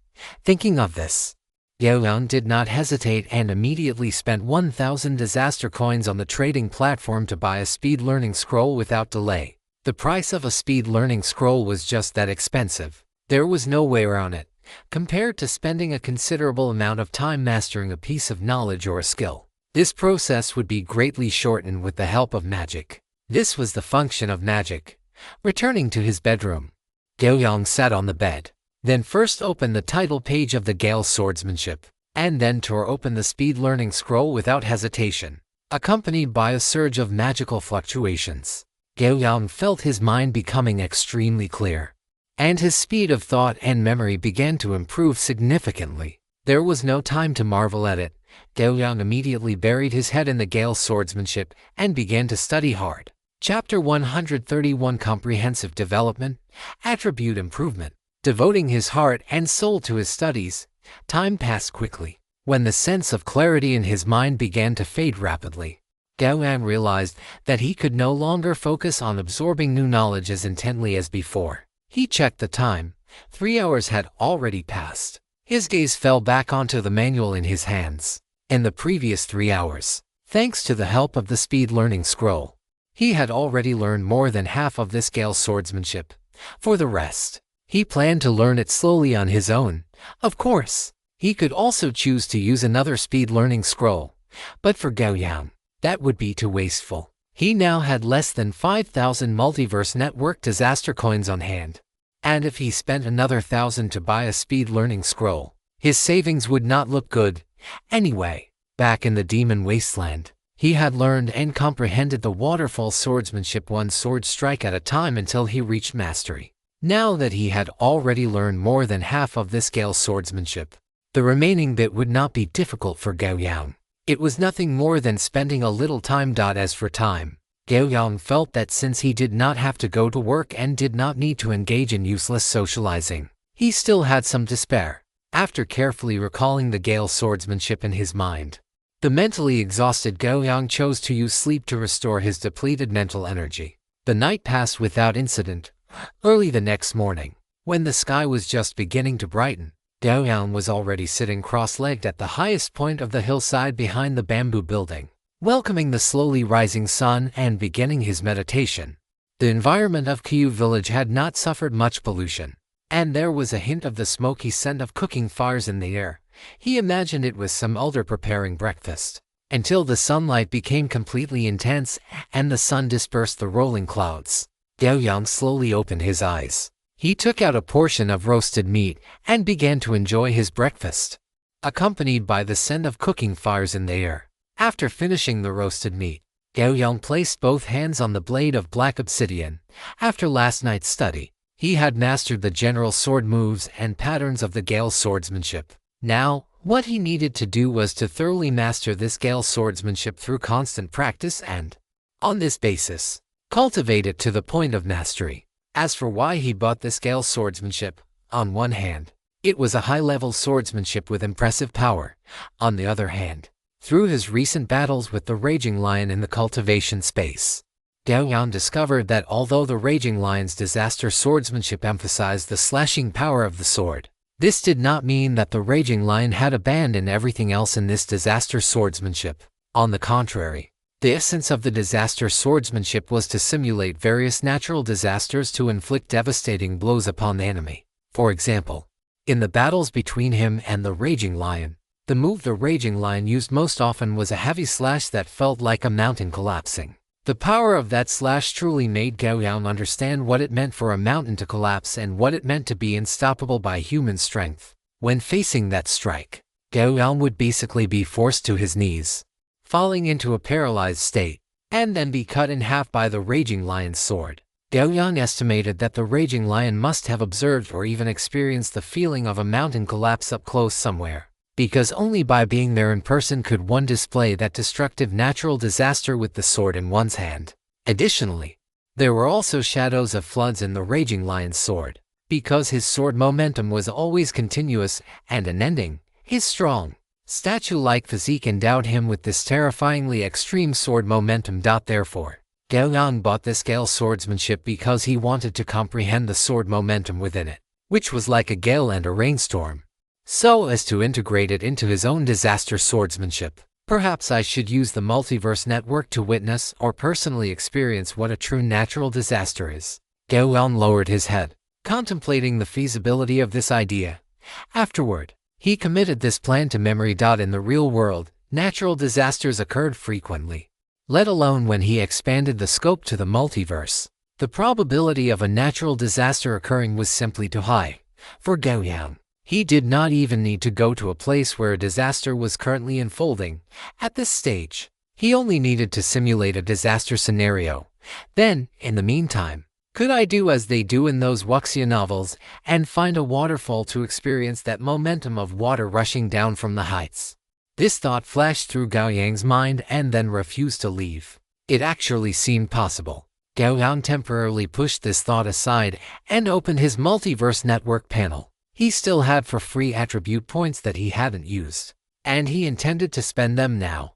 3 of these points were obtained from the settlement of his training in the abyss of the Demon Wasteland, and the other was automatically gained after he reached level 6, because he had learned a piece of information on the multiverse forums during this time. Once a player's attributes reached 20 points and they entered the Transcendent Realm, free attribute points could no longer be used to increase attributes beyond that threshold. To continue improving afterward, one would either have to engage in constant, grueling training or obtain special attribute points capable of enhancing transcendent attributes. Therefore, at this juncture, there was little point in hoarding these free attribute points. It was better to convert them into his own strength. As for how to allocate them, Gao Yang already had an idea. Name: Gao Yang. Profession: Warrior. LV 6 health points. Battle Chi: for 60 / for 60 strength: agility: constitution: intelligence: charisma: perception. He was now level 6, and strength, agility, and constitution were his most important combat attributes. Based on his dragon transformation ability, which could evenly improve all his physical attributes, Gao Yang still intended to uphold the path of comprehensive development and distribute the 4 free attribute points equally. He added 2 points to Constitution, bringing it directly to 17. Then, he added 1 point each to Strength and Agility. In this way, Gao Yang's 3 core attributes of Strength, Agility, and Constitution all reached 17 points. His agility was actually only 14, but with the 2 points provided by the Wine Wolf badge, he was able to keep it on par with his Strength and Constitution. Having calculated the attributes to add, Gao Yang chose to confirm the allocation with his mind the next moment, as the 4 attribute points vanished simultaneously. A pain many times more intense than any previous improvements surged from every part of Gao Yang's body. This sharp pain came so unexpectedly that Gao Yang found it difficult to endure such intensity. His cross-legged posture suddenly collapsed, and like a dehydrated fish, he began to twitch and tremble violently on the hillside, scorching heat radiating from his body. After a long while, the intense pain brought about by this improvement slowly dissipated. Gao Yang lay on the hillside, his eyes slightly in focus. For a long time, his cheek twitched, and he revealed a bitter smile. The pain from increasing 4 attribute points at once was truly too exaggerated, even though he was accustomed to the pain of leveling up. He had almost failed to endure it. However, having learned this lesson, Gao Yang would not do this again next time. Chapter 132. The Figure Under the Waterfall. Gao Yang wiped the sweat from his forehead, and then stored the black obsidian lying to the side into his inventory. Only after finishing this did he sit back down cross-legged. He clenched his fists, feeling the strength and bone density far exceeding that of an ordinary person contained within his body, which appeared no different from anyone else's, with strength, agility, and constitution all reaching 17 points. It meant that these 3 attributes were now 17 times those of an average person. Such a terrifying numerical value could be called superhuman. And it was even more unimaginable when all this power was condensed into Gao Yang's 1m88 frame. Feeling his heart beating powerfully beneath his chest, each beat pumping a large amount of blood throughout his body, Gao Yang revealed a smile. This feeling of constantly growing stronger, of continuously breaking through the limits of life, was truly exhilarating. After resting for a moment, Gao Yang stood up and took out black obsidian to practice the Gale Sword technique on the hillside. The greatsword black obsidian, at its current weight of 100 kilograms, was already a bit light for Gao Yang, especially since its maximum weight was only 500 kilograms, which translated to half a ton. Although Gao Yang could ignore black obsidian's weight because it was his exclusive weapon, as a warrior, if he could not perceive the weight of the weapon he relied on for survival, how could he rely on it to protect his life? Therefore, Gao Yang had never used black obsidian's weight-ignoring ability. After thinking about it, Gao Yang adjusted the weight he could feel from black obsidian to 200 kilograms. Gao Yang swung the sword a few times at this weight and felt it was very smooth. Subsequently, black obsidian transformed into a gale in Gao Yang's hands. The biting sword went sweeping across the hillside and leaving deep sword marks in the ground. As Gao Yang continuously performed the Gale Sword technique, his understanding of this sword art began to deepen. The theoretical knowledge he had learned last night now began to drip into his mind like a thawing glacier, being rapidly absorbed by him. Time passed quickly during his practice, and in the blink of an eye, it was evening. After eating a high-energy self-heating hot pot, Gao Yang returned to his backyard. While eating, he had searched for information and found that the nearest waterfall to Autumn Moon Village was about 200 kilometers away in a straight line. If he set off now, he should be able to arrive there before the sun completely set. After looking around, Gao Yang's body slowly vanished into the air. Gao Yang took a running start on the hillside, then exerted force with his legs, his body shooting toward the clouds like a cannonball, with his strength now far exceeding that of an ordinary person. The explosive power of this single movement sent Gao Yang leaping directly into midair. Following a violent sound of wings flapping, his body shot rapidly into the sky. Taking out his phone and checking the direction via the navigation app, Gao Yang flapped his wings and flew swiftly toward his destination. This navigation has ended. The total distance was 193 kilometers, taking 27 minutes. The average speed was 380 kilometers per hour. You have exceeded the speed limit by 300%. You are severely speeding. The synthesized mechanical female voice broadcasted the trip without a hint of emotion, and Gao Yang casually closed the navigation software. He had now arrived in front of a waterfall. Although it was already nearly 6 o'clock, there were still quite a few tourists lingering in front of the falls. The highest point of this waterfall was a full 120 meters, and at the bottom was a bottomless deep pool. As the water cascaded down, it emitted a deafening, violent roar. Many tourists were standing with their backs to the waterfall, striking various poses while letting their companions take photos of them from midair. Gao Yang even saw some young ladies, with figures either slender or curvaceous, holding various prop swords and blades, dressed in all styles of cosplay outfits, filming videos as if they were true martial artists in the sunset. Of course, those equally handsome male bloggers did not fall within Gao Yang's range of appreciation. As the sun gradually set, the staff responsible for managing the waterfall began to take action, spending nearly half an hour persuading all the tourists lingering there to leave. Until nightfall completely descended, the waterfall was finally free of the noisy human voices. In the darkness, a massive figure slowly descended from the sky. Gao Yang's toes touched the water surface, and the oncoming spray, carrying moisture, slammed against his body and face, causing him to close his eyes slightly and carefully feel the surging power within it. Afterward, Gao Yang opened his eyes and slowly flew directly beneath the waterfall. The impact of the massive water flow made Gao Yang's progress somewhat difficult, but with his current attributes, it was merely somewhat difficult. Soon, Gao Yang arrived directly under the waterfall. Feeling the impact of the massive water flow, Gao Yang could not help but marvel at the great power of nature. But then he found himself in a bit of a dilemma, because the bottom of the waterfall was a deep pool with no place for him to stand. Having no choice, he had to search both sides, and soon, Gao Yang found a large rock that was shallowly exposed above the water. This rock was located slightly to the left beneath the waterfall. It was about the size of a dining table, and its surface appeared very smooth due to the year-round erosion of the waterfall. Gao Yang stood on the rock. At first, he was a bit unaccustomed to it, but his 17 points of agility granted him extremely strong coordination and balance. Therefore, in less than 2 minutes, Gao Yang had firmly planted his feet on the rock. During this process, the massive water flow continuously washed over his body. Gao Yang nodded slightly.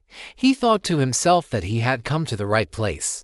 He then sat cross-legged on the rock, placed Yao flat across his legs, and began to meditate. Rumble. This waterfall seemed tireless, roaring incessantly even in the dead of night. And at the bottom of this waterfall, on the water surface invisible to ordinary people, Gao Yang was naked, wearing only a pair of boxer briefs, letting the waterfall crash down upon his lean and muscular body. The heavy water flow struck the surface of Gao Yang's body at high speed, yet it could not shake him in the slightest.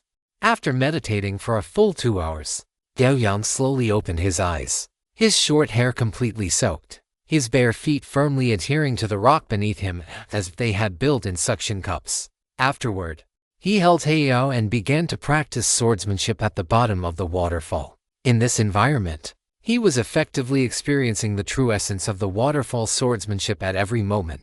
As time passed, the heavy sound of the sword whizzing blended into the sound of the waterfall. But if someone with a keen ear were listening here, they would certainly be able to distinguish the difference between the sound of the waterfall and the sound of the sword. However, it was already night, and there was no one else at this scenic spot besides Gao Yang. Thus, Gao Yang's cultivation went unnoticed. Chapter 133, Temporary Campaign, Save Shi Luoluo. It was not until late at night that Gao Yang ended his waterfall cultivation and returned to Kyu village. Closing the door, Gao Yang lay on the bed, his eyes bright. He could feel that while practicing under the waterfall, his comprehension and understanding of the waterfall swordsmanship were constantly deepening. It seemed his previous guess was correct. Only by being on the scene could one better experience the meaning contained within the swordsmanship. If he continued to practice like this, Gao Yang was confident that he could bring his waterfall swordsmanship to the peak realm before the next abyss trial arrived. If swordsmanship had levels, then after reaching great success, the next stage was the peak realm. This was the explanation provided by the comprehensive network based on his understanding. However, it was clear that Gao Yang was still a long way from the peak realm. No rush. You eat a meal one bite at a time, and you walk a path one step at a time.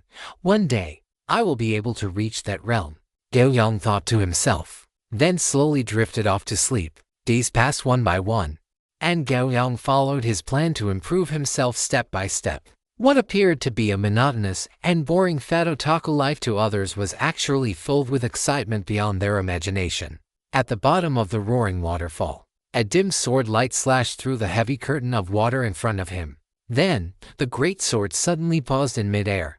A strong, muscular hand gripped the hilt, and no matter how the waterfall washed over him, it could not move him or the sword in his hand by even a fraction. Gao Yang's thick eyebrows beneath his wet, messy hair arched, and he stared intently at the water curtain in front of him. He saw lines of text rapidly appearing on the water curtain. Comprehensive network notification. The temporary campaign Save Shilolu is currently recruiting players. Do you wish to participate? Temporary campaign, Save Shilolu allocation. Oak Forest and the Red Lands of Yellow Sand campaign description. As the princess of the Oak Elves, Zilulwo was kind-hearted, innocent, and adorable. However, 2 days ago, Princess Zilulwo went missing, and along with her, several seeds of the mother trees of the Oak Forest disappeared as well. All traces pointed toward the Yellow Sand Barrens, a land that had been continuously eroding the Oak Forest. For this reason, the guardian of the Oak Forest, the Archdruid and Ageless Oak, Lade, issued this temporary campaign, recruiting players from the Omniverse Network to venture deep into the Yellow Sand Barrens to rescue Zilulwo and recover the mother tree seeds. Those who rescue Zilulwo will receive generous rewards. As a temporary campaign, it differs significantly from standard campaigns. Standard campaigns are generally categorized into small-scale, medium-scale, large-scale, and legendary campaigns, with their danger levels increasing progressively. Legendary creatures begin to appear in large-scale campaigns. As for legendary campaigns, they feature a massive number of legendary entities locked in frenzied slaughter, and may even involve the descent of divine avatars, with an intensity that is truly exaggerated. The most famous of these is the bloody war between demons and devils, also known as the Blood War. The Blood War encompasses demons and devils, but it is not limited to just them. So, who exactly participates in the Blood War? Asking such a question is like asking how many stars are in the sky. It is an unanswerable question. Yet, at the same time, it has a simple and clear answer: everyone. So, who participates in the Blood War? The answer is everyone. In this grand-scale legendary campaign, legendary status is merely a necessary combat requirement, and in some situations, even legends cannot escape that eternal death. The biggest difference between a temporary campaign and a standard campaign is that temporary campaigns are generally smaller in scale than even small-scale campaigns, yet they are more intense than typical group brawls, and they are usually issued on the fly by powerful entities.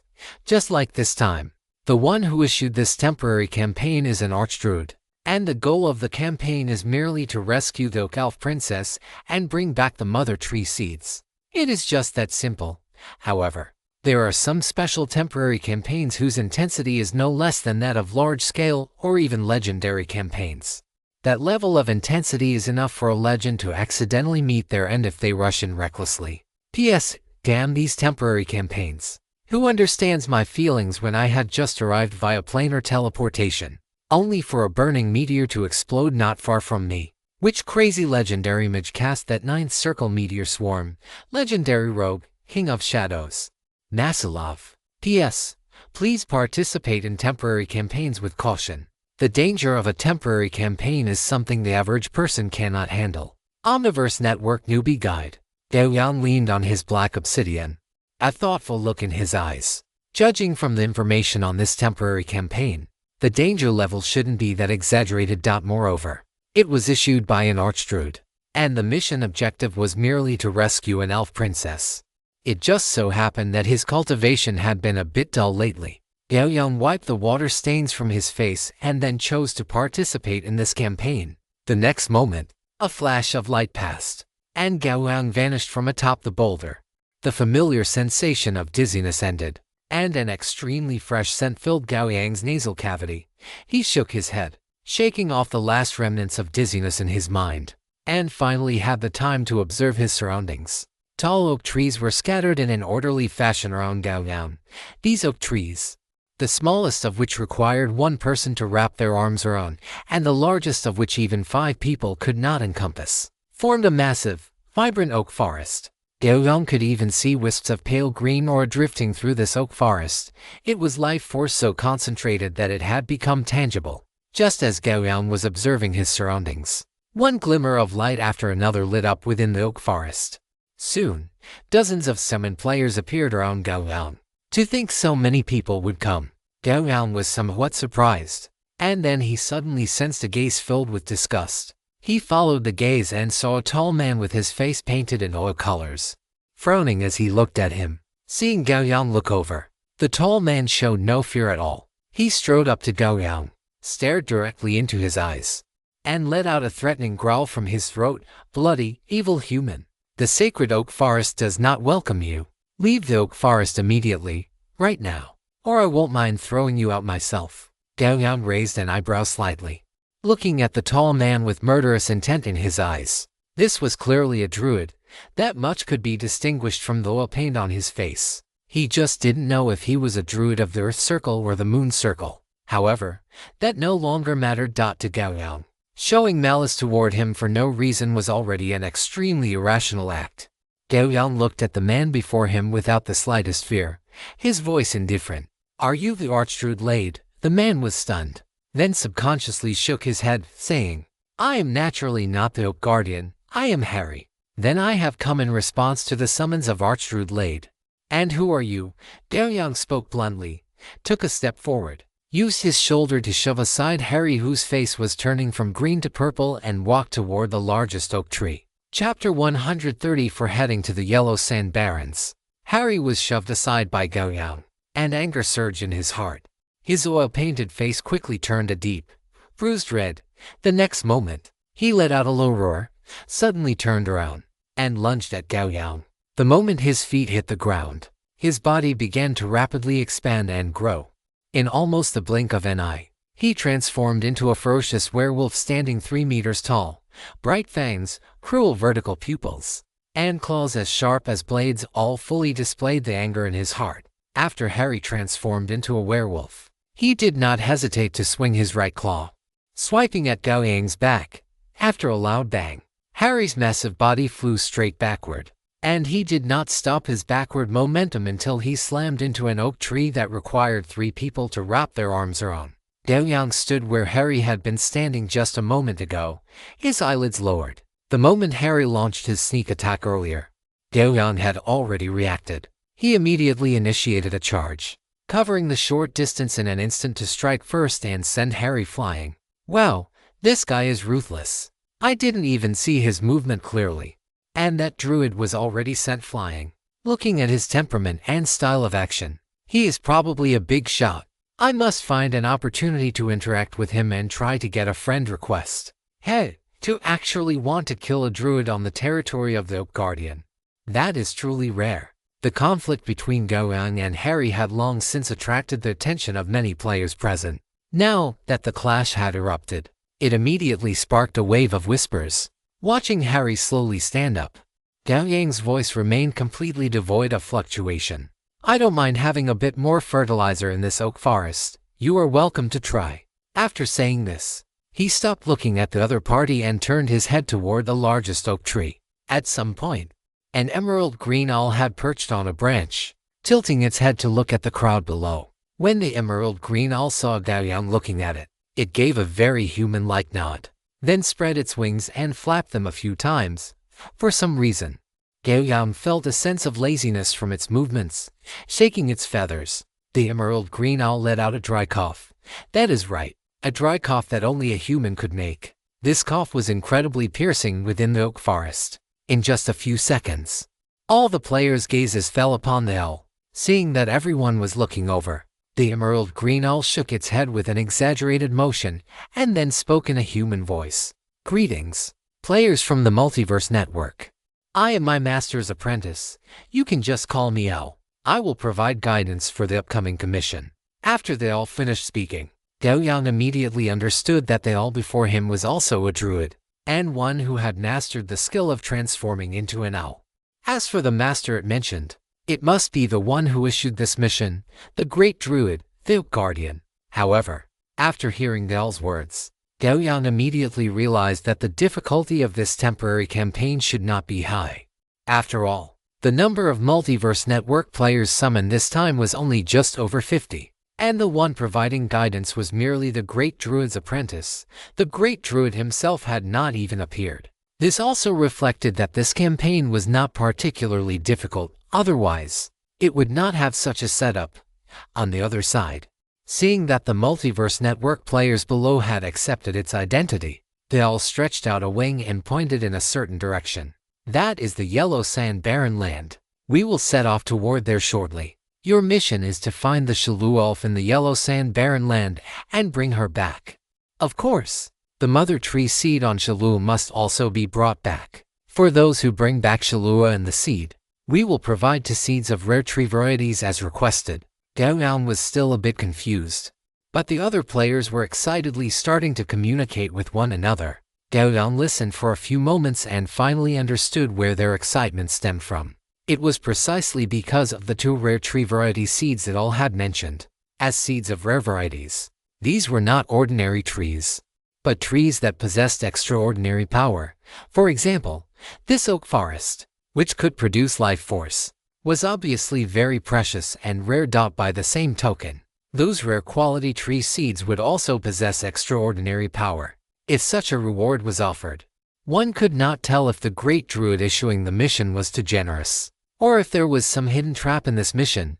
Then, regarding Princess Shaluo, is there any real-time intelligence? A player asked the question everyone wanted to know. They all nodded slightly and then said, according to the traces Shalou left behind over the past few days, she should have been abducted by the 2-winged earth dragon in the Yellow Sand Barren Land. Currently, because of the protective spell Shalou used, she is not in any immediate life-threatening danger.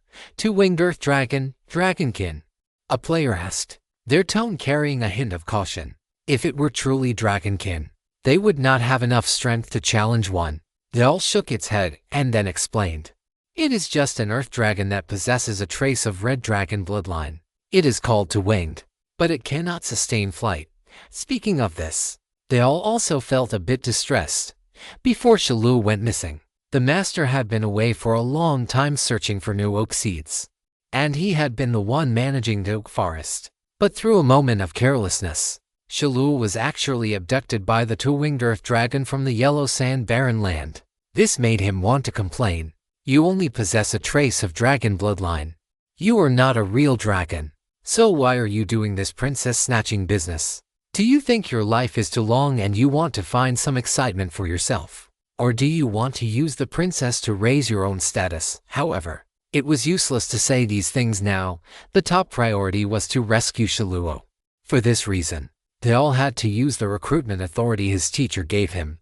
Otherwise, relying on himself alone, it would be impossible to rescue Shaluo from the hands of that 2-winged earth dragon. After receiving the owl's explanation, the hanging hearts of the many players finally settled. It was not dragonkin, so that was fine, just a trace of dragon bloodline. It was a piece of cake. Seeing that the players below no longer showed any signs of anxiety, the owl's eyes narrowed slightly, as if it had smiled, and then it continued, follow me, everyone. Let's set off now. In the crowd, Gao Yang watched as it flapped its wings and flew to the front of the group to lead the way, his expression somewhat strange. This action, no matter how he looked at it, Felt a bit like locking the stable door after the horse had bolted. However, Gao Yang did not dwell on it. In any case, he would just follow the main force for now. And when the time came, he would see how this campaign, which felt more like a commission, would unfold. Chapter 135. Melifina. An owl with emerald green wings flapped through the oak forest. Behind it, dozens of Multiverse Network players hurried forward, some filled with anticipation, others excited or calm. Among them, a werewolf stood out the most. He was Harry, the druid from the Earth Society who had attacked Gao Yang just moments ago. Harry looked up at the owl flying in the sky from time to time, contemplating how he might drive that bloody, evil person away. Just as Harry was thinking this, a gust of hot, dry wind blew across his face. What lay ahead was no longer the well-ordered oak forest that represented life, but an endless expanse of yellow sand. After the strong wind swept past, large patches of jagged, strange, blood-colored earth were exposed to everyone's view, looking like bare, white bones, visible to the naked eye. As the gale howled, yellow sand drifted into the oak forest, only to be gradually repelled by the light radiating from the trees. Clearly, this was a battle between the yellow sand barons and the oak forest. The many Multiverse Network players stood at the boundary between the oak forest and the yellow sand, watching the scene ahead in silence. Flap, flap. The sound of wings beating echoed from the oak branches. They all extended one wing to point in a certain direction, then looked down at the crowd and said, "In that direction lies the two-winged earth dragon. Everyone, please rescue Princess Ilwoluo. I shall wait for you right here." Only then did the players realize that for the next leg of the journey, this owl would not be accompanying them. They would have to proceed on their own. They not only had to find the two-winged earth dragon but also kill or defeat it to rescue Princess Ilwoluo. As the owl's voice faded, the scene fell silent for a moment. Then, everyone saw a tall werewolf push off with both feet, launching himself from the oak forest and charging in the direction they all had indicated. Once someone made a move, the other players were naturally unwilling to fall behind. Soon, the scene became restless as players, either alone or in small groups, sprinted toward the yellow sand barons. After all, there was only one two-winged earth dragon and only one Princess Ilwoluo, which meant there was only one set of rewards. In such a situation, the first player to arrive, provided they could handle the two-winged earth dragon, would be guaranteed to secure the rewards. Gao Yang looked at the yellow sand barons ahead and was about to step out of the forest when a crisp shout suddenly rang out beside him. Gao Yang turned around, his eyes filled with confusion, but he saw no one. Looked down. A voice, sounding somewhat exasperated, came from below. Gao Yang looked down and saw a cat with long fur staring up at him, a hint of human-like shame and anger in its large eyes. An orange tabby, a ragdoll, a mixed breed. Gao Yang looked at the cat at his feet and couldn't help but guess softly, hiss unexpectedly. As soon as these words left his mouth, the long-haired golden cat at his feet bristled, arched its back, and retorted loudly, "You're the mixed breed. I am the noble cat sprite Melifina." Gao Yang raised an eyebrow and shrugged slightly to show his apology. After all, calling the other party a mixed breed was indeed his fault. Then, "Noble cat sprite Melifina, what do you want with me? You should know that everyone else has already set off." When it came to business, Melifina regained her composure. She tilted her head up at Gao Yang and said, "Human, your strength is quite good. Do you want to team up with me? Let us complete this temporary campaign together. Team up with you." Gao Yang squatted down and looked at the proud-looking Melifina. Although he didn't voice his doubts, his expression said it all. "HMPH, human. Don't you dare underestimate us cat sprites. I am a 5-element cat sprite, a rarity seen once in a century among my kind." Gao Yang nodded slightly. It sounded somewhat impressive. He continued to ask, "Then what are your abilities?"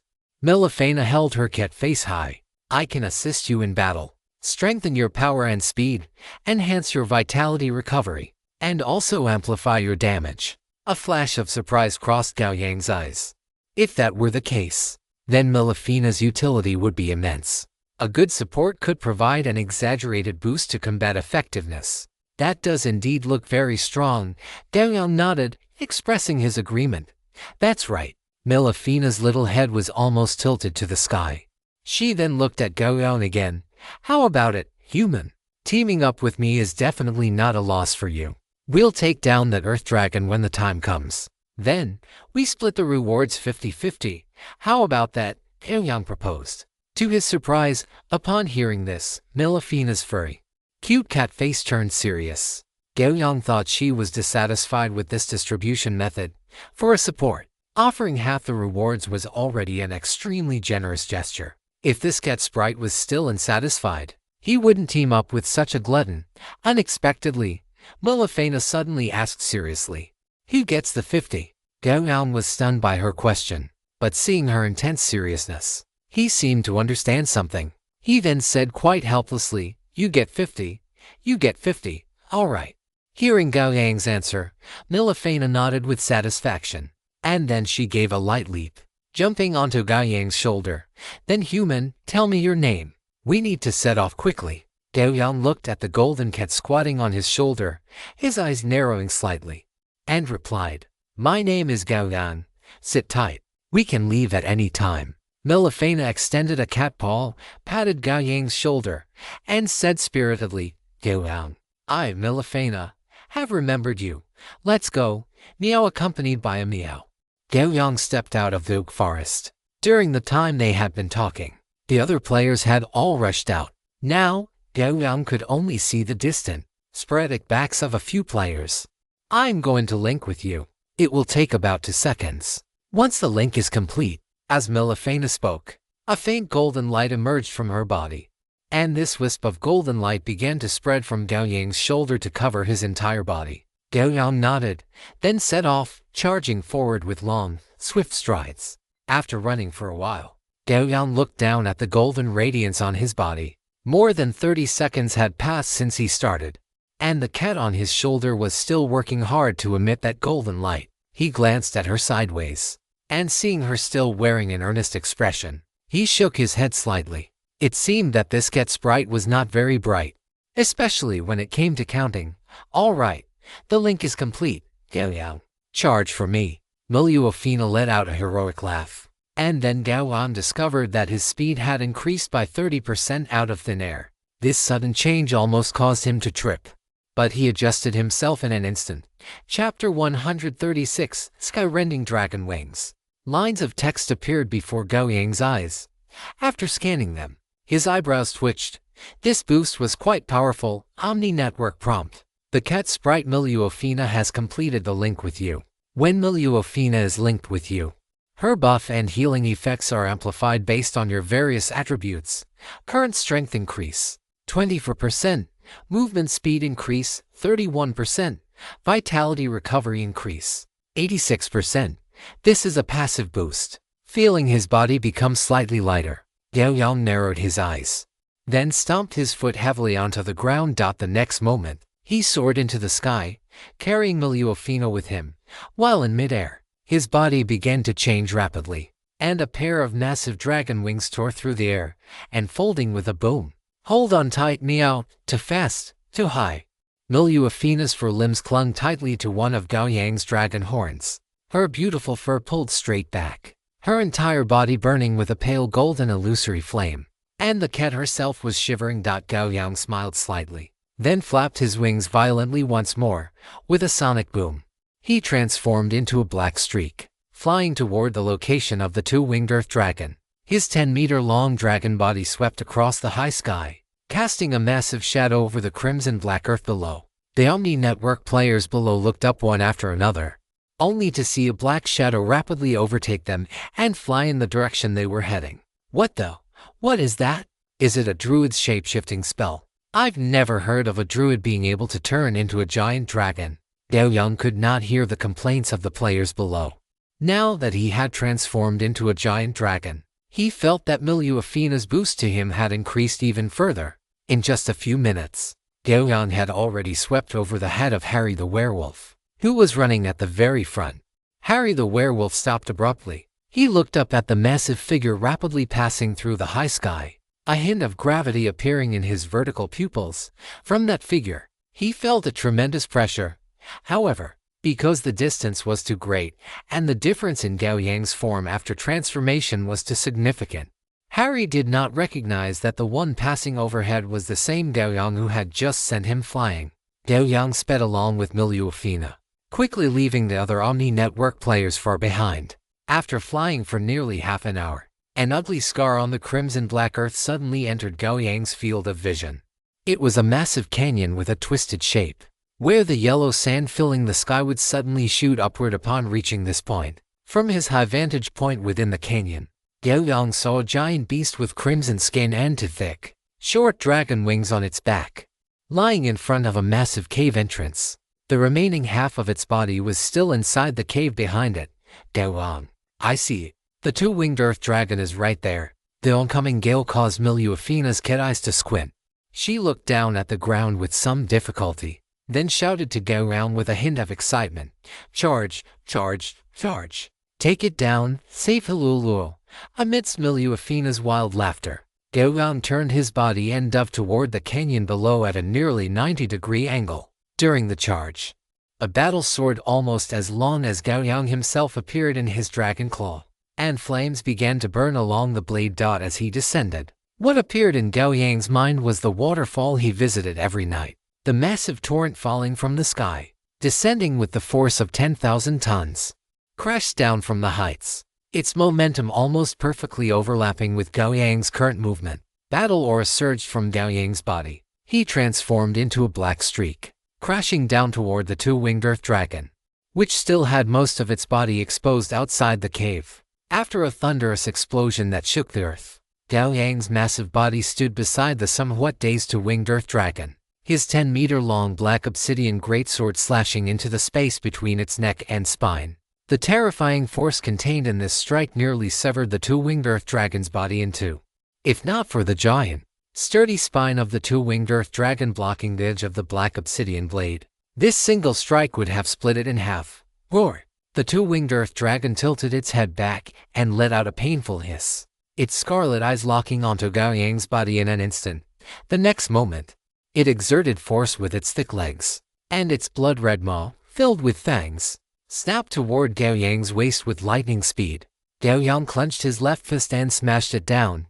His left hand, encased in hard dragon scales, collided with the two-winged earth dragon's maw, actually knocking its head to the side. The two-winged earth dragon felt a wave of dizziness, but then it slammed its four limbs heavily onto the ground, its wings flapping at an extremely high frequency, and its body, over 15 meters long, rammed into Gao Yang like a heavy truck. Gao Yang let out a soft chuckle, flipped the black obsidian in his hand, and brought it down in a powerful overhead slash. As the sword fell, the edge of the black obsidian struck the two-winged earth dragon's hard skull, immediately causing its charge to stumble slightly. Movements like the tide. Gao Yang's hands turned into a blur, and he slashed down once more. As this sword fell, a flash of golden light crossed his eyes. The two-winged earth dragon's front legs suddenly gave way.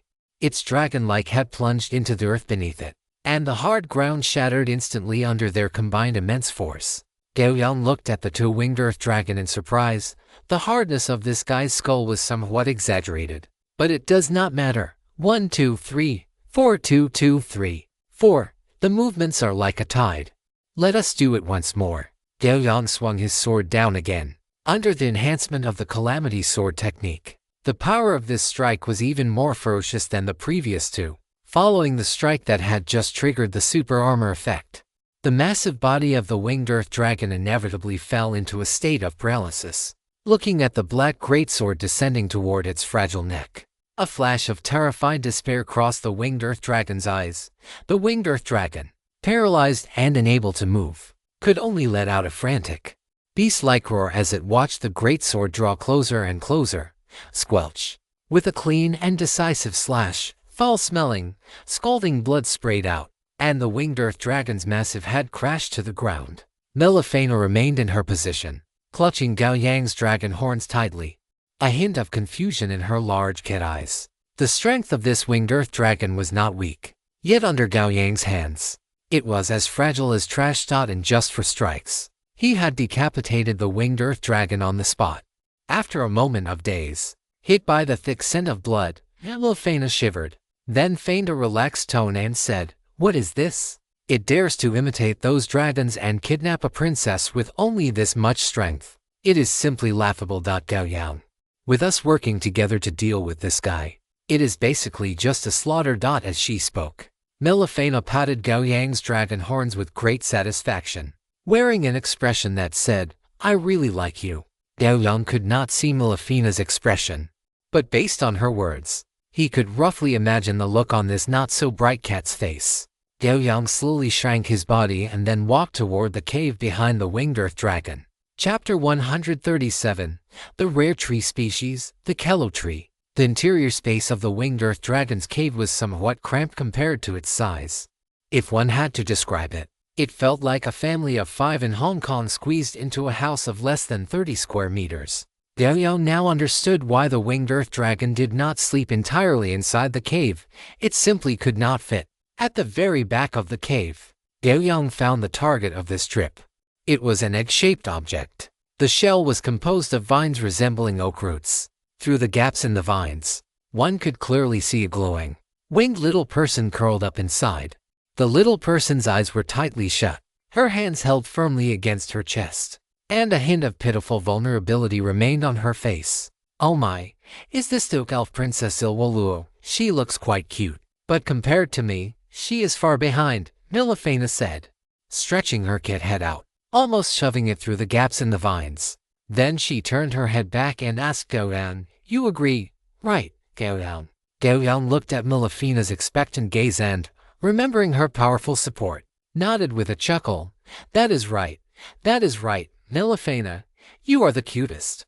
Upon receiving Gao Yang's affirmation, Milafena's long tail swayed from side to side, and she then jumped onto Gao Yang's shoulder with a reserved air. Gao Yang squatted down and extended a finger to tap gently on the vine eggshell. Tap, tap. The crisp sound of tapping echoed in the cave, and Gao Yang saw the long, curved eyelashes of the elf Ilwoluo, who was protected within the eggshell, flutter twice. Then, a pair of large, mesmerizing eyes looked toward him slowly, filled with confusion, looking at those innocent, large eyes. Gao Yang had to admit that his earlier words to appease Milafena had been spoken too soon. The Ilwoluo before him was already cute and bouncy, but now that those large eyes, which seemed to contain an endless starry sky, had opened, they immediately covered her in a mysterious filter. Who are you?" Ilwoluo looked cautiously at the human outside the oak cage and the cat elf on his shoulder, her small body shrinking back involuntarily. "What a silly elf," Milafena yawned. "Can you not tell? We are the heroes who have come to save you from the evil dragon." Hearing this, Ilwoluo looked through the gaps in the vines toward the outside of the cave, where she saw the winged earth dragon lying motionless on the ground. The scent of blood in the air also made her brow furrow tightly. As an oak elf, her tolerance for the scent of blood was almost zero. The transparent wings on Ilwoluo's back fluttered slightly, and she bowed slightly toward Gao Yang and Milafena.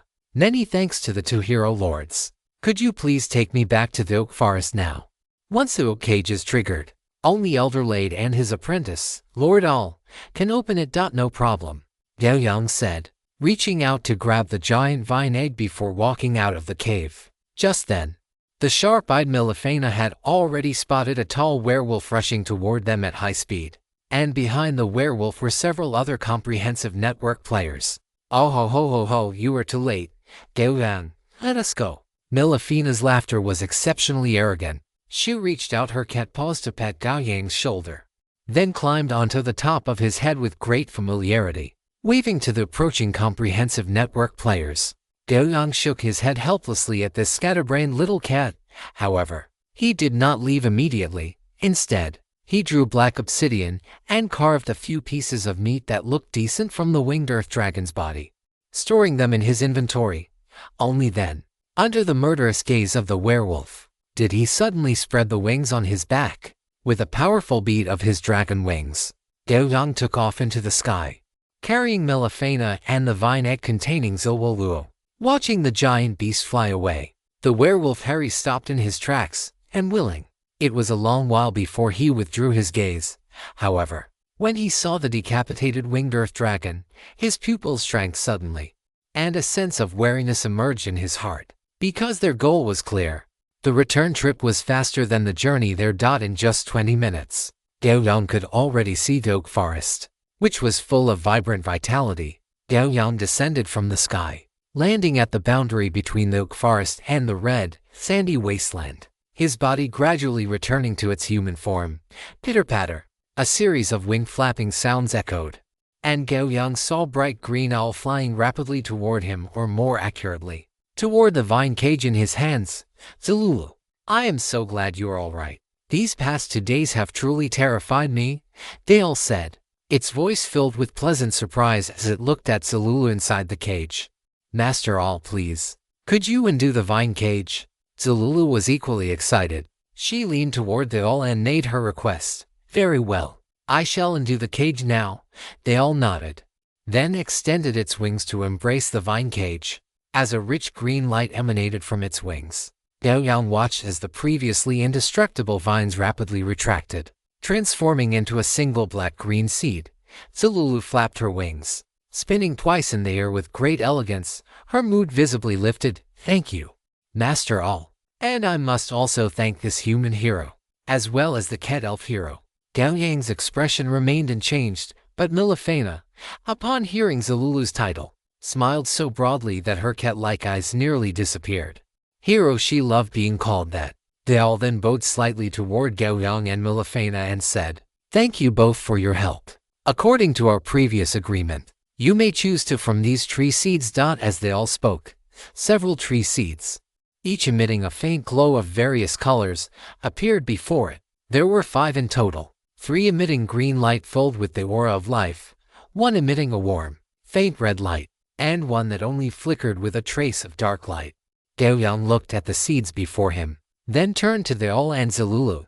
To be honest, I am not very knowledgeable about tree seeds. Could you tell me what effects these trees have once they are fully grown? Zalulu fluttered her nearly transparent wings and flew over to the 3 seeds that radiated the same aura of life. These are oak tree seeds. Just like this oak forest, once planted, they gather energy representing life. So the acorns they produce can restore vitality. After finishing, she pointed to the seed emitting the warm red light. This is a kello tree seed. The kello tree is a very magical plant. As long as it has sufficient nutrients, it grows extremely fast and possesses very tenacious vitality. Furthermore, the fruits produced by the kello tree contain very rich energy. If consumed over a long period, it can even slowly improve the consumer's physical constitution. As soon as Zalulu finished speaking, Gao Yang immediately fixed his gaze on the kello tree seed. For him, this seed was incredibly useful. Chapter 138. The Bloodline Instinct of the Descendants of the Dragon. Zalulu did not know what Gao Yang was thinking. After introducing the first 2 types of seeds, it pointed to the last one and said, this one is a flying flower locust tree seed, cultivated by Elder Lade. It grows slowly, but once it matures, the flowers it blooms are exceptionally beautiful. Moreover, after eating the flowers, one's body will carry a faint, unique fragrance of the flying flower locust. I, Milifena, want this seed, Gao Yang. You cannot snatch it from me. We agreed that I get 5. Before Zalulu could even finish, Milifena began to shout, her large eyes filled with obvious longing. Gao Yang felt a headache coming on. Could this silly cat elf who couldn't even count stop being so embarrassing? However, Milifena continued to look at Gao Yang with a serious expression, terrified that he might steal her seed. No problem, this seed is yours, Gao Yang said. Milifena immediately let out a sigh of relief, then looked at the flying flower locust seed with expectant little eyes. She could already imagine the scene in the near future. She would be lounging on this tree, which would be covered in flowers, while all her kin below looked on with envious gazes. Meow, this is just wonderful. Gao Yang looked at the owl and said, then I will choose this kello tree seed. Thank you, Master All, and thank you, Zalulu. Seeing that the 2 had made their choices, they all used its power to make the 2 seeds fly toward Gao Yang and Milifena respectively. Then, thank you both once again for saving Zalulu. The oak forest welcomes you to visit any time, they all said, handing over to round pits that resembled almonds. As soon as Gao Yang reached out to take them, a system notification appeared. You have gained the goodwill of the oak forest guardian. You have obtained an Oak Forest Pass. Oak Forest Pass type, credential descript. After use, you can teleport into the Oak Forest. Each use requires 500 system disaster coins as teleportation energy. It is a great honor.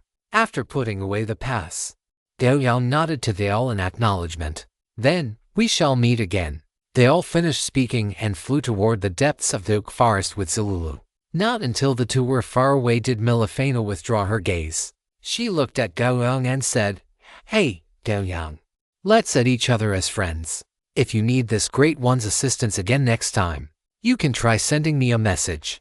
Gao Yang looked at that Sundirket elf and accepted her friend request. This was a pleasant cooperation. "Goodbye, Gao Yang." After Milifena spoke, a burst of light enveloped her. The light dissipated, and she vanished from the spot, clearly having teleported away. Gao Yang thought for a moment, then transformed back into a dragon and flew toward the corpse of the winged earth dragon. After obtaining the Kello tree seed, an instinct from deep within his bloodline made him realize that the massive body of the winged earth dragon would be of great significance for the future cultivation of the Kello tree. After spending over half an hour, Gao Yang landed once again in front of the winged earth dragon's cave. The massive body of the winged earth dragon was still lying quietly on the shattered ground, where Gao Yang had previously taken meat. A few more gashes had been cut open. Clearly, other system players had done this. However, Gao Yang did not mind. This massive corpse was his true goal. Gao Yang tentatively tried to store the winged earth dragon's corpse into his inventory. The next moment, a line of text appeared before his eyes. System notification. The target volume is too large. Do you wish to spend 1,0 system disaster coins to enable compressed storage? Compressed storage. Gao Yang raised an eyebrow, then chose to accept. The next moment, a faint shimmer appeared over the body of the winged earth dragon. Once the shimmer completely covered it, the massive creature vanished from sight. Looking at the winged earth dragon in his inventory, now shrunk several dozen times in size, Gao Yang's eyes lit up slightly. Those 1,000 disaster coins were well spent. After securing the dragon's carcass, Gao Yang did not linger. He immediately summoned the Multiverse Network and paid 100 disaster coins to return to the real world. This was how temporary campaigns worked. The cost of being transported over was covered by the summoner. But if a player wished to return, they had to pay the transport fee themselves. In standard campaigns, however, this was not the case. In a normal campaign, one only needed to complete the established objectives to return directly, without having to spend any disaster coins. A flash of light flickered, the familiar sensation of dizziness subsided, and a violent roaring sound crashed into Gao Yang's ears. Gao Yang shook his head, only then remembering that before he had teleported, he was on a boulder at the bottom of a waterfall. He clearly remembered that it was still the middle of the night when he left. But now, the surroundings were bathed in bright daylight. Gao Yang immediately realized that the flow of time between the two planes was not the same. Clearly, the time flow where he was currently located was faster. Fortunately, the curtain of the waterfall provided cover. Otherwise, Gao Yang would have been exposed to the eyes of the endless stream of tourists. He might have even been chased ashore by park rangers, or worse, ended up at a police station. Gao Yang activated the stealth function of his clothing, then jumped off the boulder, submerged into the water, and swam toward the shore. Soon, he reached the bank. After climbing out, he walked to a deserted corner before deactivating his stealth. Zhu Sheng was a junior in college and also a moderately famous cosplayer. Relying on his good looks and toned physique, he had quite a following of fans who admired his appearance. Today, he had come to this waterfall, which was rumored to be very famous online, preparing to cosplay a martial arts character. Just as he was showing off his bare chest and abdominal muscles in front of the camera, his peripheral vision caught a glimpse of someone walking past him. He instinctively focused his gaze, but saw nothing at all. Zhu Sheng's movements paused, his eyes filled with confusion. Strange. Someone clearly just walked past me. Zhu Sheng looked around carefully again, but seeing that he truly could not find the figure he had just glimpsed, he refocused his attention on his photoshoot. Gao Yang stepped out from the corner and glanced from afar at Zhu Sheng, who was posing on a large rock. A hint of surprise in his eyes. He had considered that, given the population base of the real world, there would be people with extraordinary talents. but he had not expected to encounter one so easily. It seemed that the cosplayer's perception must be around 15 points, otherwise, it would have been impossible for him to sense his presence. What a terrifying talent, Gao Yang muttered to himself, then began walking toward the exit of the scenic area. He had been to this spot many times, but always at night. This was his first time coming during the day, however. Because Gao Yang was preoccupied with the kello tree seed, he only browsed briefly before heading toward the shaded side of the mountain. Before long, a gust of wind rose from behind the mountain shadow, and then everything returned to calm. Chapter 139, Composting Work and Visitors.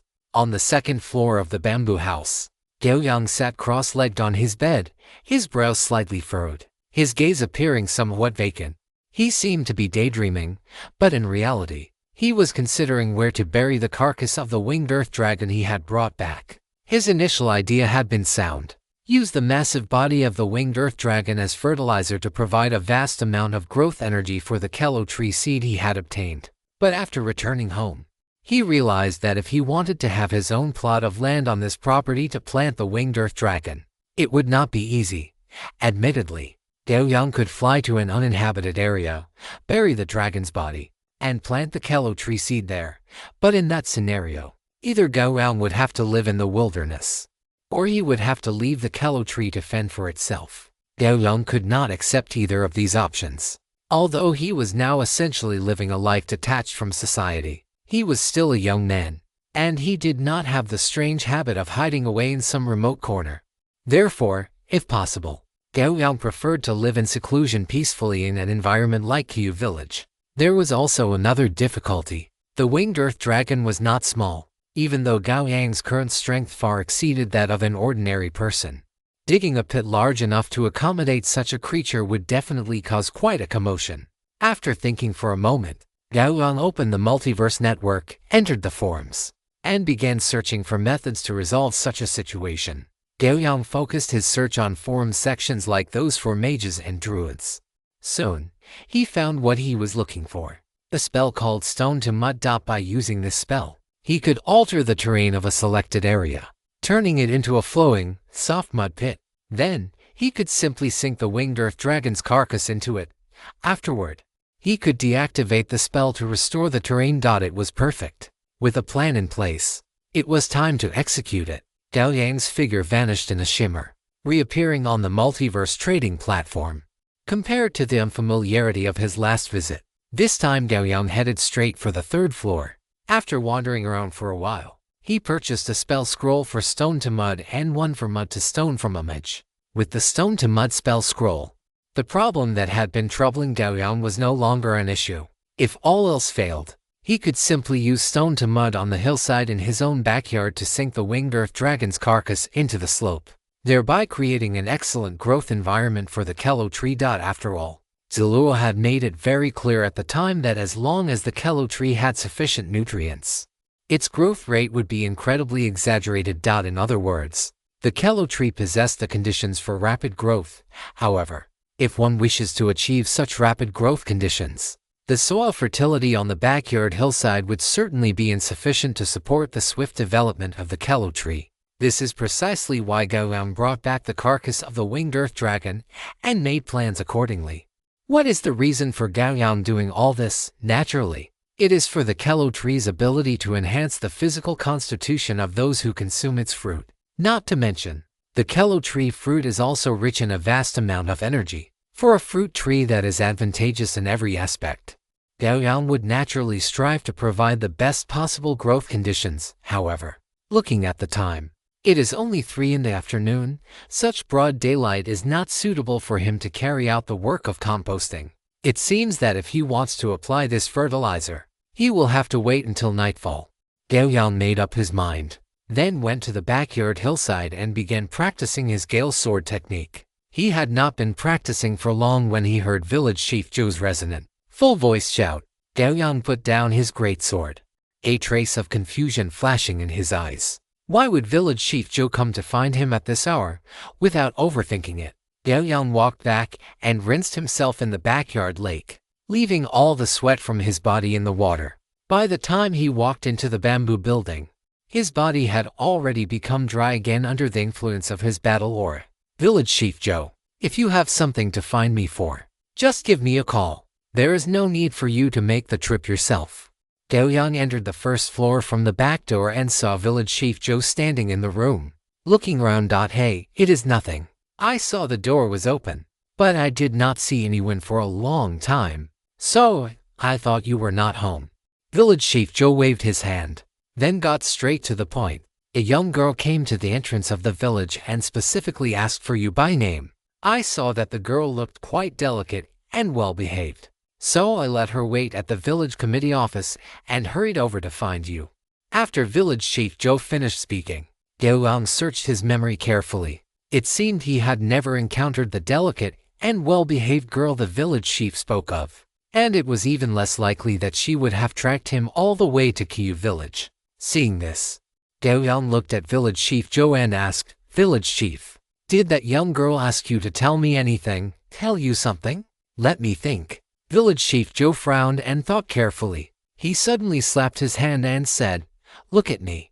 My memory is getting worse with age. That girl said something like multiverse. Gao Yang raised an eyebrow, then nodded and took the initiative to walk toward the main entrance. Village Chief, I understand. I will go over there now. Village Chief Joe nodded and followed Gao Yang out of the bamboo building. The two walked on the wooden bridge, chatting sporadically as they went. Soon, Gao Yang and Village Chief Joe arrived at the village committee office. Though it was called the village committee office, it was actually just the front hall of Village Chief Joe's house. Upon entering the front hall, Gao Yang saw a girl wearing a floral dress with long hair draped over her shoulders sitting there quietly. From Gao Yang's perspective, even after being bombarded by various beauty filters and technological enhancements in the era of big data, the girl before him could still be called a beauty. However, at this moment, there was a trace of anxiety on the beauty's face, as if she were somewhat apprehensive. It was not until Gao Yang walked up to her that she reacted. Looking at the young man with black hair, black eyes, and a heroic countenance before her, she stood up reflexively, then revealed a warm and gentle smile and reached out her hand toward Gao Yang. Gao Yang, I am Ruan Xiaoyu. Her palm was fair and tender, her knuckles distinct, her fingers slender like scallions, and her nails pink and neatly shaped. One look was enough to tell she was a young lady from a wealthy family who had never done a day of manual labor. As she spoke, although she wore a warm and gentle smile, the aura that unconsciously radiated from her also confirmed Gao Yang's judgment. This is no ordinary girl from a common household. Gao Yang withdrew his gaze and did not reach out his hand, merely nodding slightly to acknowledge the greeting. Village Chief Joe was somewhat dumbfounded at the sight. He had thought this girl had some connection to Gao Yang, but now it seemed they were meeting for the first time. However, having lived for decades, he saw that Ruan Xiaoyu seemed to have something to say to Gao Yang but was hindered by his presence as an old man. So, he smiled and said, Xiaoyu, Miss Xiaoyu is likely visiting our Kyu village for the first time. You should take her around the village. I still have some matters to attend to. Chapter 140. First contact with a Blue Star Multiverse Network player. Upon hearing Village Chief Joe's words, Ruan Xiaoyu immediately turned to look at him with a smile and said sweetly, Thank you, Grandpa Village Chief. Seeing this, Gao Yang did not refuse. He did indeed have some questions he wanted to ask this person. The two walked side by side on the wooden bridge. While they appeared to be walking together, there was actually enough space between them to fit another old man Wang. Gao Yang had no desire to speak, so he just walked toward his bamboo building.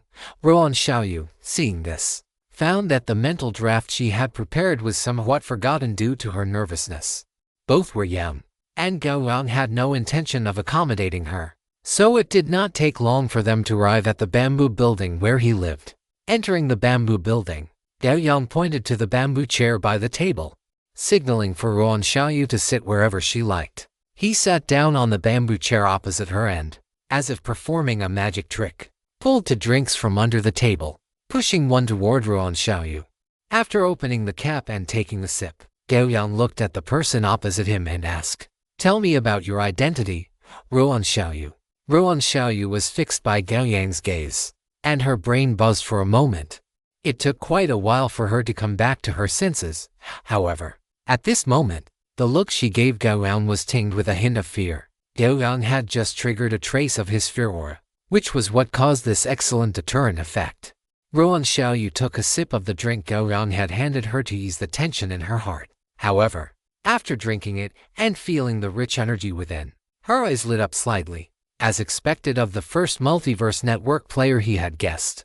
Her background was not something a newbie like her could compare to.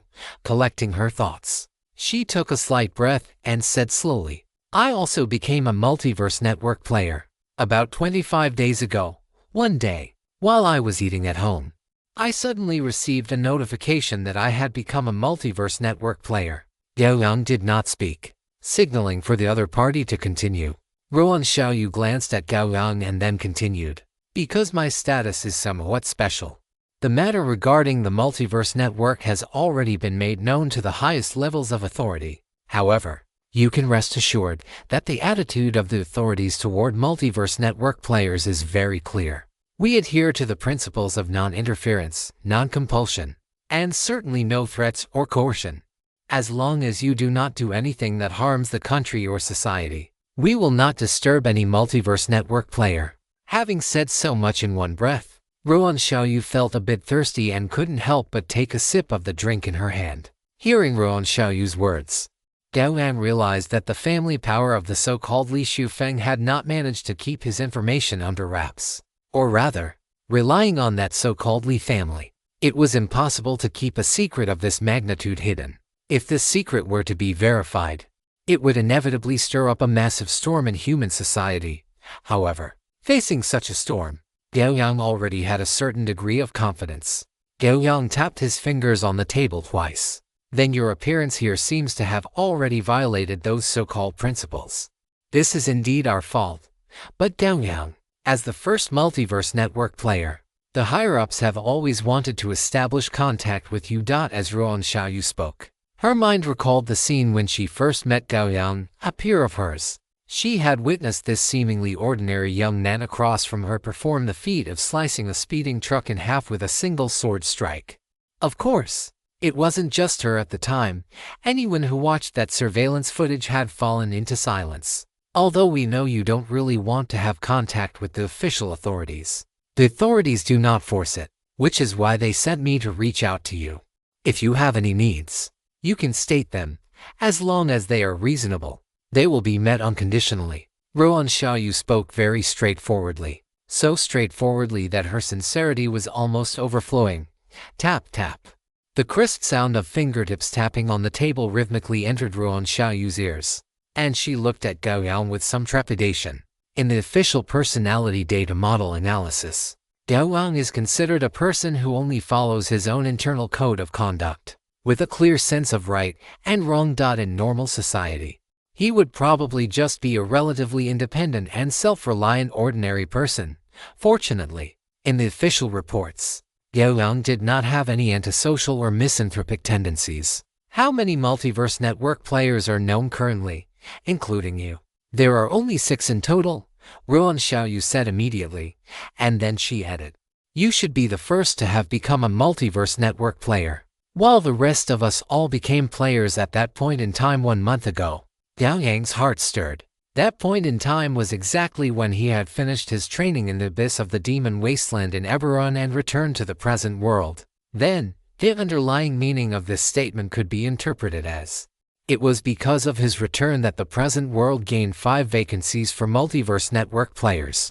Or perhaps, because he unlocked a series of permissions, which also included the authority to expand the number of Multiverse Network players on this plane. Gao Yang did not know for sure, but he figured it shouldn't be too far off. He looked at Ruan Xiaoyu and asked, what is your Multiverse Network version? Ruan Xiaoyu was slightly stunned, then hesitated for a moment before saying, the tale of the long-lived species. Then, fearing that Gao Yang wouldn't believe her, she added, the versions of others include the counterattack of the short-lived species and the hymn of blades and swords, etc.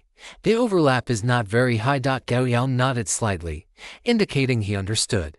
After pondering for a moment, he looked up at Ruan Xiaoyu and said, I have no ill will toward the country. Moving forward, I just want to live a quiet life. Of course, in return, if there is anything you want to know or if you need help, you can contact me." Hearing this, excitement appeared in Ruan Xiaoyu's eyes. The mission for this trip was finally completed. She had both ascertained the attitude of Gao Yang, this veteran multiverse network player, and obtained his promise. She naturally wouldn't think that being able to contact him meant she could contact him for anything. And Gao Yang's words had also specified the person to contact, which was her. This would be of no small help to her future development. "Thank you for your understanding, Gao Yang." Ruan Xiaoyu stood up excitedly. However, having received a very strict education, she quickly recovered. "Oh right, isn't there a building that was completed not far from Qiyu village? That was originally ordered to be built by Li Xufeng, but now that building has been gifted to you free of charge. You can move in at any time. I hope you don't mind."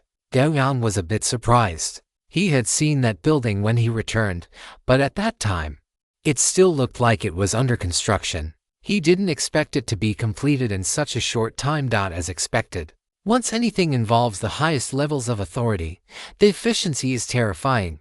Regarding this, Gao Yang did not refuse. It was just a house, after all. If he didn't accept it, it might even arouse some suspicion or the like. But now, his Kello tree finally had a better place to be planted. Chapter 141: Turning Stone into Mud and Mud into Stone. Seeing that the goal was achieved, Ruan Xiaoyu's face showed obvious joy. Before coming, she had been very anxious. Although she had extremely detailed information about Gao Yang, and even various scripts had been prepared in advance for this contact, Ruan Xiaoyu still felt uncertain. She didn't know what Gao Yang's attitude would be. Fortunately, everything was fine now. Gao Yang's attitude was unexpectedly good.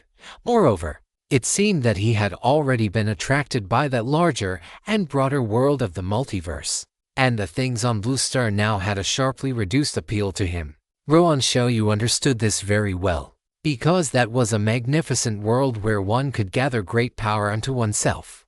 Compared to those gods, those legendary creatures, and those legendary journeys, the power and status in the human world were simply not worth mentioning. Then, Gao Yang, I won't disturb you any further. By the way, if possible, try your best not to reveal your abilities as a multiverse network player in front of ordinary people.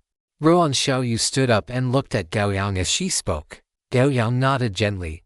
This time, the person sent by the authorities was not only a multiverse network player, but she also helped him understand the current stance of the authorities and the exact situation of multiverse network players on Blue Star. It is better to avoid trouble than to invite it. If troubles in the real world could be avoided, Gao Yang was more than happy to do so. As for exposing his own abilities in front of the general public, he did not have such a boring hobby. Ruan Xiaoyu stood up, then inconspicuously picked up the drink she had been sipping on the table. Her movements very natural. However, in Gao Yang's eyes, Ruan Xiaoyu's slender neck had already turned crimson at a speed visible to the naked eye. Ruan Xiaoyu swore that she had never done anything so embarrassing in her life, actually taking away the water she had already drunk from. However, the energy contained within this bottle of a known beverage had reached a level visible to the naked eye, and the richness of its energy surprised her. After taking this drink back and handing it over to the specialized personnel for research, there would certainly be even greater gains. What is a little bit of face worth? Ruan Xiaoyu, don't need face anymore. Ruan Xiaoyu walked out of the bamboo building where Gao Yang lived with as steady a pace as possible. It was not until the breeze carrying a faint scent of water brushed against her face that the burning clouds on her cheeks gradually faded away. Gao Yang watched Ruan Xiaoyu walk out of the bamboo building. He knew about her little trick earlier, but he did not mind right now. That drink was indeed a novel item for Ruan Xiaoyu and even the authorities. But as their levels increased, they would soon come into contact with such things. By then, they would know that it was merely a bottle of energy-replenishing drink. After Ruan Xiaoyu had completely left Qiyu village, Village Chief Zhou arrived at Gao Yang's bamboo building at a very fast pace. Gao Yang, why did that young lady leave? It is almost dark. Why didn't you ask her to stay the night? It is quite worrying. As Village Chief Zhou spoke, he walked into the bamboo building and sat down on his own accord. Gao Yang glanced at village chief Zhou, feeling somewhat helpless. He felt as if he could see the raging fire of gossip burning on village chief Zhou. Village chief, she is not some young lady who hasn't seen the world, and besides, I have no relationship with her. Seeing this, village chief Zhou was visibly disappointed. He waved his hand and said, "Fine, this old man, won't interfere in the affairs of you young people. I am heading back. I have to make dinner. Take care, village chief." Gao Yang stood up and saw village chief Zhou to the door. Night fell. After Gao Yang finished his dinner, he went to his backyard.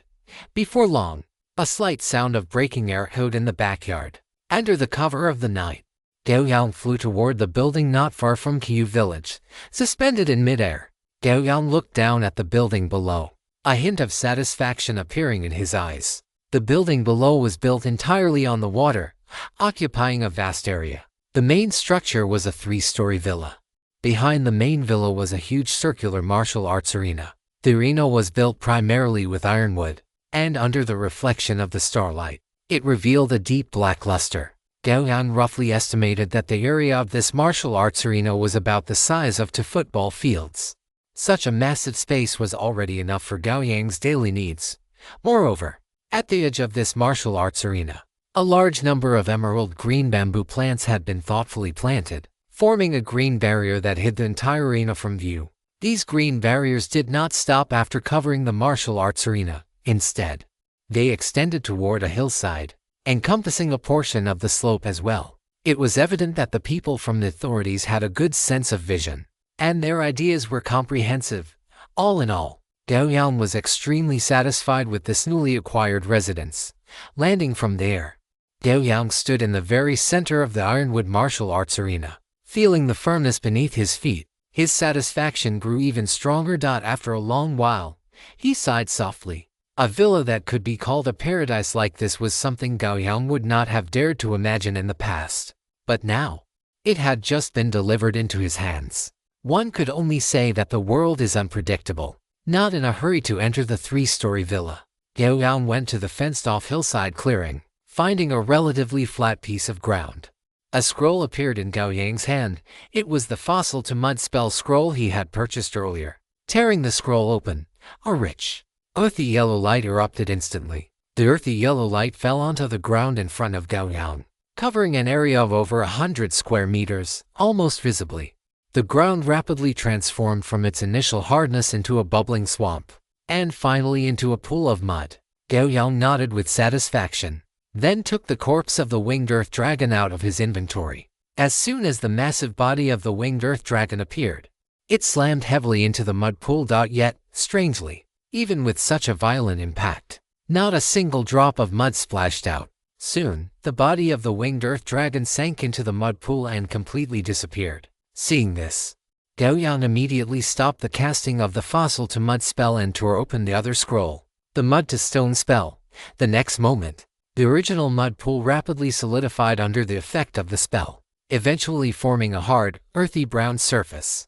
Although it looked slightly out of place compared to the other land, it would only take a little time for this patch of ground to become indistinguishable from the rest.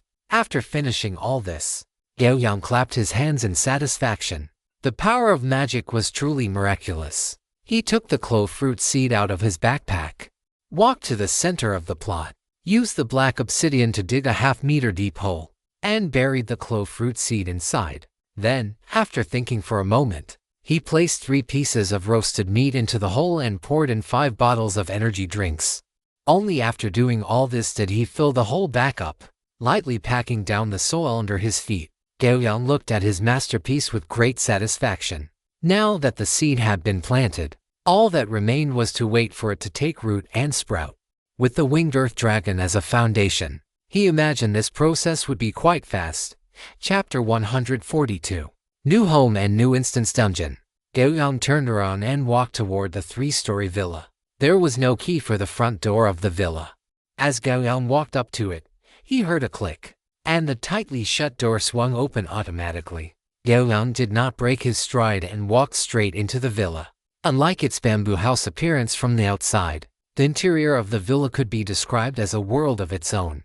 The walls were entirely white, not made of wood, but of solid reinforced concrete. Furniture, water, and electricity were all fully equipped. The third floor contained Gao Yang's bedroom, study, and a meditation room, while the second floor featured a massive gym and a swimming pool. As for the first floor, it housed the dining room, living room, and so on. Overall, it was a bit too luxurious for Gao Yang. One had to remember that just a few months ago, he was nothing but a penniless, destitute young man. Of course, being a poor kid did not mean he lacked worldly experience. Back in the demon wasteland, Gao Yang could truly say he was second only to one and above 10,000. What kind of luxury had he not experienced? Therefore, Gao Yang settled into the third-floor bedroom without the slightest burden. As for privacy concerns, Gao Yang believed the officials wouldn't be that foolish. If they really had installed cameras or anything of the sort here, then all the work they had done previously would have been in vain. After lying down for a while, Gao Yang opened the window of the third-floor balcony, then leaped lightly, jumping from the third floor down to the ground level. With Gao Yang's current physical fitness, let alone the third floor, he wouldn't suffer any injuries even if he jumped from the 10th floor. Gao Yang arrived at the Ironwood training ground. This massive training area was the place he was most satisfied with. Just standing in this training ground gave Gao Yang an urge to swing his sword. And so, the next moment, Gao Yang gripped Heiyao and began to swing the greatsword in his hand under the starlight of the night. Do you wish to enter the daily dungeon? Teleporting character to the dungeon. Successfully entered the daily dungeon. Detected that the character's comprehensive attributes exceed the current dungeon, triggering the dungeon level fluctuation mechanism. The upper limit of this dungeon's level fluctuation has been increased to level 10, reaching the minimum standard for a dungeon prefix. Searching for a prefix. Search complete. The dungeon prefix is Korin. Dungeon Korin's Canyon of Penance second level. Dungeon difficulty. Easy enters hard difficulty when dungeon progress reaches 25%. Dungeon time remaining, 6 days, 23 hours, 59 minutes. Dungeon description. This was once a canyon used by members of a certain faction for arduous cultivation. However, with the extinction of that civilization, those who practiced penance in the canyon were completely reduced to undead monsters due to the corruption of evil forces. For thousands of years, countless creatures that wandered into this place have never left the canyon alive. Until today. When you stepped into this place, Dungeon Briefing 1, Canyon Penitent, Kill Reward, 20% Dungeon Progress, Fire of Greed 2, Canyon Berserker, Kill Reward, 20% Dungeon Progress, Fire of Resentment 3, Canyon Chanter, Kill Reward, 20% Dungeon Progress, Fire of Lust 4, Lord of Hatred, Kill Reward, 40% Dungeon Progress. Current Dungeon Progress. After the familiar sensation of being pulled away and the dizziness faded, Gao Yang found himself standing at the entrance of a massive canyon. Gao Yang carefully read the system prompts that had flashed before his eyes, gaining a rough understanding of this dungeon run. The most obvious difference was the variable caused by him. This was originally just an ordinary daily dungeon with a challenge level of only 5-8. But because Gao Yang's comprehensive attributes were too high, it triggered the dungeon's level fluctuation mechanism. In short, it had raised the difficulty of this dungeon by a significant margin. The entire dungeon was divided into 4 stages. The first 3 stages each accounted for 20% of the dungeon progress, while the final Lord of Hatred accounted for 40%. This also indicated that clearing this dungeon would be quite difficult. As for the listed rewards, Gao Yang did not know exactly what the fires of greed, resentment, and lust were, but he assumed they were necessary conditions for clearing the dungeon. Otherwise, they wouldn't have been specifically noted. Gao Yang had a rough plan in mind, and he then turned his gaze back to the massive canyon before him. The enormous canyon seemed to be shrouded in a layer of faint gray mist, preventing Gao Yang from seeing the situation inside. It seems standing outside the canyon won't work. I must go deep inside. Gao Yang drew Heiyao, clad in heavy armor, and began to walk toward the canyon. After passing through the thin gray mist, the light before Gao Yang's eyes suddenly dimmed. He looked up at the sky, only to find that the sky was reduced to a mere sliver. The rock walls on both sides of the canyon were extremely irregular, and there were many caves carved by human hands on the cliffs. Those caves must be the places of penance for the penitents mentioned in this dungeon. Just as Gao Yang was thinking this, his footsteps suddenly halted. His gaze slowly fell upon the entrance of one of the caves. Immediately, he saw a ragged, humanoid creature appear at the cave entrance. Its slender fingers clung to the edge of the opening. Like a sharp arrow, it lunged violently toward Gao Yang. Holy crap! Gao Yang looked at the thing that had impaled itself in front of him like a javelin. Black lines appearing on his forehead. The madness this penitent had displayed earlier had made him prepare for a battle. But it seemed that long-term penance had caused the creature's brain to become somewhat uncoordinated, to the point where it failed to complete its attack on Gao Yang. Watching the penitent still struggling to pull itself out, Gao Yang swung his sword and killed it on the spot. You have killed a Canyon Penitent. You have gained 30 generally XP. Canyon Penitent has been recorded in your adventure manual. Two prompts flashed before his eyes. But Gao Yang's attention was not on them. Instead, he looked up at the rock walls on both sides of the canyon. A grave expression appearing on his face. Because after he killed the penitent before him, it seemed to have completely awakened this long silent canyon. From those man-made caves, one penitent after another began to appear at the entrances. Pairs of greedy eyes glowing with a green light locked firmly onto Gao Yang. The next moment, the sound of wind being torn apart echoed through the canyon. The ascetics, filling his field of vision like starving wolves that had caught the scent of flesh, scrambled and lunged toward Gao Yang. Facing a scene that would have terrified an ordinary person, Gao Yang remained standing in place without moving an inch. Beneath his faceplate, his expression did not show even a trace of emotion. He simply raised his sword with a steady hand and swung it down with force. Driven by his 17 points of strength, Yao transformed into a dark, gloomy storm, tearing apart every ascetic that dared to enter Gao Yang's perimeter. Severed limbs flew everywhere, yet not a single drop of blood flowed out. These ascetics had completely transformed into undead monsters and no longer relied on blood to transport energy. Braving the rain of ascetics, Gao Yang began to push forward into the depths of the canyon. Chapter 143 Goen Musu. When Gao Yang slashed through the last canyon ascetic that had lunged at him from above, the canyon finally fell completely silent. A gentle breeze blew past, lifting strands of gray debris that were shredded by the wind in midair, turning into even finer dust. Leaning on his sword, Gao Yang stood in the center of the canyon, quietly watching the dust filling the sky gradually disappear into the thin line of the sky above. Once the dust dissipated, a ball of quietly burning green flame appeared out of thin air in front of Gao Yang. Gao Yang stared at the flame, then reached out and grasped it. You have obtained the Fire of Greed. Current dungeon progress. Gao Yang carefully observed the green flame in his hand and discovered that although it burned like a normal flame, it did not feel hot in the slightest. As he held the flame, ripples stirred within Gao Yang's vast willpower, as if the greed in his heart had grown slightly more intense. Clearly, just like its name, this flame originated from greed and also incited greed. With a calm expression, Gao Yang stored the Fire of Greed into his inventory. This level of desire was not enough to shake his willpower. He glanced at his experience points, which had already risen to 21,000.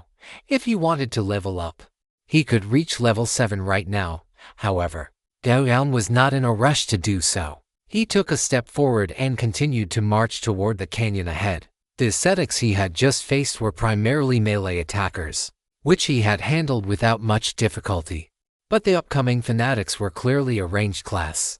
Dealing with them would likely involve many more variables than the ascetics. There was a distance between the canyon ascetics and the fanatics. After walking for about 5 minutes, Gao Yang finally spotted a thin, small figure draped in tattered gray robes. It wandered alone on the rock wall as if ignoring gravity. However, the second Gao Yang looked at it, it also discovered Gao Yang's presence. Without a moment of hesitation, scorching flames like magma surged within its hollow eye sockets. It opened its pitch-black mouth, and its neck suddenly expanded several times in size. A sharp, piercing sonic wave erupted from its mouth. The sonic energy, layered like Mach rings, shot toward Gao Yang. The sonic wave passed through his body, and the intense vibration caused Gao Yang to stiffen for a moment. But it was only for a moment. The next instant, Gao Yang regained control of his body. The canyon fanatic's attack was only effective the first time. As Gao Yang gradually grew accustomed to it, The fanatic's sonic attacks could no longer hinder him. Gao Yang exerted force through his legs, and his figure suddenly vanished from where he stood, and he appeared in front of the Canyon fanatic. His greatsword crashed down.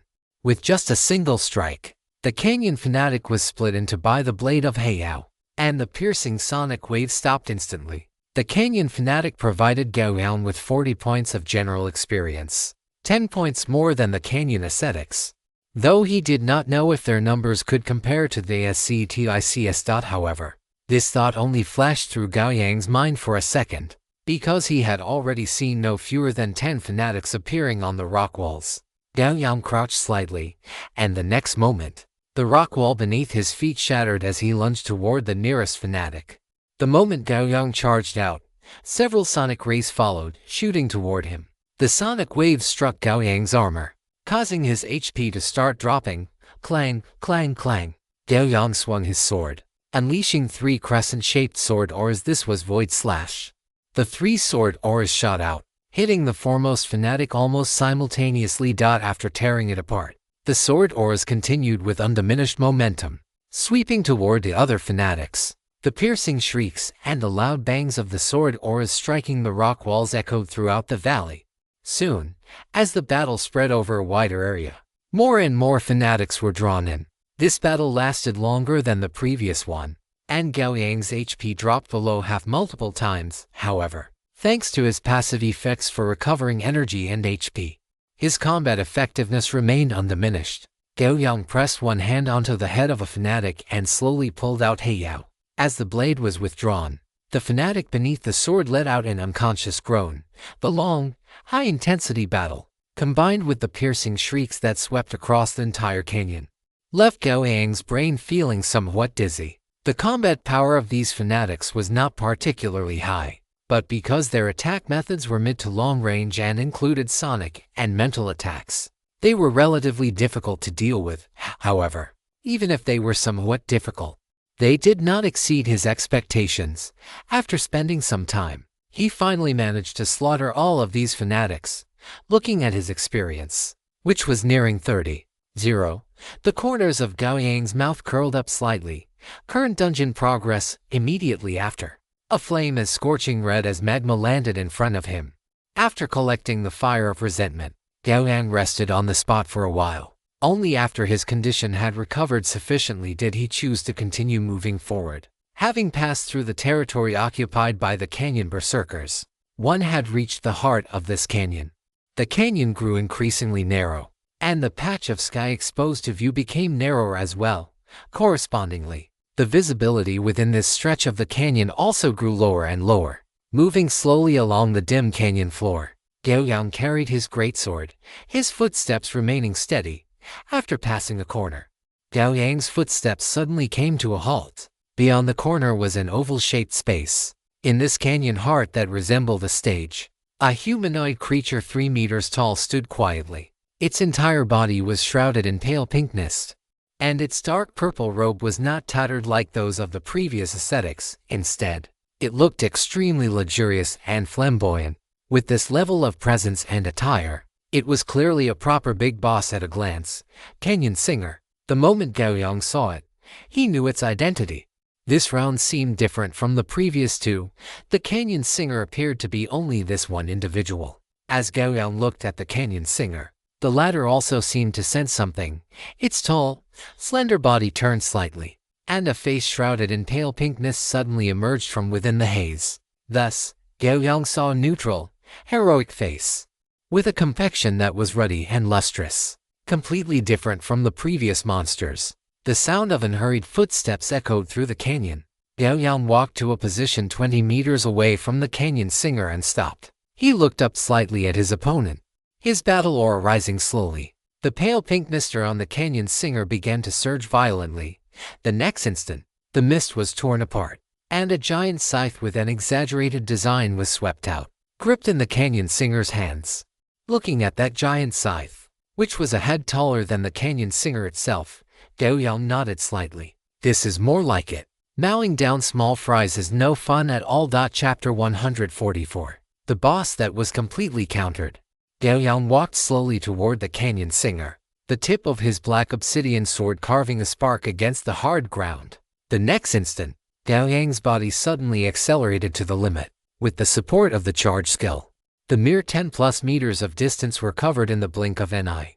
Pink light flared brightly in the canyon singer's eyes. The giant scythe in its hands vibrated at a high frequency. At the same time, its lips moved, emitting a faint, ethereal murmuring sound. You have been affected by the canyon singer's 6 desires demonic sound. Willpower check in progress. Check successful. You are immune to the canyon singer's 6 desires demonic sound. Gao Yang's movements did not pause for even a fraction of a second. With a mournful whistling sound of wind being torn, black obsidian collided heavily with the canyon singer's giant scythe in midair. Clang! After a metallic explosion, the canyon singer's right arm, which was wielding the giant scythe, was knocked heavily backward, and even its stance became slightly unstable, clearly, in a pure contest of strength. The strike force of Gao Yang, bolstered by disaster swordsmanship, was not something the canyon singer could compare to. However, for some reason, this strike, which should have resulted in a crushing display of power, only caused the opponent to be knocked back by the force. Gao Yang did not pose at all. Black obsidian suddenly doubled in size. He took a step forward, his battle aura burning fiercely, and raised his sword to strike down again. If this strike landed, under the continuous strike bonus of disaster swordsmanship, it would inevitably result in breaking the canyon singer's guard. Just then, pink mist rapidly welled up in the canyon singer's eyes, and it began to emit a high-pitched chant from its mouth. Amidst this chanting, the mist surrounding its body rapidly retracted. At the same time, it grew stronger at a speed visible to the naked eye. With a boom, the blade of black obsidian left a trail in the air and struck the edge of the giant scythe once more.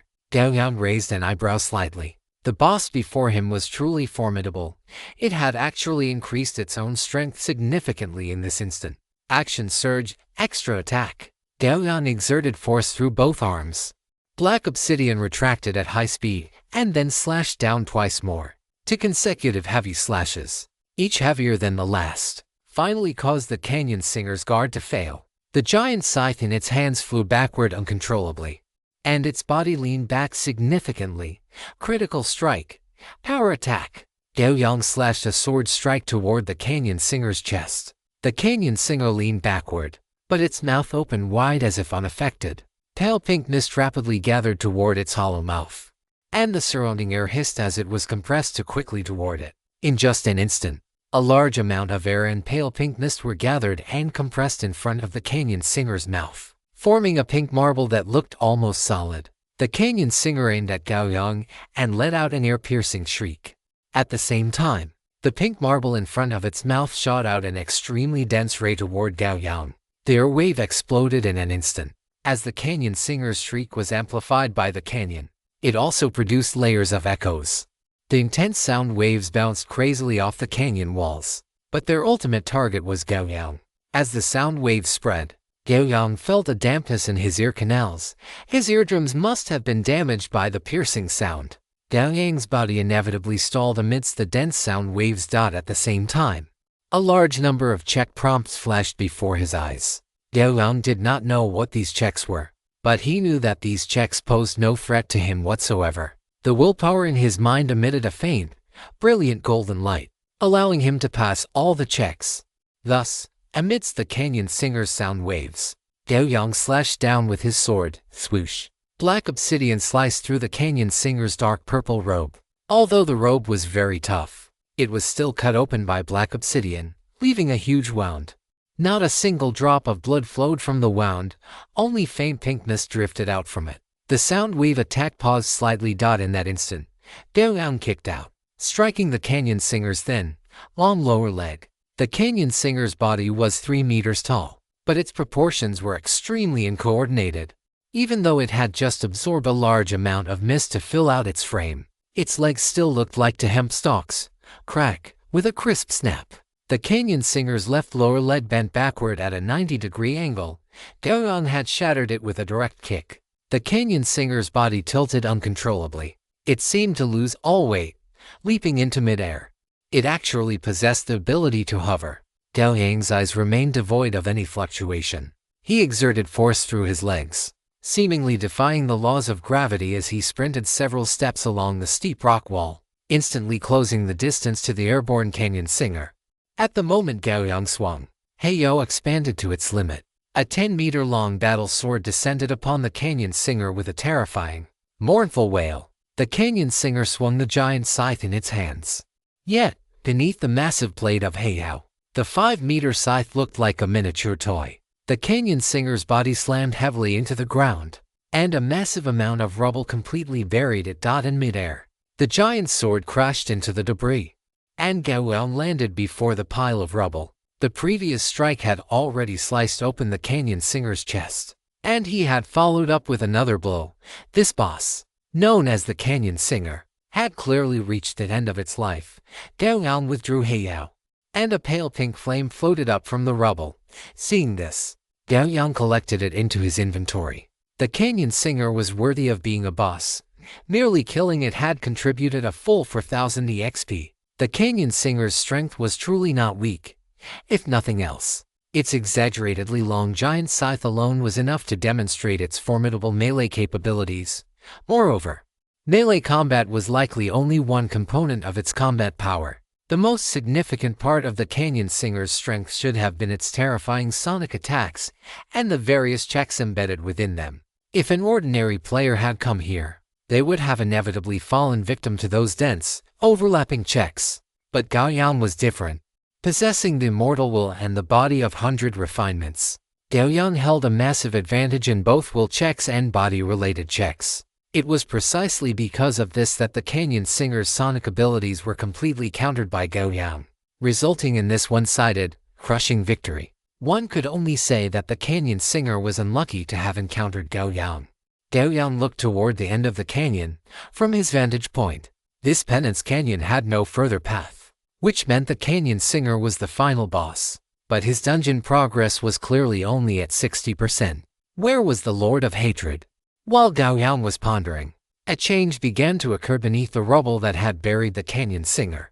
Chapter 145 First Killing Move, Cataclysmic Waterfall. The pile of rubble began to tremble, and within a few seconds, the shaking reached an extreme degree. Immediately afterward, under Gao Yang's gaze, the rubble exploded outward. The canyon singer appeared before Gao Yang once more, but unlike its previous elegant appearance, the canyon singer had undergone a massive transformation. Its gaunt body had expanded several times over. The reed-thin physique was gone, replaced by bulging red muscles and prominent veins. The surface of its massive muscles lacked skin, exposed directly to the air. The dark purple robe it wore had been torn to shreds in the process, sticking to its muscular surface like rags, looking both disgusting and ferocious.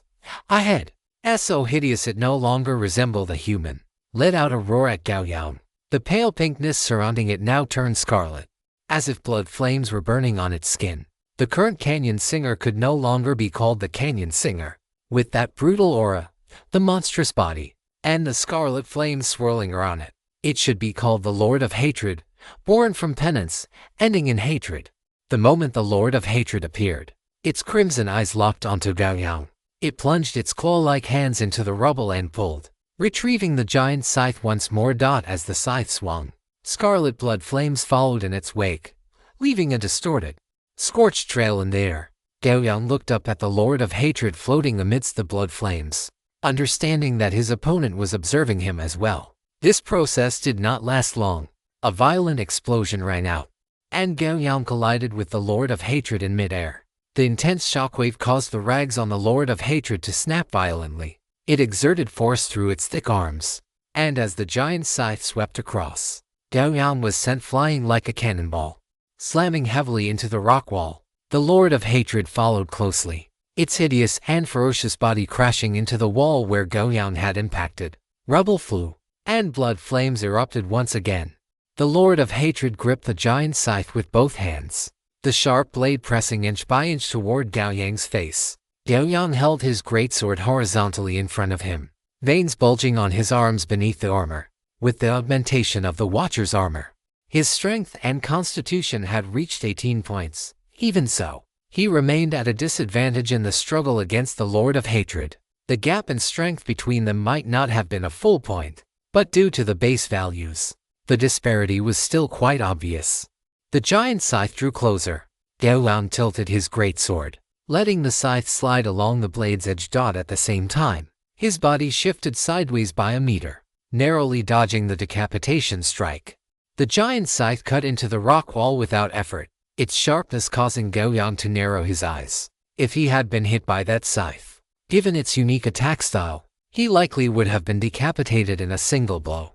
The Lord of Hatred raised its arms high, and the 5-meter-long scythe slashed down with a piercing whistle. Caught in midair and in a suppressed state, Gao Yang failed to block this strike. The scythe slammed heavily into his chest, and a highly concentrated, piercing force caused his breath to hitch.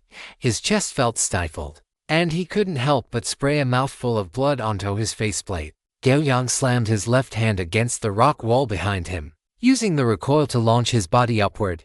Hiss, hiss! A dim, flickering sword light swept out, unleashing a terrifying force that tore through the air, creating a series of hoarse, screeching sounds. In the blink of an eye, the web of sword energy woven from 6 streaks of light enveloped the Lord of Hatred. The massive body of the Lord of Hatred retreated with a fluid and natural grace. Though it appeared slow, it caused all of Gao Yang's sword energy to miss their mark. However, Gao Yang had already achieved his goal. Through that brief probing, he had grasped the general attack patterns of the Lord of Hatred. All that remained for him to do now was to defeat his opponent. The Lord of Hatred watched Gao Yang, who stood firmly upon the earth. It circled cautiously in the air several times, but Gao Yang remained completely immoved. Finally, the blood-red flames on the Lord of Hatred erupted once more. It transformed into a streak of blood-colored shadow and lunged fiercely from midair. Seeing this, a smile appeared on Gao Yang's face beneath his mask, just as the name of this boss, Hatred, implied. As the Lord of Hatred, its rationality was certainly not high, and the boss's actions did not exceed Gao Yang's expectations. The giant scythe swept across horizontally, yet he felt not a shred of panic. Black obsidian, held in his hand, seemed to come alive, suddenly erupting with even more terrifying power. Boom, boom, boom. As the sword light flashed, it sounded as if a waterfall were roaring, magnificent, vast, and unstoppable. Vaguely, it felt as if a 100-foot waterfall were crashing down from a cliff, carrying an overwhelming, peerless might. It was as if a silver dragon were diving from the heavens, its scales forming waves and its claws forming the tide, its momentum stacking continuously until it became truly unstoppable. Gao Yang had practiced the waterfall sword technique for a long time, often contemplating it alone in his cultivation space and meditating on the power of nature beneath a waterfall every night, which was how he had forged this strike. This strike was the essence of the waterfall sword technique, which Gao Yang had also integrated into his catastrophe sword technique, ultimately forming his own unique killing move, Catastrophe Great Waterfall.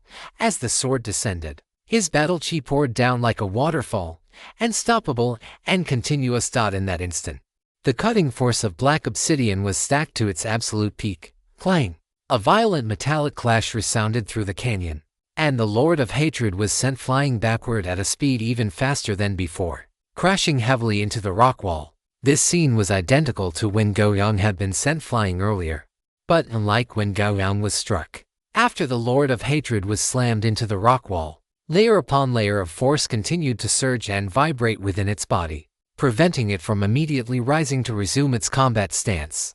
Even the rock wall beneath it grew increasingly shattered under this continuous, relentless impact. This was the killing move Gao Yang had formed by combining the catastrophe sword technique with the waterfall sword technique, simulating the continuous impact of a waterfall to deliver uninterrupted, multiple strikes to the enemy. The reason Gao Yang had not used this move earlier was simply that those monsters had not been worthy of it. The Lord of Hatred, however, had earned that qualification. Having pinned the Lord of Hatred against the rock wall with a single strike, Gao Yang pushed off with his legs, charging toward the Lord of Hatred's position. With a ferocious roar, the Lord of Hatred burst out from the rubble, brandishing its giant scythe and charging at Gao Yang like a madman. Clang, clang. Through clash after clash, the Lord of Hatred and Gao Yang fought frantically within the canyon. As the battle raged on, the armor on Gao Yang's body gradually shattered, and wounds began to appear across his frame. Conversely, the blood-red flames surrounding the Lord of Hatred grew increasingly dim, no longer possessing their former ferocious appearance. After another violent collision, a flash of dark gold erupted in the depths of Gao Yang's eyes. The strike that should have been suppressed continued along its original trajectory, while the giant scythe that had come to block it was deflected by a single swing of his blade. Gao Yang's eyes suddenly flared with light, and his entire body's strength exploded in an instant.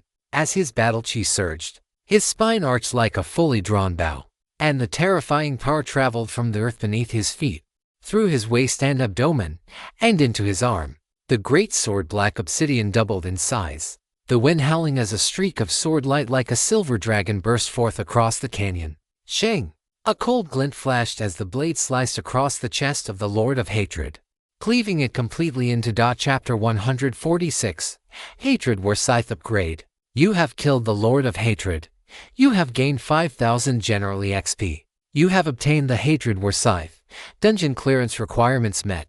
Calculating data. Your evaluation for this dungeon is a successful physical conversion. You have received an additional 2.0 general XP and 2.0 comprehensive network disaster coins. Due to the prefix of this dungeon, you have received an additional base reward of 5,000 general XP. Your total rewards for this dungeon are 32,000 general XP and 300 comprehensive network disaster coins. Looking at the comprehensive network settlement before him, Gao Yang wore a highly satisfied smile. This trip to the dungeon, while unexpected, had yielded extremely bountiful results under these unforeseen circumstances. Not only had he gained 32.0 general XP and over 4,000 disaster coins, but he had also obtained a pale gold grade piece of equipment.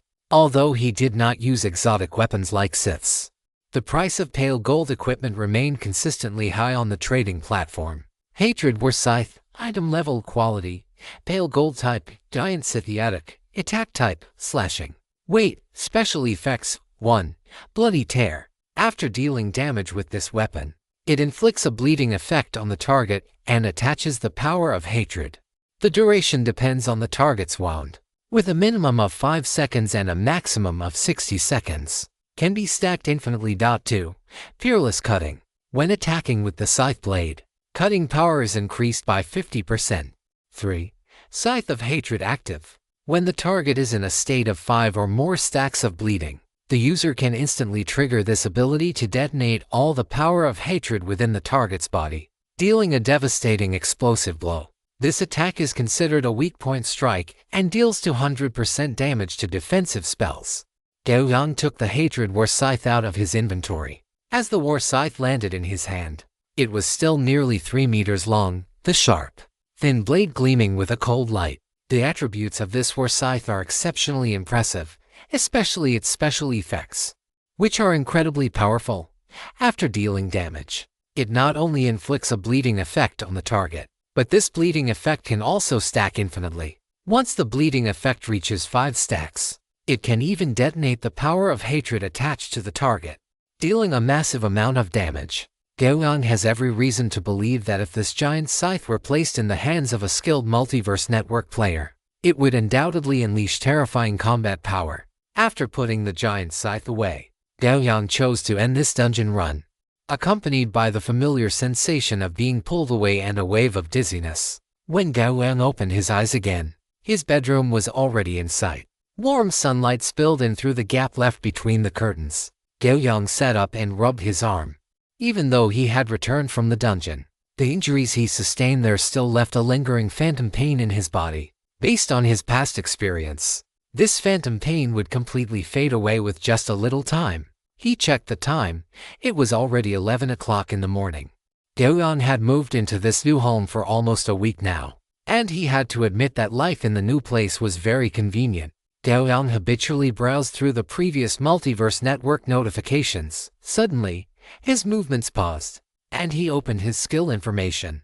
Body of 100 refinements, unique specialty, passive 1.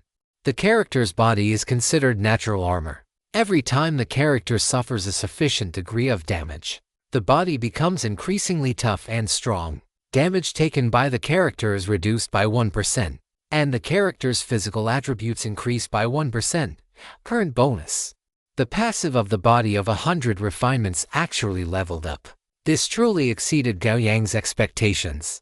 Since acquiring the body of 100 refinements passive, Gao Yang had not triggered its effect during this period, whether he was training or fighting creatures in dungeons. Originally, Gao Yang had been guessing if it was because he entered dungeons in a soul state that the body of 100 refinements did not improve. But he did not expect that after the bitter cultivation canyon, his body of 100 refinements had actually increased by 1%. This also meant that any damage he took would be reduced by 1.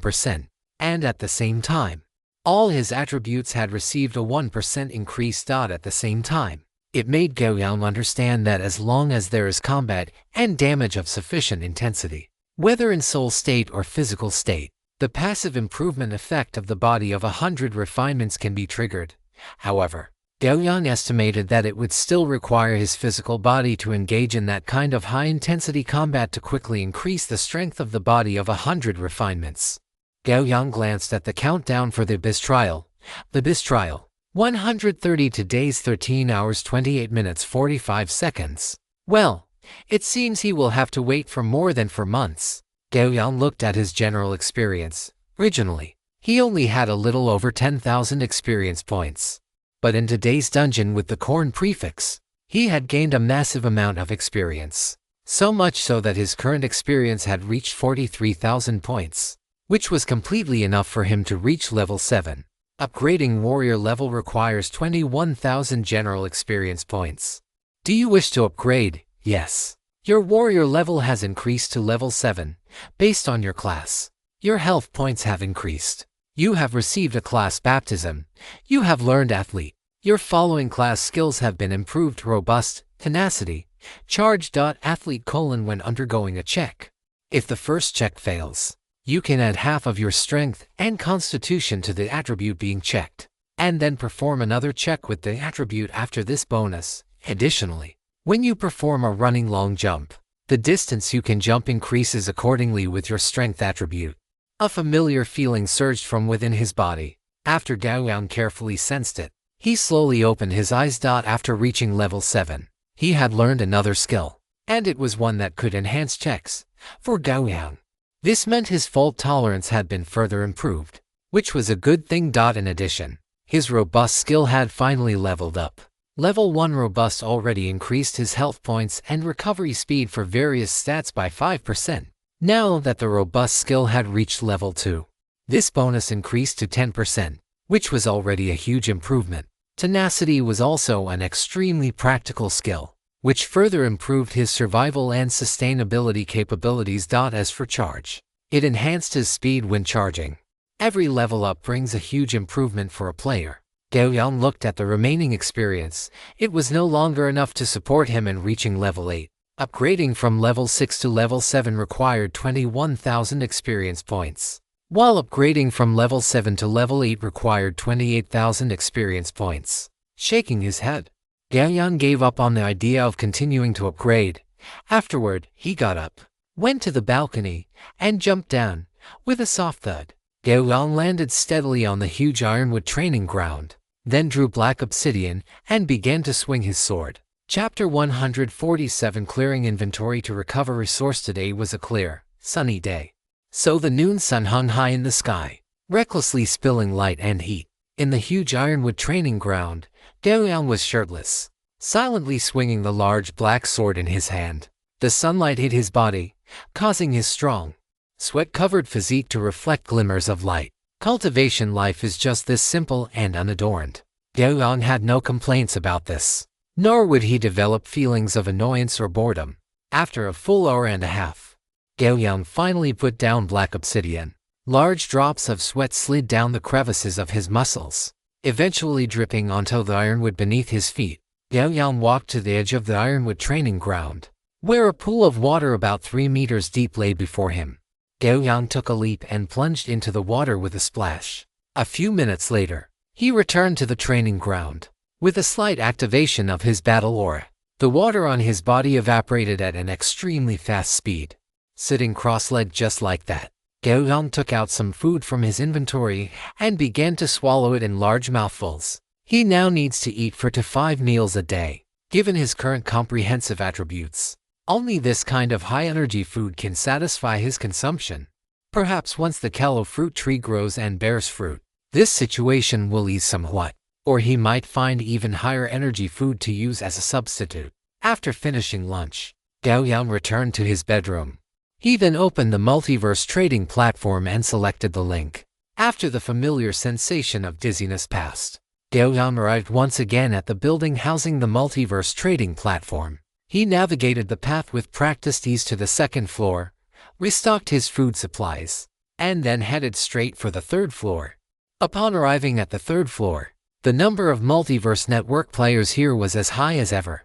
Gao Yang had come this time to sell the hatred war scythe he had just acquired, hoping to recoup some of his funds. Lately, his consumption had been increasing, and his food expenses were gradually rising now. He had less than 5,000 disaster coins left in his inventory. If he did not replenish his funds soon, Gao Yang felt that his cultivation would be forced to slow down or even stagnate. 300 multiverse network disaster coins consumed successfully. You have obtained a temporary stall. The temporary stall will last for 24 hours. This stall will not be removed even when you leave this plane. Generally speaking, renting a stall on the multiverse trading platform is divided into 2 types: temporary and long-term. Temporary ones are like Gao Yang's, rented for a single day, usually used by multiverse network players to sell items obtained from their own adventures. Long-term stalls are chosen by players who have mastered the production of popular, high-demand items. The difference between the two is that the former is equivalent to a street vendor with a mobile stall, while the latter is a formal merchant with a real sign and storefront. However, regardless of whether it is a temporary or long-term stall, both have a consignment function, meaning one only needs to place the items on the stall and set the purchase price or conditions. Of course, this is just a figure of speech, as powerful multiverse network players would not spend all day hanging around the trading platform. Following the coordinate guidance, Gao Yang arrived in front of the stall he had just rented. The location of his stall could only be considered average, but there were quite a few players around. Strictly speaking, there were no places on this third floor where there were few players. Do you want to open the temporary stall? Yes. Instantly, a row of grids appeared in front of Gao Yang. He tentatively placed the hatred war scythe on it, and a prompt message immediately appeared, detecting item information. Detection complete. The recent transaction volume for the hatred war scythe is, with a transaction price range between 15,000 and 28,000 multiverse network disaster coins. Please enter the price you wish to sell it for. 22,000 multiverse network disaster coins. Gao Yang thought for a moment and entered a middle-of-the-road price. Although the hatred war scythe was a light gold grade piece of equipment, its high usage requirements limited its price.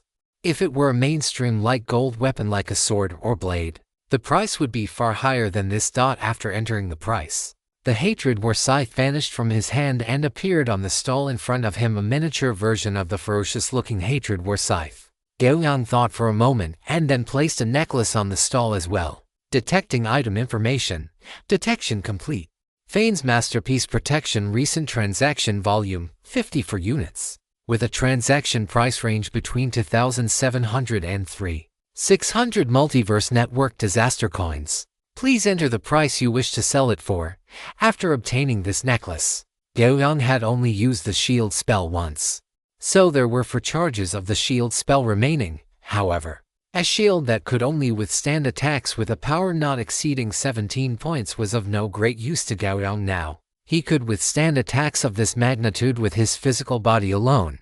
This was no joke. Gao Yang's unique talent, body of 100 refinements, caused his body to be considered natural armor. Not to mention that he had also fused with the Huangquan dragon bloodline, possessing a dragon physique. Dragon physique, vitality and recovery are comprehensively strengthened. Physical defense is greatly enhanced, immune to ordinary weapon damage, and physical magical damage is reduced by 45%. Overall, Fane's Masterpiece Protection no longer had any utility value for him. 3,000 multiverse network disaster coins. Gao Yang thought about it and entered a slightly lower price. treating it as clearing out his inventory. Thinking of this, Gao Yang felt a bit regretful. The sword technique manual he had learned could not be resold. Otherwise, if he sold the waterfall sword technique manual, he could have recouped even more funds. Looking at the only 2 items on his stall, Gao Yang's eye twitched. He then left the stall and began searching the 3rd floor for items suitable for himself. While strolling, Gao Yang pondered the composition of his own combat power in his mind. Currently, his abilities were mainly focused on one-on-one combat, in the face of large-scale battles. Aside from transforming into a dragon to crush enemies with his massive size, he only had the Huangquan Dragon Breath and the momentum/skills to clear out mobs quickly. If he were to encounter a large-scale battle, it would be bad news for him. Therefore, what Gao Yang needed now was an area of effect attack method suitable for large-scale combat. Although attacks supplemented by battle chi could achieve area damage, this method consumed too much battle chi. With Gao Yang's current battle chi reserves, he could not use such methods recklessly. Hey, this heroic and extraordinary warrior. I think this battle axe is very suitable for your temperament. You only need 2 Multiverse Network disaster coins to take it home and cherish it. A gnome stood behind a stall and shouted at Gao Yang. Gao Yang took a look and saw that on the gnome's stall lay a battle-damaged great axe with several chipped edges. This kind of great axe was so unsightly it was fit only for being melted down and reforged. Yet, this gnome actually wanted 2,000 disaster coins for it. It was simply absurd. Gao Yang quickened his pace and left rapidly. Chapter 148 Blade Storm. After wandering around the various stalls on the 3rd floor for a while, Gao Yang received a message. Your stall item, Fane's Masterpiece Protection, has been sold. Automatic deduction of 5% transaction tax complete. You have received 2,850 Multiverse Network disaster coins. Ignoring this notification, Gao Yang continued to watch the performance before him. On the 3rd floor trading platform, one could encounter all sorts of beings. This time, Gao Yang was watching a joint performance by 3 halflings. It was not just magic tricks. What interested Gao Yang most were the legendary tales the halflings performed. These were the experiences of legendary figures renowned throughout the multiverse during their youth. For instance, right now, the 3 halflings were performing the must-hear story of the legendary Archmage Lodamus and his succubus summon. As everyone knows, the mage profession usually involves contracting certain entities to serve them. And for a legendary mage to command a succubus is nothing out of the ordinary. And as succubi are sentient beings, it is only natural for some emotions to develop during their long time spent together. Gao Yang did not know how other Multiverse Network players felt about it, but he found it quite entertaining. Soon, the performance ended. The 3 halflings each held up a top hat, beginning to accept tips from the audience. Gao Yang looked at the top hat extended toward him and generously tipped 100 disaster coins. Oh, this human is truly generous. May you become a legend soon, the halfling said with a smile, holding the heavy top hat while looking at Gao Yang. Become a legend. Gao Yang returned the smile, then turned and walked away. The paths to becoming a legend are diverse. So where was his own path to legend? Gao Yang pondered for a moment, and then his footsteps became increasingly firm. The path to legend lies right beneath one's feet. Returning to his temporary stall, 2 players were already waiting for him. He had received messages at his temporary stall while watching the performance, but he had not rushed back, choosing instead to return and hurriedly only after the show concluded. In business, the key is to be steady and composed. Being too eager easily leaves one vulnerable. Gao Yang looked up at the 2 players before him and was slightly taken aback, because after he sat down, he realized that the player on his left, hidden under a black robe, was actually a succubus with curved sheep horns. Although he could not see the bat-like wings beneath her black robe, her curvaceous figure, her face full of mature, sophisticated charm, and the lethal allure radiating from her entire being all clearly indicated her identity. Gao Yang had a strange look in his eyes. He had just watched a performance about a succubus, and now he was seeing a real one. However, the expression on this succubus was far too cold. But to be fair, looking at her this way, her mature, sophisticated aura felt even more intense. As for the other player, he was a wolf-orc. Seeing the stall owner return, the wolf-orc spoke up quite urgently. Brother, you smell so good. No, wait. Brother, hello. Can this scythe be a bit cheaper? Gao Yang glanced at him and shook his head without speaking. The price he had set was a fair one. If he were more unscrupulous, he could have pushed the price of the hatred scythe to the maximum, and he would not have to worry about it not selling. But that would require time, and Gao Yang did not want to delay his cultivation for the sake of a few Multiverse Network disaster coins. Gao Yang turned his gaze toward the succubus beside the wolf orc, wanting to see what she had to say. The cold-faced succubus saw Gao Yang looking at her and immediately said, "I do not have that many Multiverse Network disaster coins." Gao Yang frowned slightly. There were only 2 players, and they were both proving to be more unreliable than the last.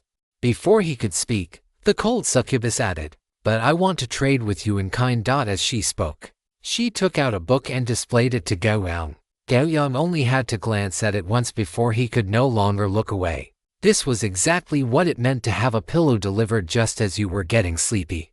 The book in the cold succubus's hand was titled Blade Storm. It recorded an extremely powerful area of effect skill for melee professions. The primary form of attack involved using sword chi to create a continuously rotating gale, drawing all nearby enemies in before shredding them to pieces with the sword chi. Gao Yang slowly turned to look at the wolf orc beside him. "I am sorry, but this scythe has already been claimed." The wolf orc looked at the hatred scythe with extreme reluctance, but there was nothing he could do. So, he had to leave DJCTDLY. After all, he could not produce such a skill book. If he had one, he would have learned it himself long ago. After the wolf orc left, only the cold-faced succubus player remained in front of Gao Yang. "I am curious. Why didn't you learn this blade storm yourself?" Gao Yang asked, looking at her with some curiosity. Hearing this, the already cold-faced succubus furrowed her brows even further. She spoke coldly. "That is none of your business. Do you agree to the trade or not?" Gao Yang was speechless. Realizing he had spoken out of turn, he said no more. As for this blade storm, he was certainly not going to miss out on it. "Please confirm whether you wish to trade the hatred scythe for blade storm." Confirmed. Transaction successful. Item transfer in progress. You have lost the hatred scythe. You have obtained blade storm. With blade storm in hand, a smile appeared on Gao Yang's face. He looked at the cold succubus before him. Although she was quite different from the succubi in his impressions, that did not affect the transaction between them. "Let's add each other as friends. In the future, if you have any more melee-type skill books, as long as they are useful, I will take them all." A merchant, the succubus, whose brows had softened slightly after obtaining the hatred scythe, furrowed them once again. Gao Yang shook his head and said, "No, I don't have the time to make money." "Fine, I will add you. My name is Gao Yang." Shortly after, a notification appeared before Gao Yang's eyes. Multiverse Network notification. Player Gellis requests to add you as a friend. Do you accept? After Gao Yang accepted, a third friend appeared on his friend list. Gao Yang looked at the cold succubus before him and said, "Gellis, pleasure doing business with you." Grace nodded slightly, then pulled the brim of her black cloak down and hurried away with her head bowed. Watching Grace's retreating figure, Gao Yang felt a strange sensation, as if she were carrying something incredibly heavy on her back, or perhaps as if she had reached some sort of realization. In any case, the succubus Grace who was leaving before him was nothing like the succubus ladies he had seen on the Multiverse Network forums. Withdrawing his gaze, Gao Yang closed his stall. His goal had been achieved, although he hadn't managed to trade the hatred scythe for Multiverse Network disaster coins. Being able to exchange it for the skill book Blade Storm was already a massive profit for him. Chapter 149. The Clo Tree Sapling Cultivation Plan. Gao Yang did not linger in the trading center for long. After purchasing a super speed learning scroll, he chose to return directly. When the familiar sensation of dizziness faded, Gao Yang found himself back in his bedroom. After taking a moment to steady himself, he took the newly acquired skill book, Blade Storm, out of his inventory. Turning to look out the window, he saw it was still early. Gao Yang tore open the super speed learning scroll, and once he felt his mind becoming clear and sharp, he opened Blade Storm and began to read. The skill book Blade Storm was not particularly thick. It took Gao Yang 2 hours to finish reading it, after which a message appeared before his eyes. You have learned the skill, Blade Storm. Feeling the complex information in his mind rapidly arranging and combining, Gao Yang closed his eyes slightly. A moment later, the pressure caused by the high-speed learning finally subsided. Gao Yang opened the skill description for Blade Storm and examined it carefully. Blade Storm. Channel battle chi to violently swing the blade in hand, forming a powerful storm of sword chi. Deals 3 instances of sword chi damage per second to enemies within twice the attack range. Enemies located at the center of the storm suffer both blade and sword chi strikes. For every 3 seconds the duration increases. The attack range of Blade Storm expands by 100%. After activating Blade Storm for more than 10 seconds, a bidirectional stun check based on Constitution and Perception is performed every 2 seconds. If the check fails, Blade Storm automatically terminates. Cost 100 battle chi per second, maximum duration 30 seconds. Usage requirements, Strength 18 Con, Cleave. Total battle chi 1000. Is Blade Storm strong? Extremely strong, however. The difficulty of using it is also very high. To say nothing else, he was still falling short of the basic requirements of 18 strength and 1000 battle chi. Currently, his strength was only 17, and his total battle chi was just over 800. He would likely need another 2 months of cultivation to reach the requirements to use Blade Storm. Only then would he be able to raise his total battle chi to over 1000. Strength, on the other hand, was not much of a concern. After transforming and wearing the Watcher's armor, his strength reached 18, which satisfied the requirement. Even so, the maximum time he could sustain Blade Storm would be somewhere between 5 and 10 seconds. This was because the consumption of Blade Storm was too extravagant. It required 100 battle chi per second, meaning 1000 points of battle chi would only sustain it for 10 seconds. However, despite such high consumption, the power was astonishing. The attack range of Blade Storm was double his original attack range. In other words, his effective attack range was currently 3 meters, and Blade Storm's range expanded directly to 6 meters. Furthermore, for every 3 seconds Blade Storm remained active, this attack range would increase by another 100% based on the original, adding 3 meters of range for every additional 3 seconds. One must realize that this attack range refers to the radius. Calculated this way, the coverage of Blade Storm was truly exaggerated. The side effect was also quite brutal. The stun check every 2 seconds after 10 seconds of activation. Regarding this, Gao Yang felt he should be able to hold out for a while longer. Although he had learned Blade Storm, he would still need to work hard for a period of time before he could actually use it. As for reaching the point of the stun checks, that was likely a matter for the distant future. Gao Yang closed the Multiverse Network panel, stood up, jumped from the 3rd floor balcony, and headed toward the small hill adjacent to the martial arts training ground.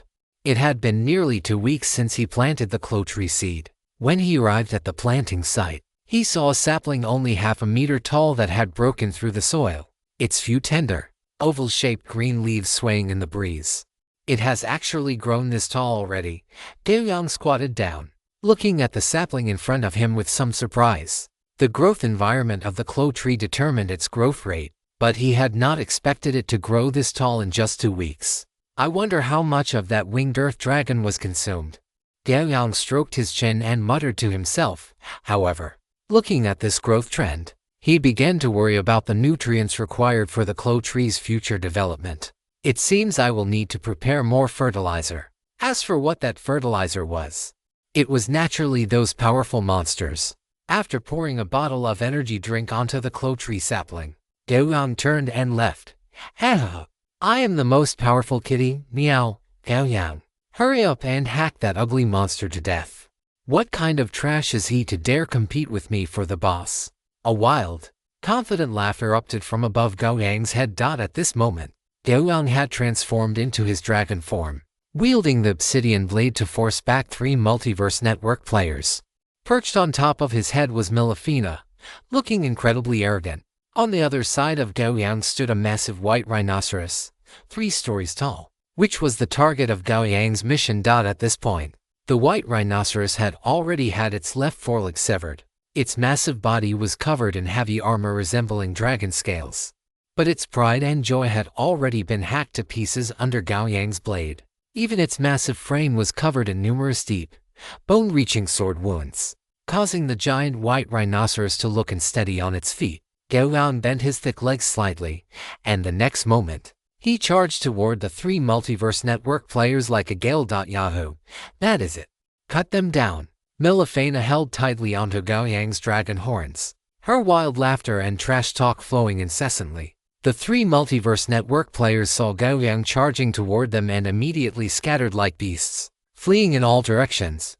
Previously, they had seen a human struggling in a bitter fight against this white rhinoceros and had wanted to get a piece of the action. But in the blink of an eye, the human had vanished, replaced by a terrifying humanoid dragon standing nearly 10 meters tall. A single sword strike was enough to make them realize the reality of the situation.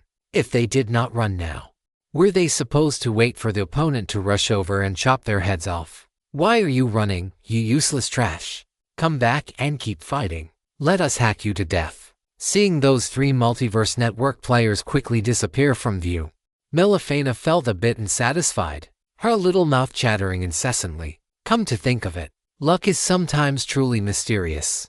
The small-scale battle Gao Yang was participating in this time was where he had coincidentally met Milifena. He was on the same side, and so what followed was quite simple. After experiencing Gao Yang's might, Milifena had automatically jumped onto his body and began providing support. In a small-scale battle, they had completed the set objectives with great ease.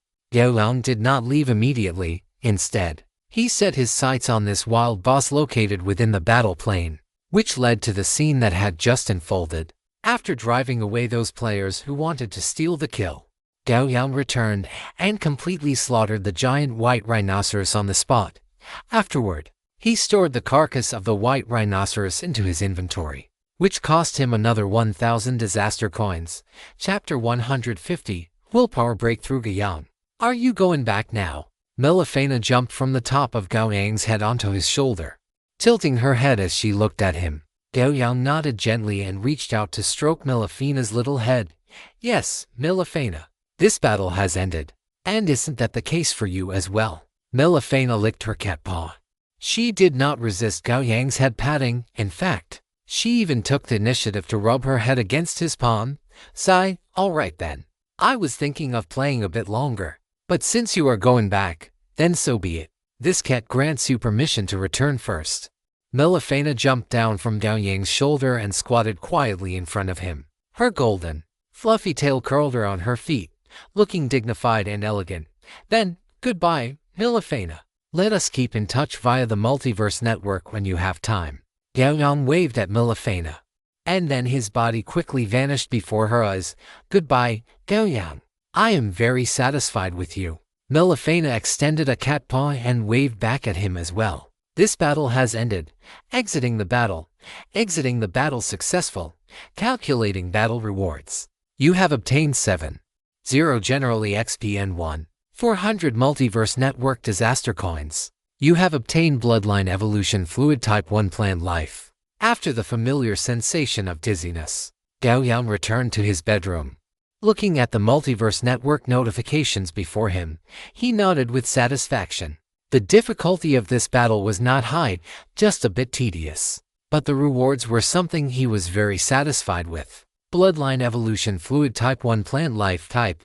Potion Description. After use, it can slightly increase the bloodline strength of plant life and improve the biological origin of plant life.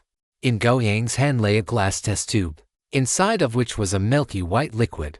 Although this bloodline evolution fluid was only of the lowest grade, for the current Calo tree, it was already a rare and precious item.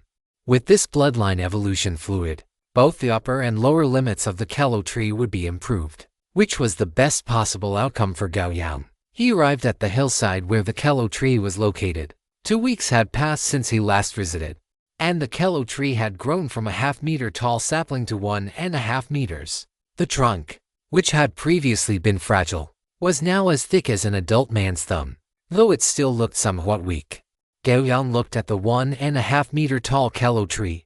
Proportionally speaking, if it were to fully mature, this Calo tree would likely reach several tens or even hundreds of meters in height. He poured the bloodline evolution fluid at the roots of the Calo tree. After watching the fluid completely seep into the soil at the base, Gao Yang turned and walked a dozen meters away. He carried magic scrolls for stone to mud and mud to stone on him. Now that he had obtained the carcass of the giant white rhinoceros, he naturally had to get to work on his farming. The giant white rhinoceros was larger than the winged earth dragon and significantly stronger. But under Gao Yang's hand, it could only be treated as fertilizer. As the soil churned, the massive body of the white rhinoceros slowly sank into the ground, and then the land returned to its original state. With this, it should have enough nutrients for a short while.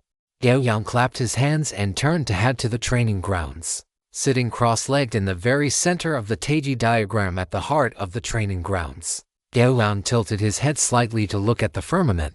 He felt that the boundless sky even took on a distinct curve, like a massive canopy draped over the earth. Of course, as a man who had once nearly flown out of Earth and had seen the true appearance of the planet beneath his feet, he naturally knew why. A subtle feeling emerged in Gao Yang's heart. He closed his eyes slightly and fell into meditation. This meditation was different from the past. Previously, after his mind became tranquil, he could sense the greatsword resting across his legs through his bloodline connection with Heiyao. But this time, not only did he enter a meditative state in an extremely short amount of time, but his perception of Heiyao was also much clearer. My willpower has broken through. A realization dawned on Gao Yang. If the perception of Heiyao were graded out of 100, then previously, his perception was only at 20 points. Now, his perception of Heiyao had increased to 50 points, more than doubling. A strange sensation, as if Heiyao were a part of his own body, appeared in his consciousness. With this realization, Gao Yang was confident that his swordsmanship would also see a massive improvement. After all, controlling oneself is far simpler than controlling a weapon. Furthermore, Gao Yang could faintly sense that after his breakthrough, the overall intensity and depth of his willpower had climbed to a new level. It was well worth the effort he had put into meditating every single day without fail since obtaining the meditation technique. Now, he had finally reaped some substantial rewards. Once the meditation concluded, Gao Yang slowly opened his eyes. His pupils were dark and lustrous, containing a striking spirit and vitality that was incredibly eye-catching. After blinking several times, that spirit and vitality quickly receded, until his gaze returned to its usual, ordinary state. Gao Yang opened his comprehensive network panel and began to examine his first unique specialty, Immortal Will. He had a premonition that after his willpower breakthrough, Immortal Will had also undergone changes. Immortal Will unique specialty. 1. Your will is incomparably brilliant. Any soul, mental, or control-based abilities cast upon you must overcome an additional COM12 willpower check. If this check is successful, you can use the power of your own will to become immune to the control effect. P.S. The cooldown for this ability is 2.6 natural days. If used consecutively within 2.6 natural days, the character's mental willpower will fall into a moderate to severe state of exhaustion. This restriction decreases as the character's willpower intensity increases. 2. Passive. When you adopt an attack stance, your attacks have a 25% chance to be uninterruptible, unblockable, and unrestricted. P.S. This ability can be activated manually with a cooldown of 10 hours. Consecutive use is allowed, one time. This restriction decreases as the character's willpower intensity increases after consecutive use.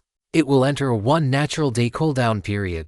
During the cooldown, the passive effect of Immortal Will cannot be triggered, and the passive effect cannot be manually activated. Gao Yang's eyes lit up instantly. Immortal Will had been upgraded in every aspect, which also proved that his willpower had indeed increased significantly this time. First, the willpower check bonus had increased by 2 points. Additionally, the cooldown for the active effect of the willpower check had been shortened from the initial 3 natural days to the current 2.6 natural days. At the same time, if the immunity effect of Immortal Will were used consecutively, it would no longer directly cause his mental willpower to fall into a state of total exhaustion, but rather a moderate to severe state of exhaustion. The former was equivalent to being knocked out cold, while the latter provided a specific standard of measurement. He believed that as his willpower continued to improve, the time interval for using it would become shorter and shorter, and even if used consecutively, the willpower consumed would become less and less. As for the second passive of Immortal Will, it had increased from the original 20% to 25%, that is to say, for every attack.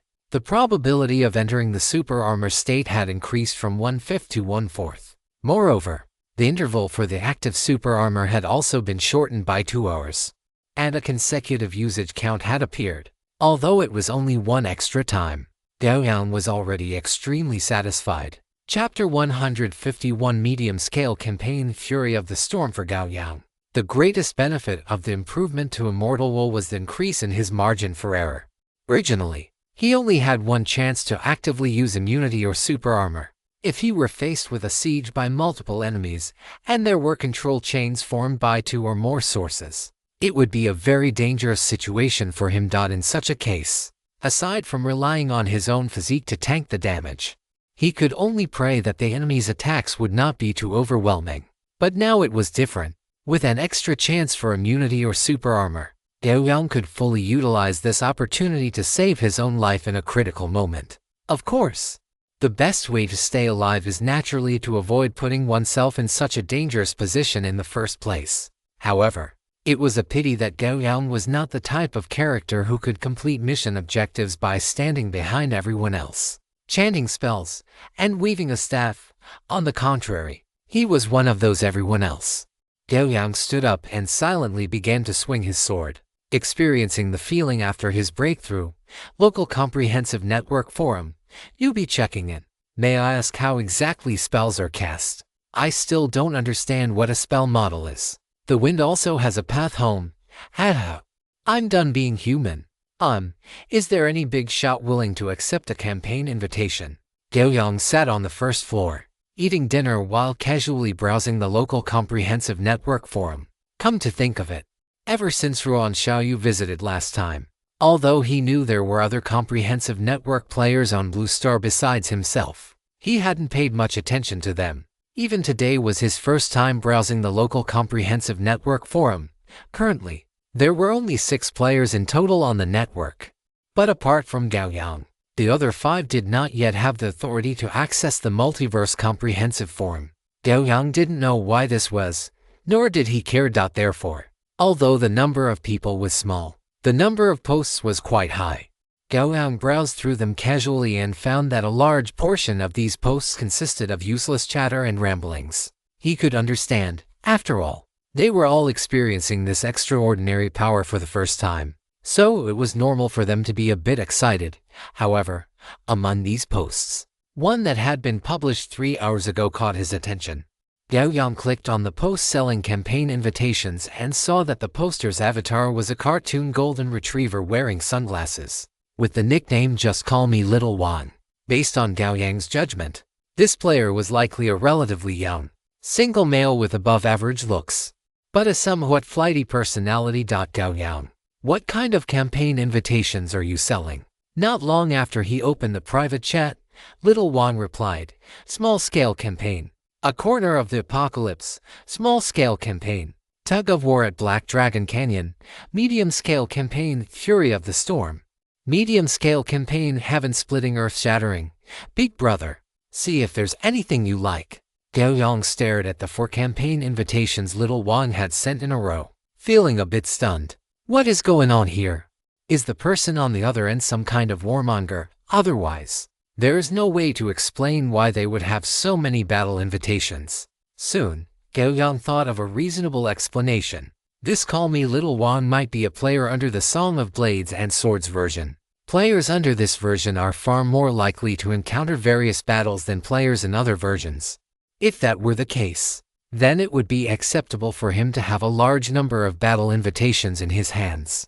Gao Yang collected his thoughts. His willpower had been a bit scattered after his recent breakthrough. He clicked on the 4 battle invitations Little Wan had sent one by one, reading them carefully. A few minutes later, Gao Yang sent a message to Little Wan again. Medium battle, Fury of the Storm. This battle invitation should be the most valuable among these 4. Why aren't you keeping it to participate in the battle yourself? Call me Little Wan. Big brother, I would love to keep it, but I am only level 3 right now. The minimum challenge level for this battle is level 8. If I go now, It would be one word: suicide. But by the time I have the strength to participate in this battle, the war might already be over. At that point, what would be the point of this invitation, Gao Yang? This battle invitation is still somewhat useful to me. Name your price, brother Little Wang. Call me Little Wang, big brother. Are you serious? This is no joke. Don't rush in if your strength isn't enough. Although the rewards are very generous, it is also extremely dangerous. Gao Yang, it's fine. Name your price. The other side paused for a moment before Little Wang sent a message. Big brother, since we are both from Blue Star, we can be considered fellow countrymen. How about you take this battle invitation for 3,000? No, 2,600 Multiverse Network disaster coins. Gao Yang raised an eyebrow slightly. This price was not high. He immediately initiated a trade request and placed 2,600 Multiverse Network disaster coins into the window. 2 minutes later, the disaster coins he had placed disappeared, and in their place, an invitation the size of a textbook lay quietly in his inventory. The invitation was not small. The background featured a black sea with raging waves and a massive, medieval-looking port. The destructive black waves seemed as if they were about to swallow the port in one fell swoop. In every corner of the port, one could vaguely see figures resisting. At the highest point of the waves, a figure holding a trident seemed to be standing there, looking down at the port below. Medium battle, fury of the storm location, storm sea and trough suspension port battle description. The storm god Talos and the sea goddess Umberly have long ruled the storm sea. All ships coming and going, whether pirates, merchants, or tourists, must offer their faith to receive the protection of the gods while in the storm sea. This practice has continued for hundreds of years, but decades ago, as people discovered that Joaquin's power was enough to protect them so they could come and go freely on the storm sea, and some even witnessed miracles performed by the goddess Joaquin. When encountering shipwreck since then, the followers of the goddess Joaquin have spread rapidly through the various ports and islands of the storm sea, like cockroaches that cannot be crushed or killed. This situation was soon discovered by the priests of the Sea Temple and the Storm Temple. After communicating with their deities, the Sea Temple and the Storm Temple launched a brutal suppression of all Joaquin followers.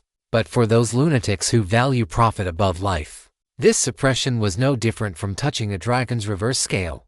Thus, the war began. Chapter 150 to helpers and entering the battle. P.S. For the great storm god. Kill those scumbags who believe in Joaquin, Storm Temple priest. Yes, praise Joaquin. Praise the goddess. Praise the gold coins. Trough suspension port chamber of commerce president, Kodalov Buso. P.S. The ocean will make you understand what true fury is, and who is the master of the storm sea. All heretics who abandon the ocean will eventually drown in the deep sea. Article 714 of the Sea Temple Doctrine. P.S. Multiverse Network players, enter with caution. The two sides in this battle have already gone insane.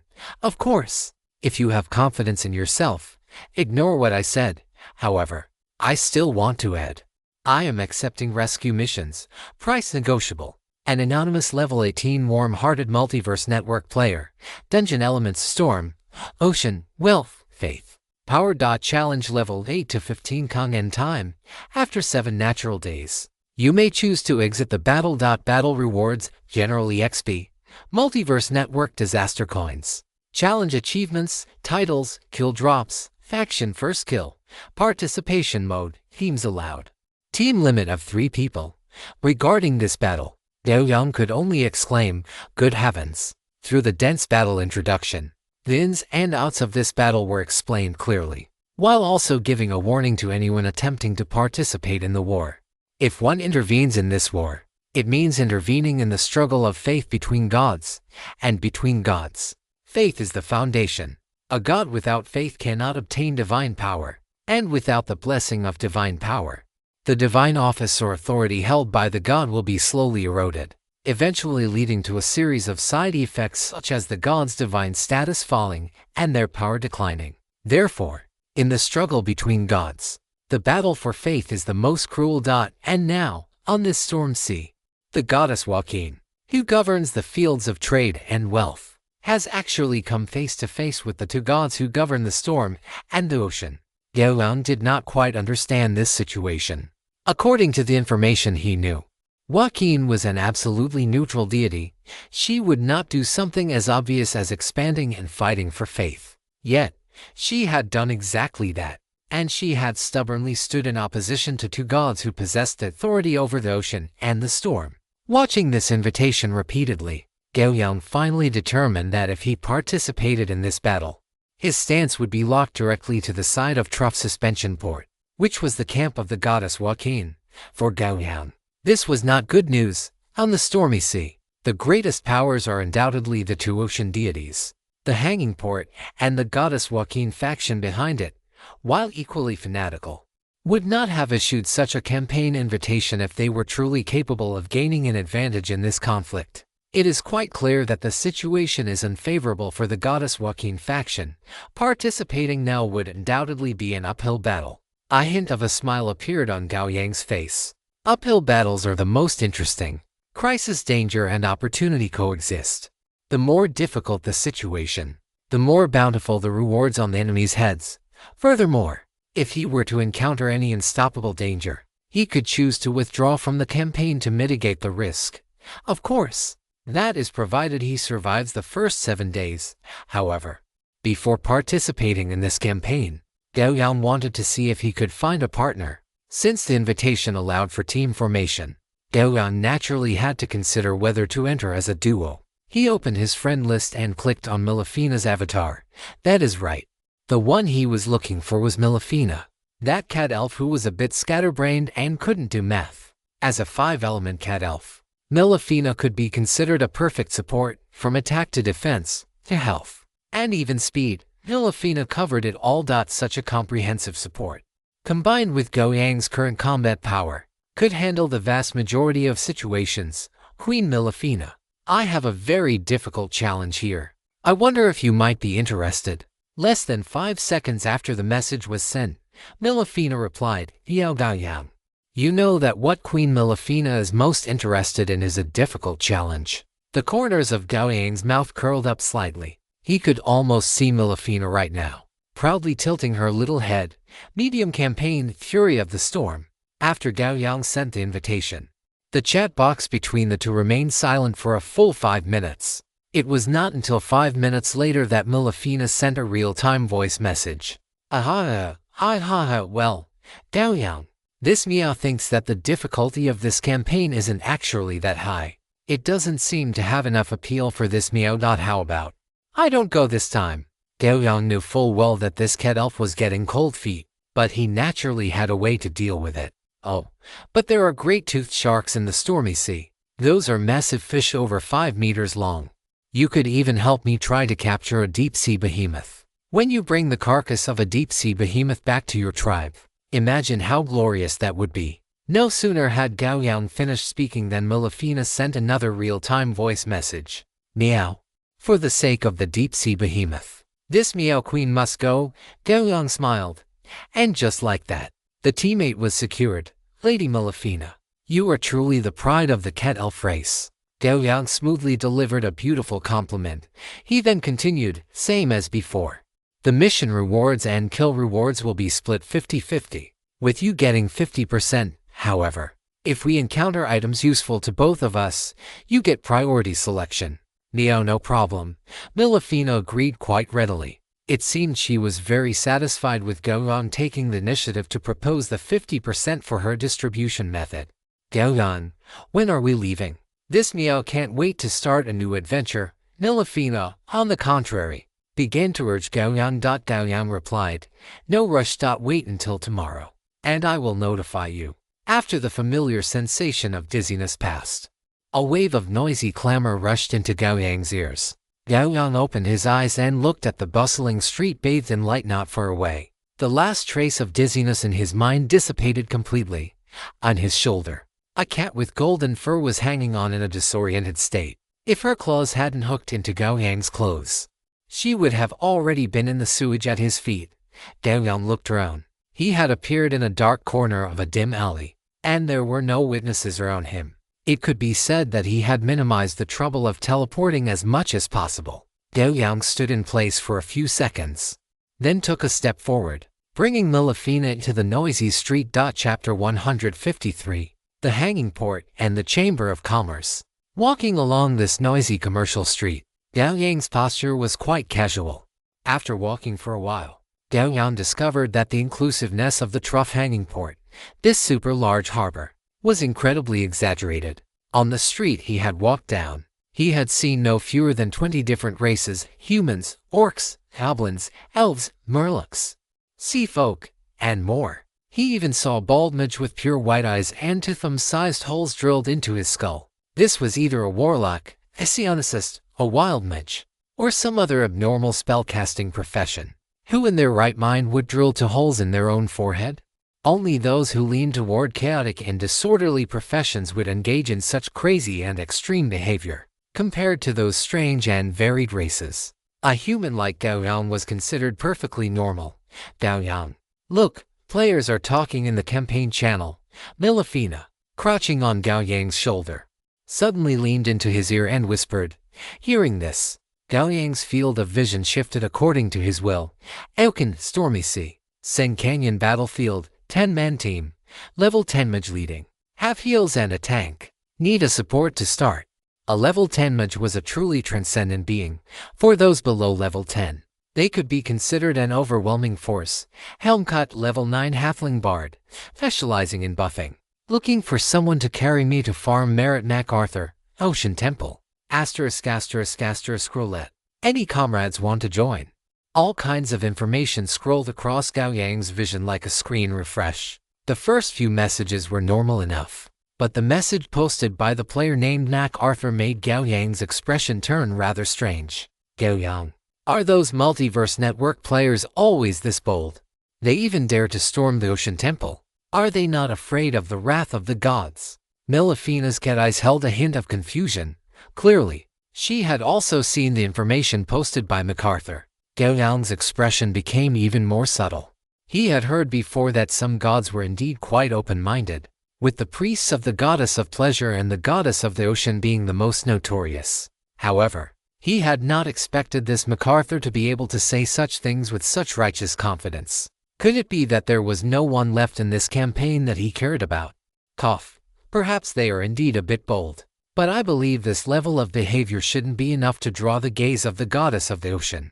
Gao Yang offered a forced explanation before continuing on his way. At the same time, he was observing the player discussions in the campaign channel. Through the information they posted, Gao Yang had already deduced that this campaign was not a traditional battle between two armies, but rather a mutual strangulation between two factions, with the sole purpose of depleting the other side's living strength. The entire coastline of the Storm Sea, the offshore islands, and even the deep sea regions were all battlefields for both sides.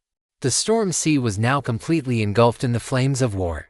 In order to compete for faith, the Sea God and the Storm God were doing everything in their power to obstruct the transport of maritime merchant fleets, attempting to use such terror tactics to regain the fear and faith of all those who relied on the Storm Sea for survival. As for those who believed in the goddess Awakens and were struggling to sail the seas, they were also fighting back with all their might. In this long drawn-out campaign, the oceanic side was led by the Storm Temple and the Ocean Temple as the absolute core of leadership. On the land side, the battlefield centered on the largest port, the Tafulu Hanging Port. The Hanging Port Chamber of Commerce, along with the 10 major merchant guilds, formed the decision-making layer, organizing everyone who actively or passively believed in Awakens to stand against the two major temples. However, it was clear that the merchant guilds were at a disadvantage in this war. Otherwise, they would not have issued campaign invitations to extend an olive branch to the vast number of Multiverse Network players. To this end, the merchant guilds offered many enticing rewards. As long as one completed war missions, they could exchange their merits for those mouth-watering prizes. For Multiverse Network players, completing missions not only earned them EXP and disaster coins, but also rewards and loot. Such a win-win situation was as good as it could get. Gao Yang had already determined the first target of his trip, the Hanging Port Chamber of Commerce, located in the rear of the Tafulu Hanging Port. In the campaign channel, the topic players discussed most was the campaign merits and the rewards for merchant guild missions. So heading there was bound to yield results. The Hanging Port Chamber of Commerce was a long distance from the port. As the premier port of the extraordinary world, the Hanging Port was absurdly large. The outer city alone was equivalent to a medium-sized city, and there were 7 such outer city districts in the Hanging Port. 7 outer city districts, 3 deep-sea ports, and 1 hanging port, which was the inner city, made up this behemoth of a structure. After taking the steam bus that was billowing thick smoke and spending half a day, Gao Yang finally arrived at the inner city of the Hanging Port. Unlike the chaotic and disorderly outer city, the environment in the inner city was much better. The streets were paved with cyan stone slabs, and there were no street vendors to be seen everywhere. Instead, there were squads of well-equipped patrol guards. Gao Yang stepped off the bus and looked up at the sky, seeing a massive airship slowly descending toward a corner of the inner city. Besides airships, some large flying creatures were also taking off and landing throughout the inner city. These were flying transport vehicles, the equivalent of flying cars back on Blue Star. Gao Yang, this dried squid tastes amazing. Do you want another portion? Melifina held a piece of dried squid almost as big as herself, munching on the tentacles with satisfaction as she asked Gao Yang. Gao Yang was not idle either. He held a skewer of equally large lobster and octopus, which he had almost finished eating. Gao Yang withdrew his gaze and walked toward the tower building at the end of his vision, which looked like it was crafted from gold and white jade, while saying, "No problem. But we are about to enter the Hanging Port Chamber of Commerce now. Once we come out, you can buy some more to stock up." They hadn't walked far before a squad of patrol guards blocked their path. The human guard in the lead had an expressionless face and asked in a rather stern tone, "Human, state your purpose." Gao Yang took the campaign invitation out of his inventory. "My companion and I were invited here, and we intend to visit the Hanging Port Chamber of Commerce to see if there are any suitable missions." Upon seeing the invitation in Gao Yang's hand, the guard's expression changed instantly. His previously stern face broke into a warm smile. "Apologies, friends from afar. These are extraordinary times. The Oceanic side has recently dispatched many wanderers, so the security level in the inner city has been raised by several notches. The Hanging Port Chamber of Commerce is just ahead. Do you need me to lead the way?" "No need. As brave and fearless warriors, the responsibilities you shoulder far outweigh the need to guide us. We can find our way there ourselves. Haha, that is true. If not for the protection of myself and my colleagues, who knows what kind of chaos the Hanging Port would be in. I wish you a safe journey." Gao Yang politely declined the guard's offer and then headed toward the Hanging Port Chamber of Commerce under the guard's satisfied gaze. Chapter 154 Campaign Rankings. The Tefulu Hanging Port Chamber of Commerce occupied 1/5 of the inner city area and could be considered the undisputed hegemon of the entire Hanging Port. When Gao Yang stood with Melifina on the white jade plaza in front of the Hanging Port Chamber of Commerce, he fully felt the immense wealth and power of the organization. The plaza was paved entirely with white jade bricks, stretching all the way to the 20-meter-high main entrance of the chamber. At the very top of the main entrance, a solid gold emblem of a vertical coin featuring the left profile of a woman was embedded. On the edges of the emblem, densely packed, sparkling gemstones of various colors were inlaid, which could simply be called a dragon trap. As for whether the Hanging Port Chamber of Commerce had managed to capture a giant dragon, Gao Yang did not know. But they had certainly captured a cat spirit whose eyes were glowing with greed. "Meow, Gao Yang, the light is so dazzling, but I love it so much. What should I do? Gao Yang, can you help me take those gems down for this?" Meow. Gao Yang's face darkened. To pry off the very emblems that symbolized the prestige of someone else's territory, he had no idea what was going on in that little head of Melifina's. One had to realize that the Hanging Port Chamber of Commerce was a terrifying entity that led the top 10 chambers of commerce and stood its ground against the 2 great temples. "Do you believe that if I went to pry off those gems that symbolize the face of the Hanging Port right now, the 2 of us would be dead by the next moment?" Melifina shrank her little head, then shook it frantically. "Forget it, forget it." This Meow was just joking. At least she wasn't hopelessly stupid. Looking at the gate before him, Gao Yang led Melifina inside. The moment they stepped through the door, an aura of opulence rushed to meet them. Under the warm lighting, everything was shimmering with brilliance: the furniture, the decorations, and even the jewelry worn by the attendants. "Greetings. Is there anything I can help you with? A sweet voice rang in Gao Yang's ears. Gao Yang saw a human woman with a graceful figure and a beaming smile walking toward him. Without any unnecessary movements, Gao Yang directly presented his invitation to her. Greetings, noble guest from afar. Please follow me. The human attendant had clearly received proper training. Upon seeing the invitation in Gao Yang's hand, she began to guide him with a composed expression. The two walked one after the other, passing through the white jade high-rise where the Hanging Port Chamber of Commerce was located, and arrived in front of a shorter 5-story building nearby. Though it was called shorter, each floor was at least 10 meters high, making the entire building over 50 meters tall. My lord, please, this way. Dana turned to the side and looked at Gao Yang. Gao Yang took the lead and stepped through the gate, with Dana following closely behind. This is set up specifically for lords like yourself. The first floor is for leisure, such as the restaurant and reception hall. The second floor is where missions are posted and merits are tallied. In the future, if you have enough merits and wish to exchange them for items, you can do so here on the second floor. As for the third floor, it is a place for lords like you to socialize, and there are also small-scale trade fairs held there periodically.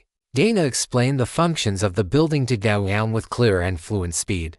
After listening, Gao Yang nodded with satisfaction. He looked at Dana and said, "Take us to the second floor to have a look first." Dana immediately swayed her hips with an astonishing curve, her high heels clicking as she walked up the stairs. This is where missions are posted, and here is the merit exchange counter. The crystal screen next to the merit exchange counter displays the current merit leaderboard. Gao Yang looked with great interest at the spot Dana was pointing to and saw a massive, towering crystal placed there. On the surface of the crystal were names of varying lengths. Gao Yang instinctively looked at the very top of the crystal. Andy Ulysses Merit, Camplu Merit, Imara Merit. These were the top 3 on the merit leaderboard, with the highest having just over 5,000 merits. This meant that the player named Andy Ulysses had completed over 50 various missions. Because Gao Yang had just glanced at the mission board, the merits offered for various tasks were in the tens, with some of the higher ones being just over 100. Occasionally, 1 or 2 large-scale missions would pop up with merits reaching into the thousands, but those were intended for large adventure groups, and the merits earned would have to be split among them. To be able to complete over 50 missions targeting the Ocean faction without dying from this alone, one could see the terrifying strength of Andy Ulysses. Having gained a brief understanding of the current merit acquisition situation for players, Gao Yang waved his hand to signal Dana to go about her business. Through Dana's explanation just now, he already had a general grasp of how the Hanging Port Chamber of Commerce operated. Next, he only needed to select suitable missions to earn the corresponding merits. Arriving at the mission posting area, Gao Yang, like a dozen other Zone 1 players, stood under the mission crystal and watched as the task scrolled before his eyes. After watching for a while, Gao Yang sat down with Melifina in front of a receptionist. Gao Yang looked at the receptionist opposite him and said slowly, "Give me these 3 missions, Sequence 075, Sequence 081, and Sequence 107. Please wait a moment." The receptionist began to act immediately upon hearing this. "Respected Lord, since this is your first time accepting missions, please provide your name." Gao Yang was silent for a moment before saying, "Li Faiyu." Melifina was about to speak, but seeing the look Gao Yang shot her, her clever little head seemed to understand something. The real name she had been about to blurt out was changed to Yarlota. "Very well, Lord Li Faiyu, Lord Yarlota. I have registered both of your names. These are your identity badges. With these badges, all consumption in industries operated by the Hanging Port Chamber of Commerce is free, and you do not need to pay for consumption at other chambers of commerce either. These are your mission crystals. Please keep them safe. I wish you both all the best, and may the goddess bless you." Gao Yang took the identity badges and the 3 mission crystals, and without lingering, he rose and left the building. The 3 missions he had chosen were of moderate difficulty, with rewards of around 80 to 90 merits. The key was that the locations of the 3 missions were not far apart. He could use these 3 missions to gauge the specific strength of the so-called Ocean faction. If they were difficult to complete, or even impossible, he would have to be cautious and prudent in his future actions. Conversely, If these missions could be completed easily, he could afford to be a bit more unrestrained in his future operations. Simply put, he was using these 3 missions to conduct a basic assessment. The result of the assessment determined the primary style of his subsequent actions. A moment later, Gao Yang and Melifina boarded a large griffin, flying toward the vast and boundless sea of storms. Chapter 155 Frontal Assassination. Beneath the azure sky, over the endless expanse of the sea, a griffin with a wingspan exceeding 20 meters was flying at high speed. Today is a rare day of good weather. Usually, the sea of storms is filled with wind, rain, lightning, and thunder. The griffin rider was a half-orc with grayish-brown skin. As he steered the griffin, he chatted about his experiences on the sea of storms. Much like most taxi drivers, once they got behind the wheel, their talkative skill was automatically activated. Gao Yang and Melifina were not annoyed by the half-orc driver's behavior. On the contrary, they listened with interest to the stories told by this older half-orc brother. Under the guidance of the half-orc, a cluster of islands scattered like stars appeared in Gao Yang and Melifina's field of vision. All right, we have reached our destination. The path ahead is not one that a griffin can travel. If a griffin were to forcibly fly out of the coastal waters of the Sea of Storms, it would inevitably provoke the wrath of the 2 gods. So, the rest is up to you. Be extremely careful. The griffin landed, and Gao Yang and Melifina jumped off. After leaving behind a word of advice, the half-orc quickly departed with his griffin. Melifina jumped onto Gao Yang's shoulder, looked around, and her cat face showed a hint of hesitation. Gao Yang, are we really going just the 2 of us? Shouldn't we form a party with other players or something? Melifina's meaning was simple. Since these missions were all group quests, forming a party with other players from the comprehensive network should be the most logical choice. If it were just the 2 of them, the danger would be somewhat high. Gao Yang shook his head slightly and said casually, "It is not necessary for now. The missions I have accepted are relatively simple." "Fine, you are the captain, you call the shots." Melifina yawned and lay down on his shoulder, looking lazy. "Then, let's prepare to set off." According to the sea chart, the mission location is still some distance away from the Star Sand Archipelago beneath our feet, and those pirates would not build their lair in the coastal area. After Gao Yang finished speaking, Melifina immediately understood his intent. She quickly jumped onto the top of Gao Yang's head and took out an item resembling a cat bed from her inventory. This was a flight assist item designed for flying mounts, which Melifina had specifically chosen after knowing she would be teaming up with Gao Yang. After all, if she had to keep holding onto his dragon horns, her image would be truly unseemly, which was absolutely unacceptable to Melifina. The cat bed-shaped flight assist item allowed Melifina to lie down comfortably, but from the outside, it looked as if Gao Yang was wearing a giant hat. However, soon after, as Gao Yang transformed into his humanoid dragon form, this hat became much less conspicuous.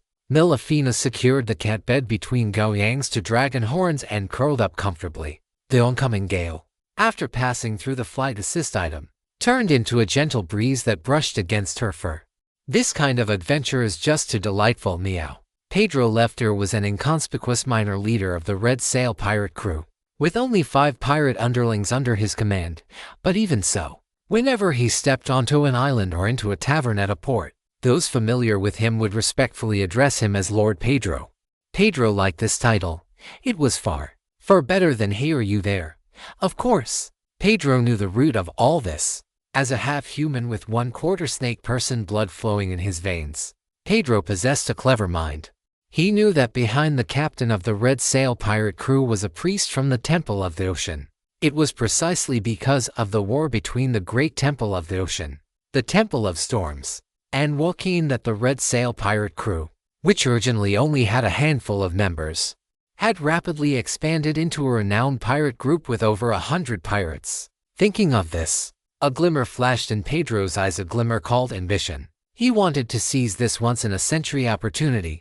He wanted to climb, step by step, to the position of captain of the Red Sail pirate crew. He wanted to become the pirate king of the Sea of Storms, because only then would no one ever call him a half-breed mongrel or an animal again. Thinking of this, Pedro's slightly hunched back straightened, and even the biting sea breeze blowing toward him seemed to soften. The goal was grand, but in the process of achieving it, every step needed to be taken steadily, just like now, when he had to perform his night watch duty well. Whoosh! A violent gust of sea breeze swept past, causing Pedro's puffed-out chest to hunch over again. His brown-slit pupils looked with dissatisfaction at the torch behind him. That was a torch made from the fat of captured merchant sailors mixed with other biological oils, enchanted with dark magic by the second-in-command to provide a slight warning effect. Though it was only slight, just as Pedro turned his head back, his remaining left ear heard an even more violent whistling sound. In his constricting slit pupils, a greatsword, darker than the deep sea, brutally filled his vision. Finally, it plunged his world into a despair darker than the deep sea. Before Pedro left ear could even sound the alarm, his entire body had been sliced into several pieces by sword chi. A massive humanoid figure silently flapped its wings and landed in front of the spot where Pedro had just been standing. The torch that served as a warning had now been completely extinguished. Gao Yang stood in the darkness, his gaze passing over the buildings in front of him, quietly staring at the pirate base submerged in sounds of debauchery. Gao Yang, we don't know where the captain of the Red Sail pirate crew is. How are we going to assassinate him? Milafina raised her head from the cat bed, her voice as soft as a mosquito's hum ringing in Gao Yang's ear. Gao Yang stepped toward the brightly lit area, saying as he walked, "A frontal assassination will do." Powerful wings flapped violently, propelling Gao Yang's massive body into a swift, dark shadow as he charged toward the target. Immediately, a surging sword aura tore through the darkness. The sword aura, which seemed capable of slicing through everything, completed its initial accumulation in an incredibly short span of time. It was as if a turbulent storm of sword energy had formed the very moment Gao Yang lunged forward. In just an instant, the headquarters of the Red Sail pirate crew was completely engulfed in a terrifying storm of blades. The storm swept through, and wherever it passed, whether it was the wooden structures or the flesh and blood of the pirates, everything dissolved into that raging ocean of sword energy. Ambition and longing, desire and reason, the future and the past, everything, absolutely everything, was annihilated within the blade storm amidst shrill, desperate screams. Chapter 156, Pirate Slayer. In just a few seconds, the blade storm created by Gao Yang had swept across a distance of over 100 meters, and everything in its path had been thoroughly destroyed. This included the captain of the Red Sail pirate crew, a somewhat roguish and carefree middle-aged man. Milafina curled up in her cat bed, dazed. The thick, pungent smell of blood permeating the air dealt a heavy blow to her young heart. Being at the very center of the blade storm, she could fully feel its bloodthirst and coldness. It was a vortex that devoured life, a hurricane of blades that tore everything apart. When Gao Yang finally came to a complete stop, a sea breeze blew onto Milafina's face, causing her to shudder. Her expression changed instantly. The foul, thick stench of blood rushing into her nostrils made her stomach churn uncontrollably. A moment later, Gao Yang had finished clearing out the spoils left behind by the Red Sail pirate crew, and Milafina had managed to finish vomiting the acid from her stomach. In just a few seconds, the entire membership of the Red Sail pirate crew had been buried in that terrifying blade storm. This caused the Multiverse Network notifications to cascade down before Milafina's retinas like a waterfall. Even for a cat elf who yearned for peace, lived a life free from worldly disputes, and had little desire for power, she realized that the friend she had made this time was likely a very powerful backer. Multiverse Network notification. Your team has annihilated the Red Sail pirate crew. In this annihilation operation, your team contributed 100% of the combat effort. The members of your team have received 5,000 general XP. Multiverse Network notification. Your team has annihilated a medium-sized pirate crew and completed this annihilation within 30 seconds. You have obtained the title, Pirate Slayer Epic. Those who already possess relevant titles will receive corresponding attribute bonuses. Pirate Slayer. Type Epic Title requirements. Provided that the individual team level does not exceed the enemy's relevant level, kill over 95% of a medium-sized pirate crew within 30 seconds to obtain this title. Title description: a one-shot kill. No, this is a slaughter. Title attributes. When facing enemies with the relevant pirate attribute, 1. Gain a fear and intimidation effect based on your highest attribute Kuntu. 2. All damage-dealing methods have their power increased by 10%, and attack speed and casting speed are increased by 15%. P.S. Holy crap! Invincible at the same level. What kind of big shot could obtain such a title? Multiverse Network Anonymous Player. P.S. What kind of agent of the God of Death is this? Taking out over 100 people in 30 seconds. Even the God of Death doesn't meet his performance quotas this fast. Multiverse Network top comment 9,999 P.S. Are the lives of pirates not lives as well? I strongly condemn this inhumane behavior. Former Pirate King, Nesting Master, Singerf. Melifina looked at the epic title that had appeared on her Multiverse Network panel and fell into deep thought. How did she end up with an epic title? Is an epic title supposed to be something as common as cabbage? Was it obtained just like that?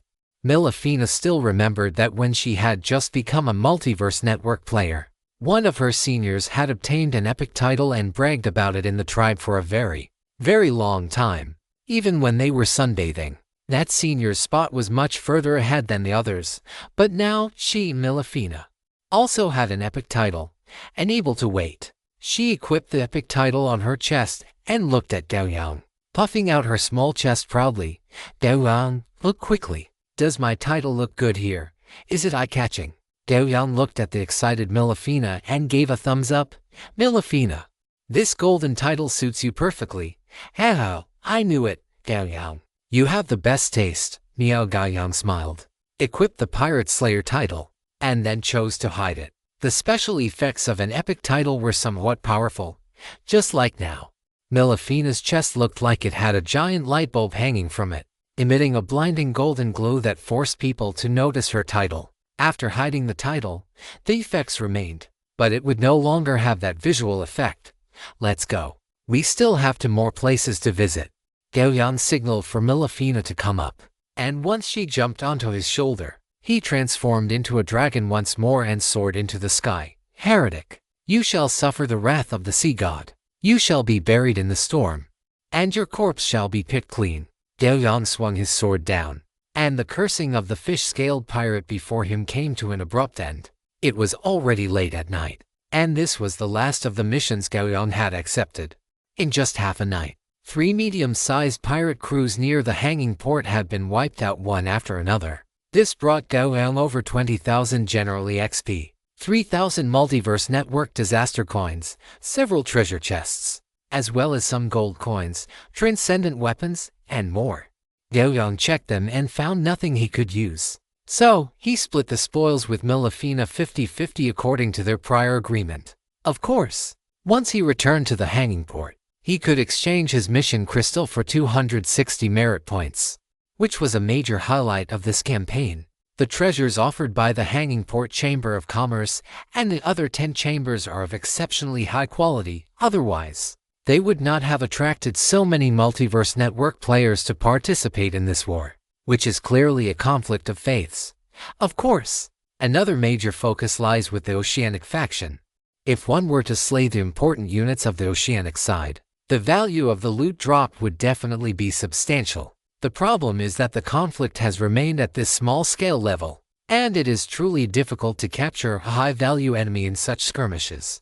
If one truly wishes to kill those units with astonishing value, the intensity of the war will likely need to escalate several times over. Gao Yang has already decided that once he returns to the hanging port, he will carefully look into the trajectory of this war. If a major battle is imminent in the near future, he will stay behind and wait until after the battle to return. If there is no major battle and the fighting remains at this intensity, he will return directly once the minimum campaign duration has passed. Rather than wasting time here, it would be more practical to do something more meaningful. At dawn, the hanging port appeared within Gao Yang's field of vision. As the distance closed, a sudden sense of warning rose in Gao Yang's heart, and his forward momentum came to an abrupt halt. A faint stinging sensation appeared on his skin, a phantom pain caused by being locked onto by some extremely sharp weapon. Gao Yang hovered in midair, then took out his identity badge and invitation letter.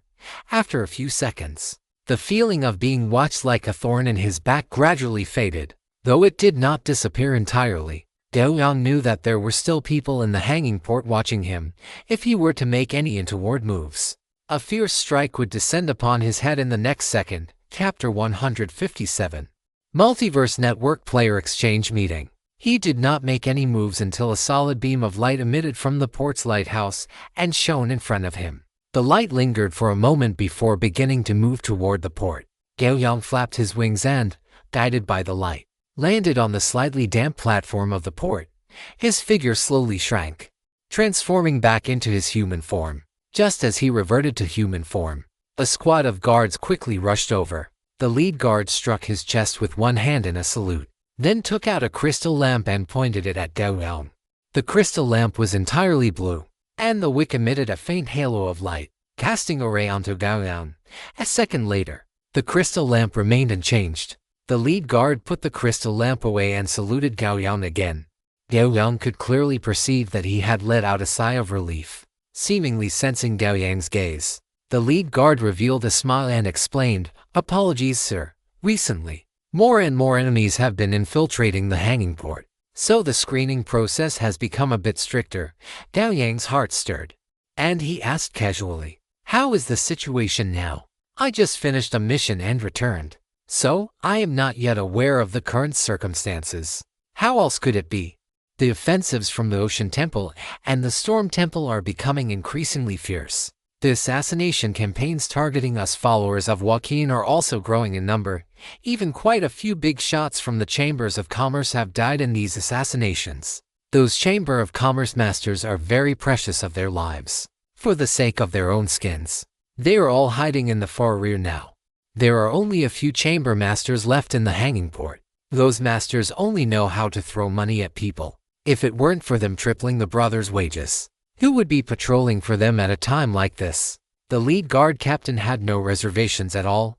His brows locked, and he began to fiercely criticize the cowardice of the decision-makers. In his view, apart from the advantage of being able to throw money at people, those chamber masters had nothing but flaws: cowardly, gluttonous, and lazy. A series of derogatory terms he could think of were all heaped upon the heads of those chamber masters.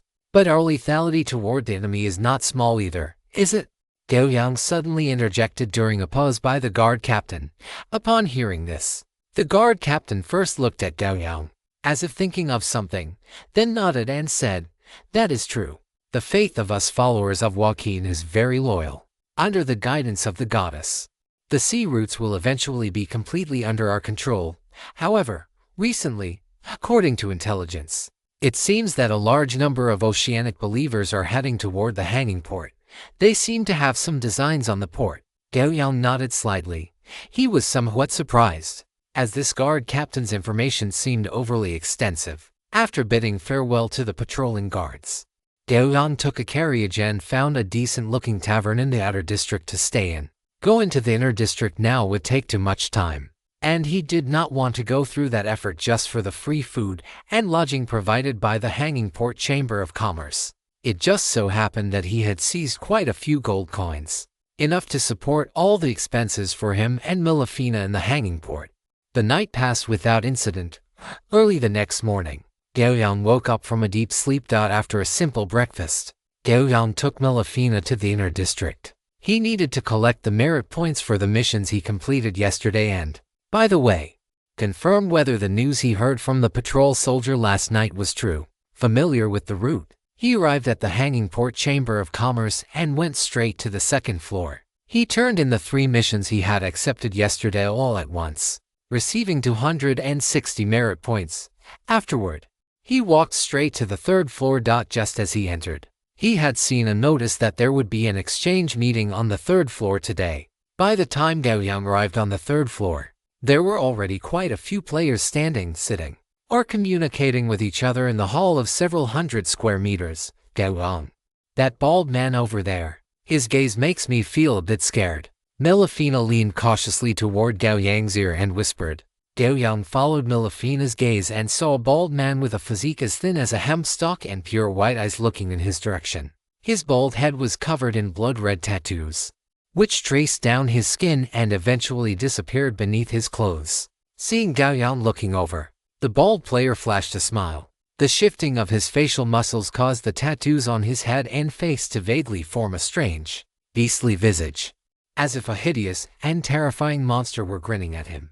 Gao Yang did not feel much, but Milafina was startled. She quickly hid behind Gao Yang, shrinking her head and not daring to look at him. Gao Yang returned a smile of ambiguous meaning, then took Milafina to a corner to sit down, simultaneously avoiding the gaze of the tattooed bald man. Gao Yang, I feel like that person wants to eat me. It is too terrifying. Only then did Milafina jump onto Gao Yang's chest. She looked up at him pitifully, feeling somewhat aggrieved. Gao Yang stroked her little head, his expression gentle. Don't worry, you are my super support. With me here, no one will be able to hurt you. As for that player, if he has any bad intentions, I will take action. Milafina rubbed against Gao Yang's warm, large hand, her small eyes squinting in happiness. Knew it, Gao Yang, you are the best. While Gao Yang and Milafina were chatting, many more players entered the hall one after another. As the number of players increased, the hall began to become noisy at a speed visible to the naked eye. Until a certain moment, a tall, slender young man holding a staff stood in the center of the hall. This noise disappeared without a trace in an instant, as if it had never existed at all. Gao Yang looked at this scene with some surprise, feeling a bit of curiosity about the man standing in the center of the hall. This person's prestige among the players was not low. He just did not know which person on the merit ranking he was.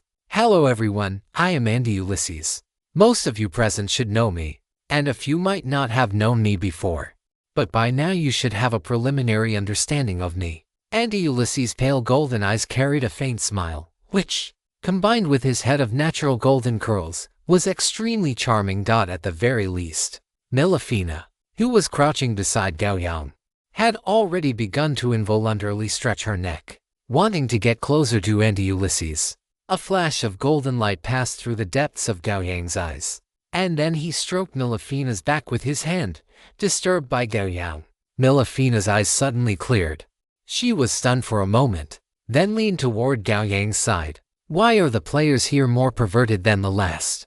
I was so far away from him, and I still got hit.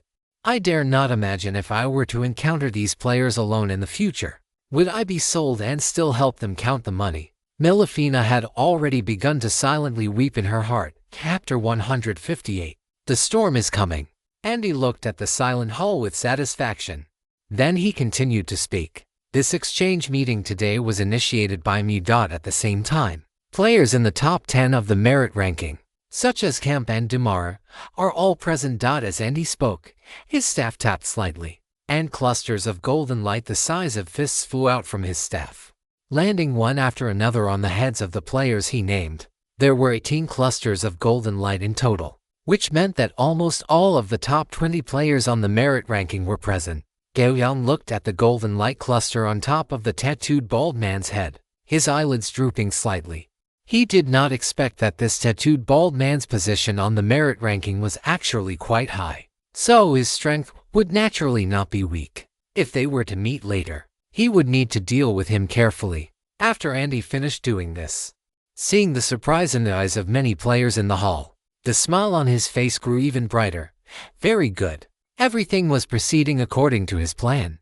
Andy did not give the players too much time to think. After finishing all this, he quickly put on a solemn expression and then said in a slightly heavy tone, "The reason why I initiated this exchange meeting is mainly because I received a piece of information while doing a merit quest." Andy paused, his eyes sweeping over the players in the hall. The Ocean Temple and the Storm Temple are rapidly gathering troops. In 2 weeks, they will descend upon the suspension port to completely annihilate this number 1 port.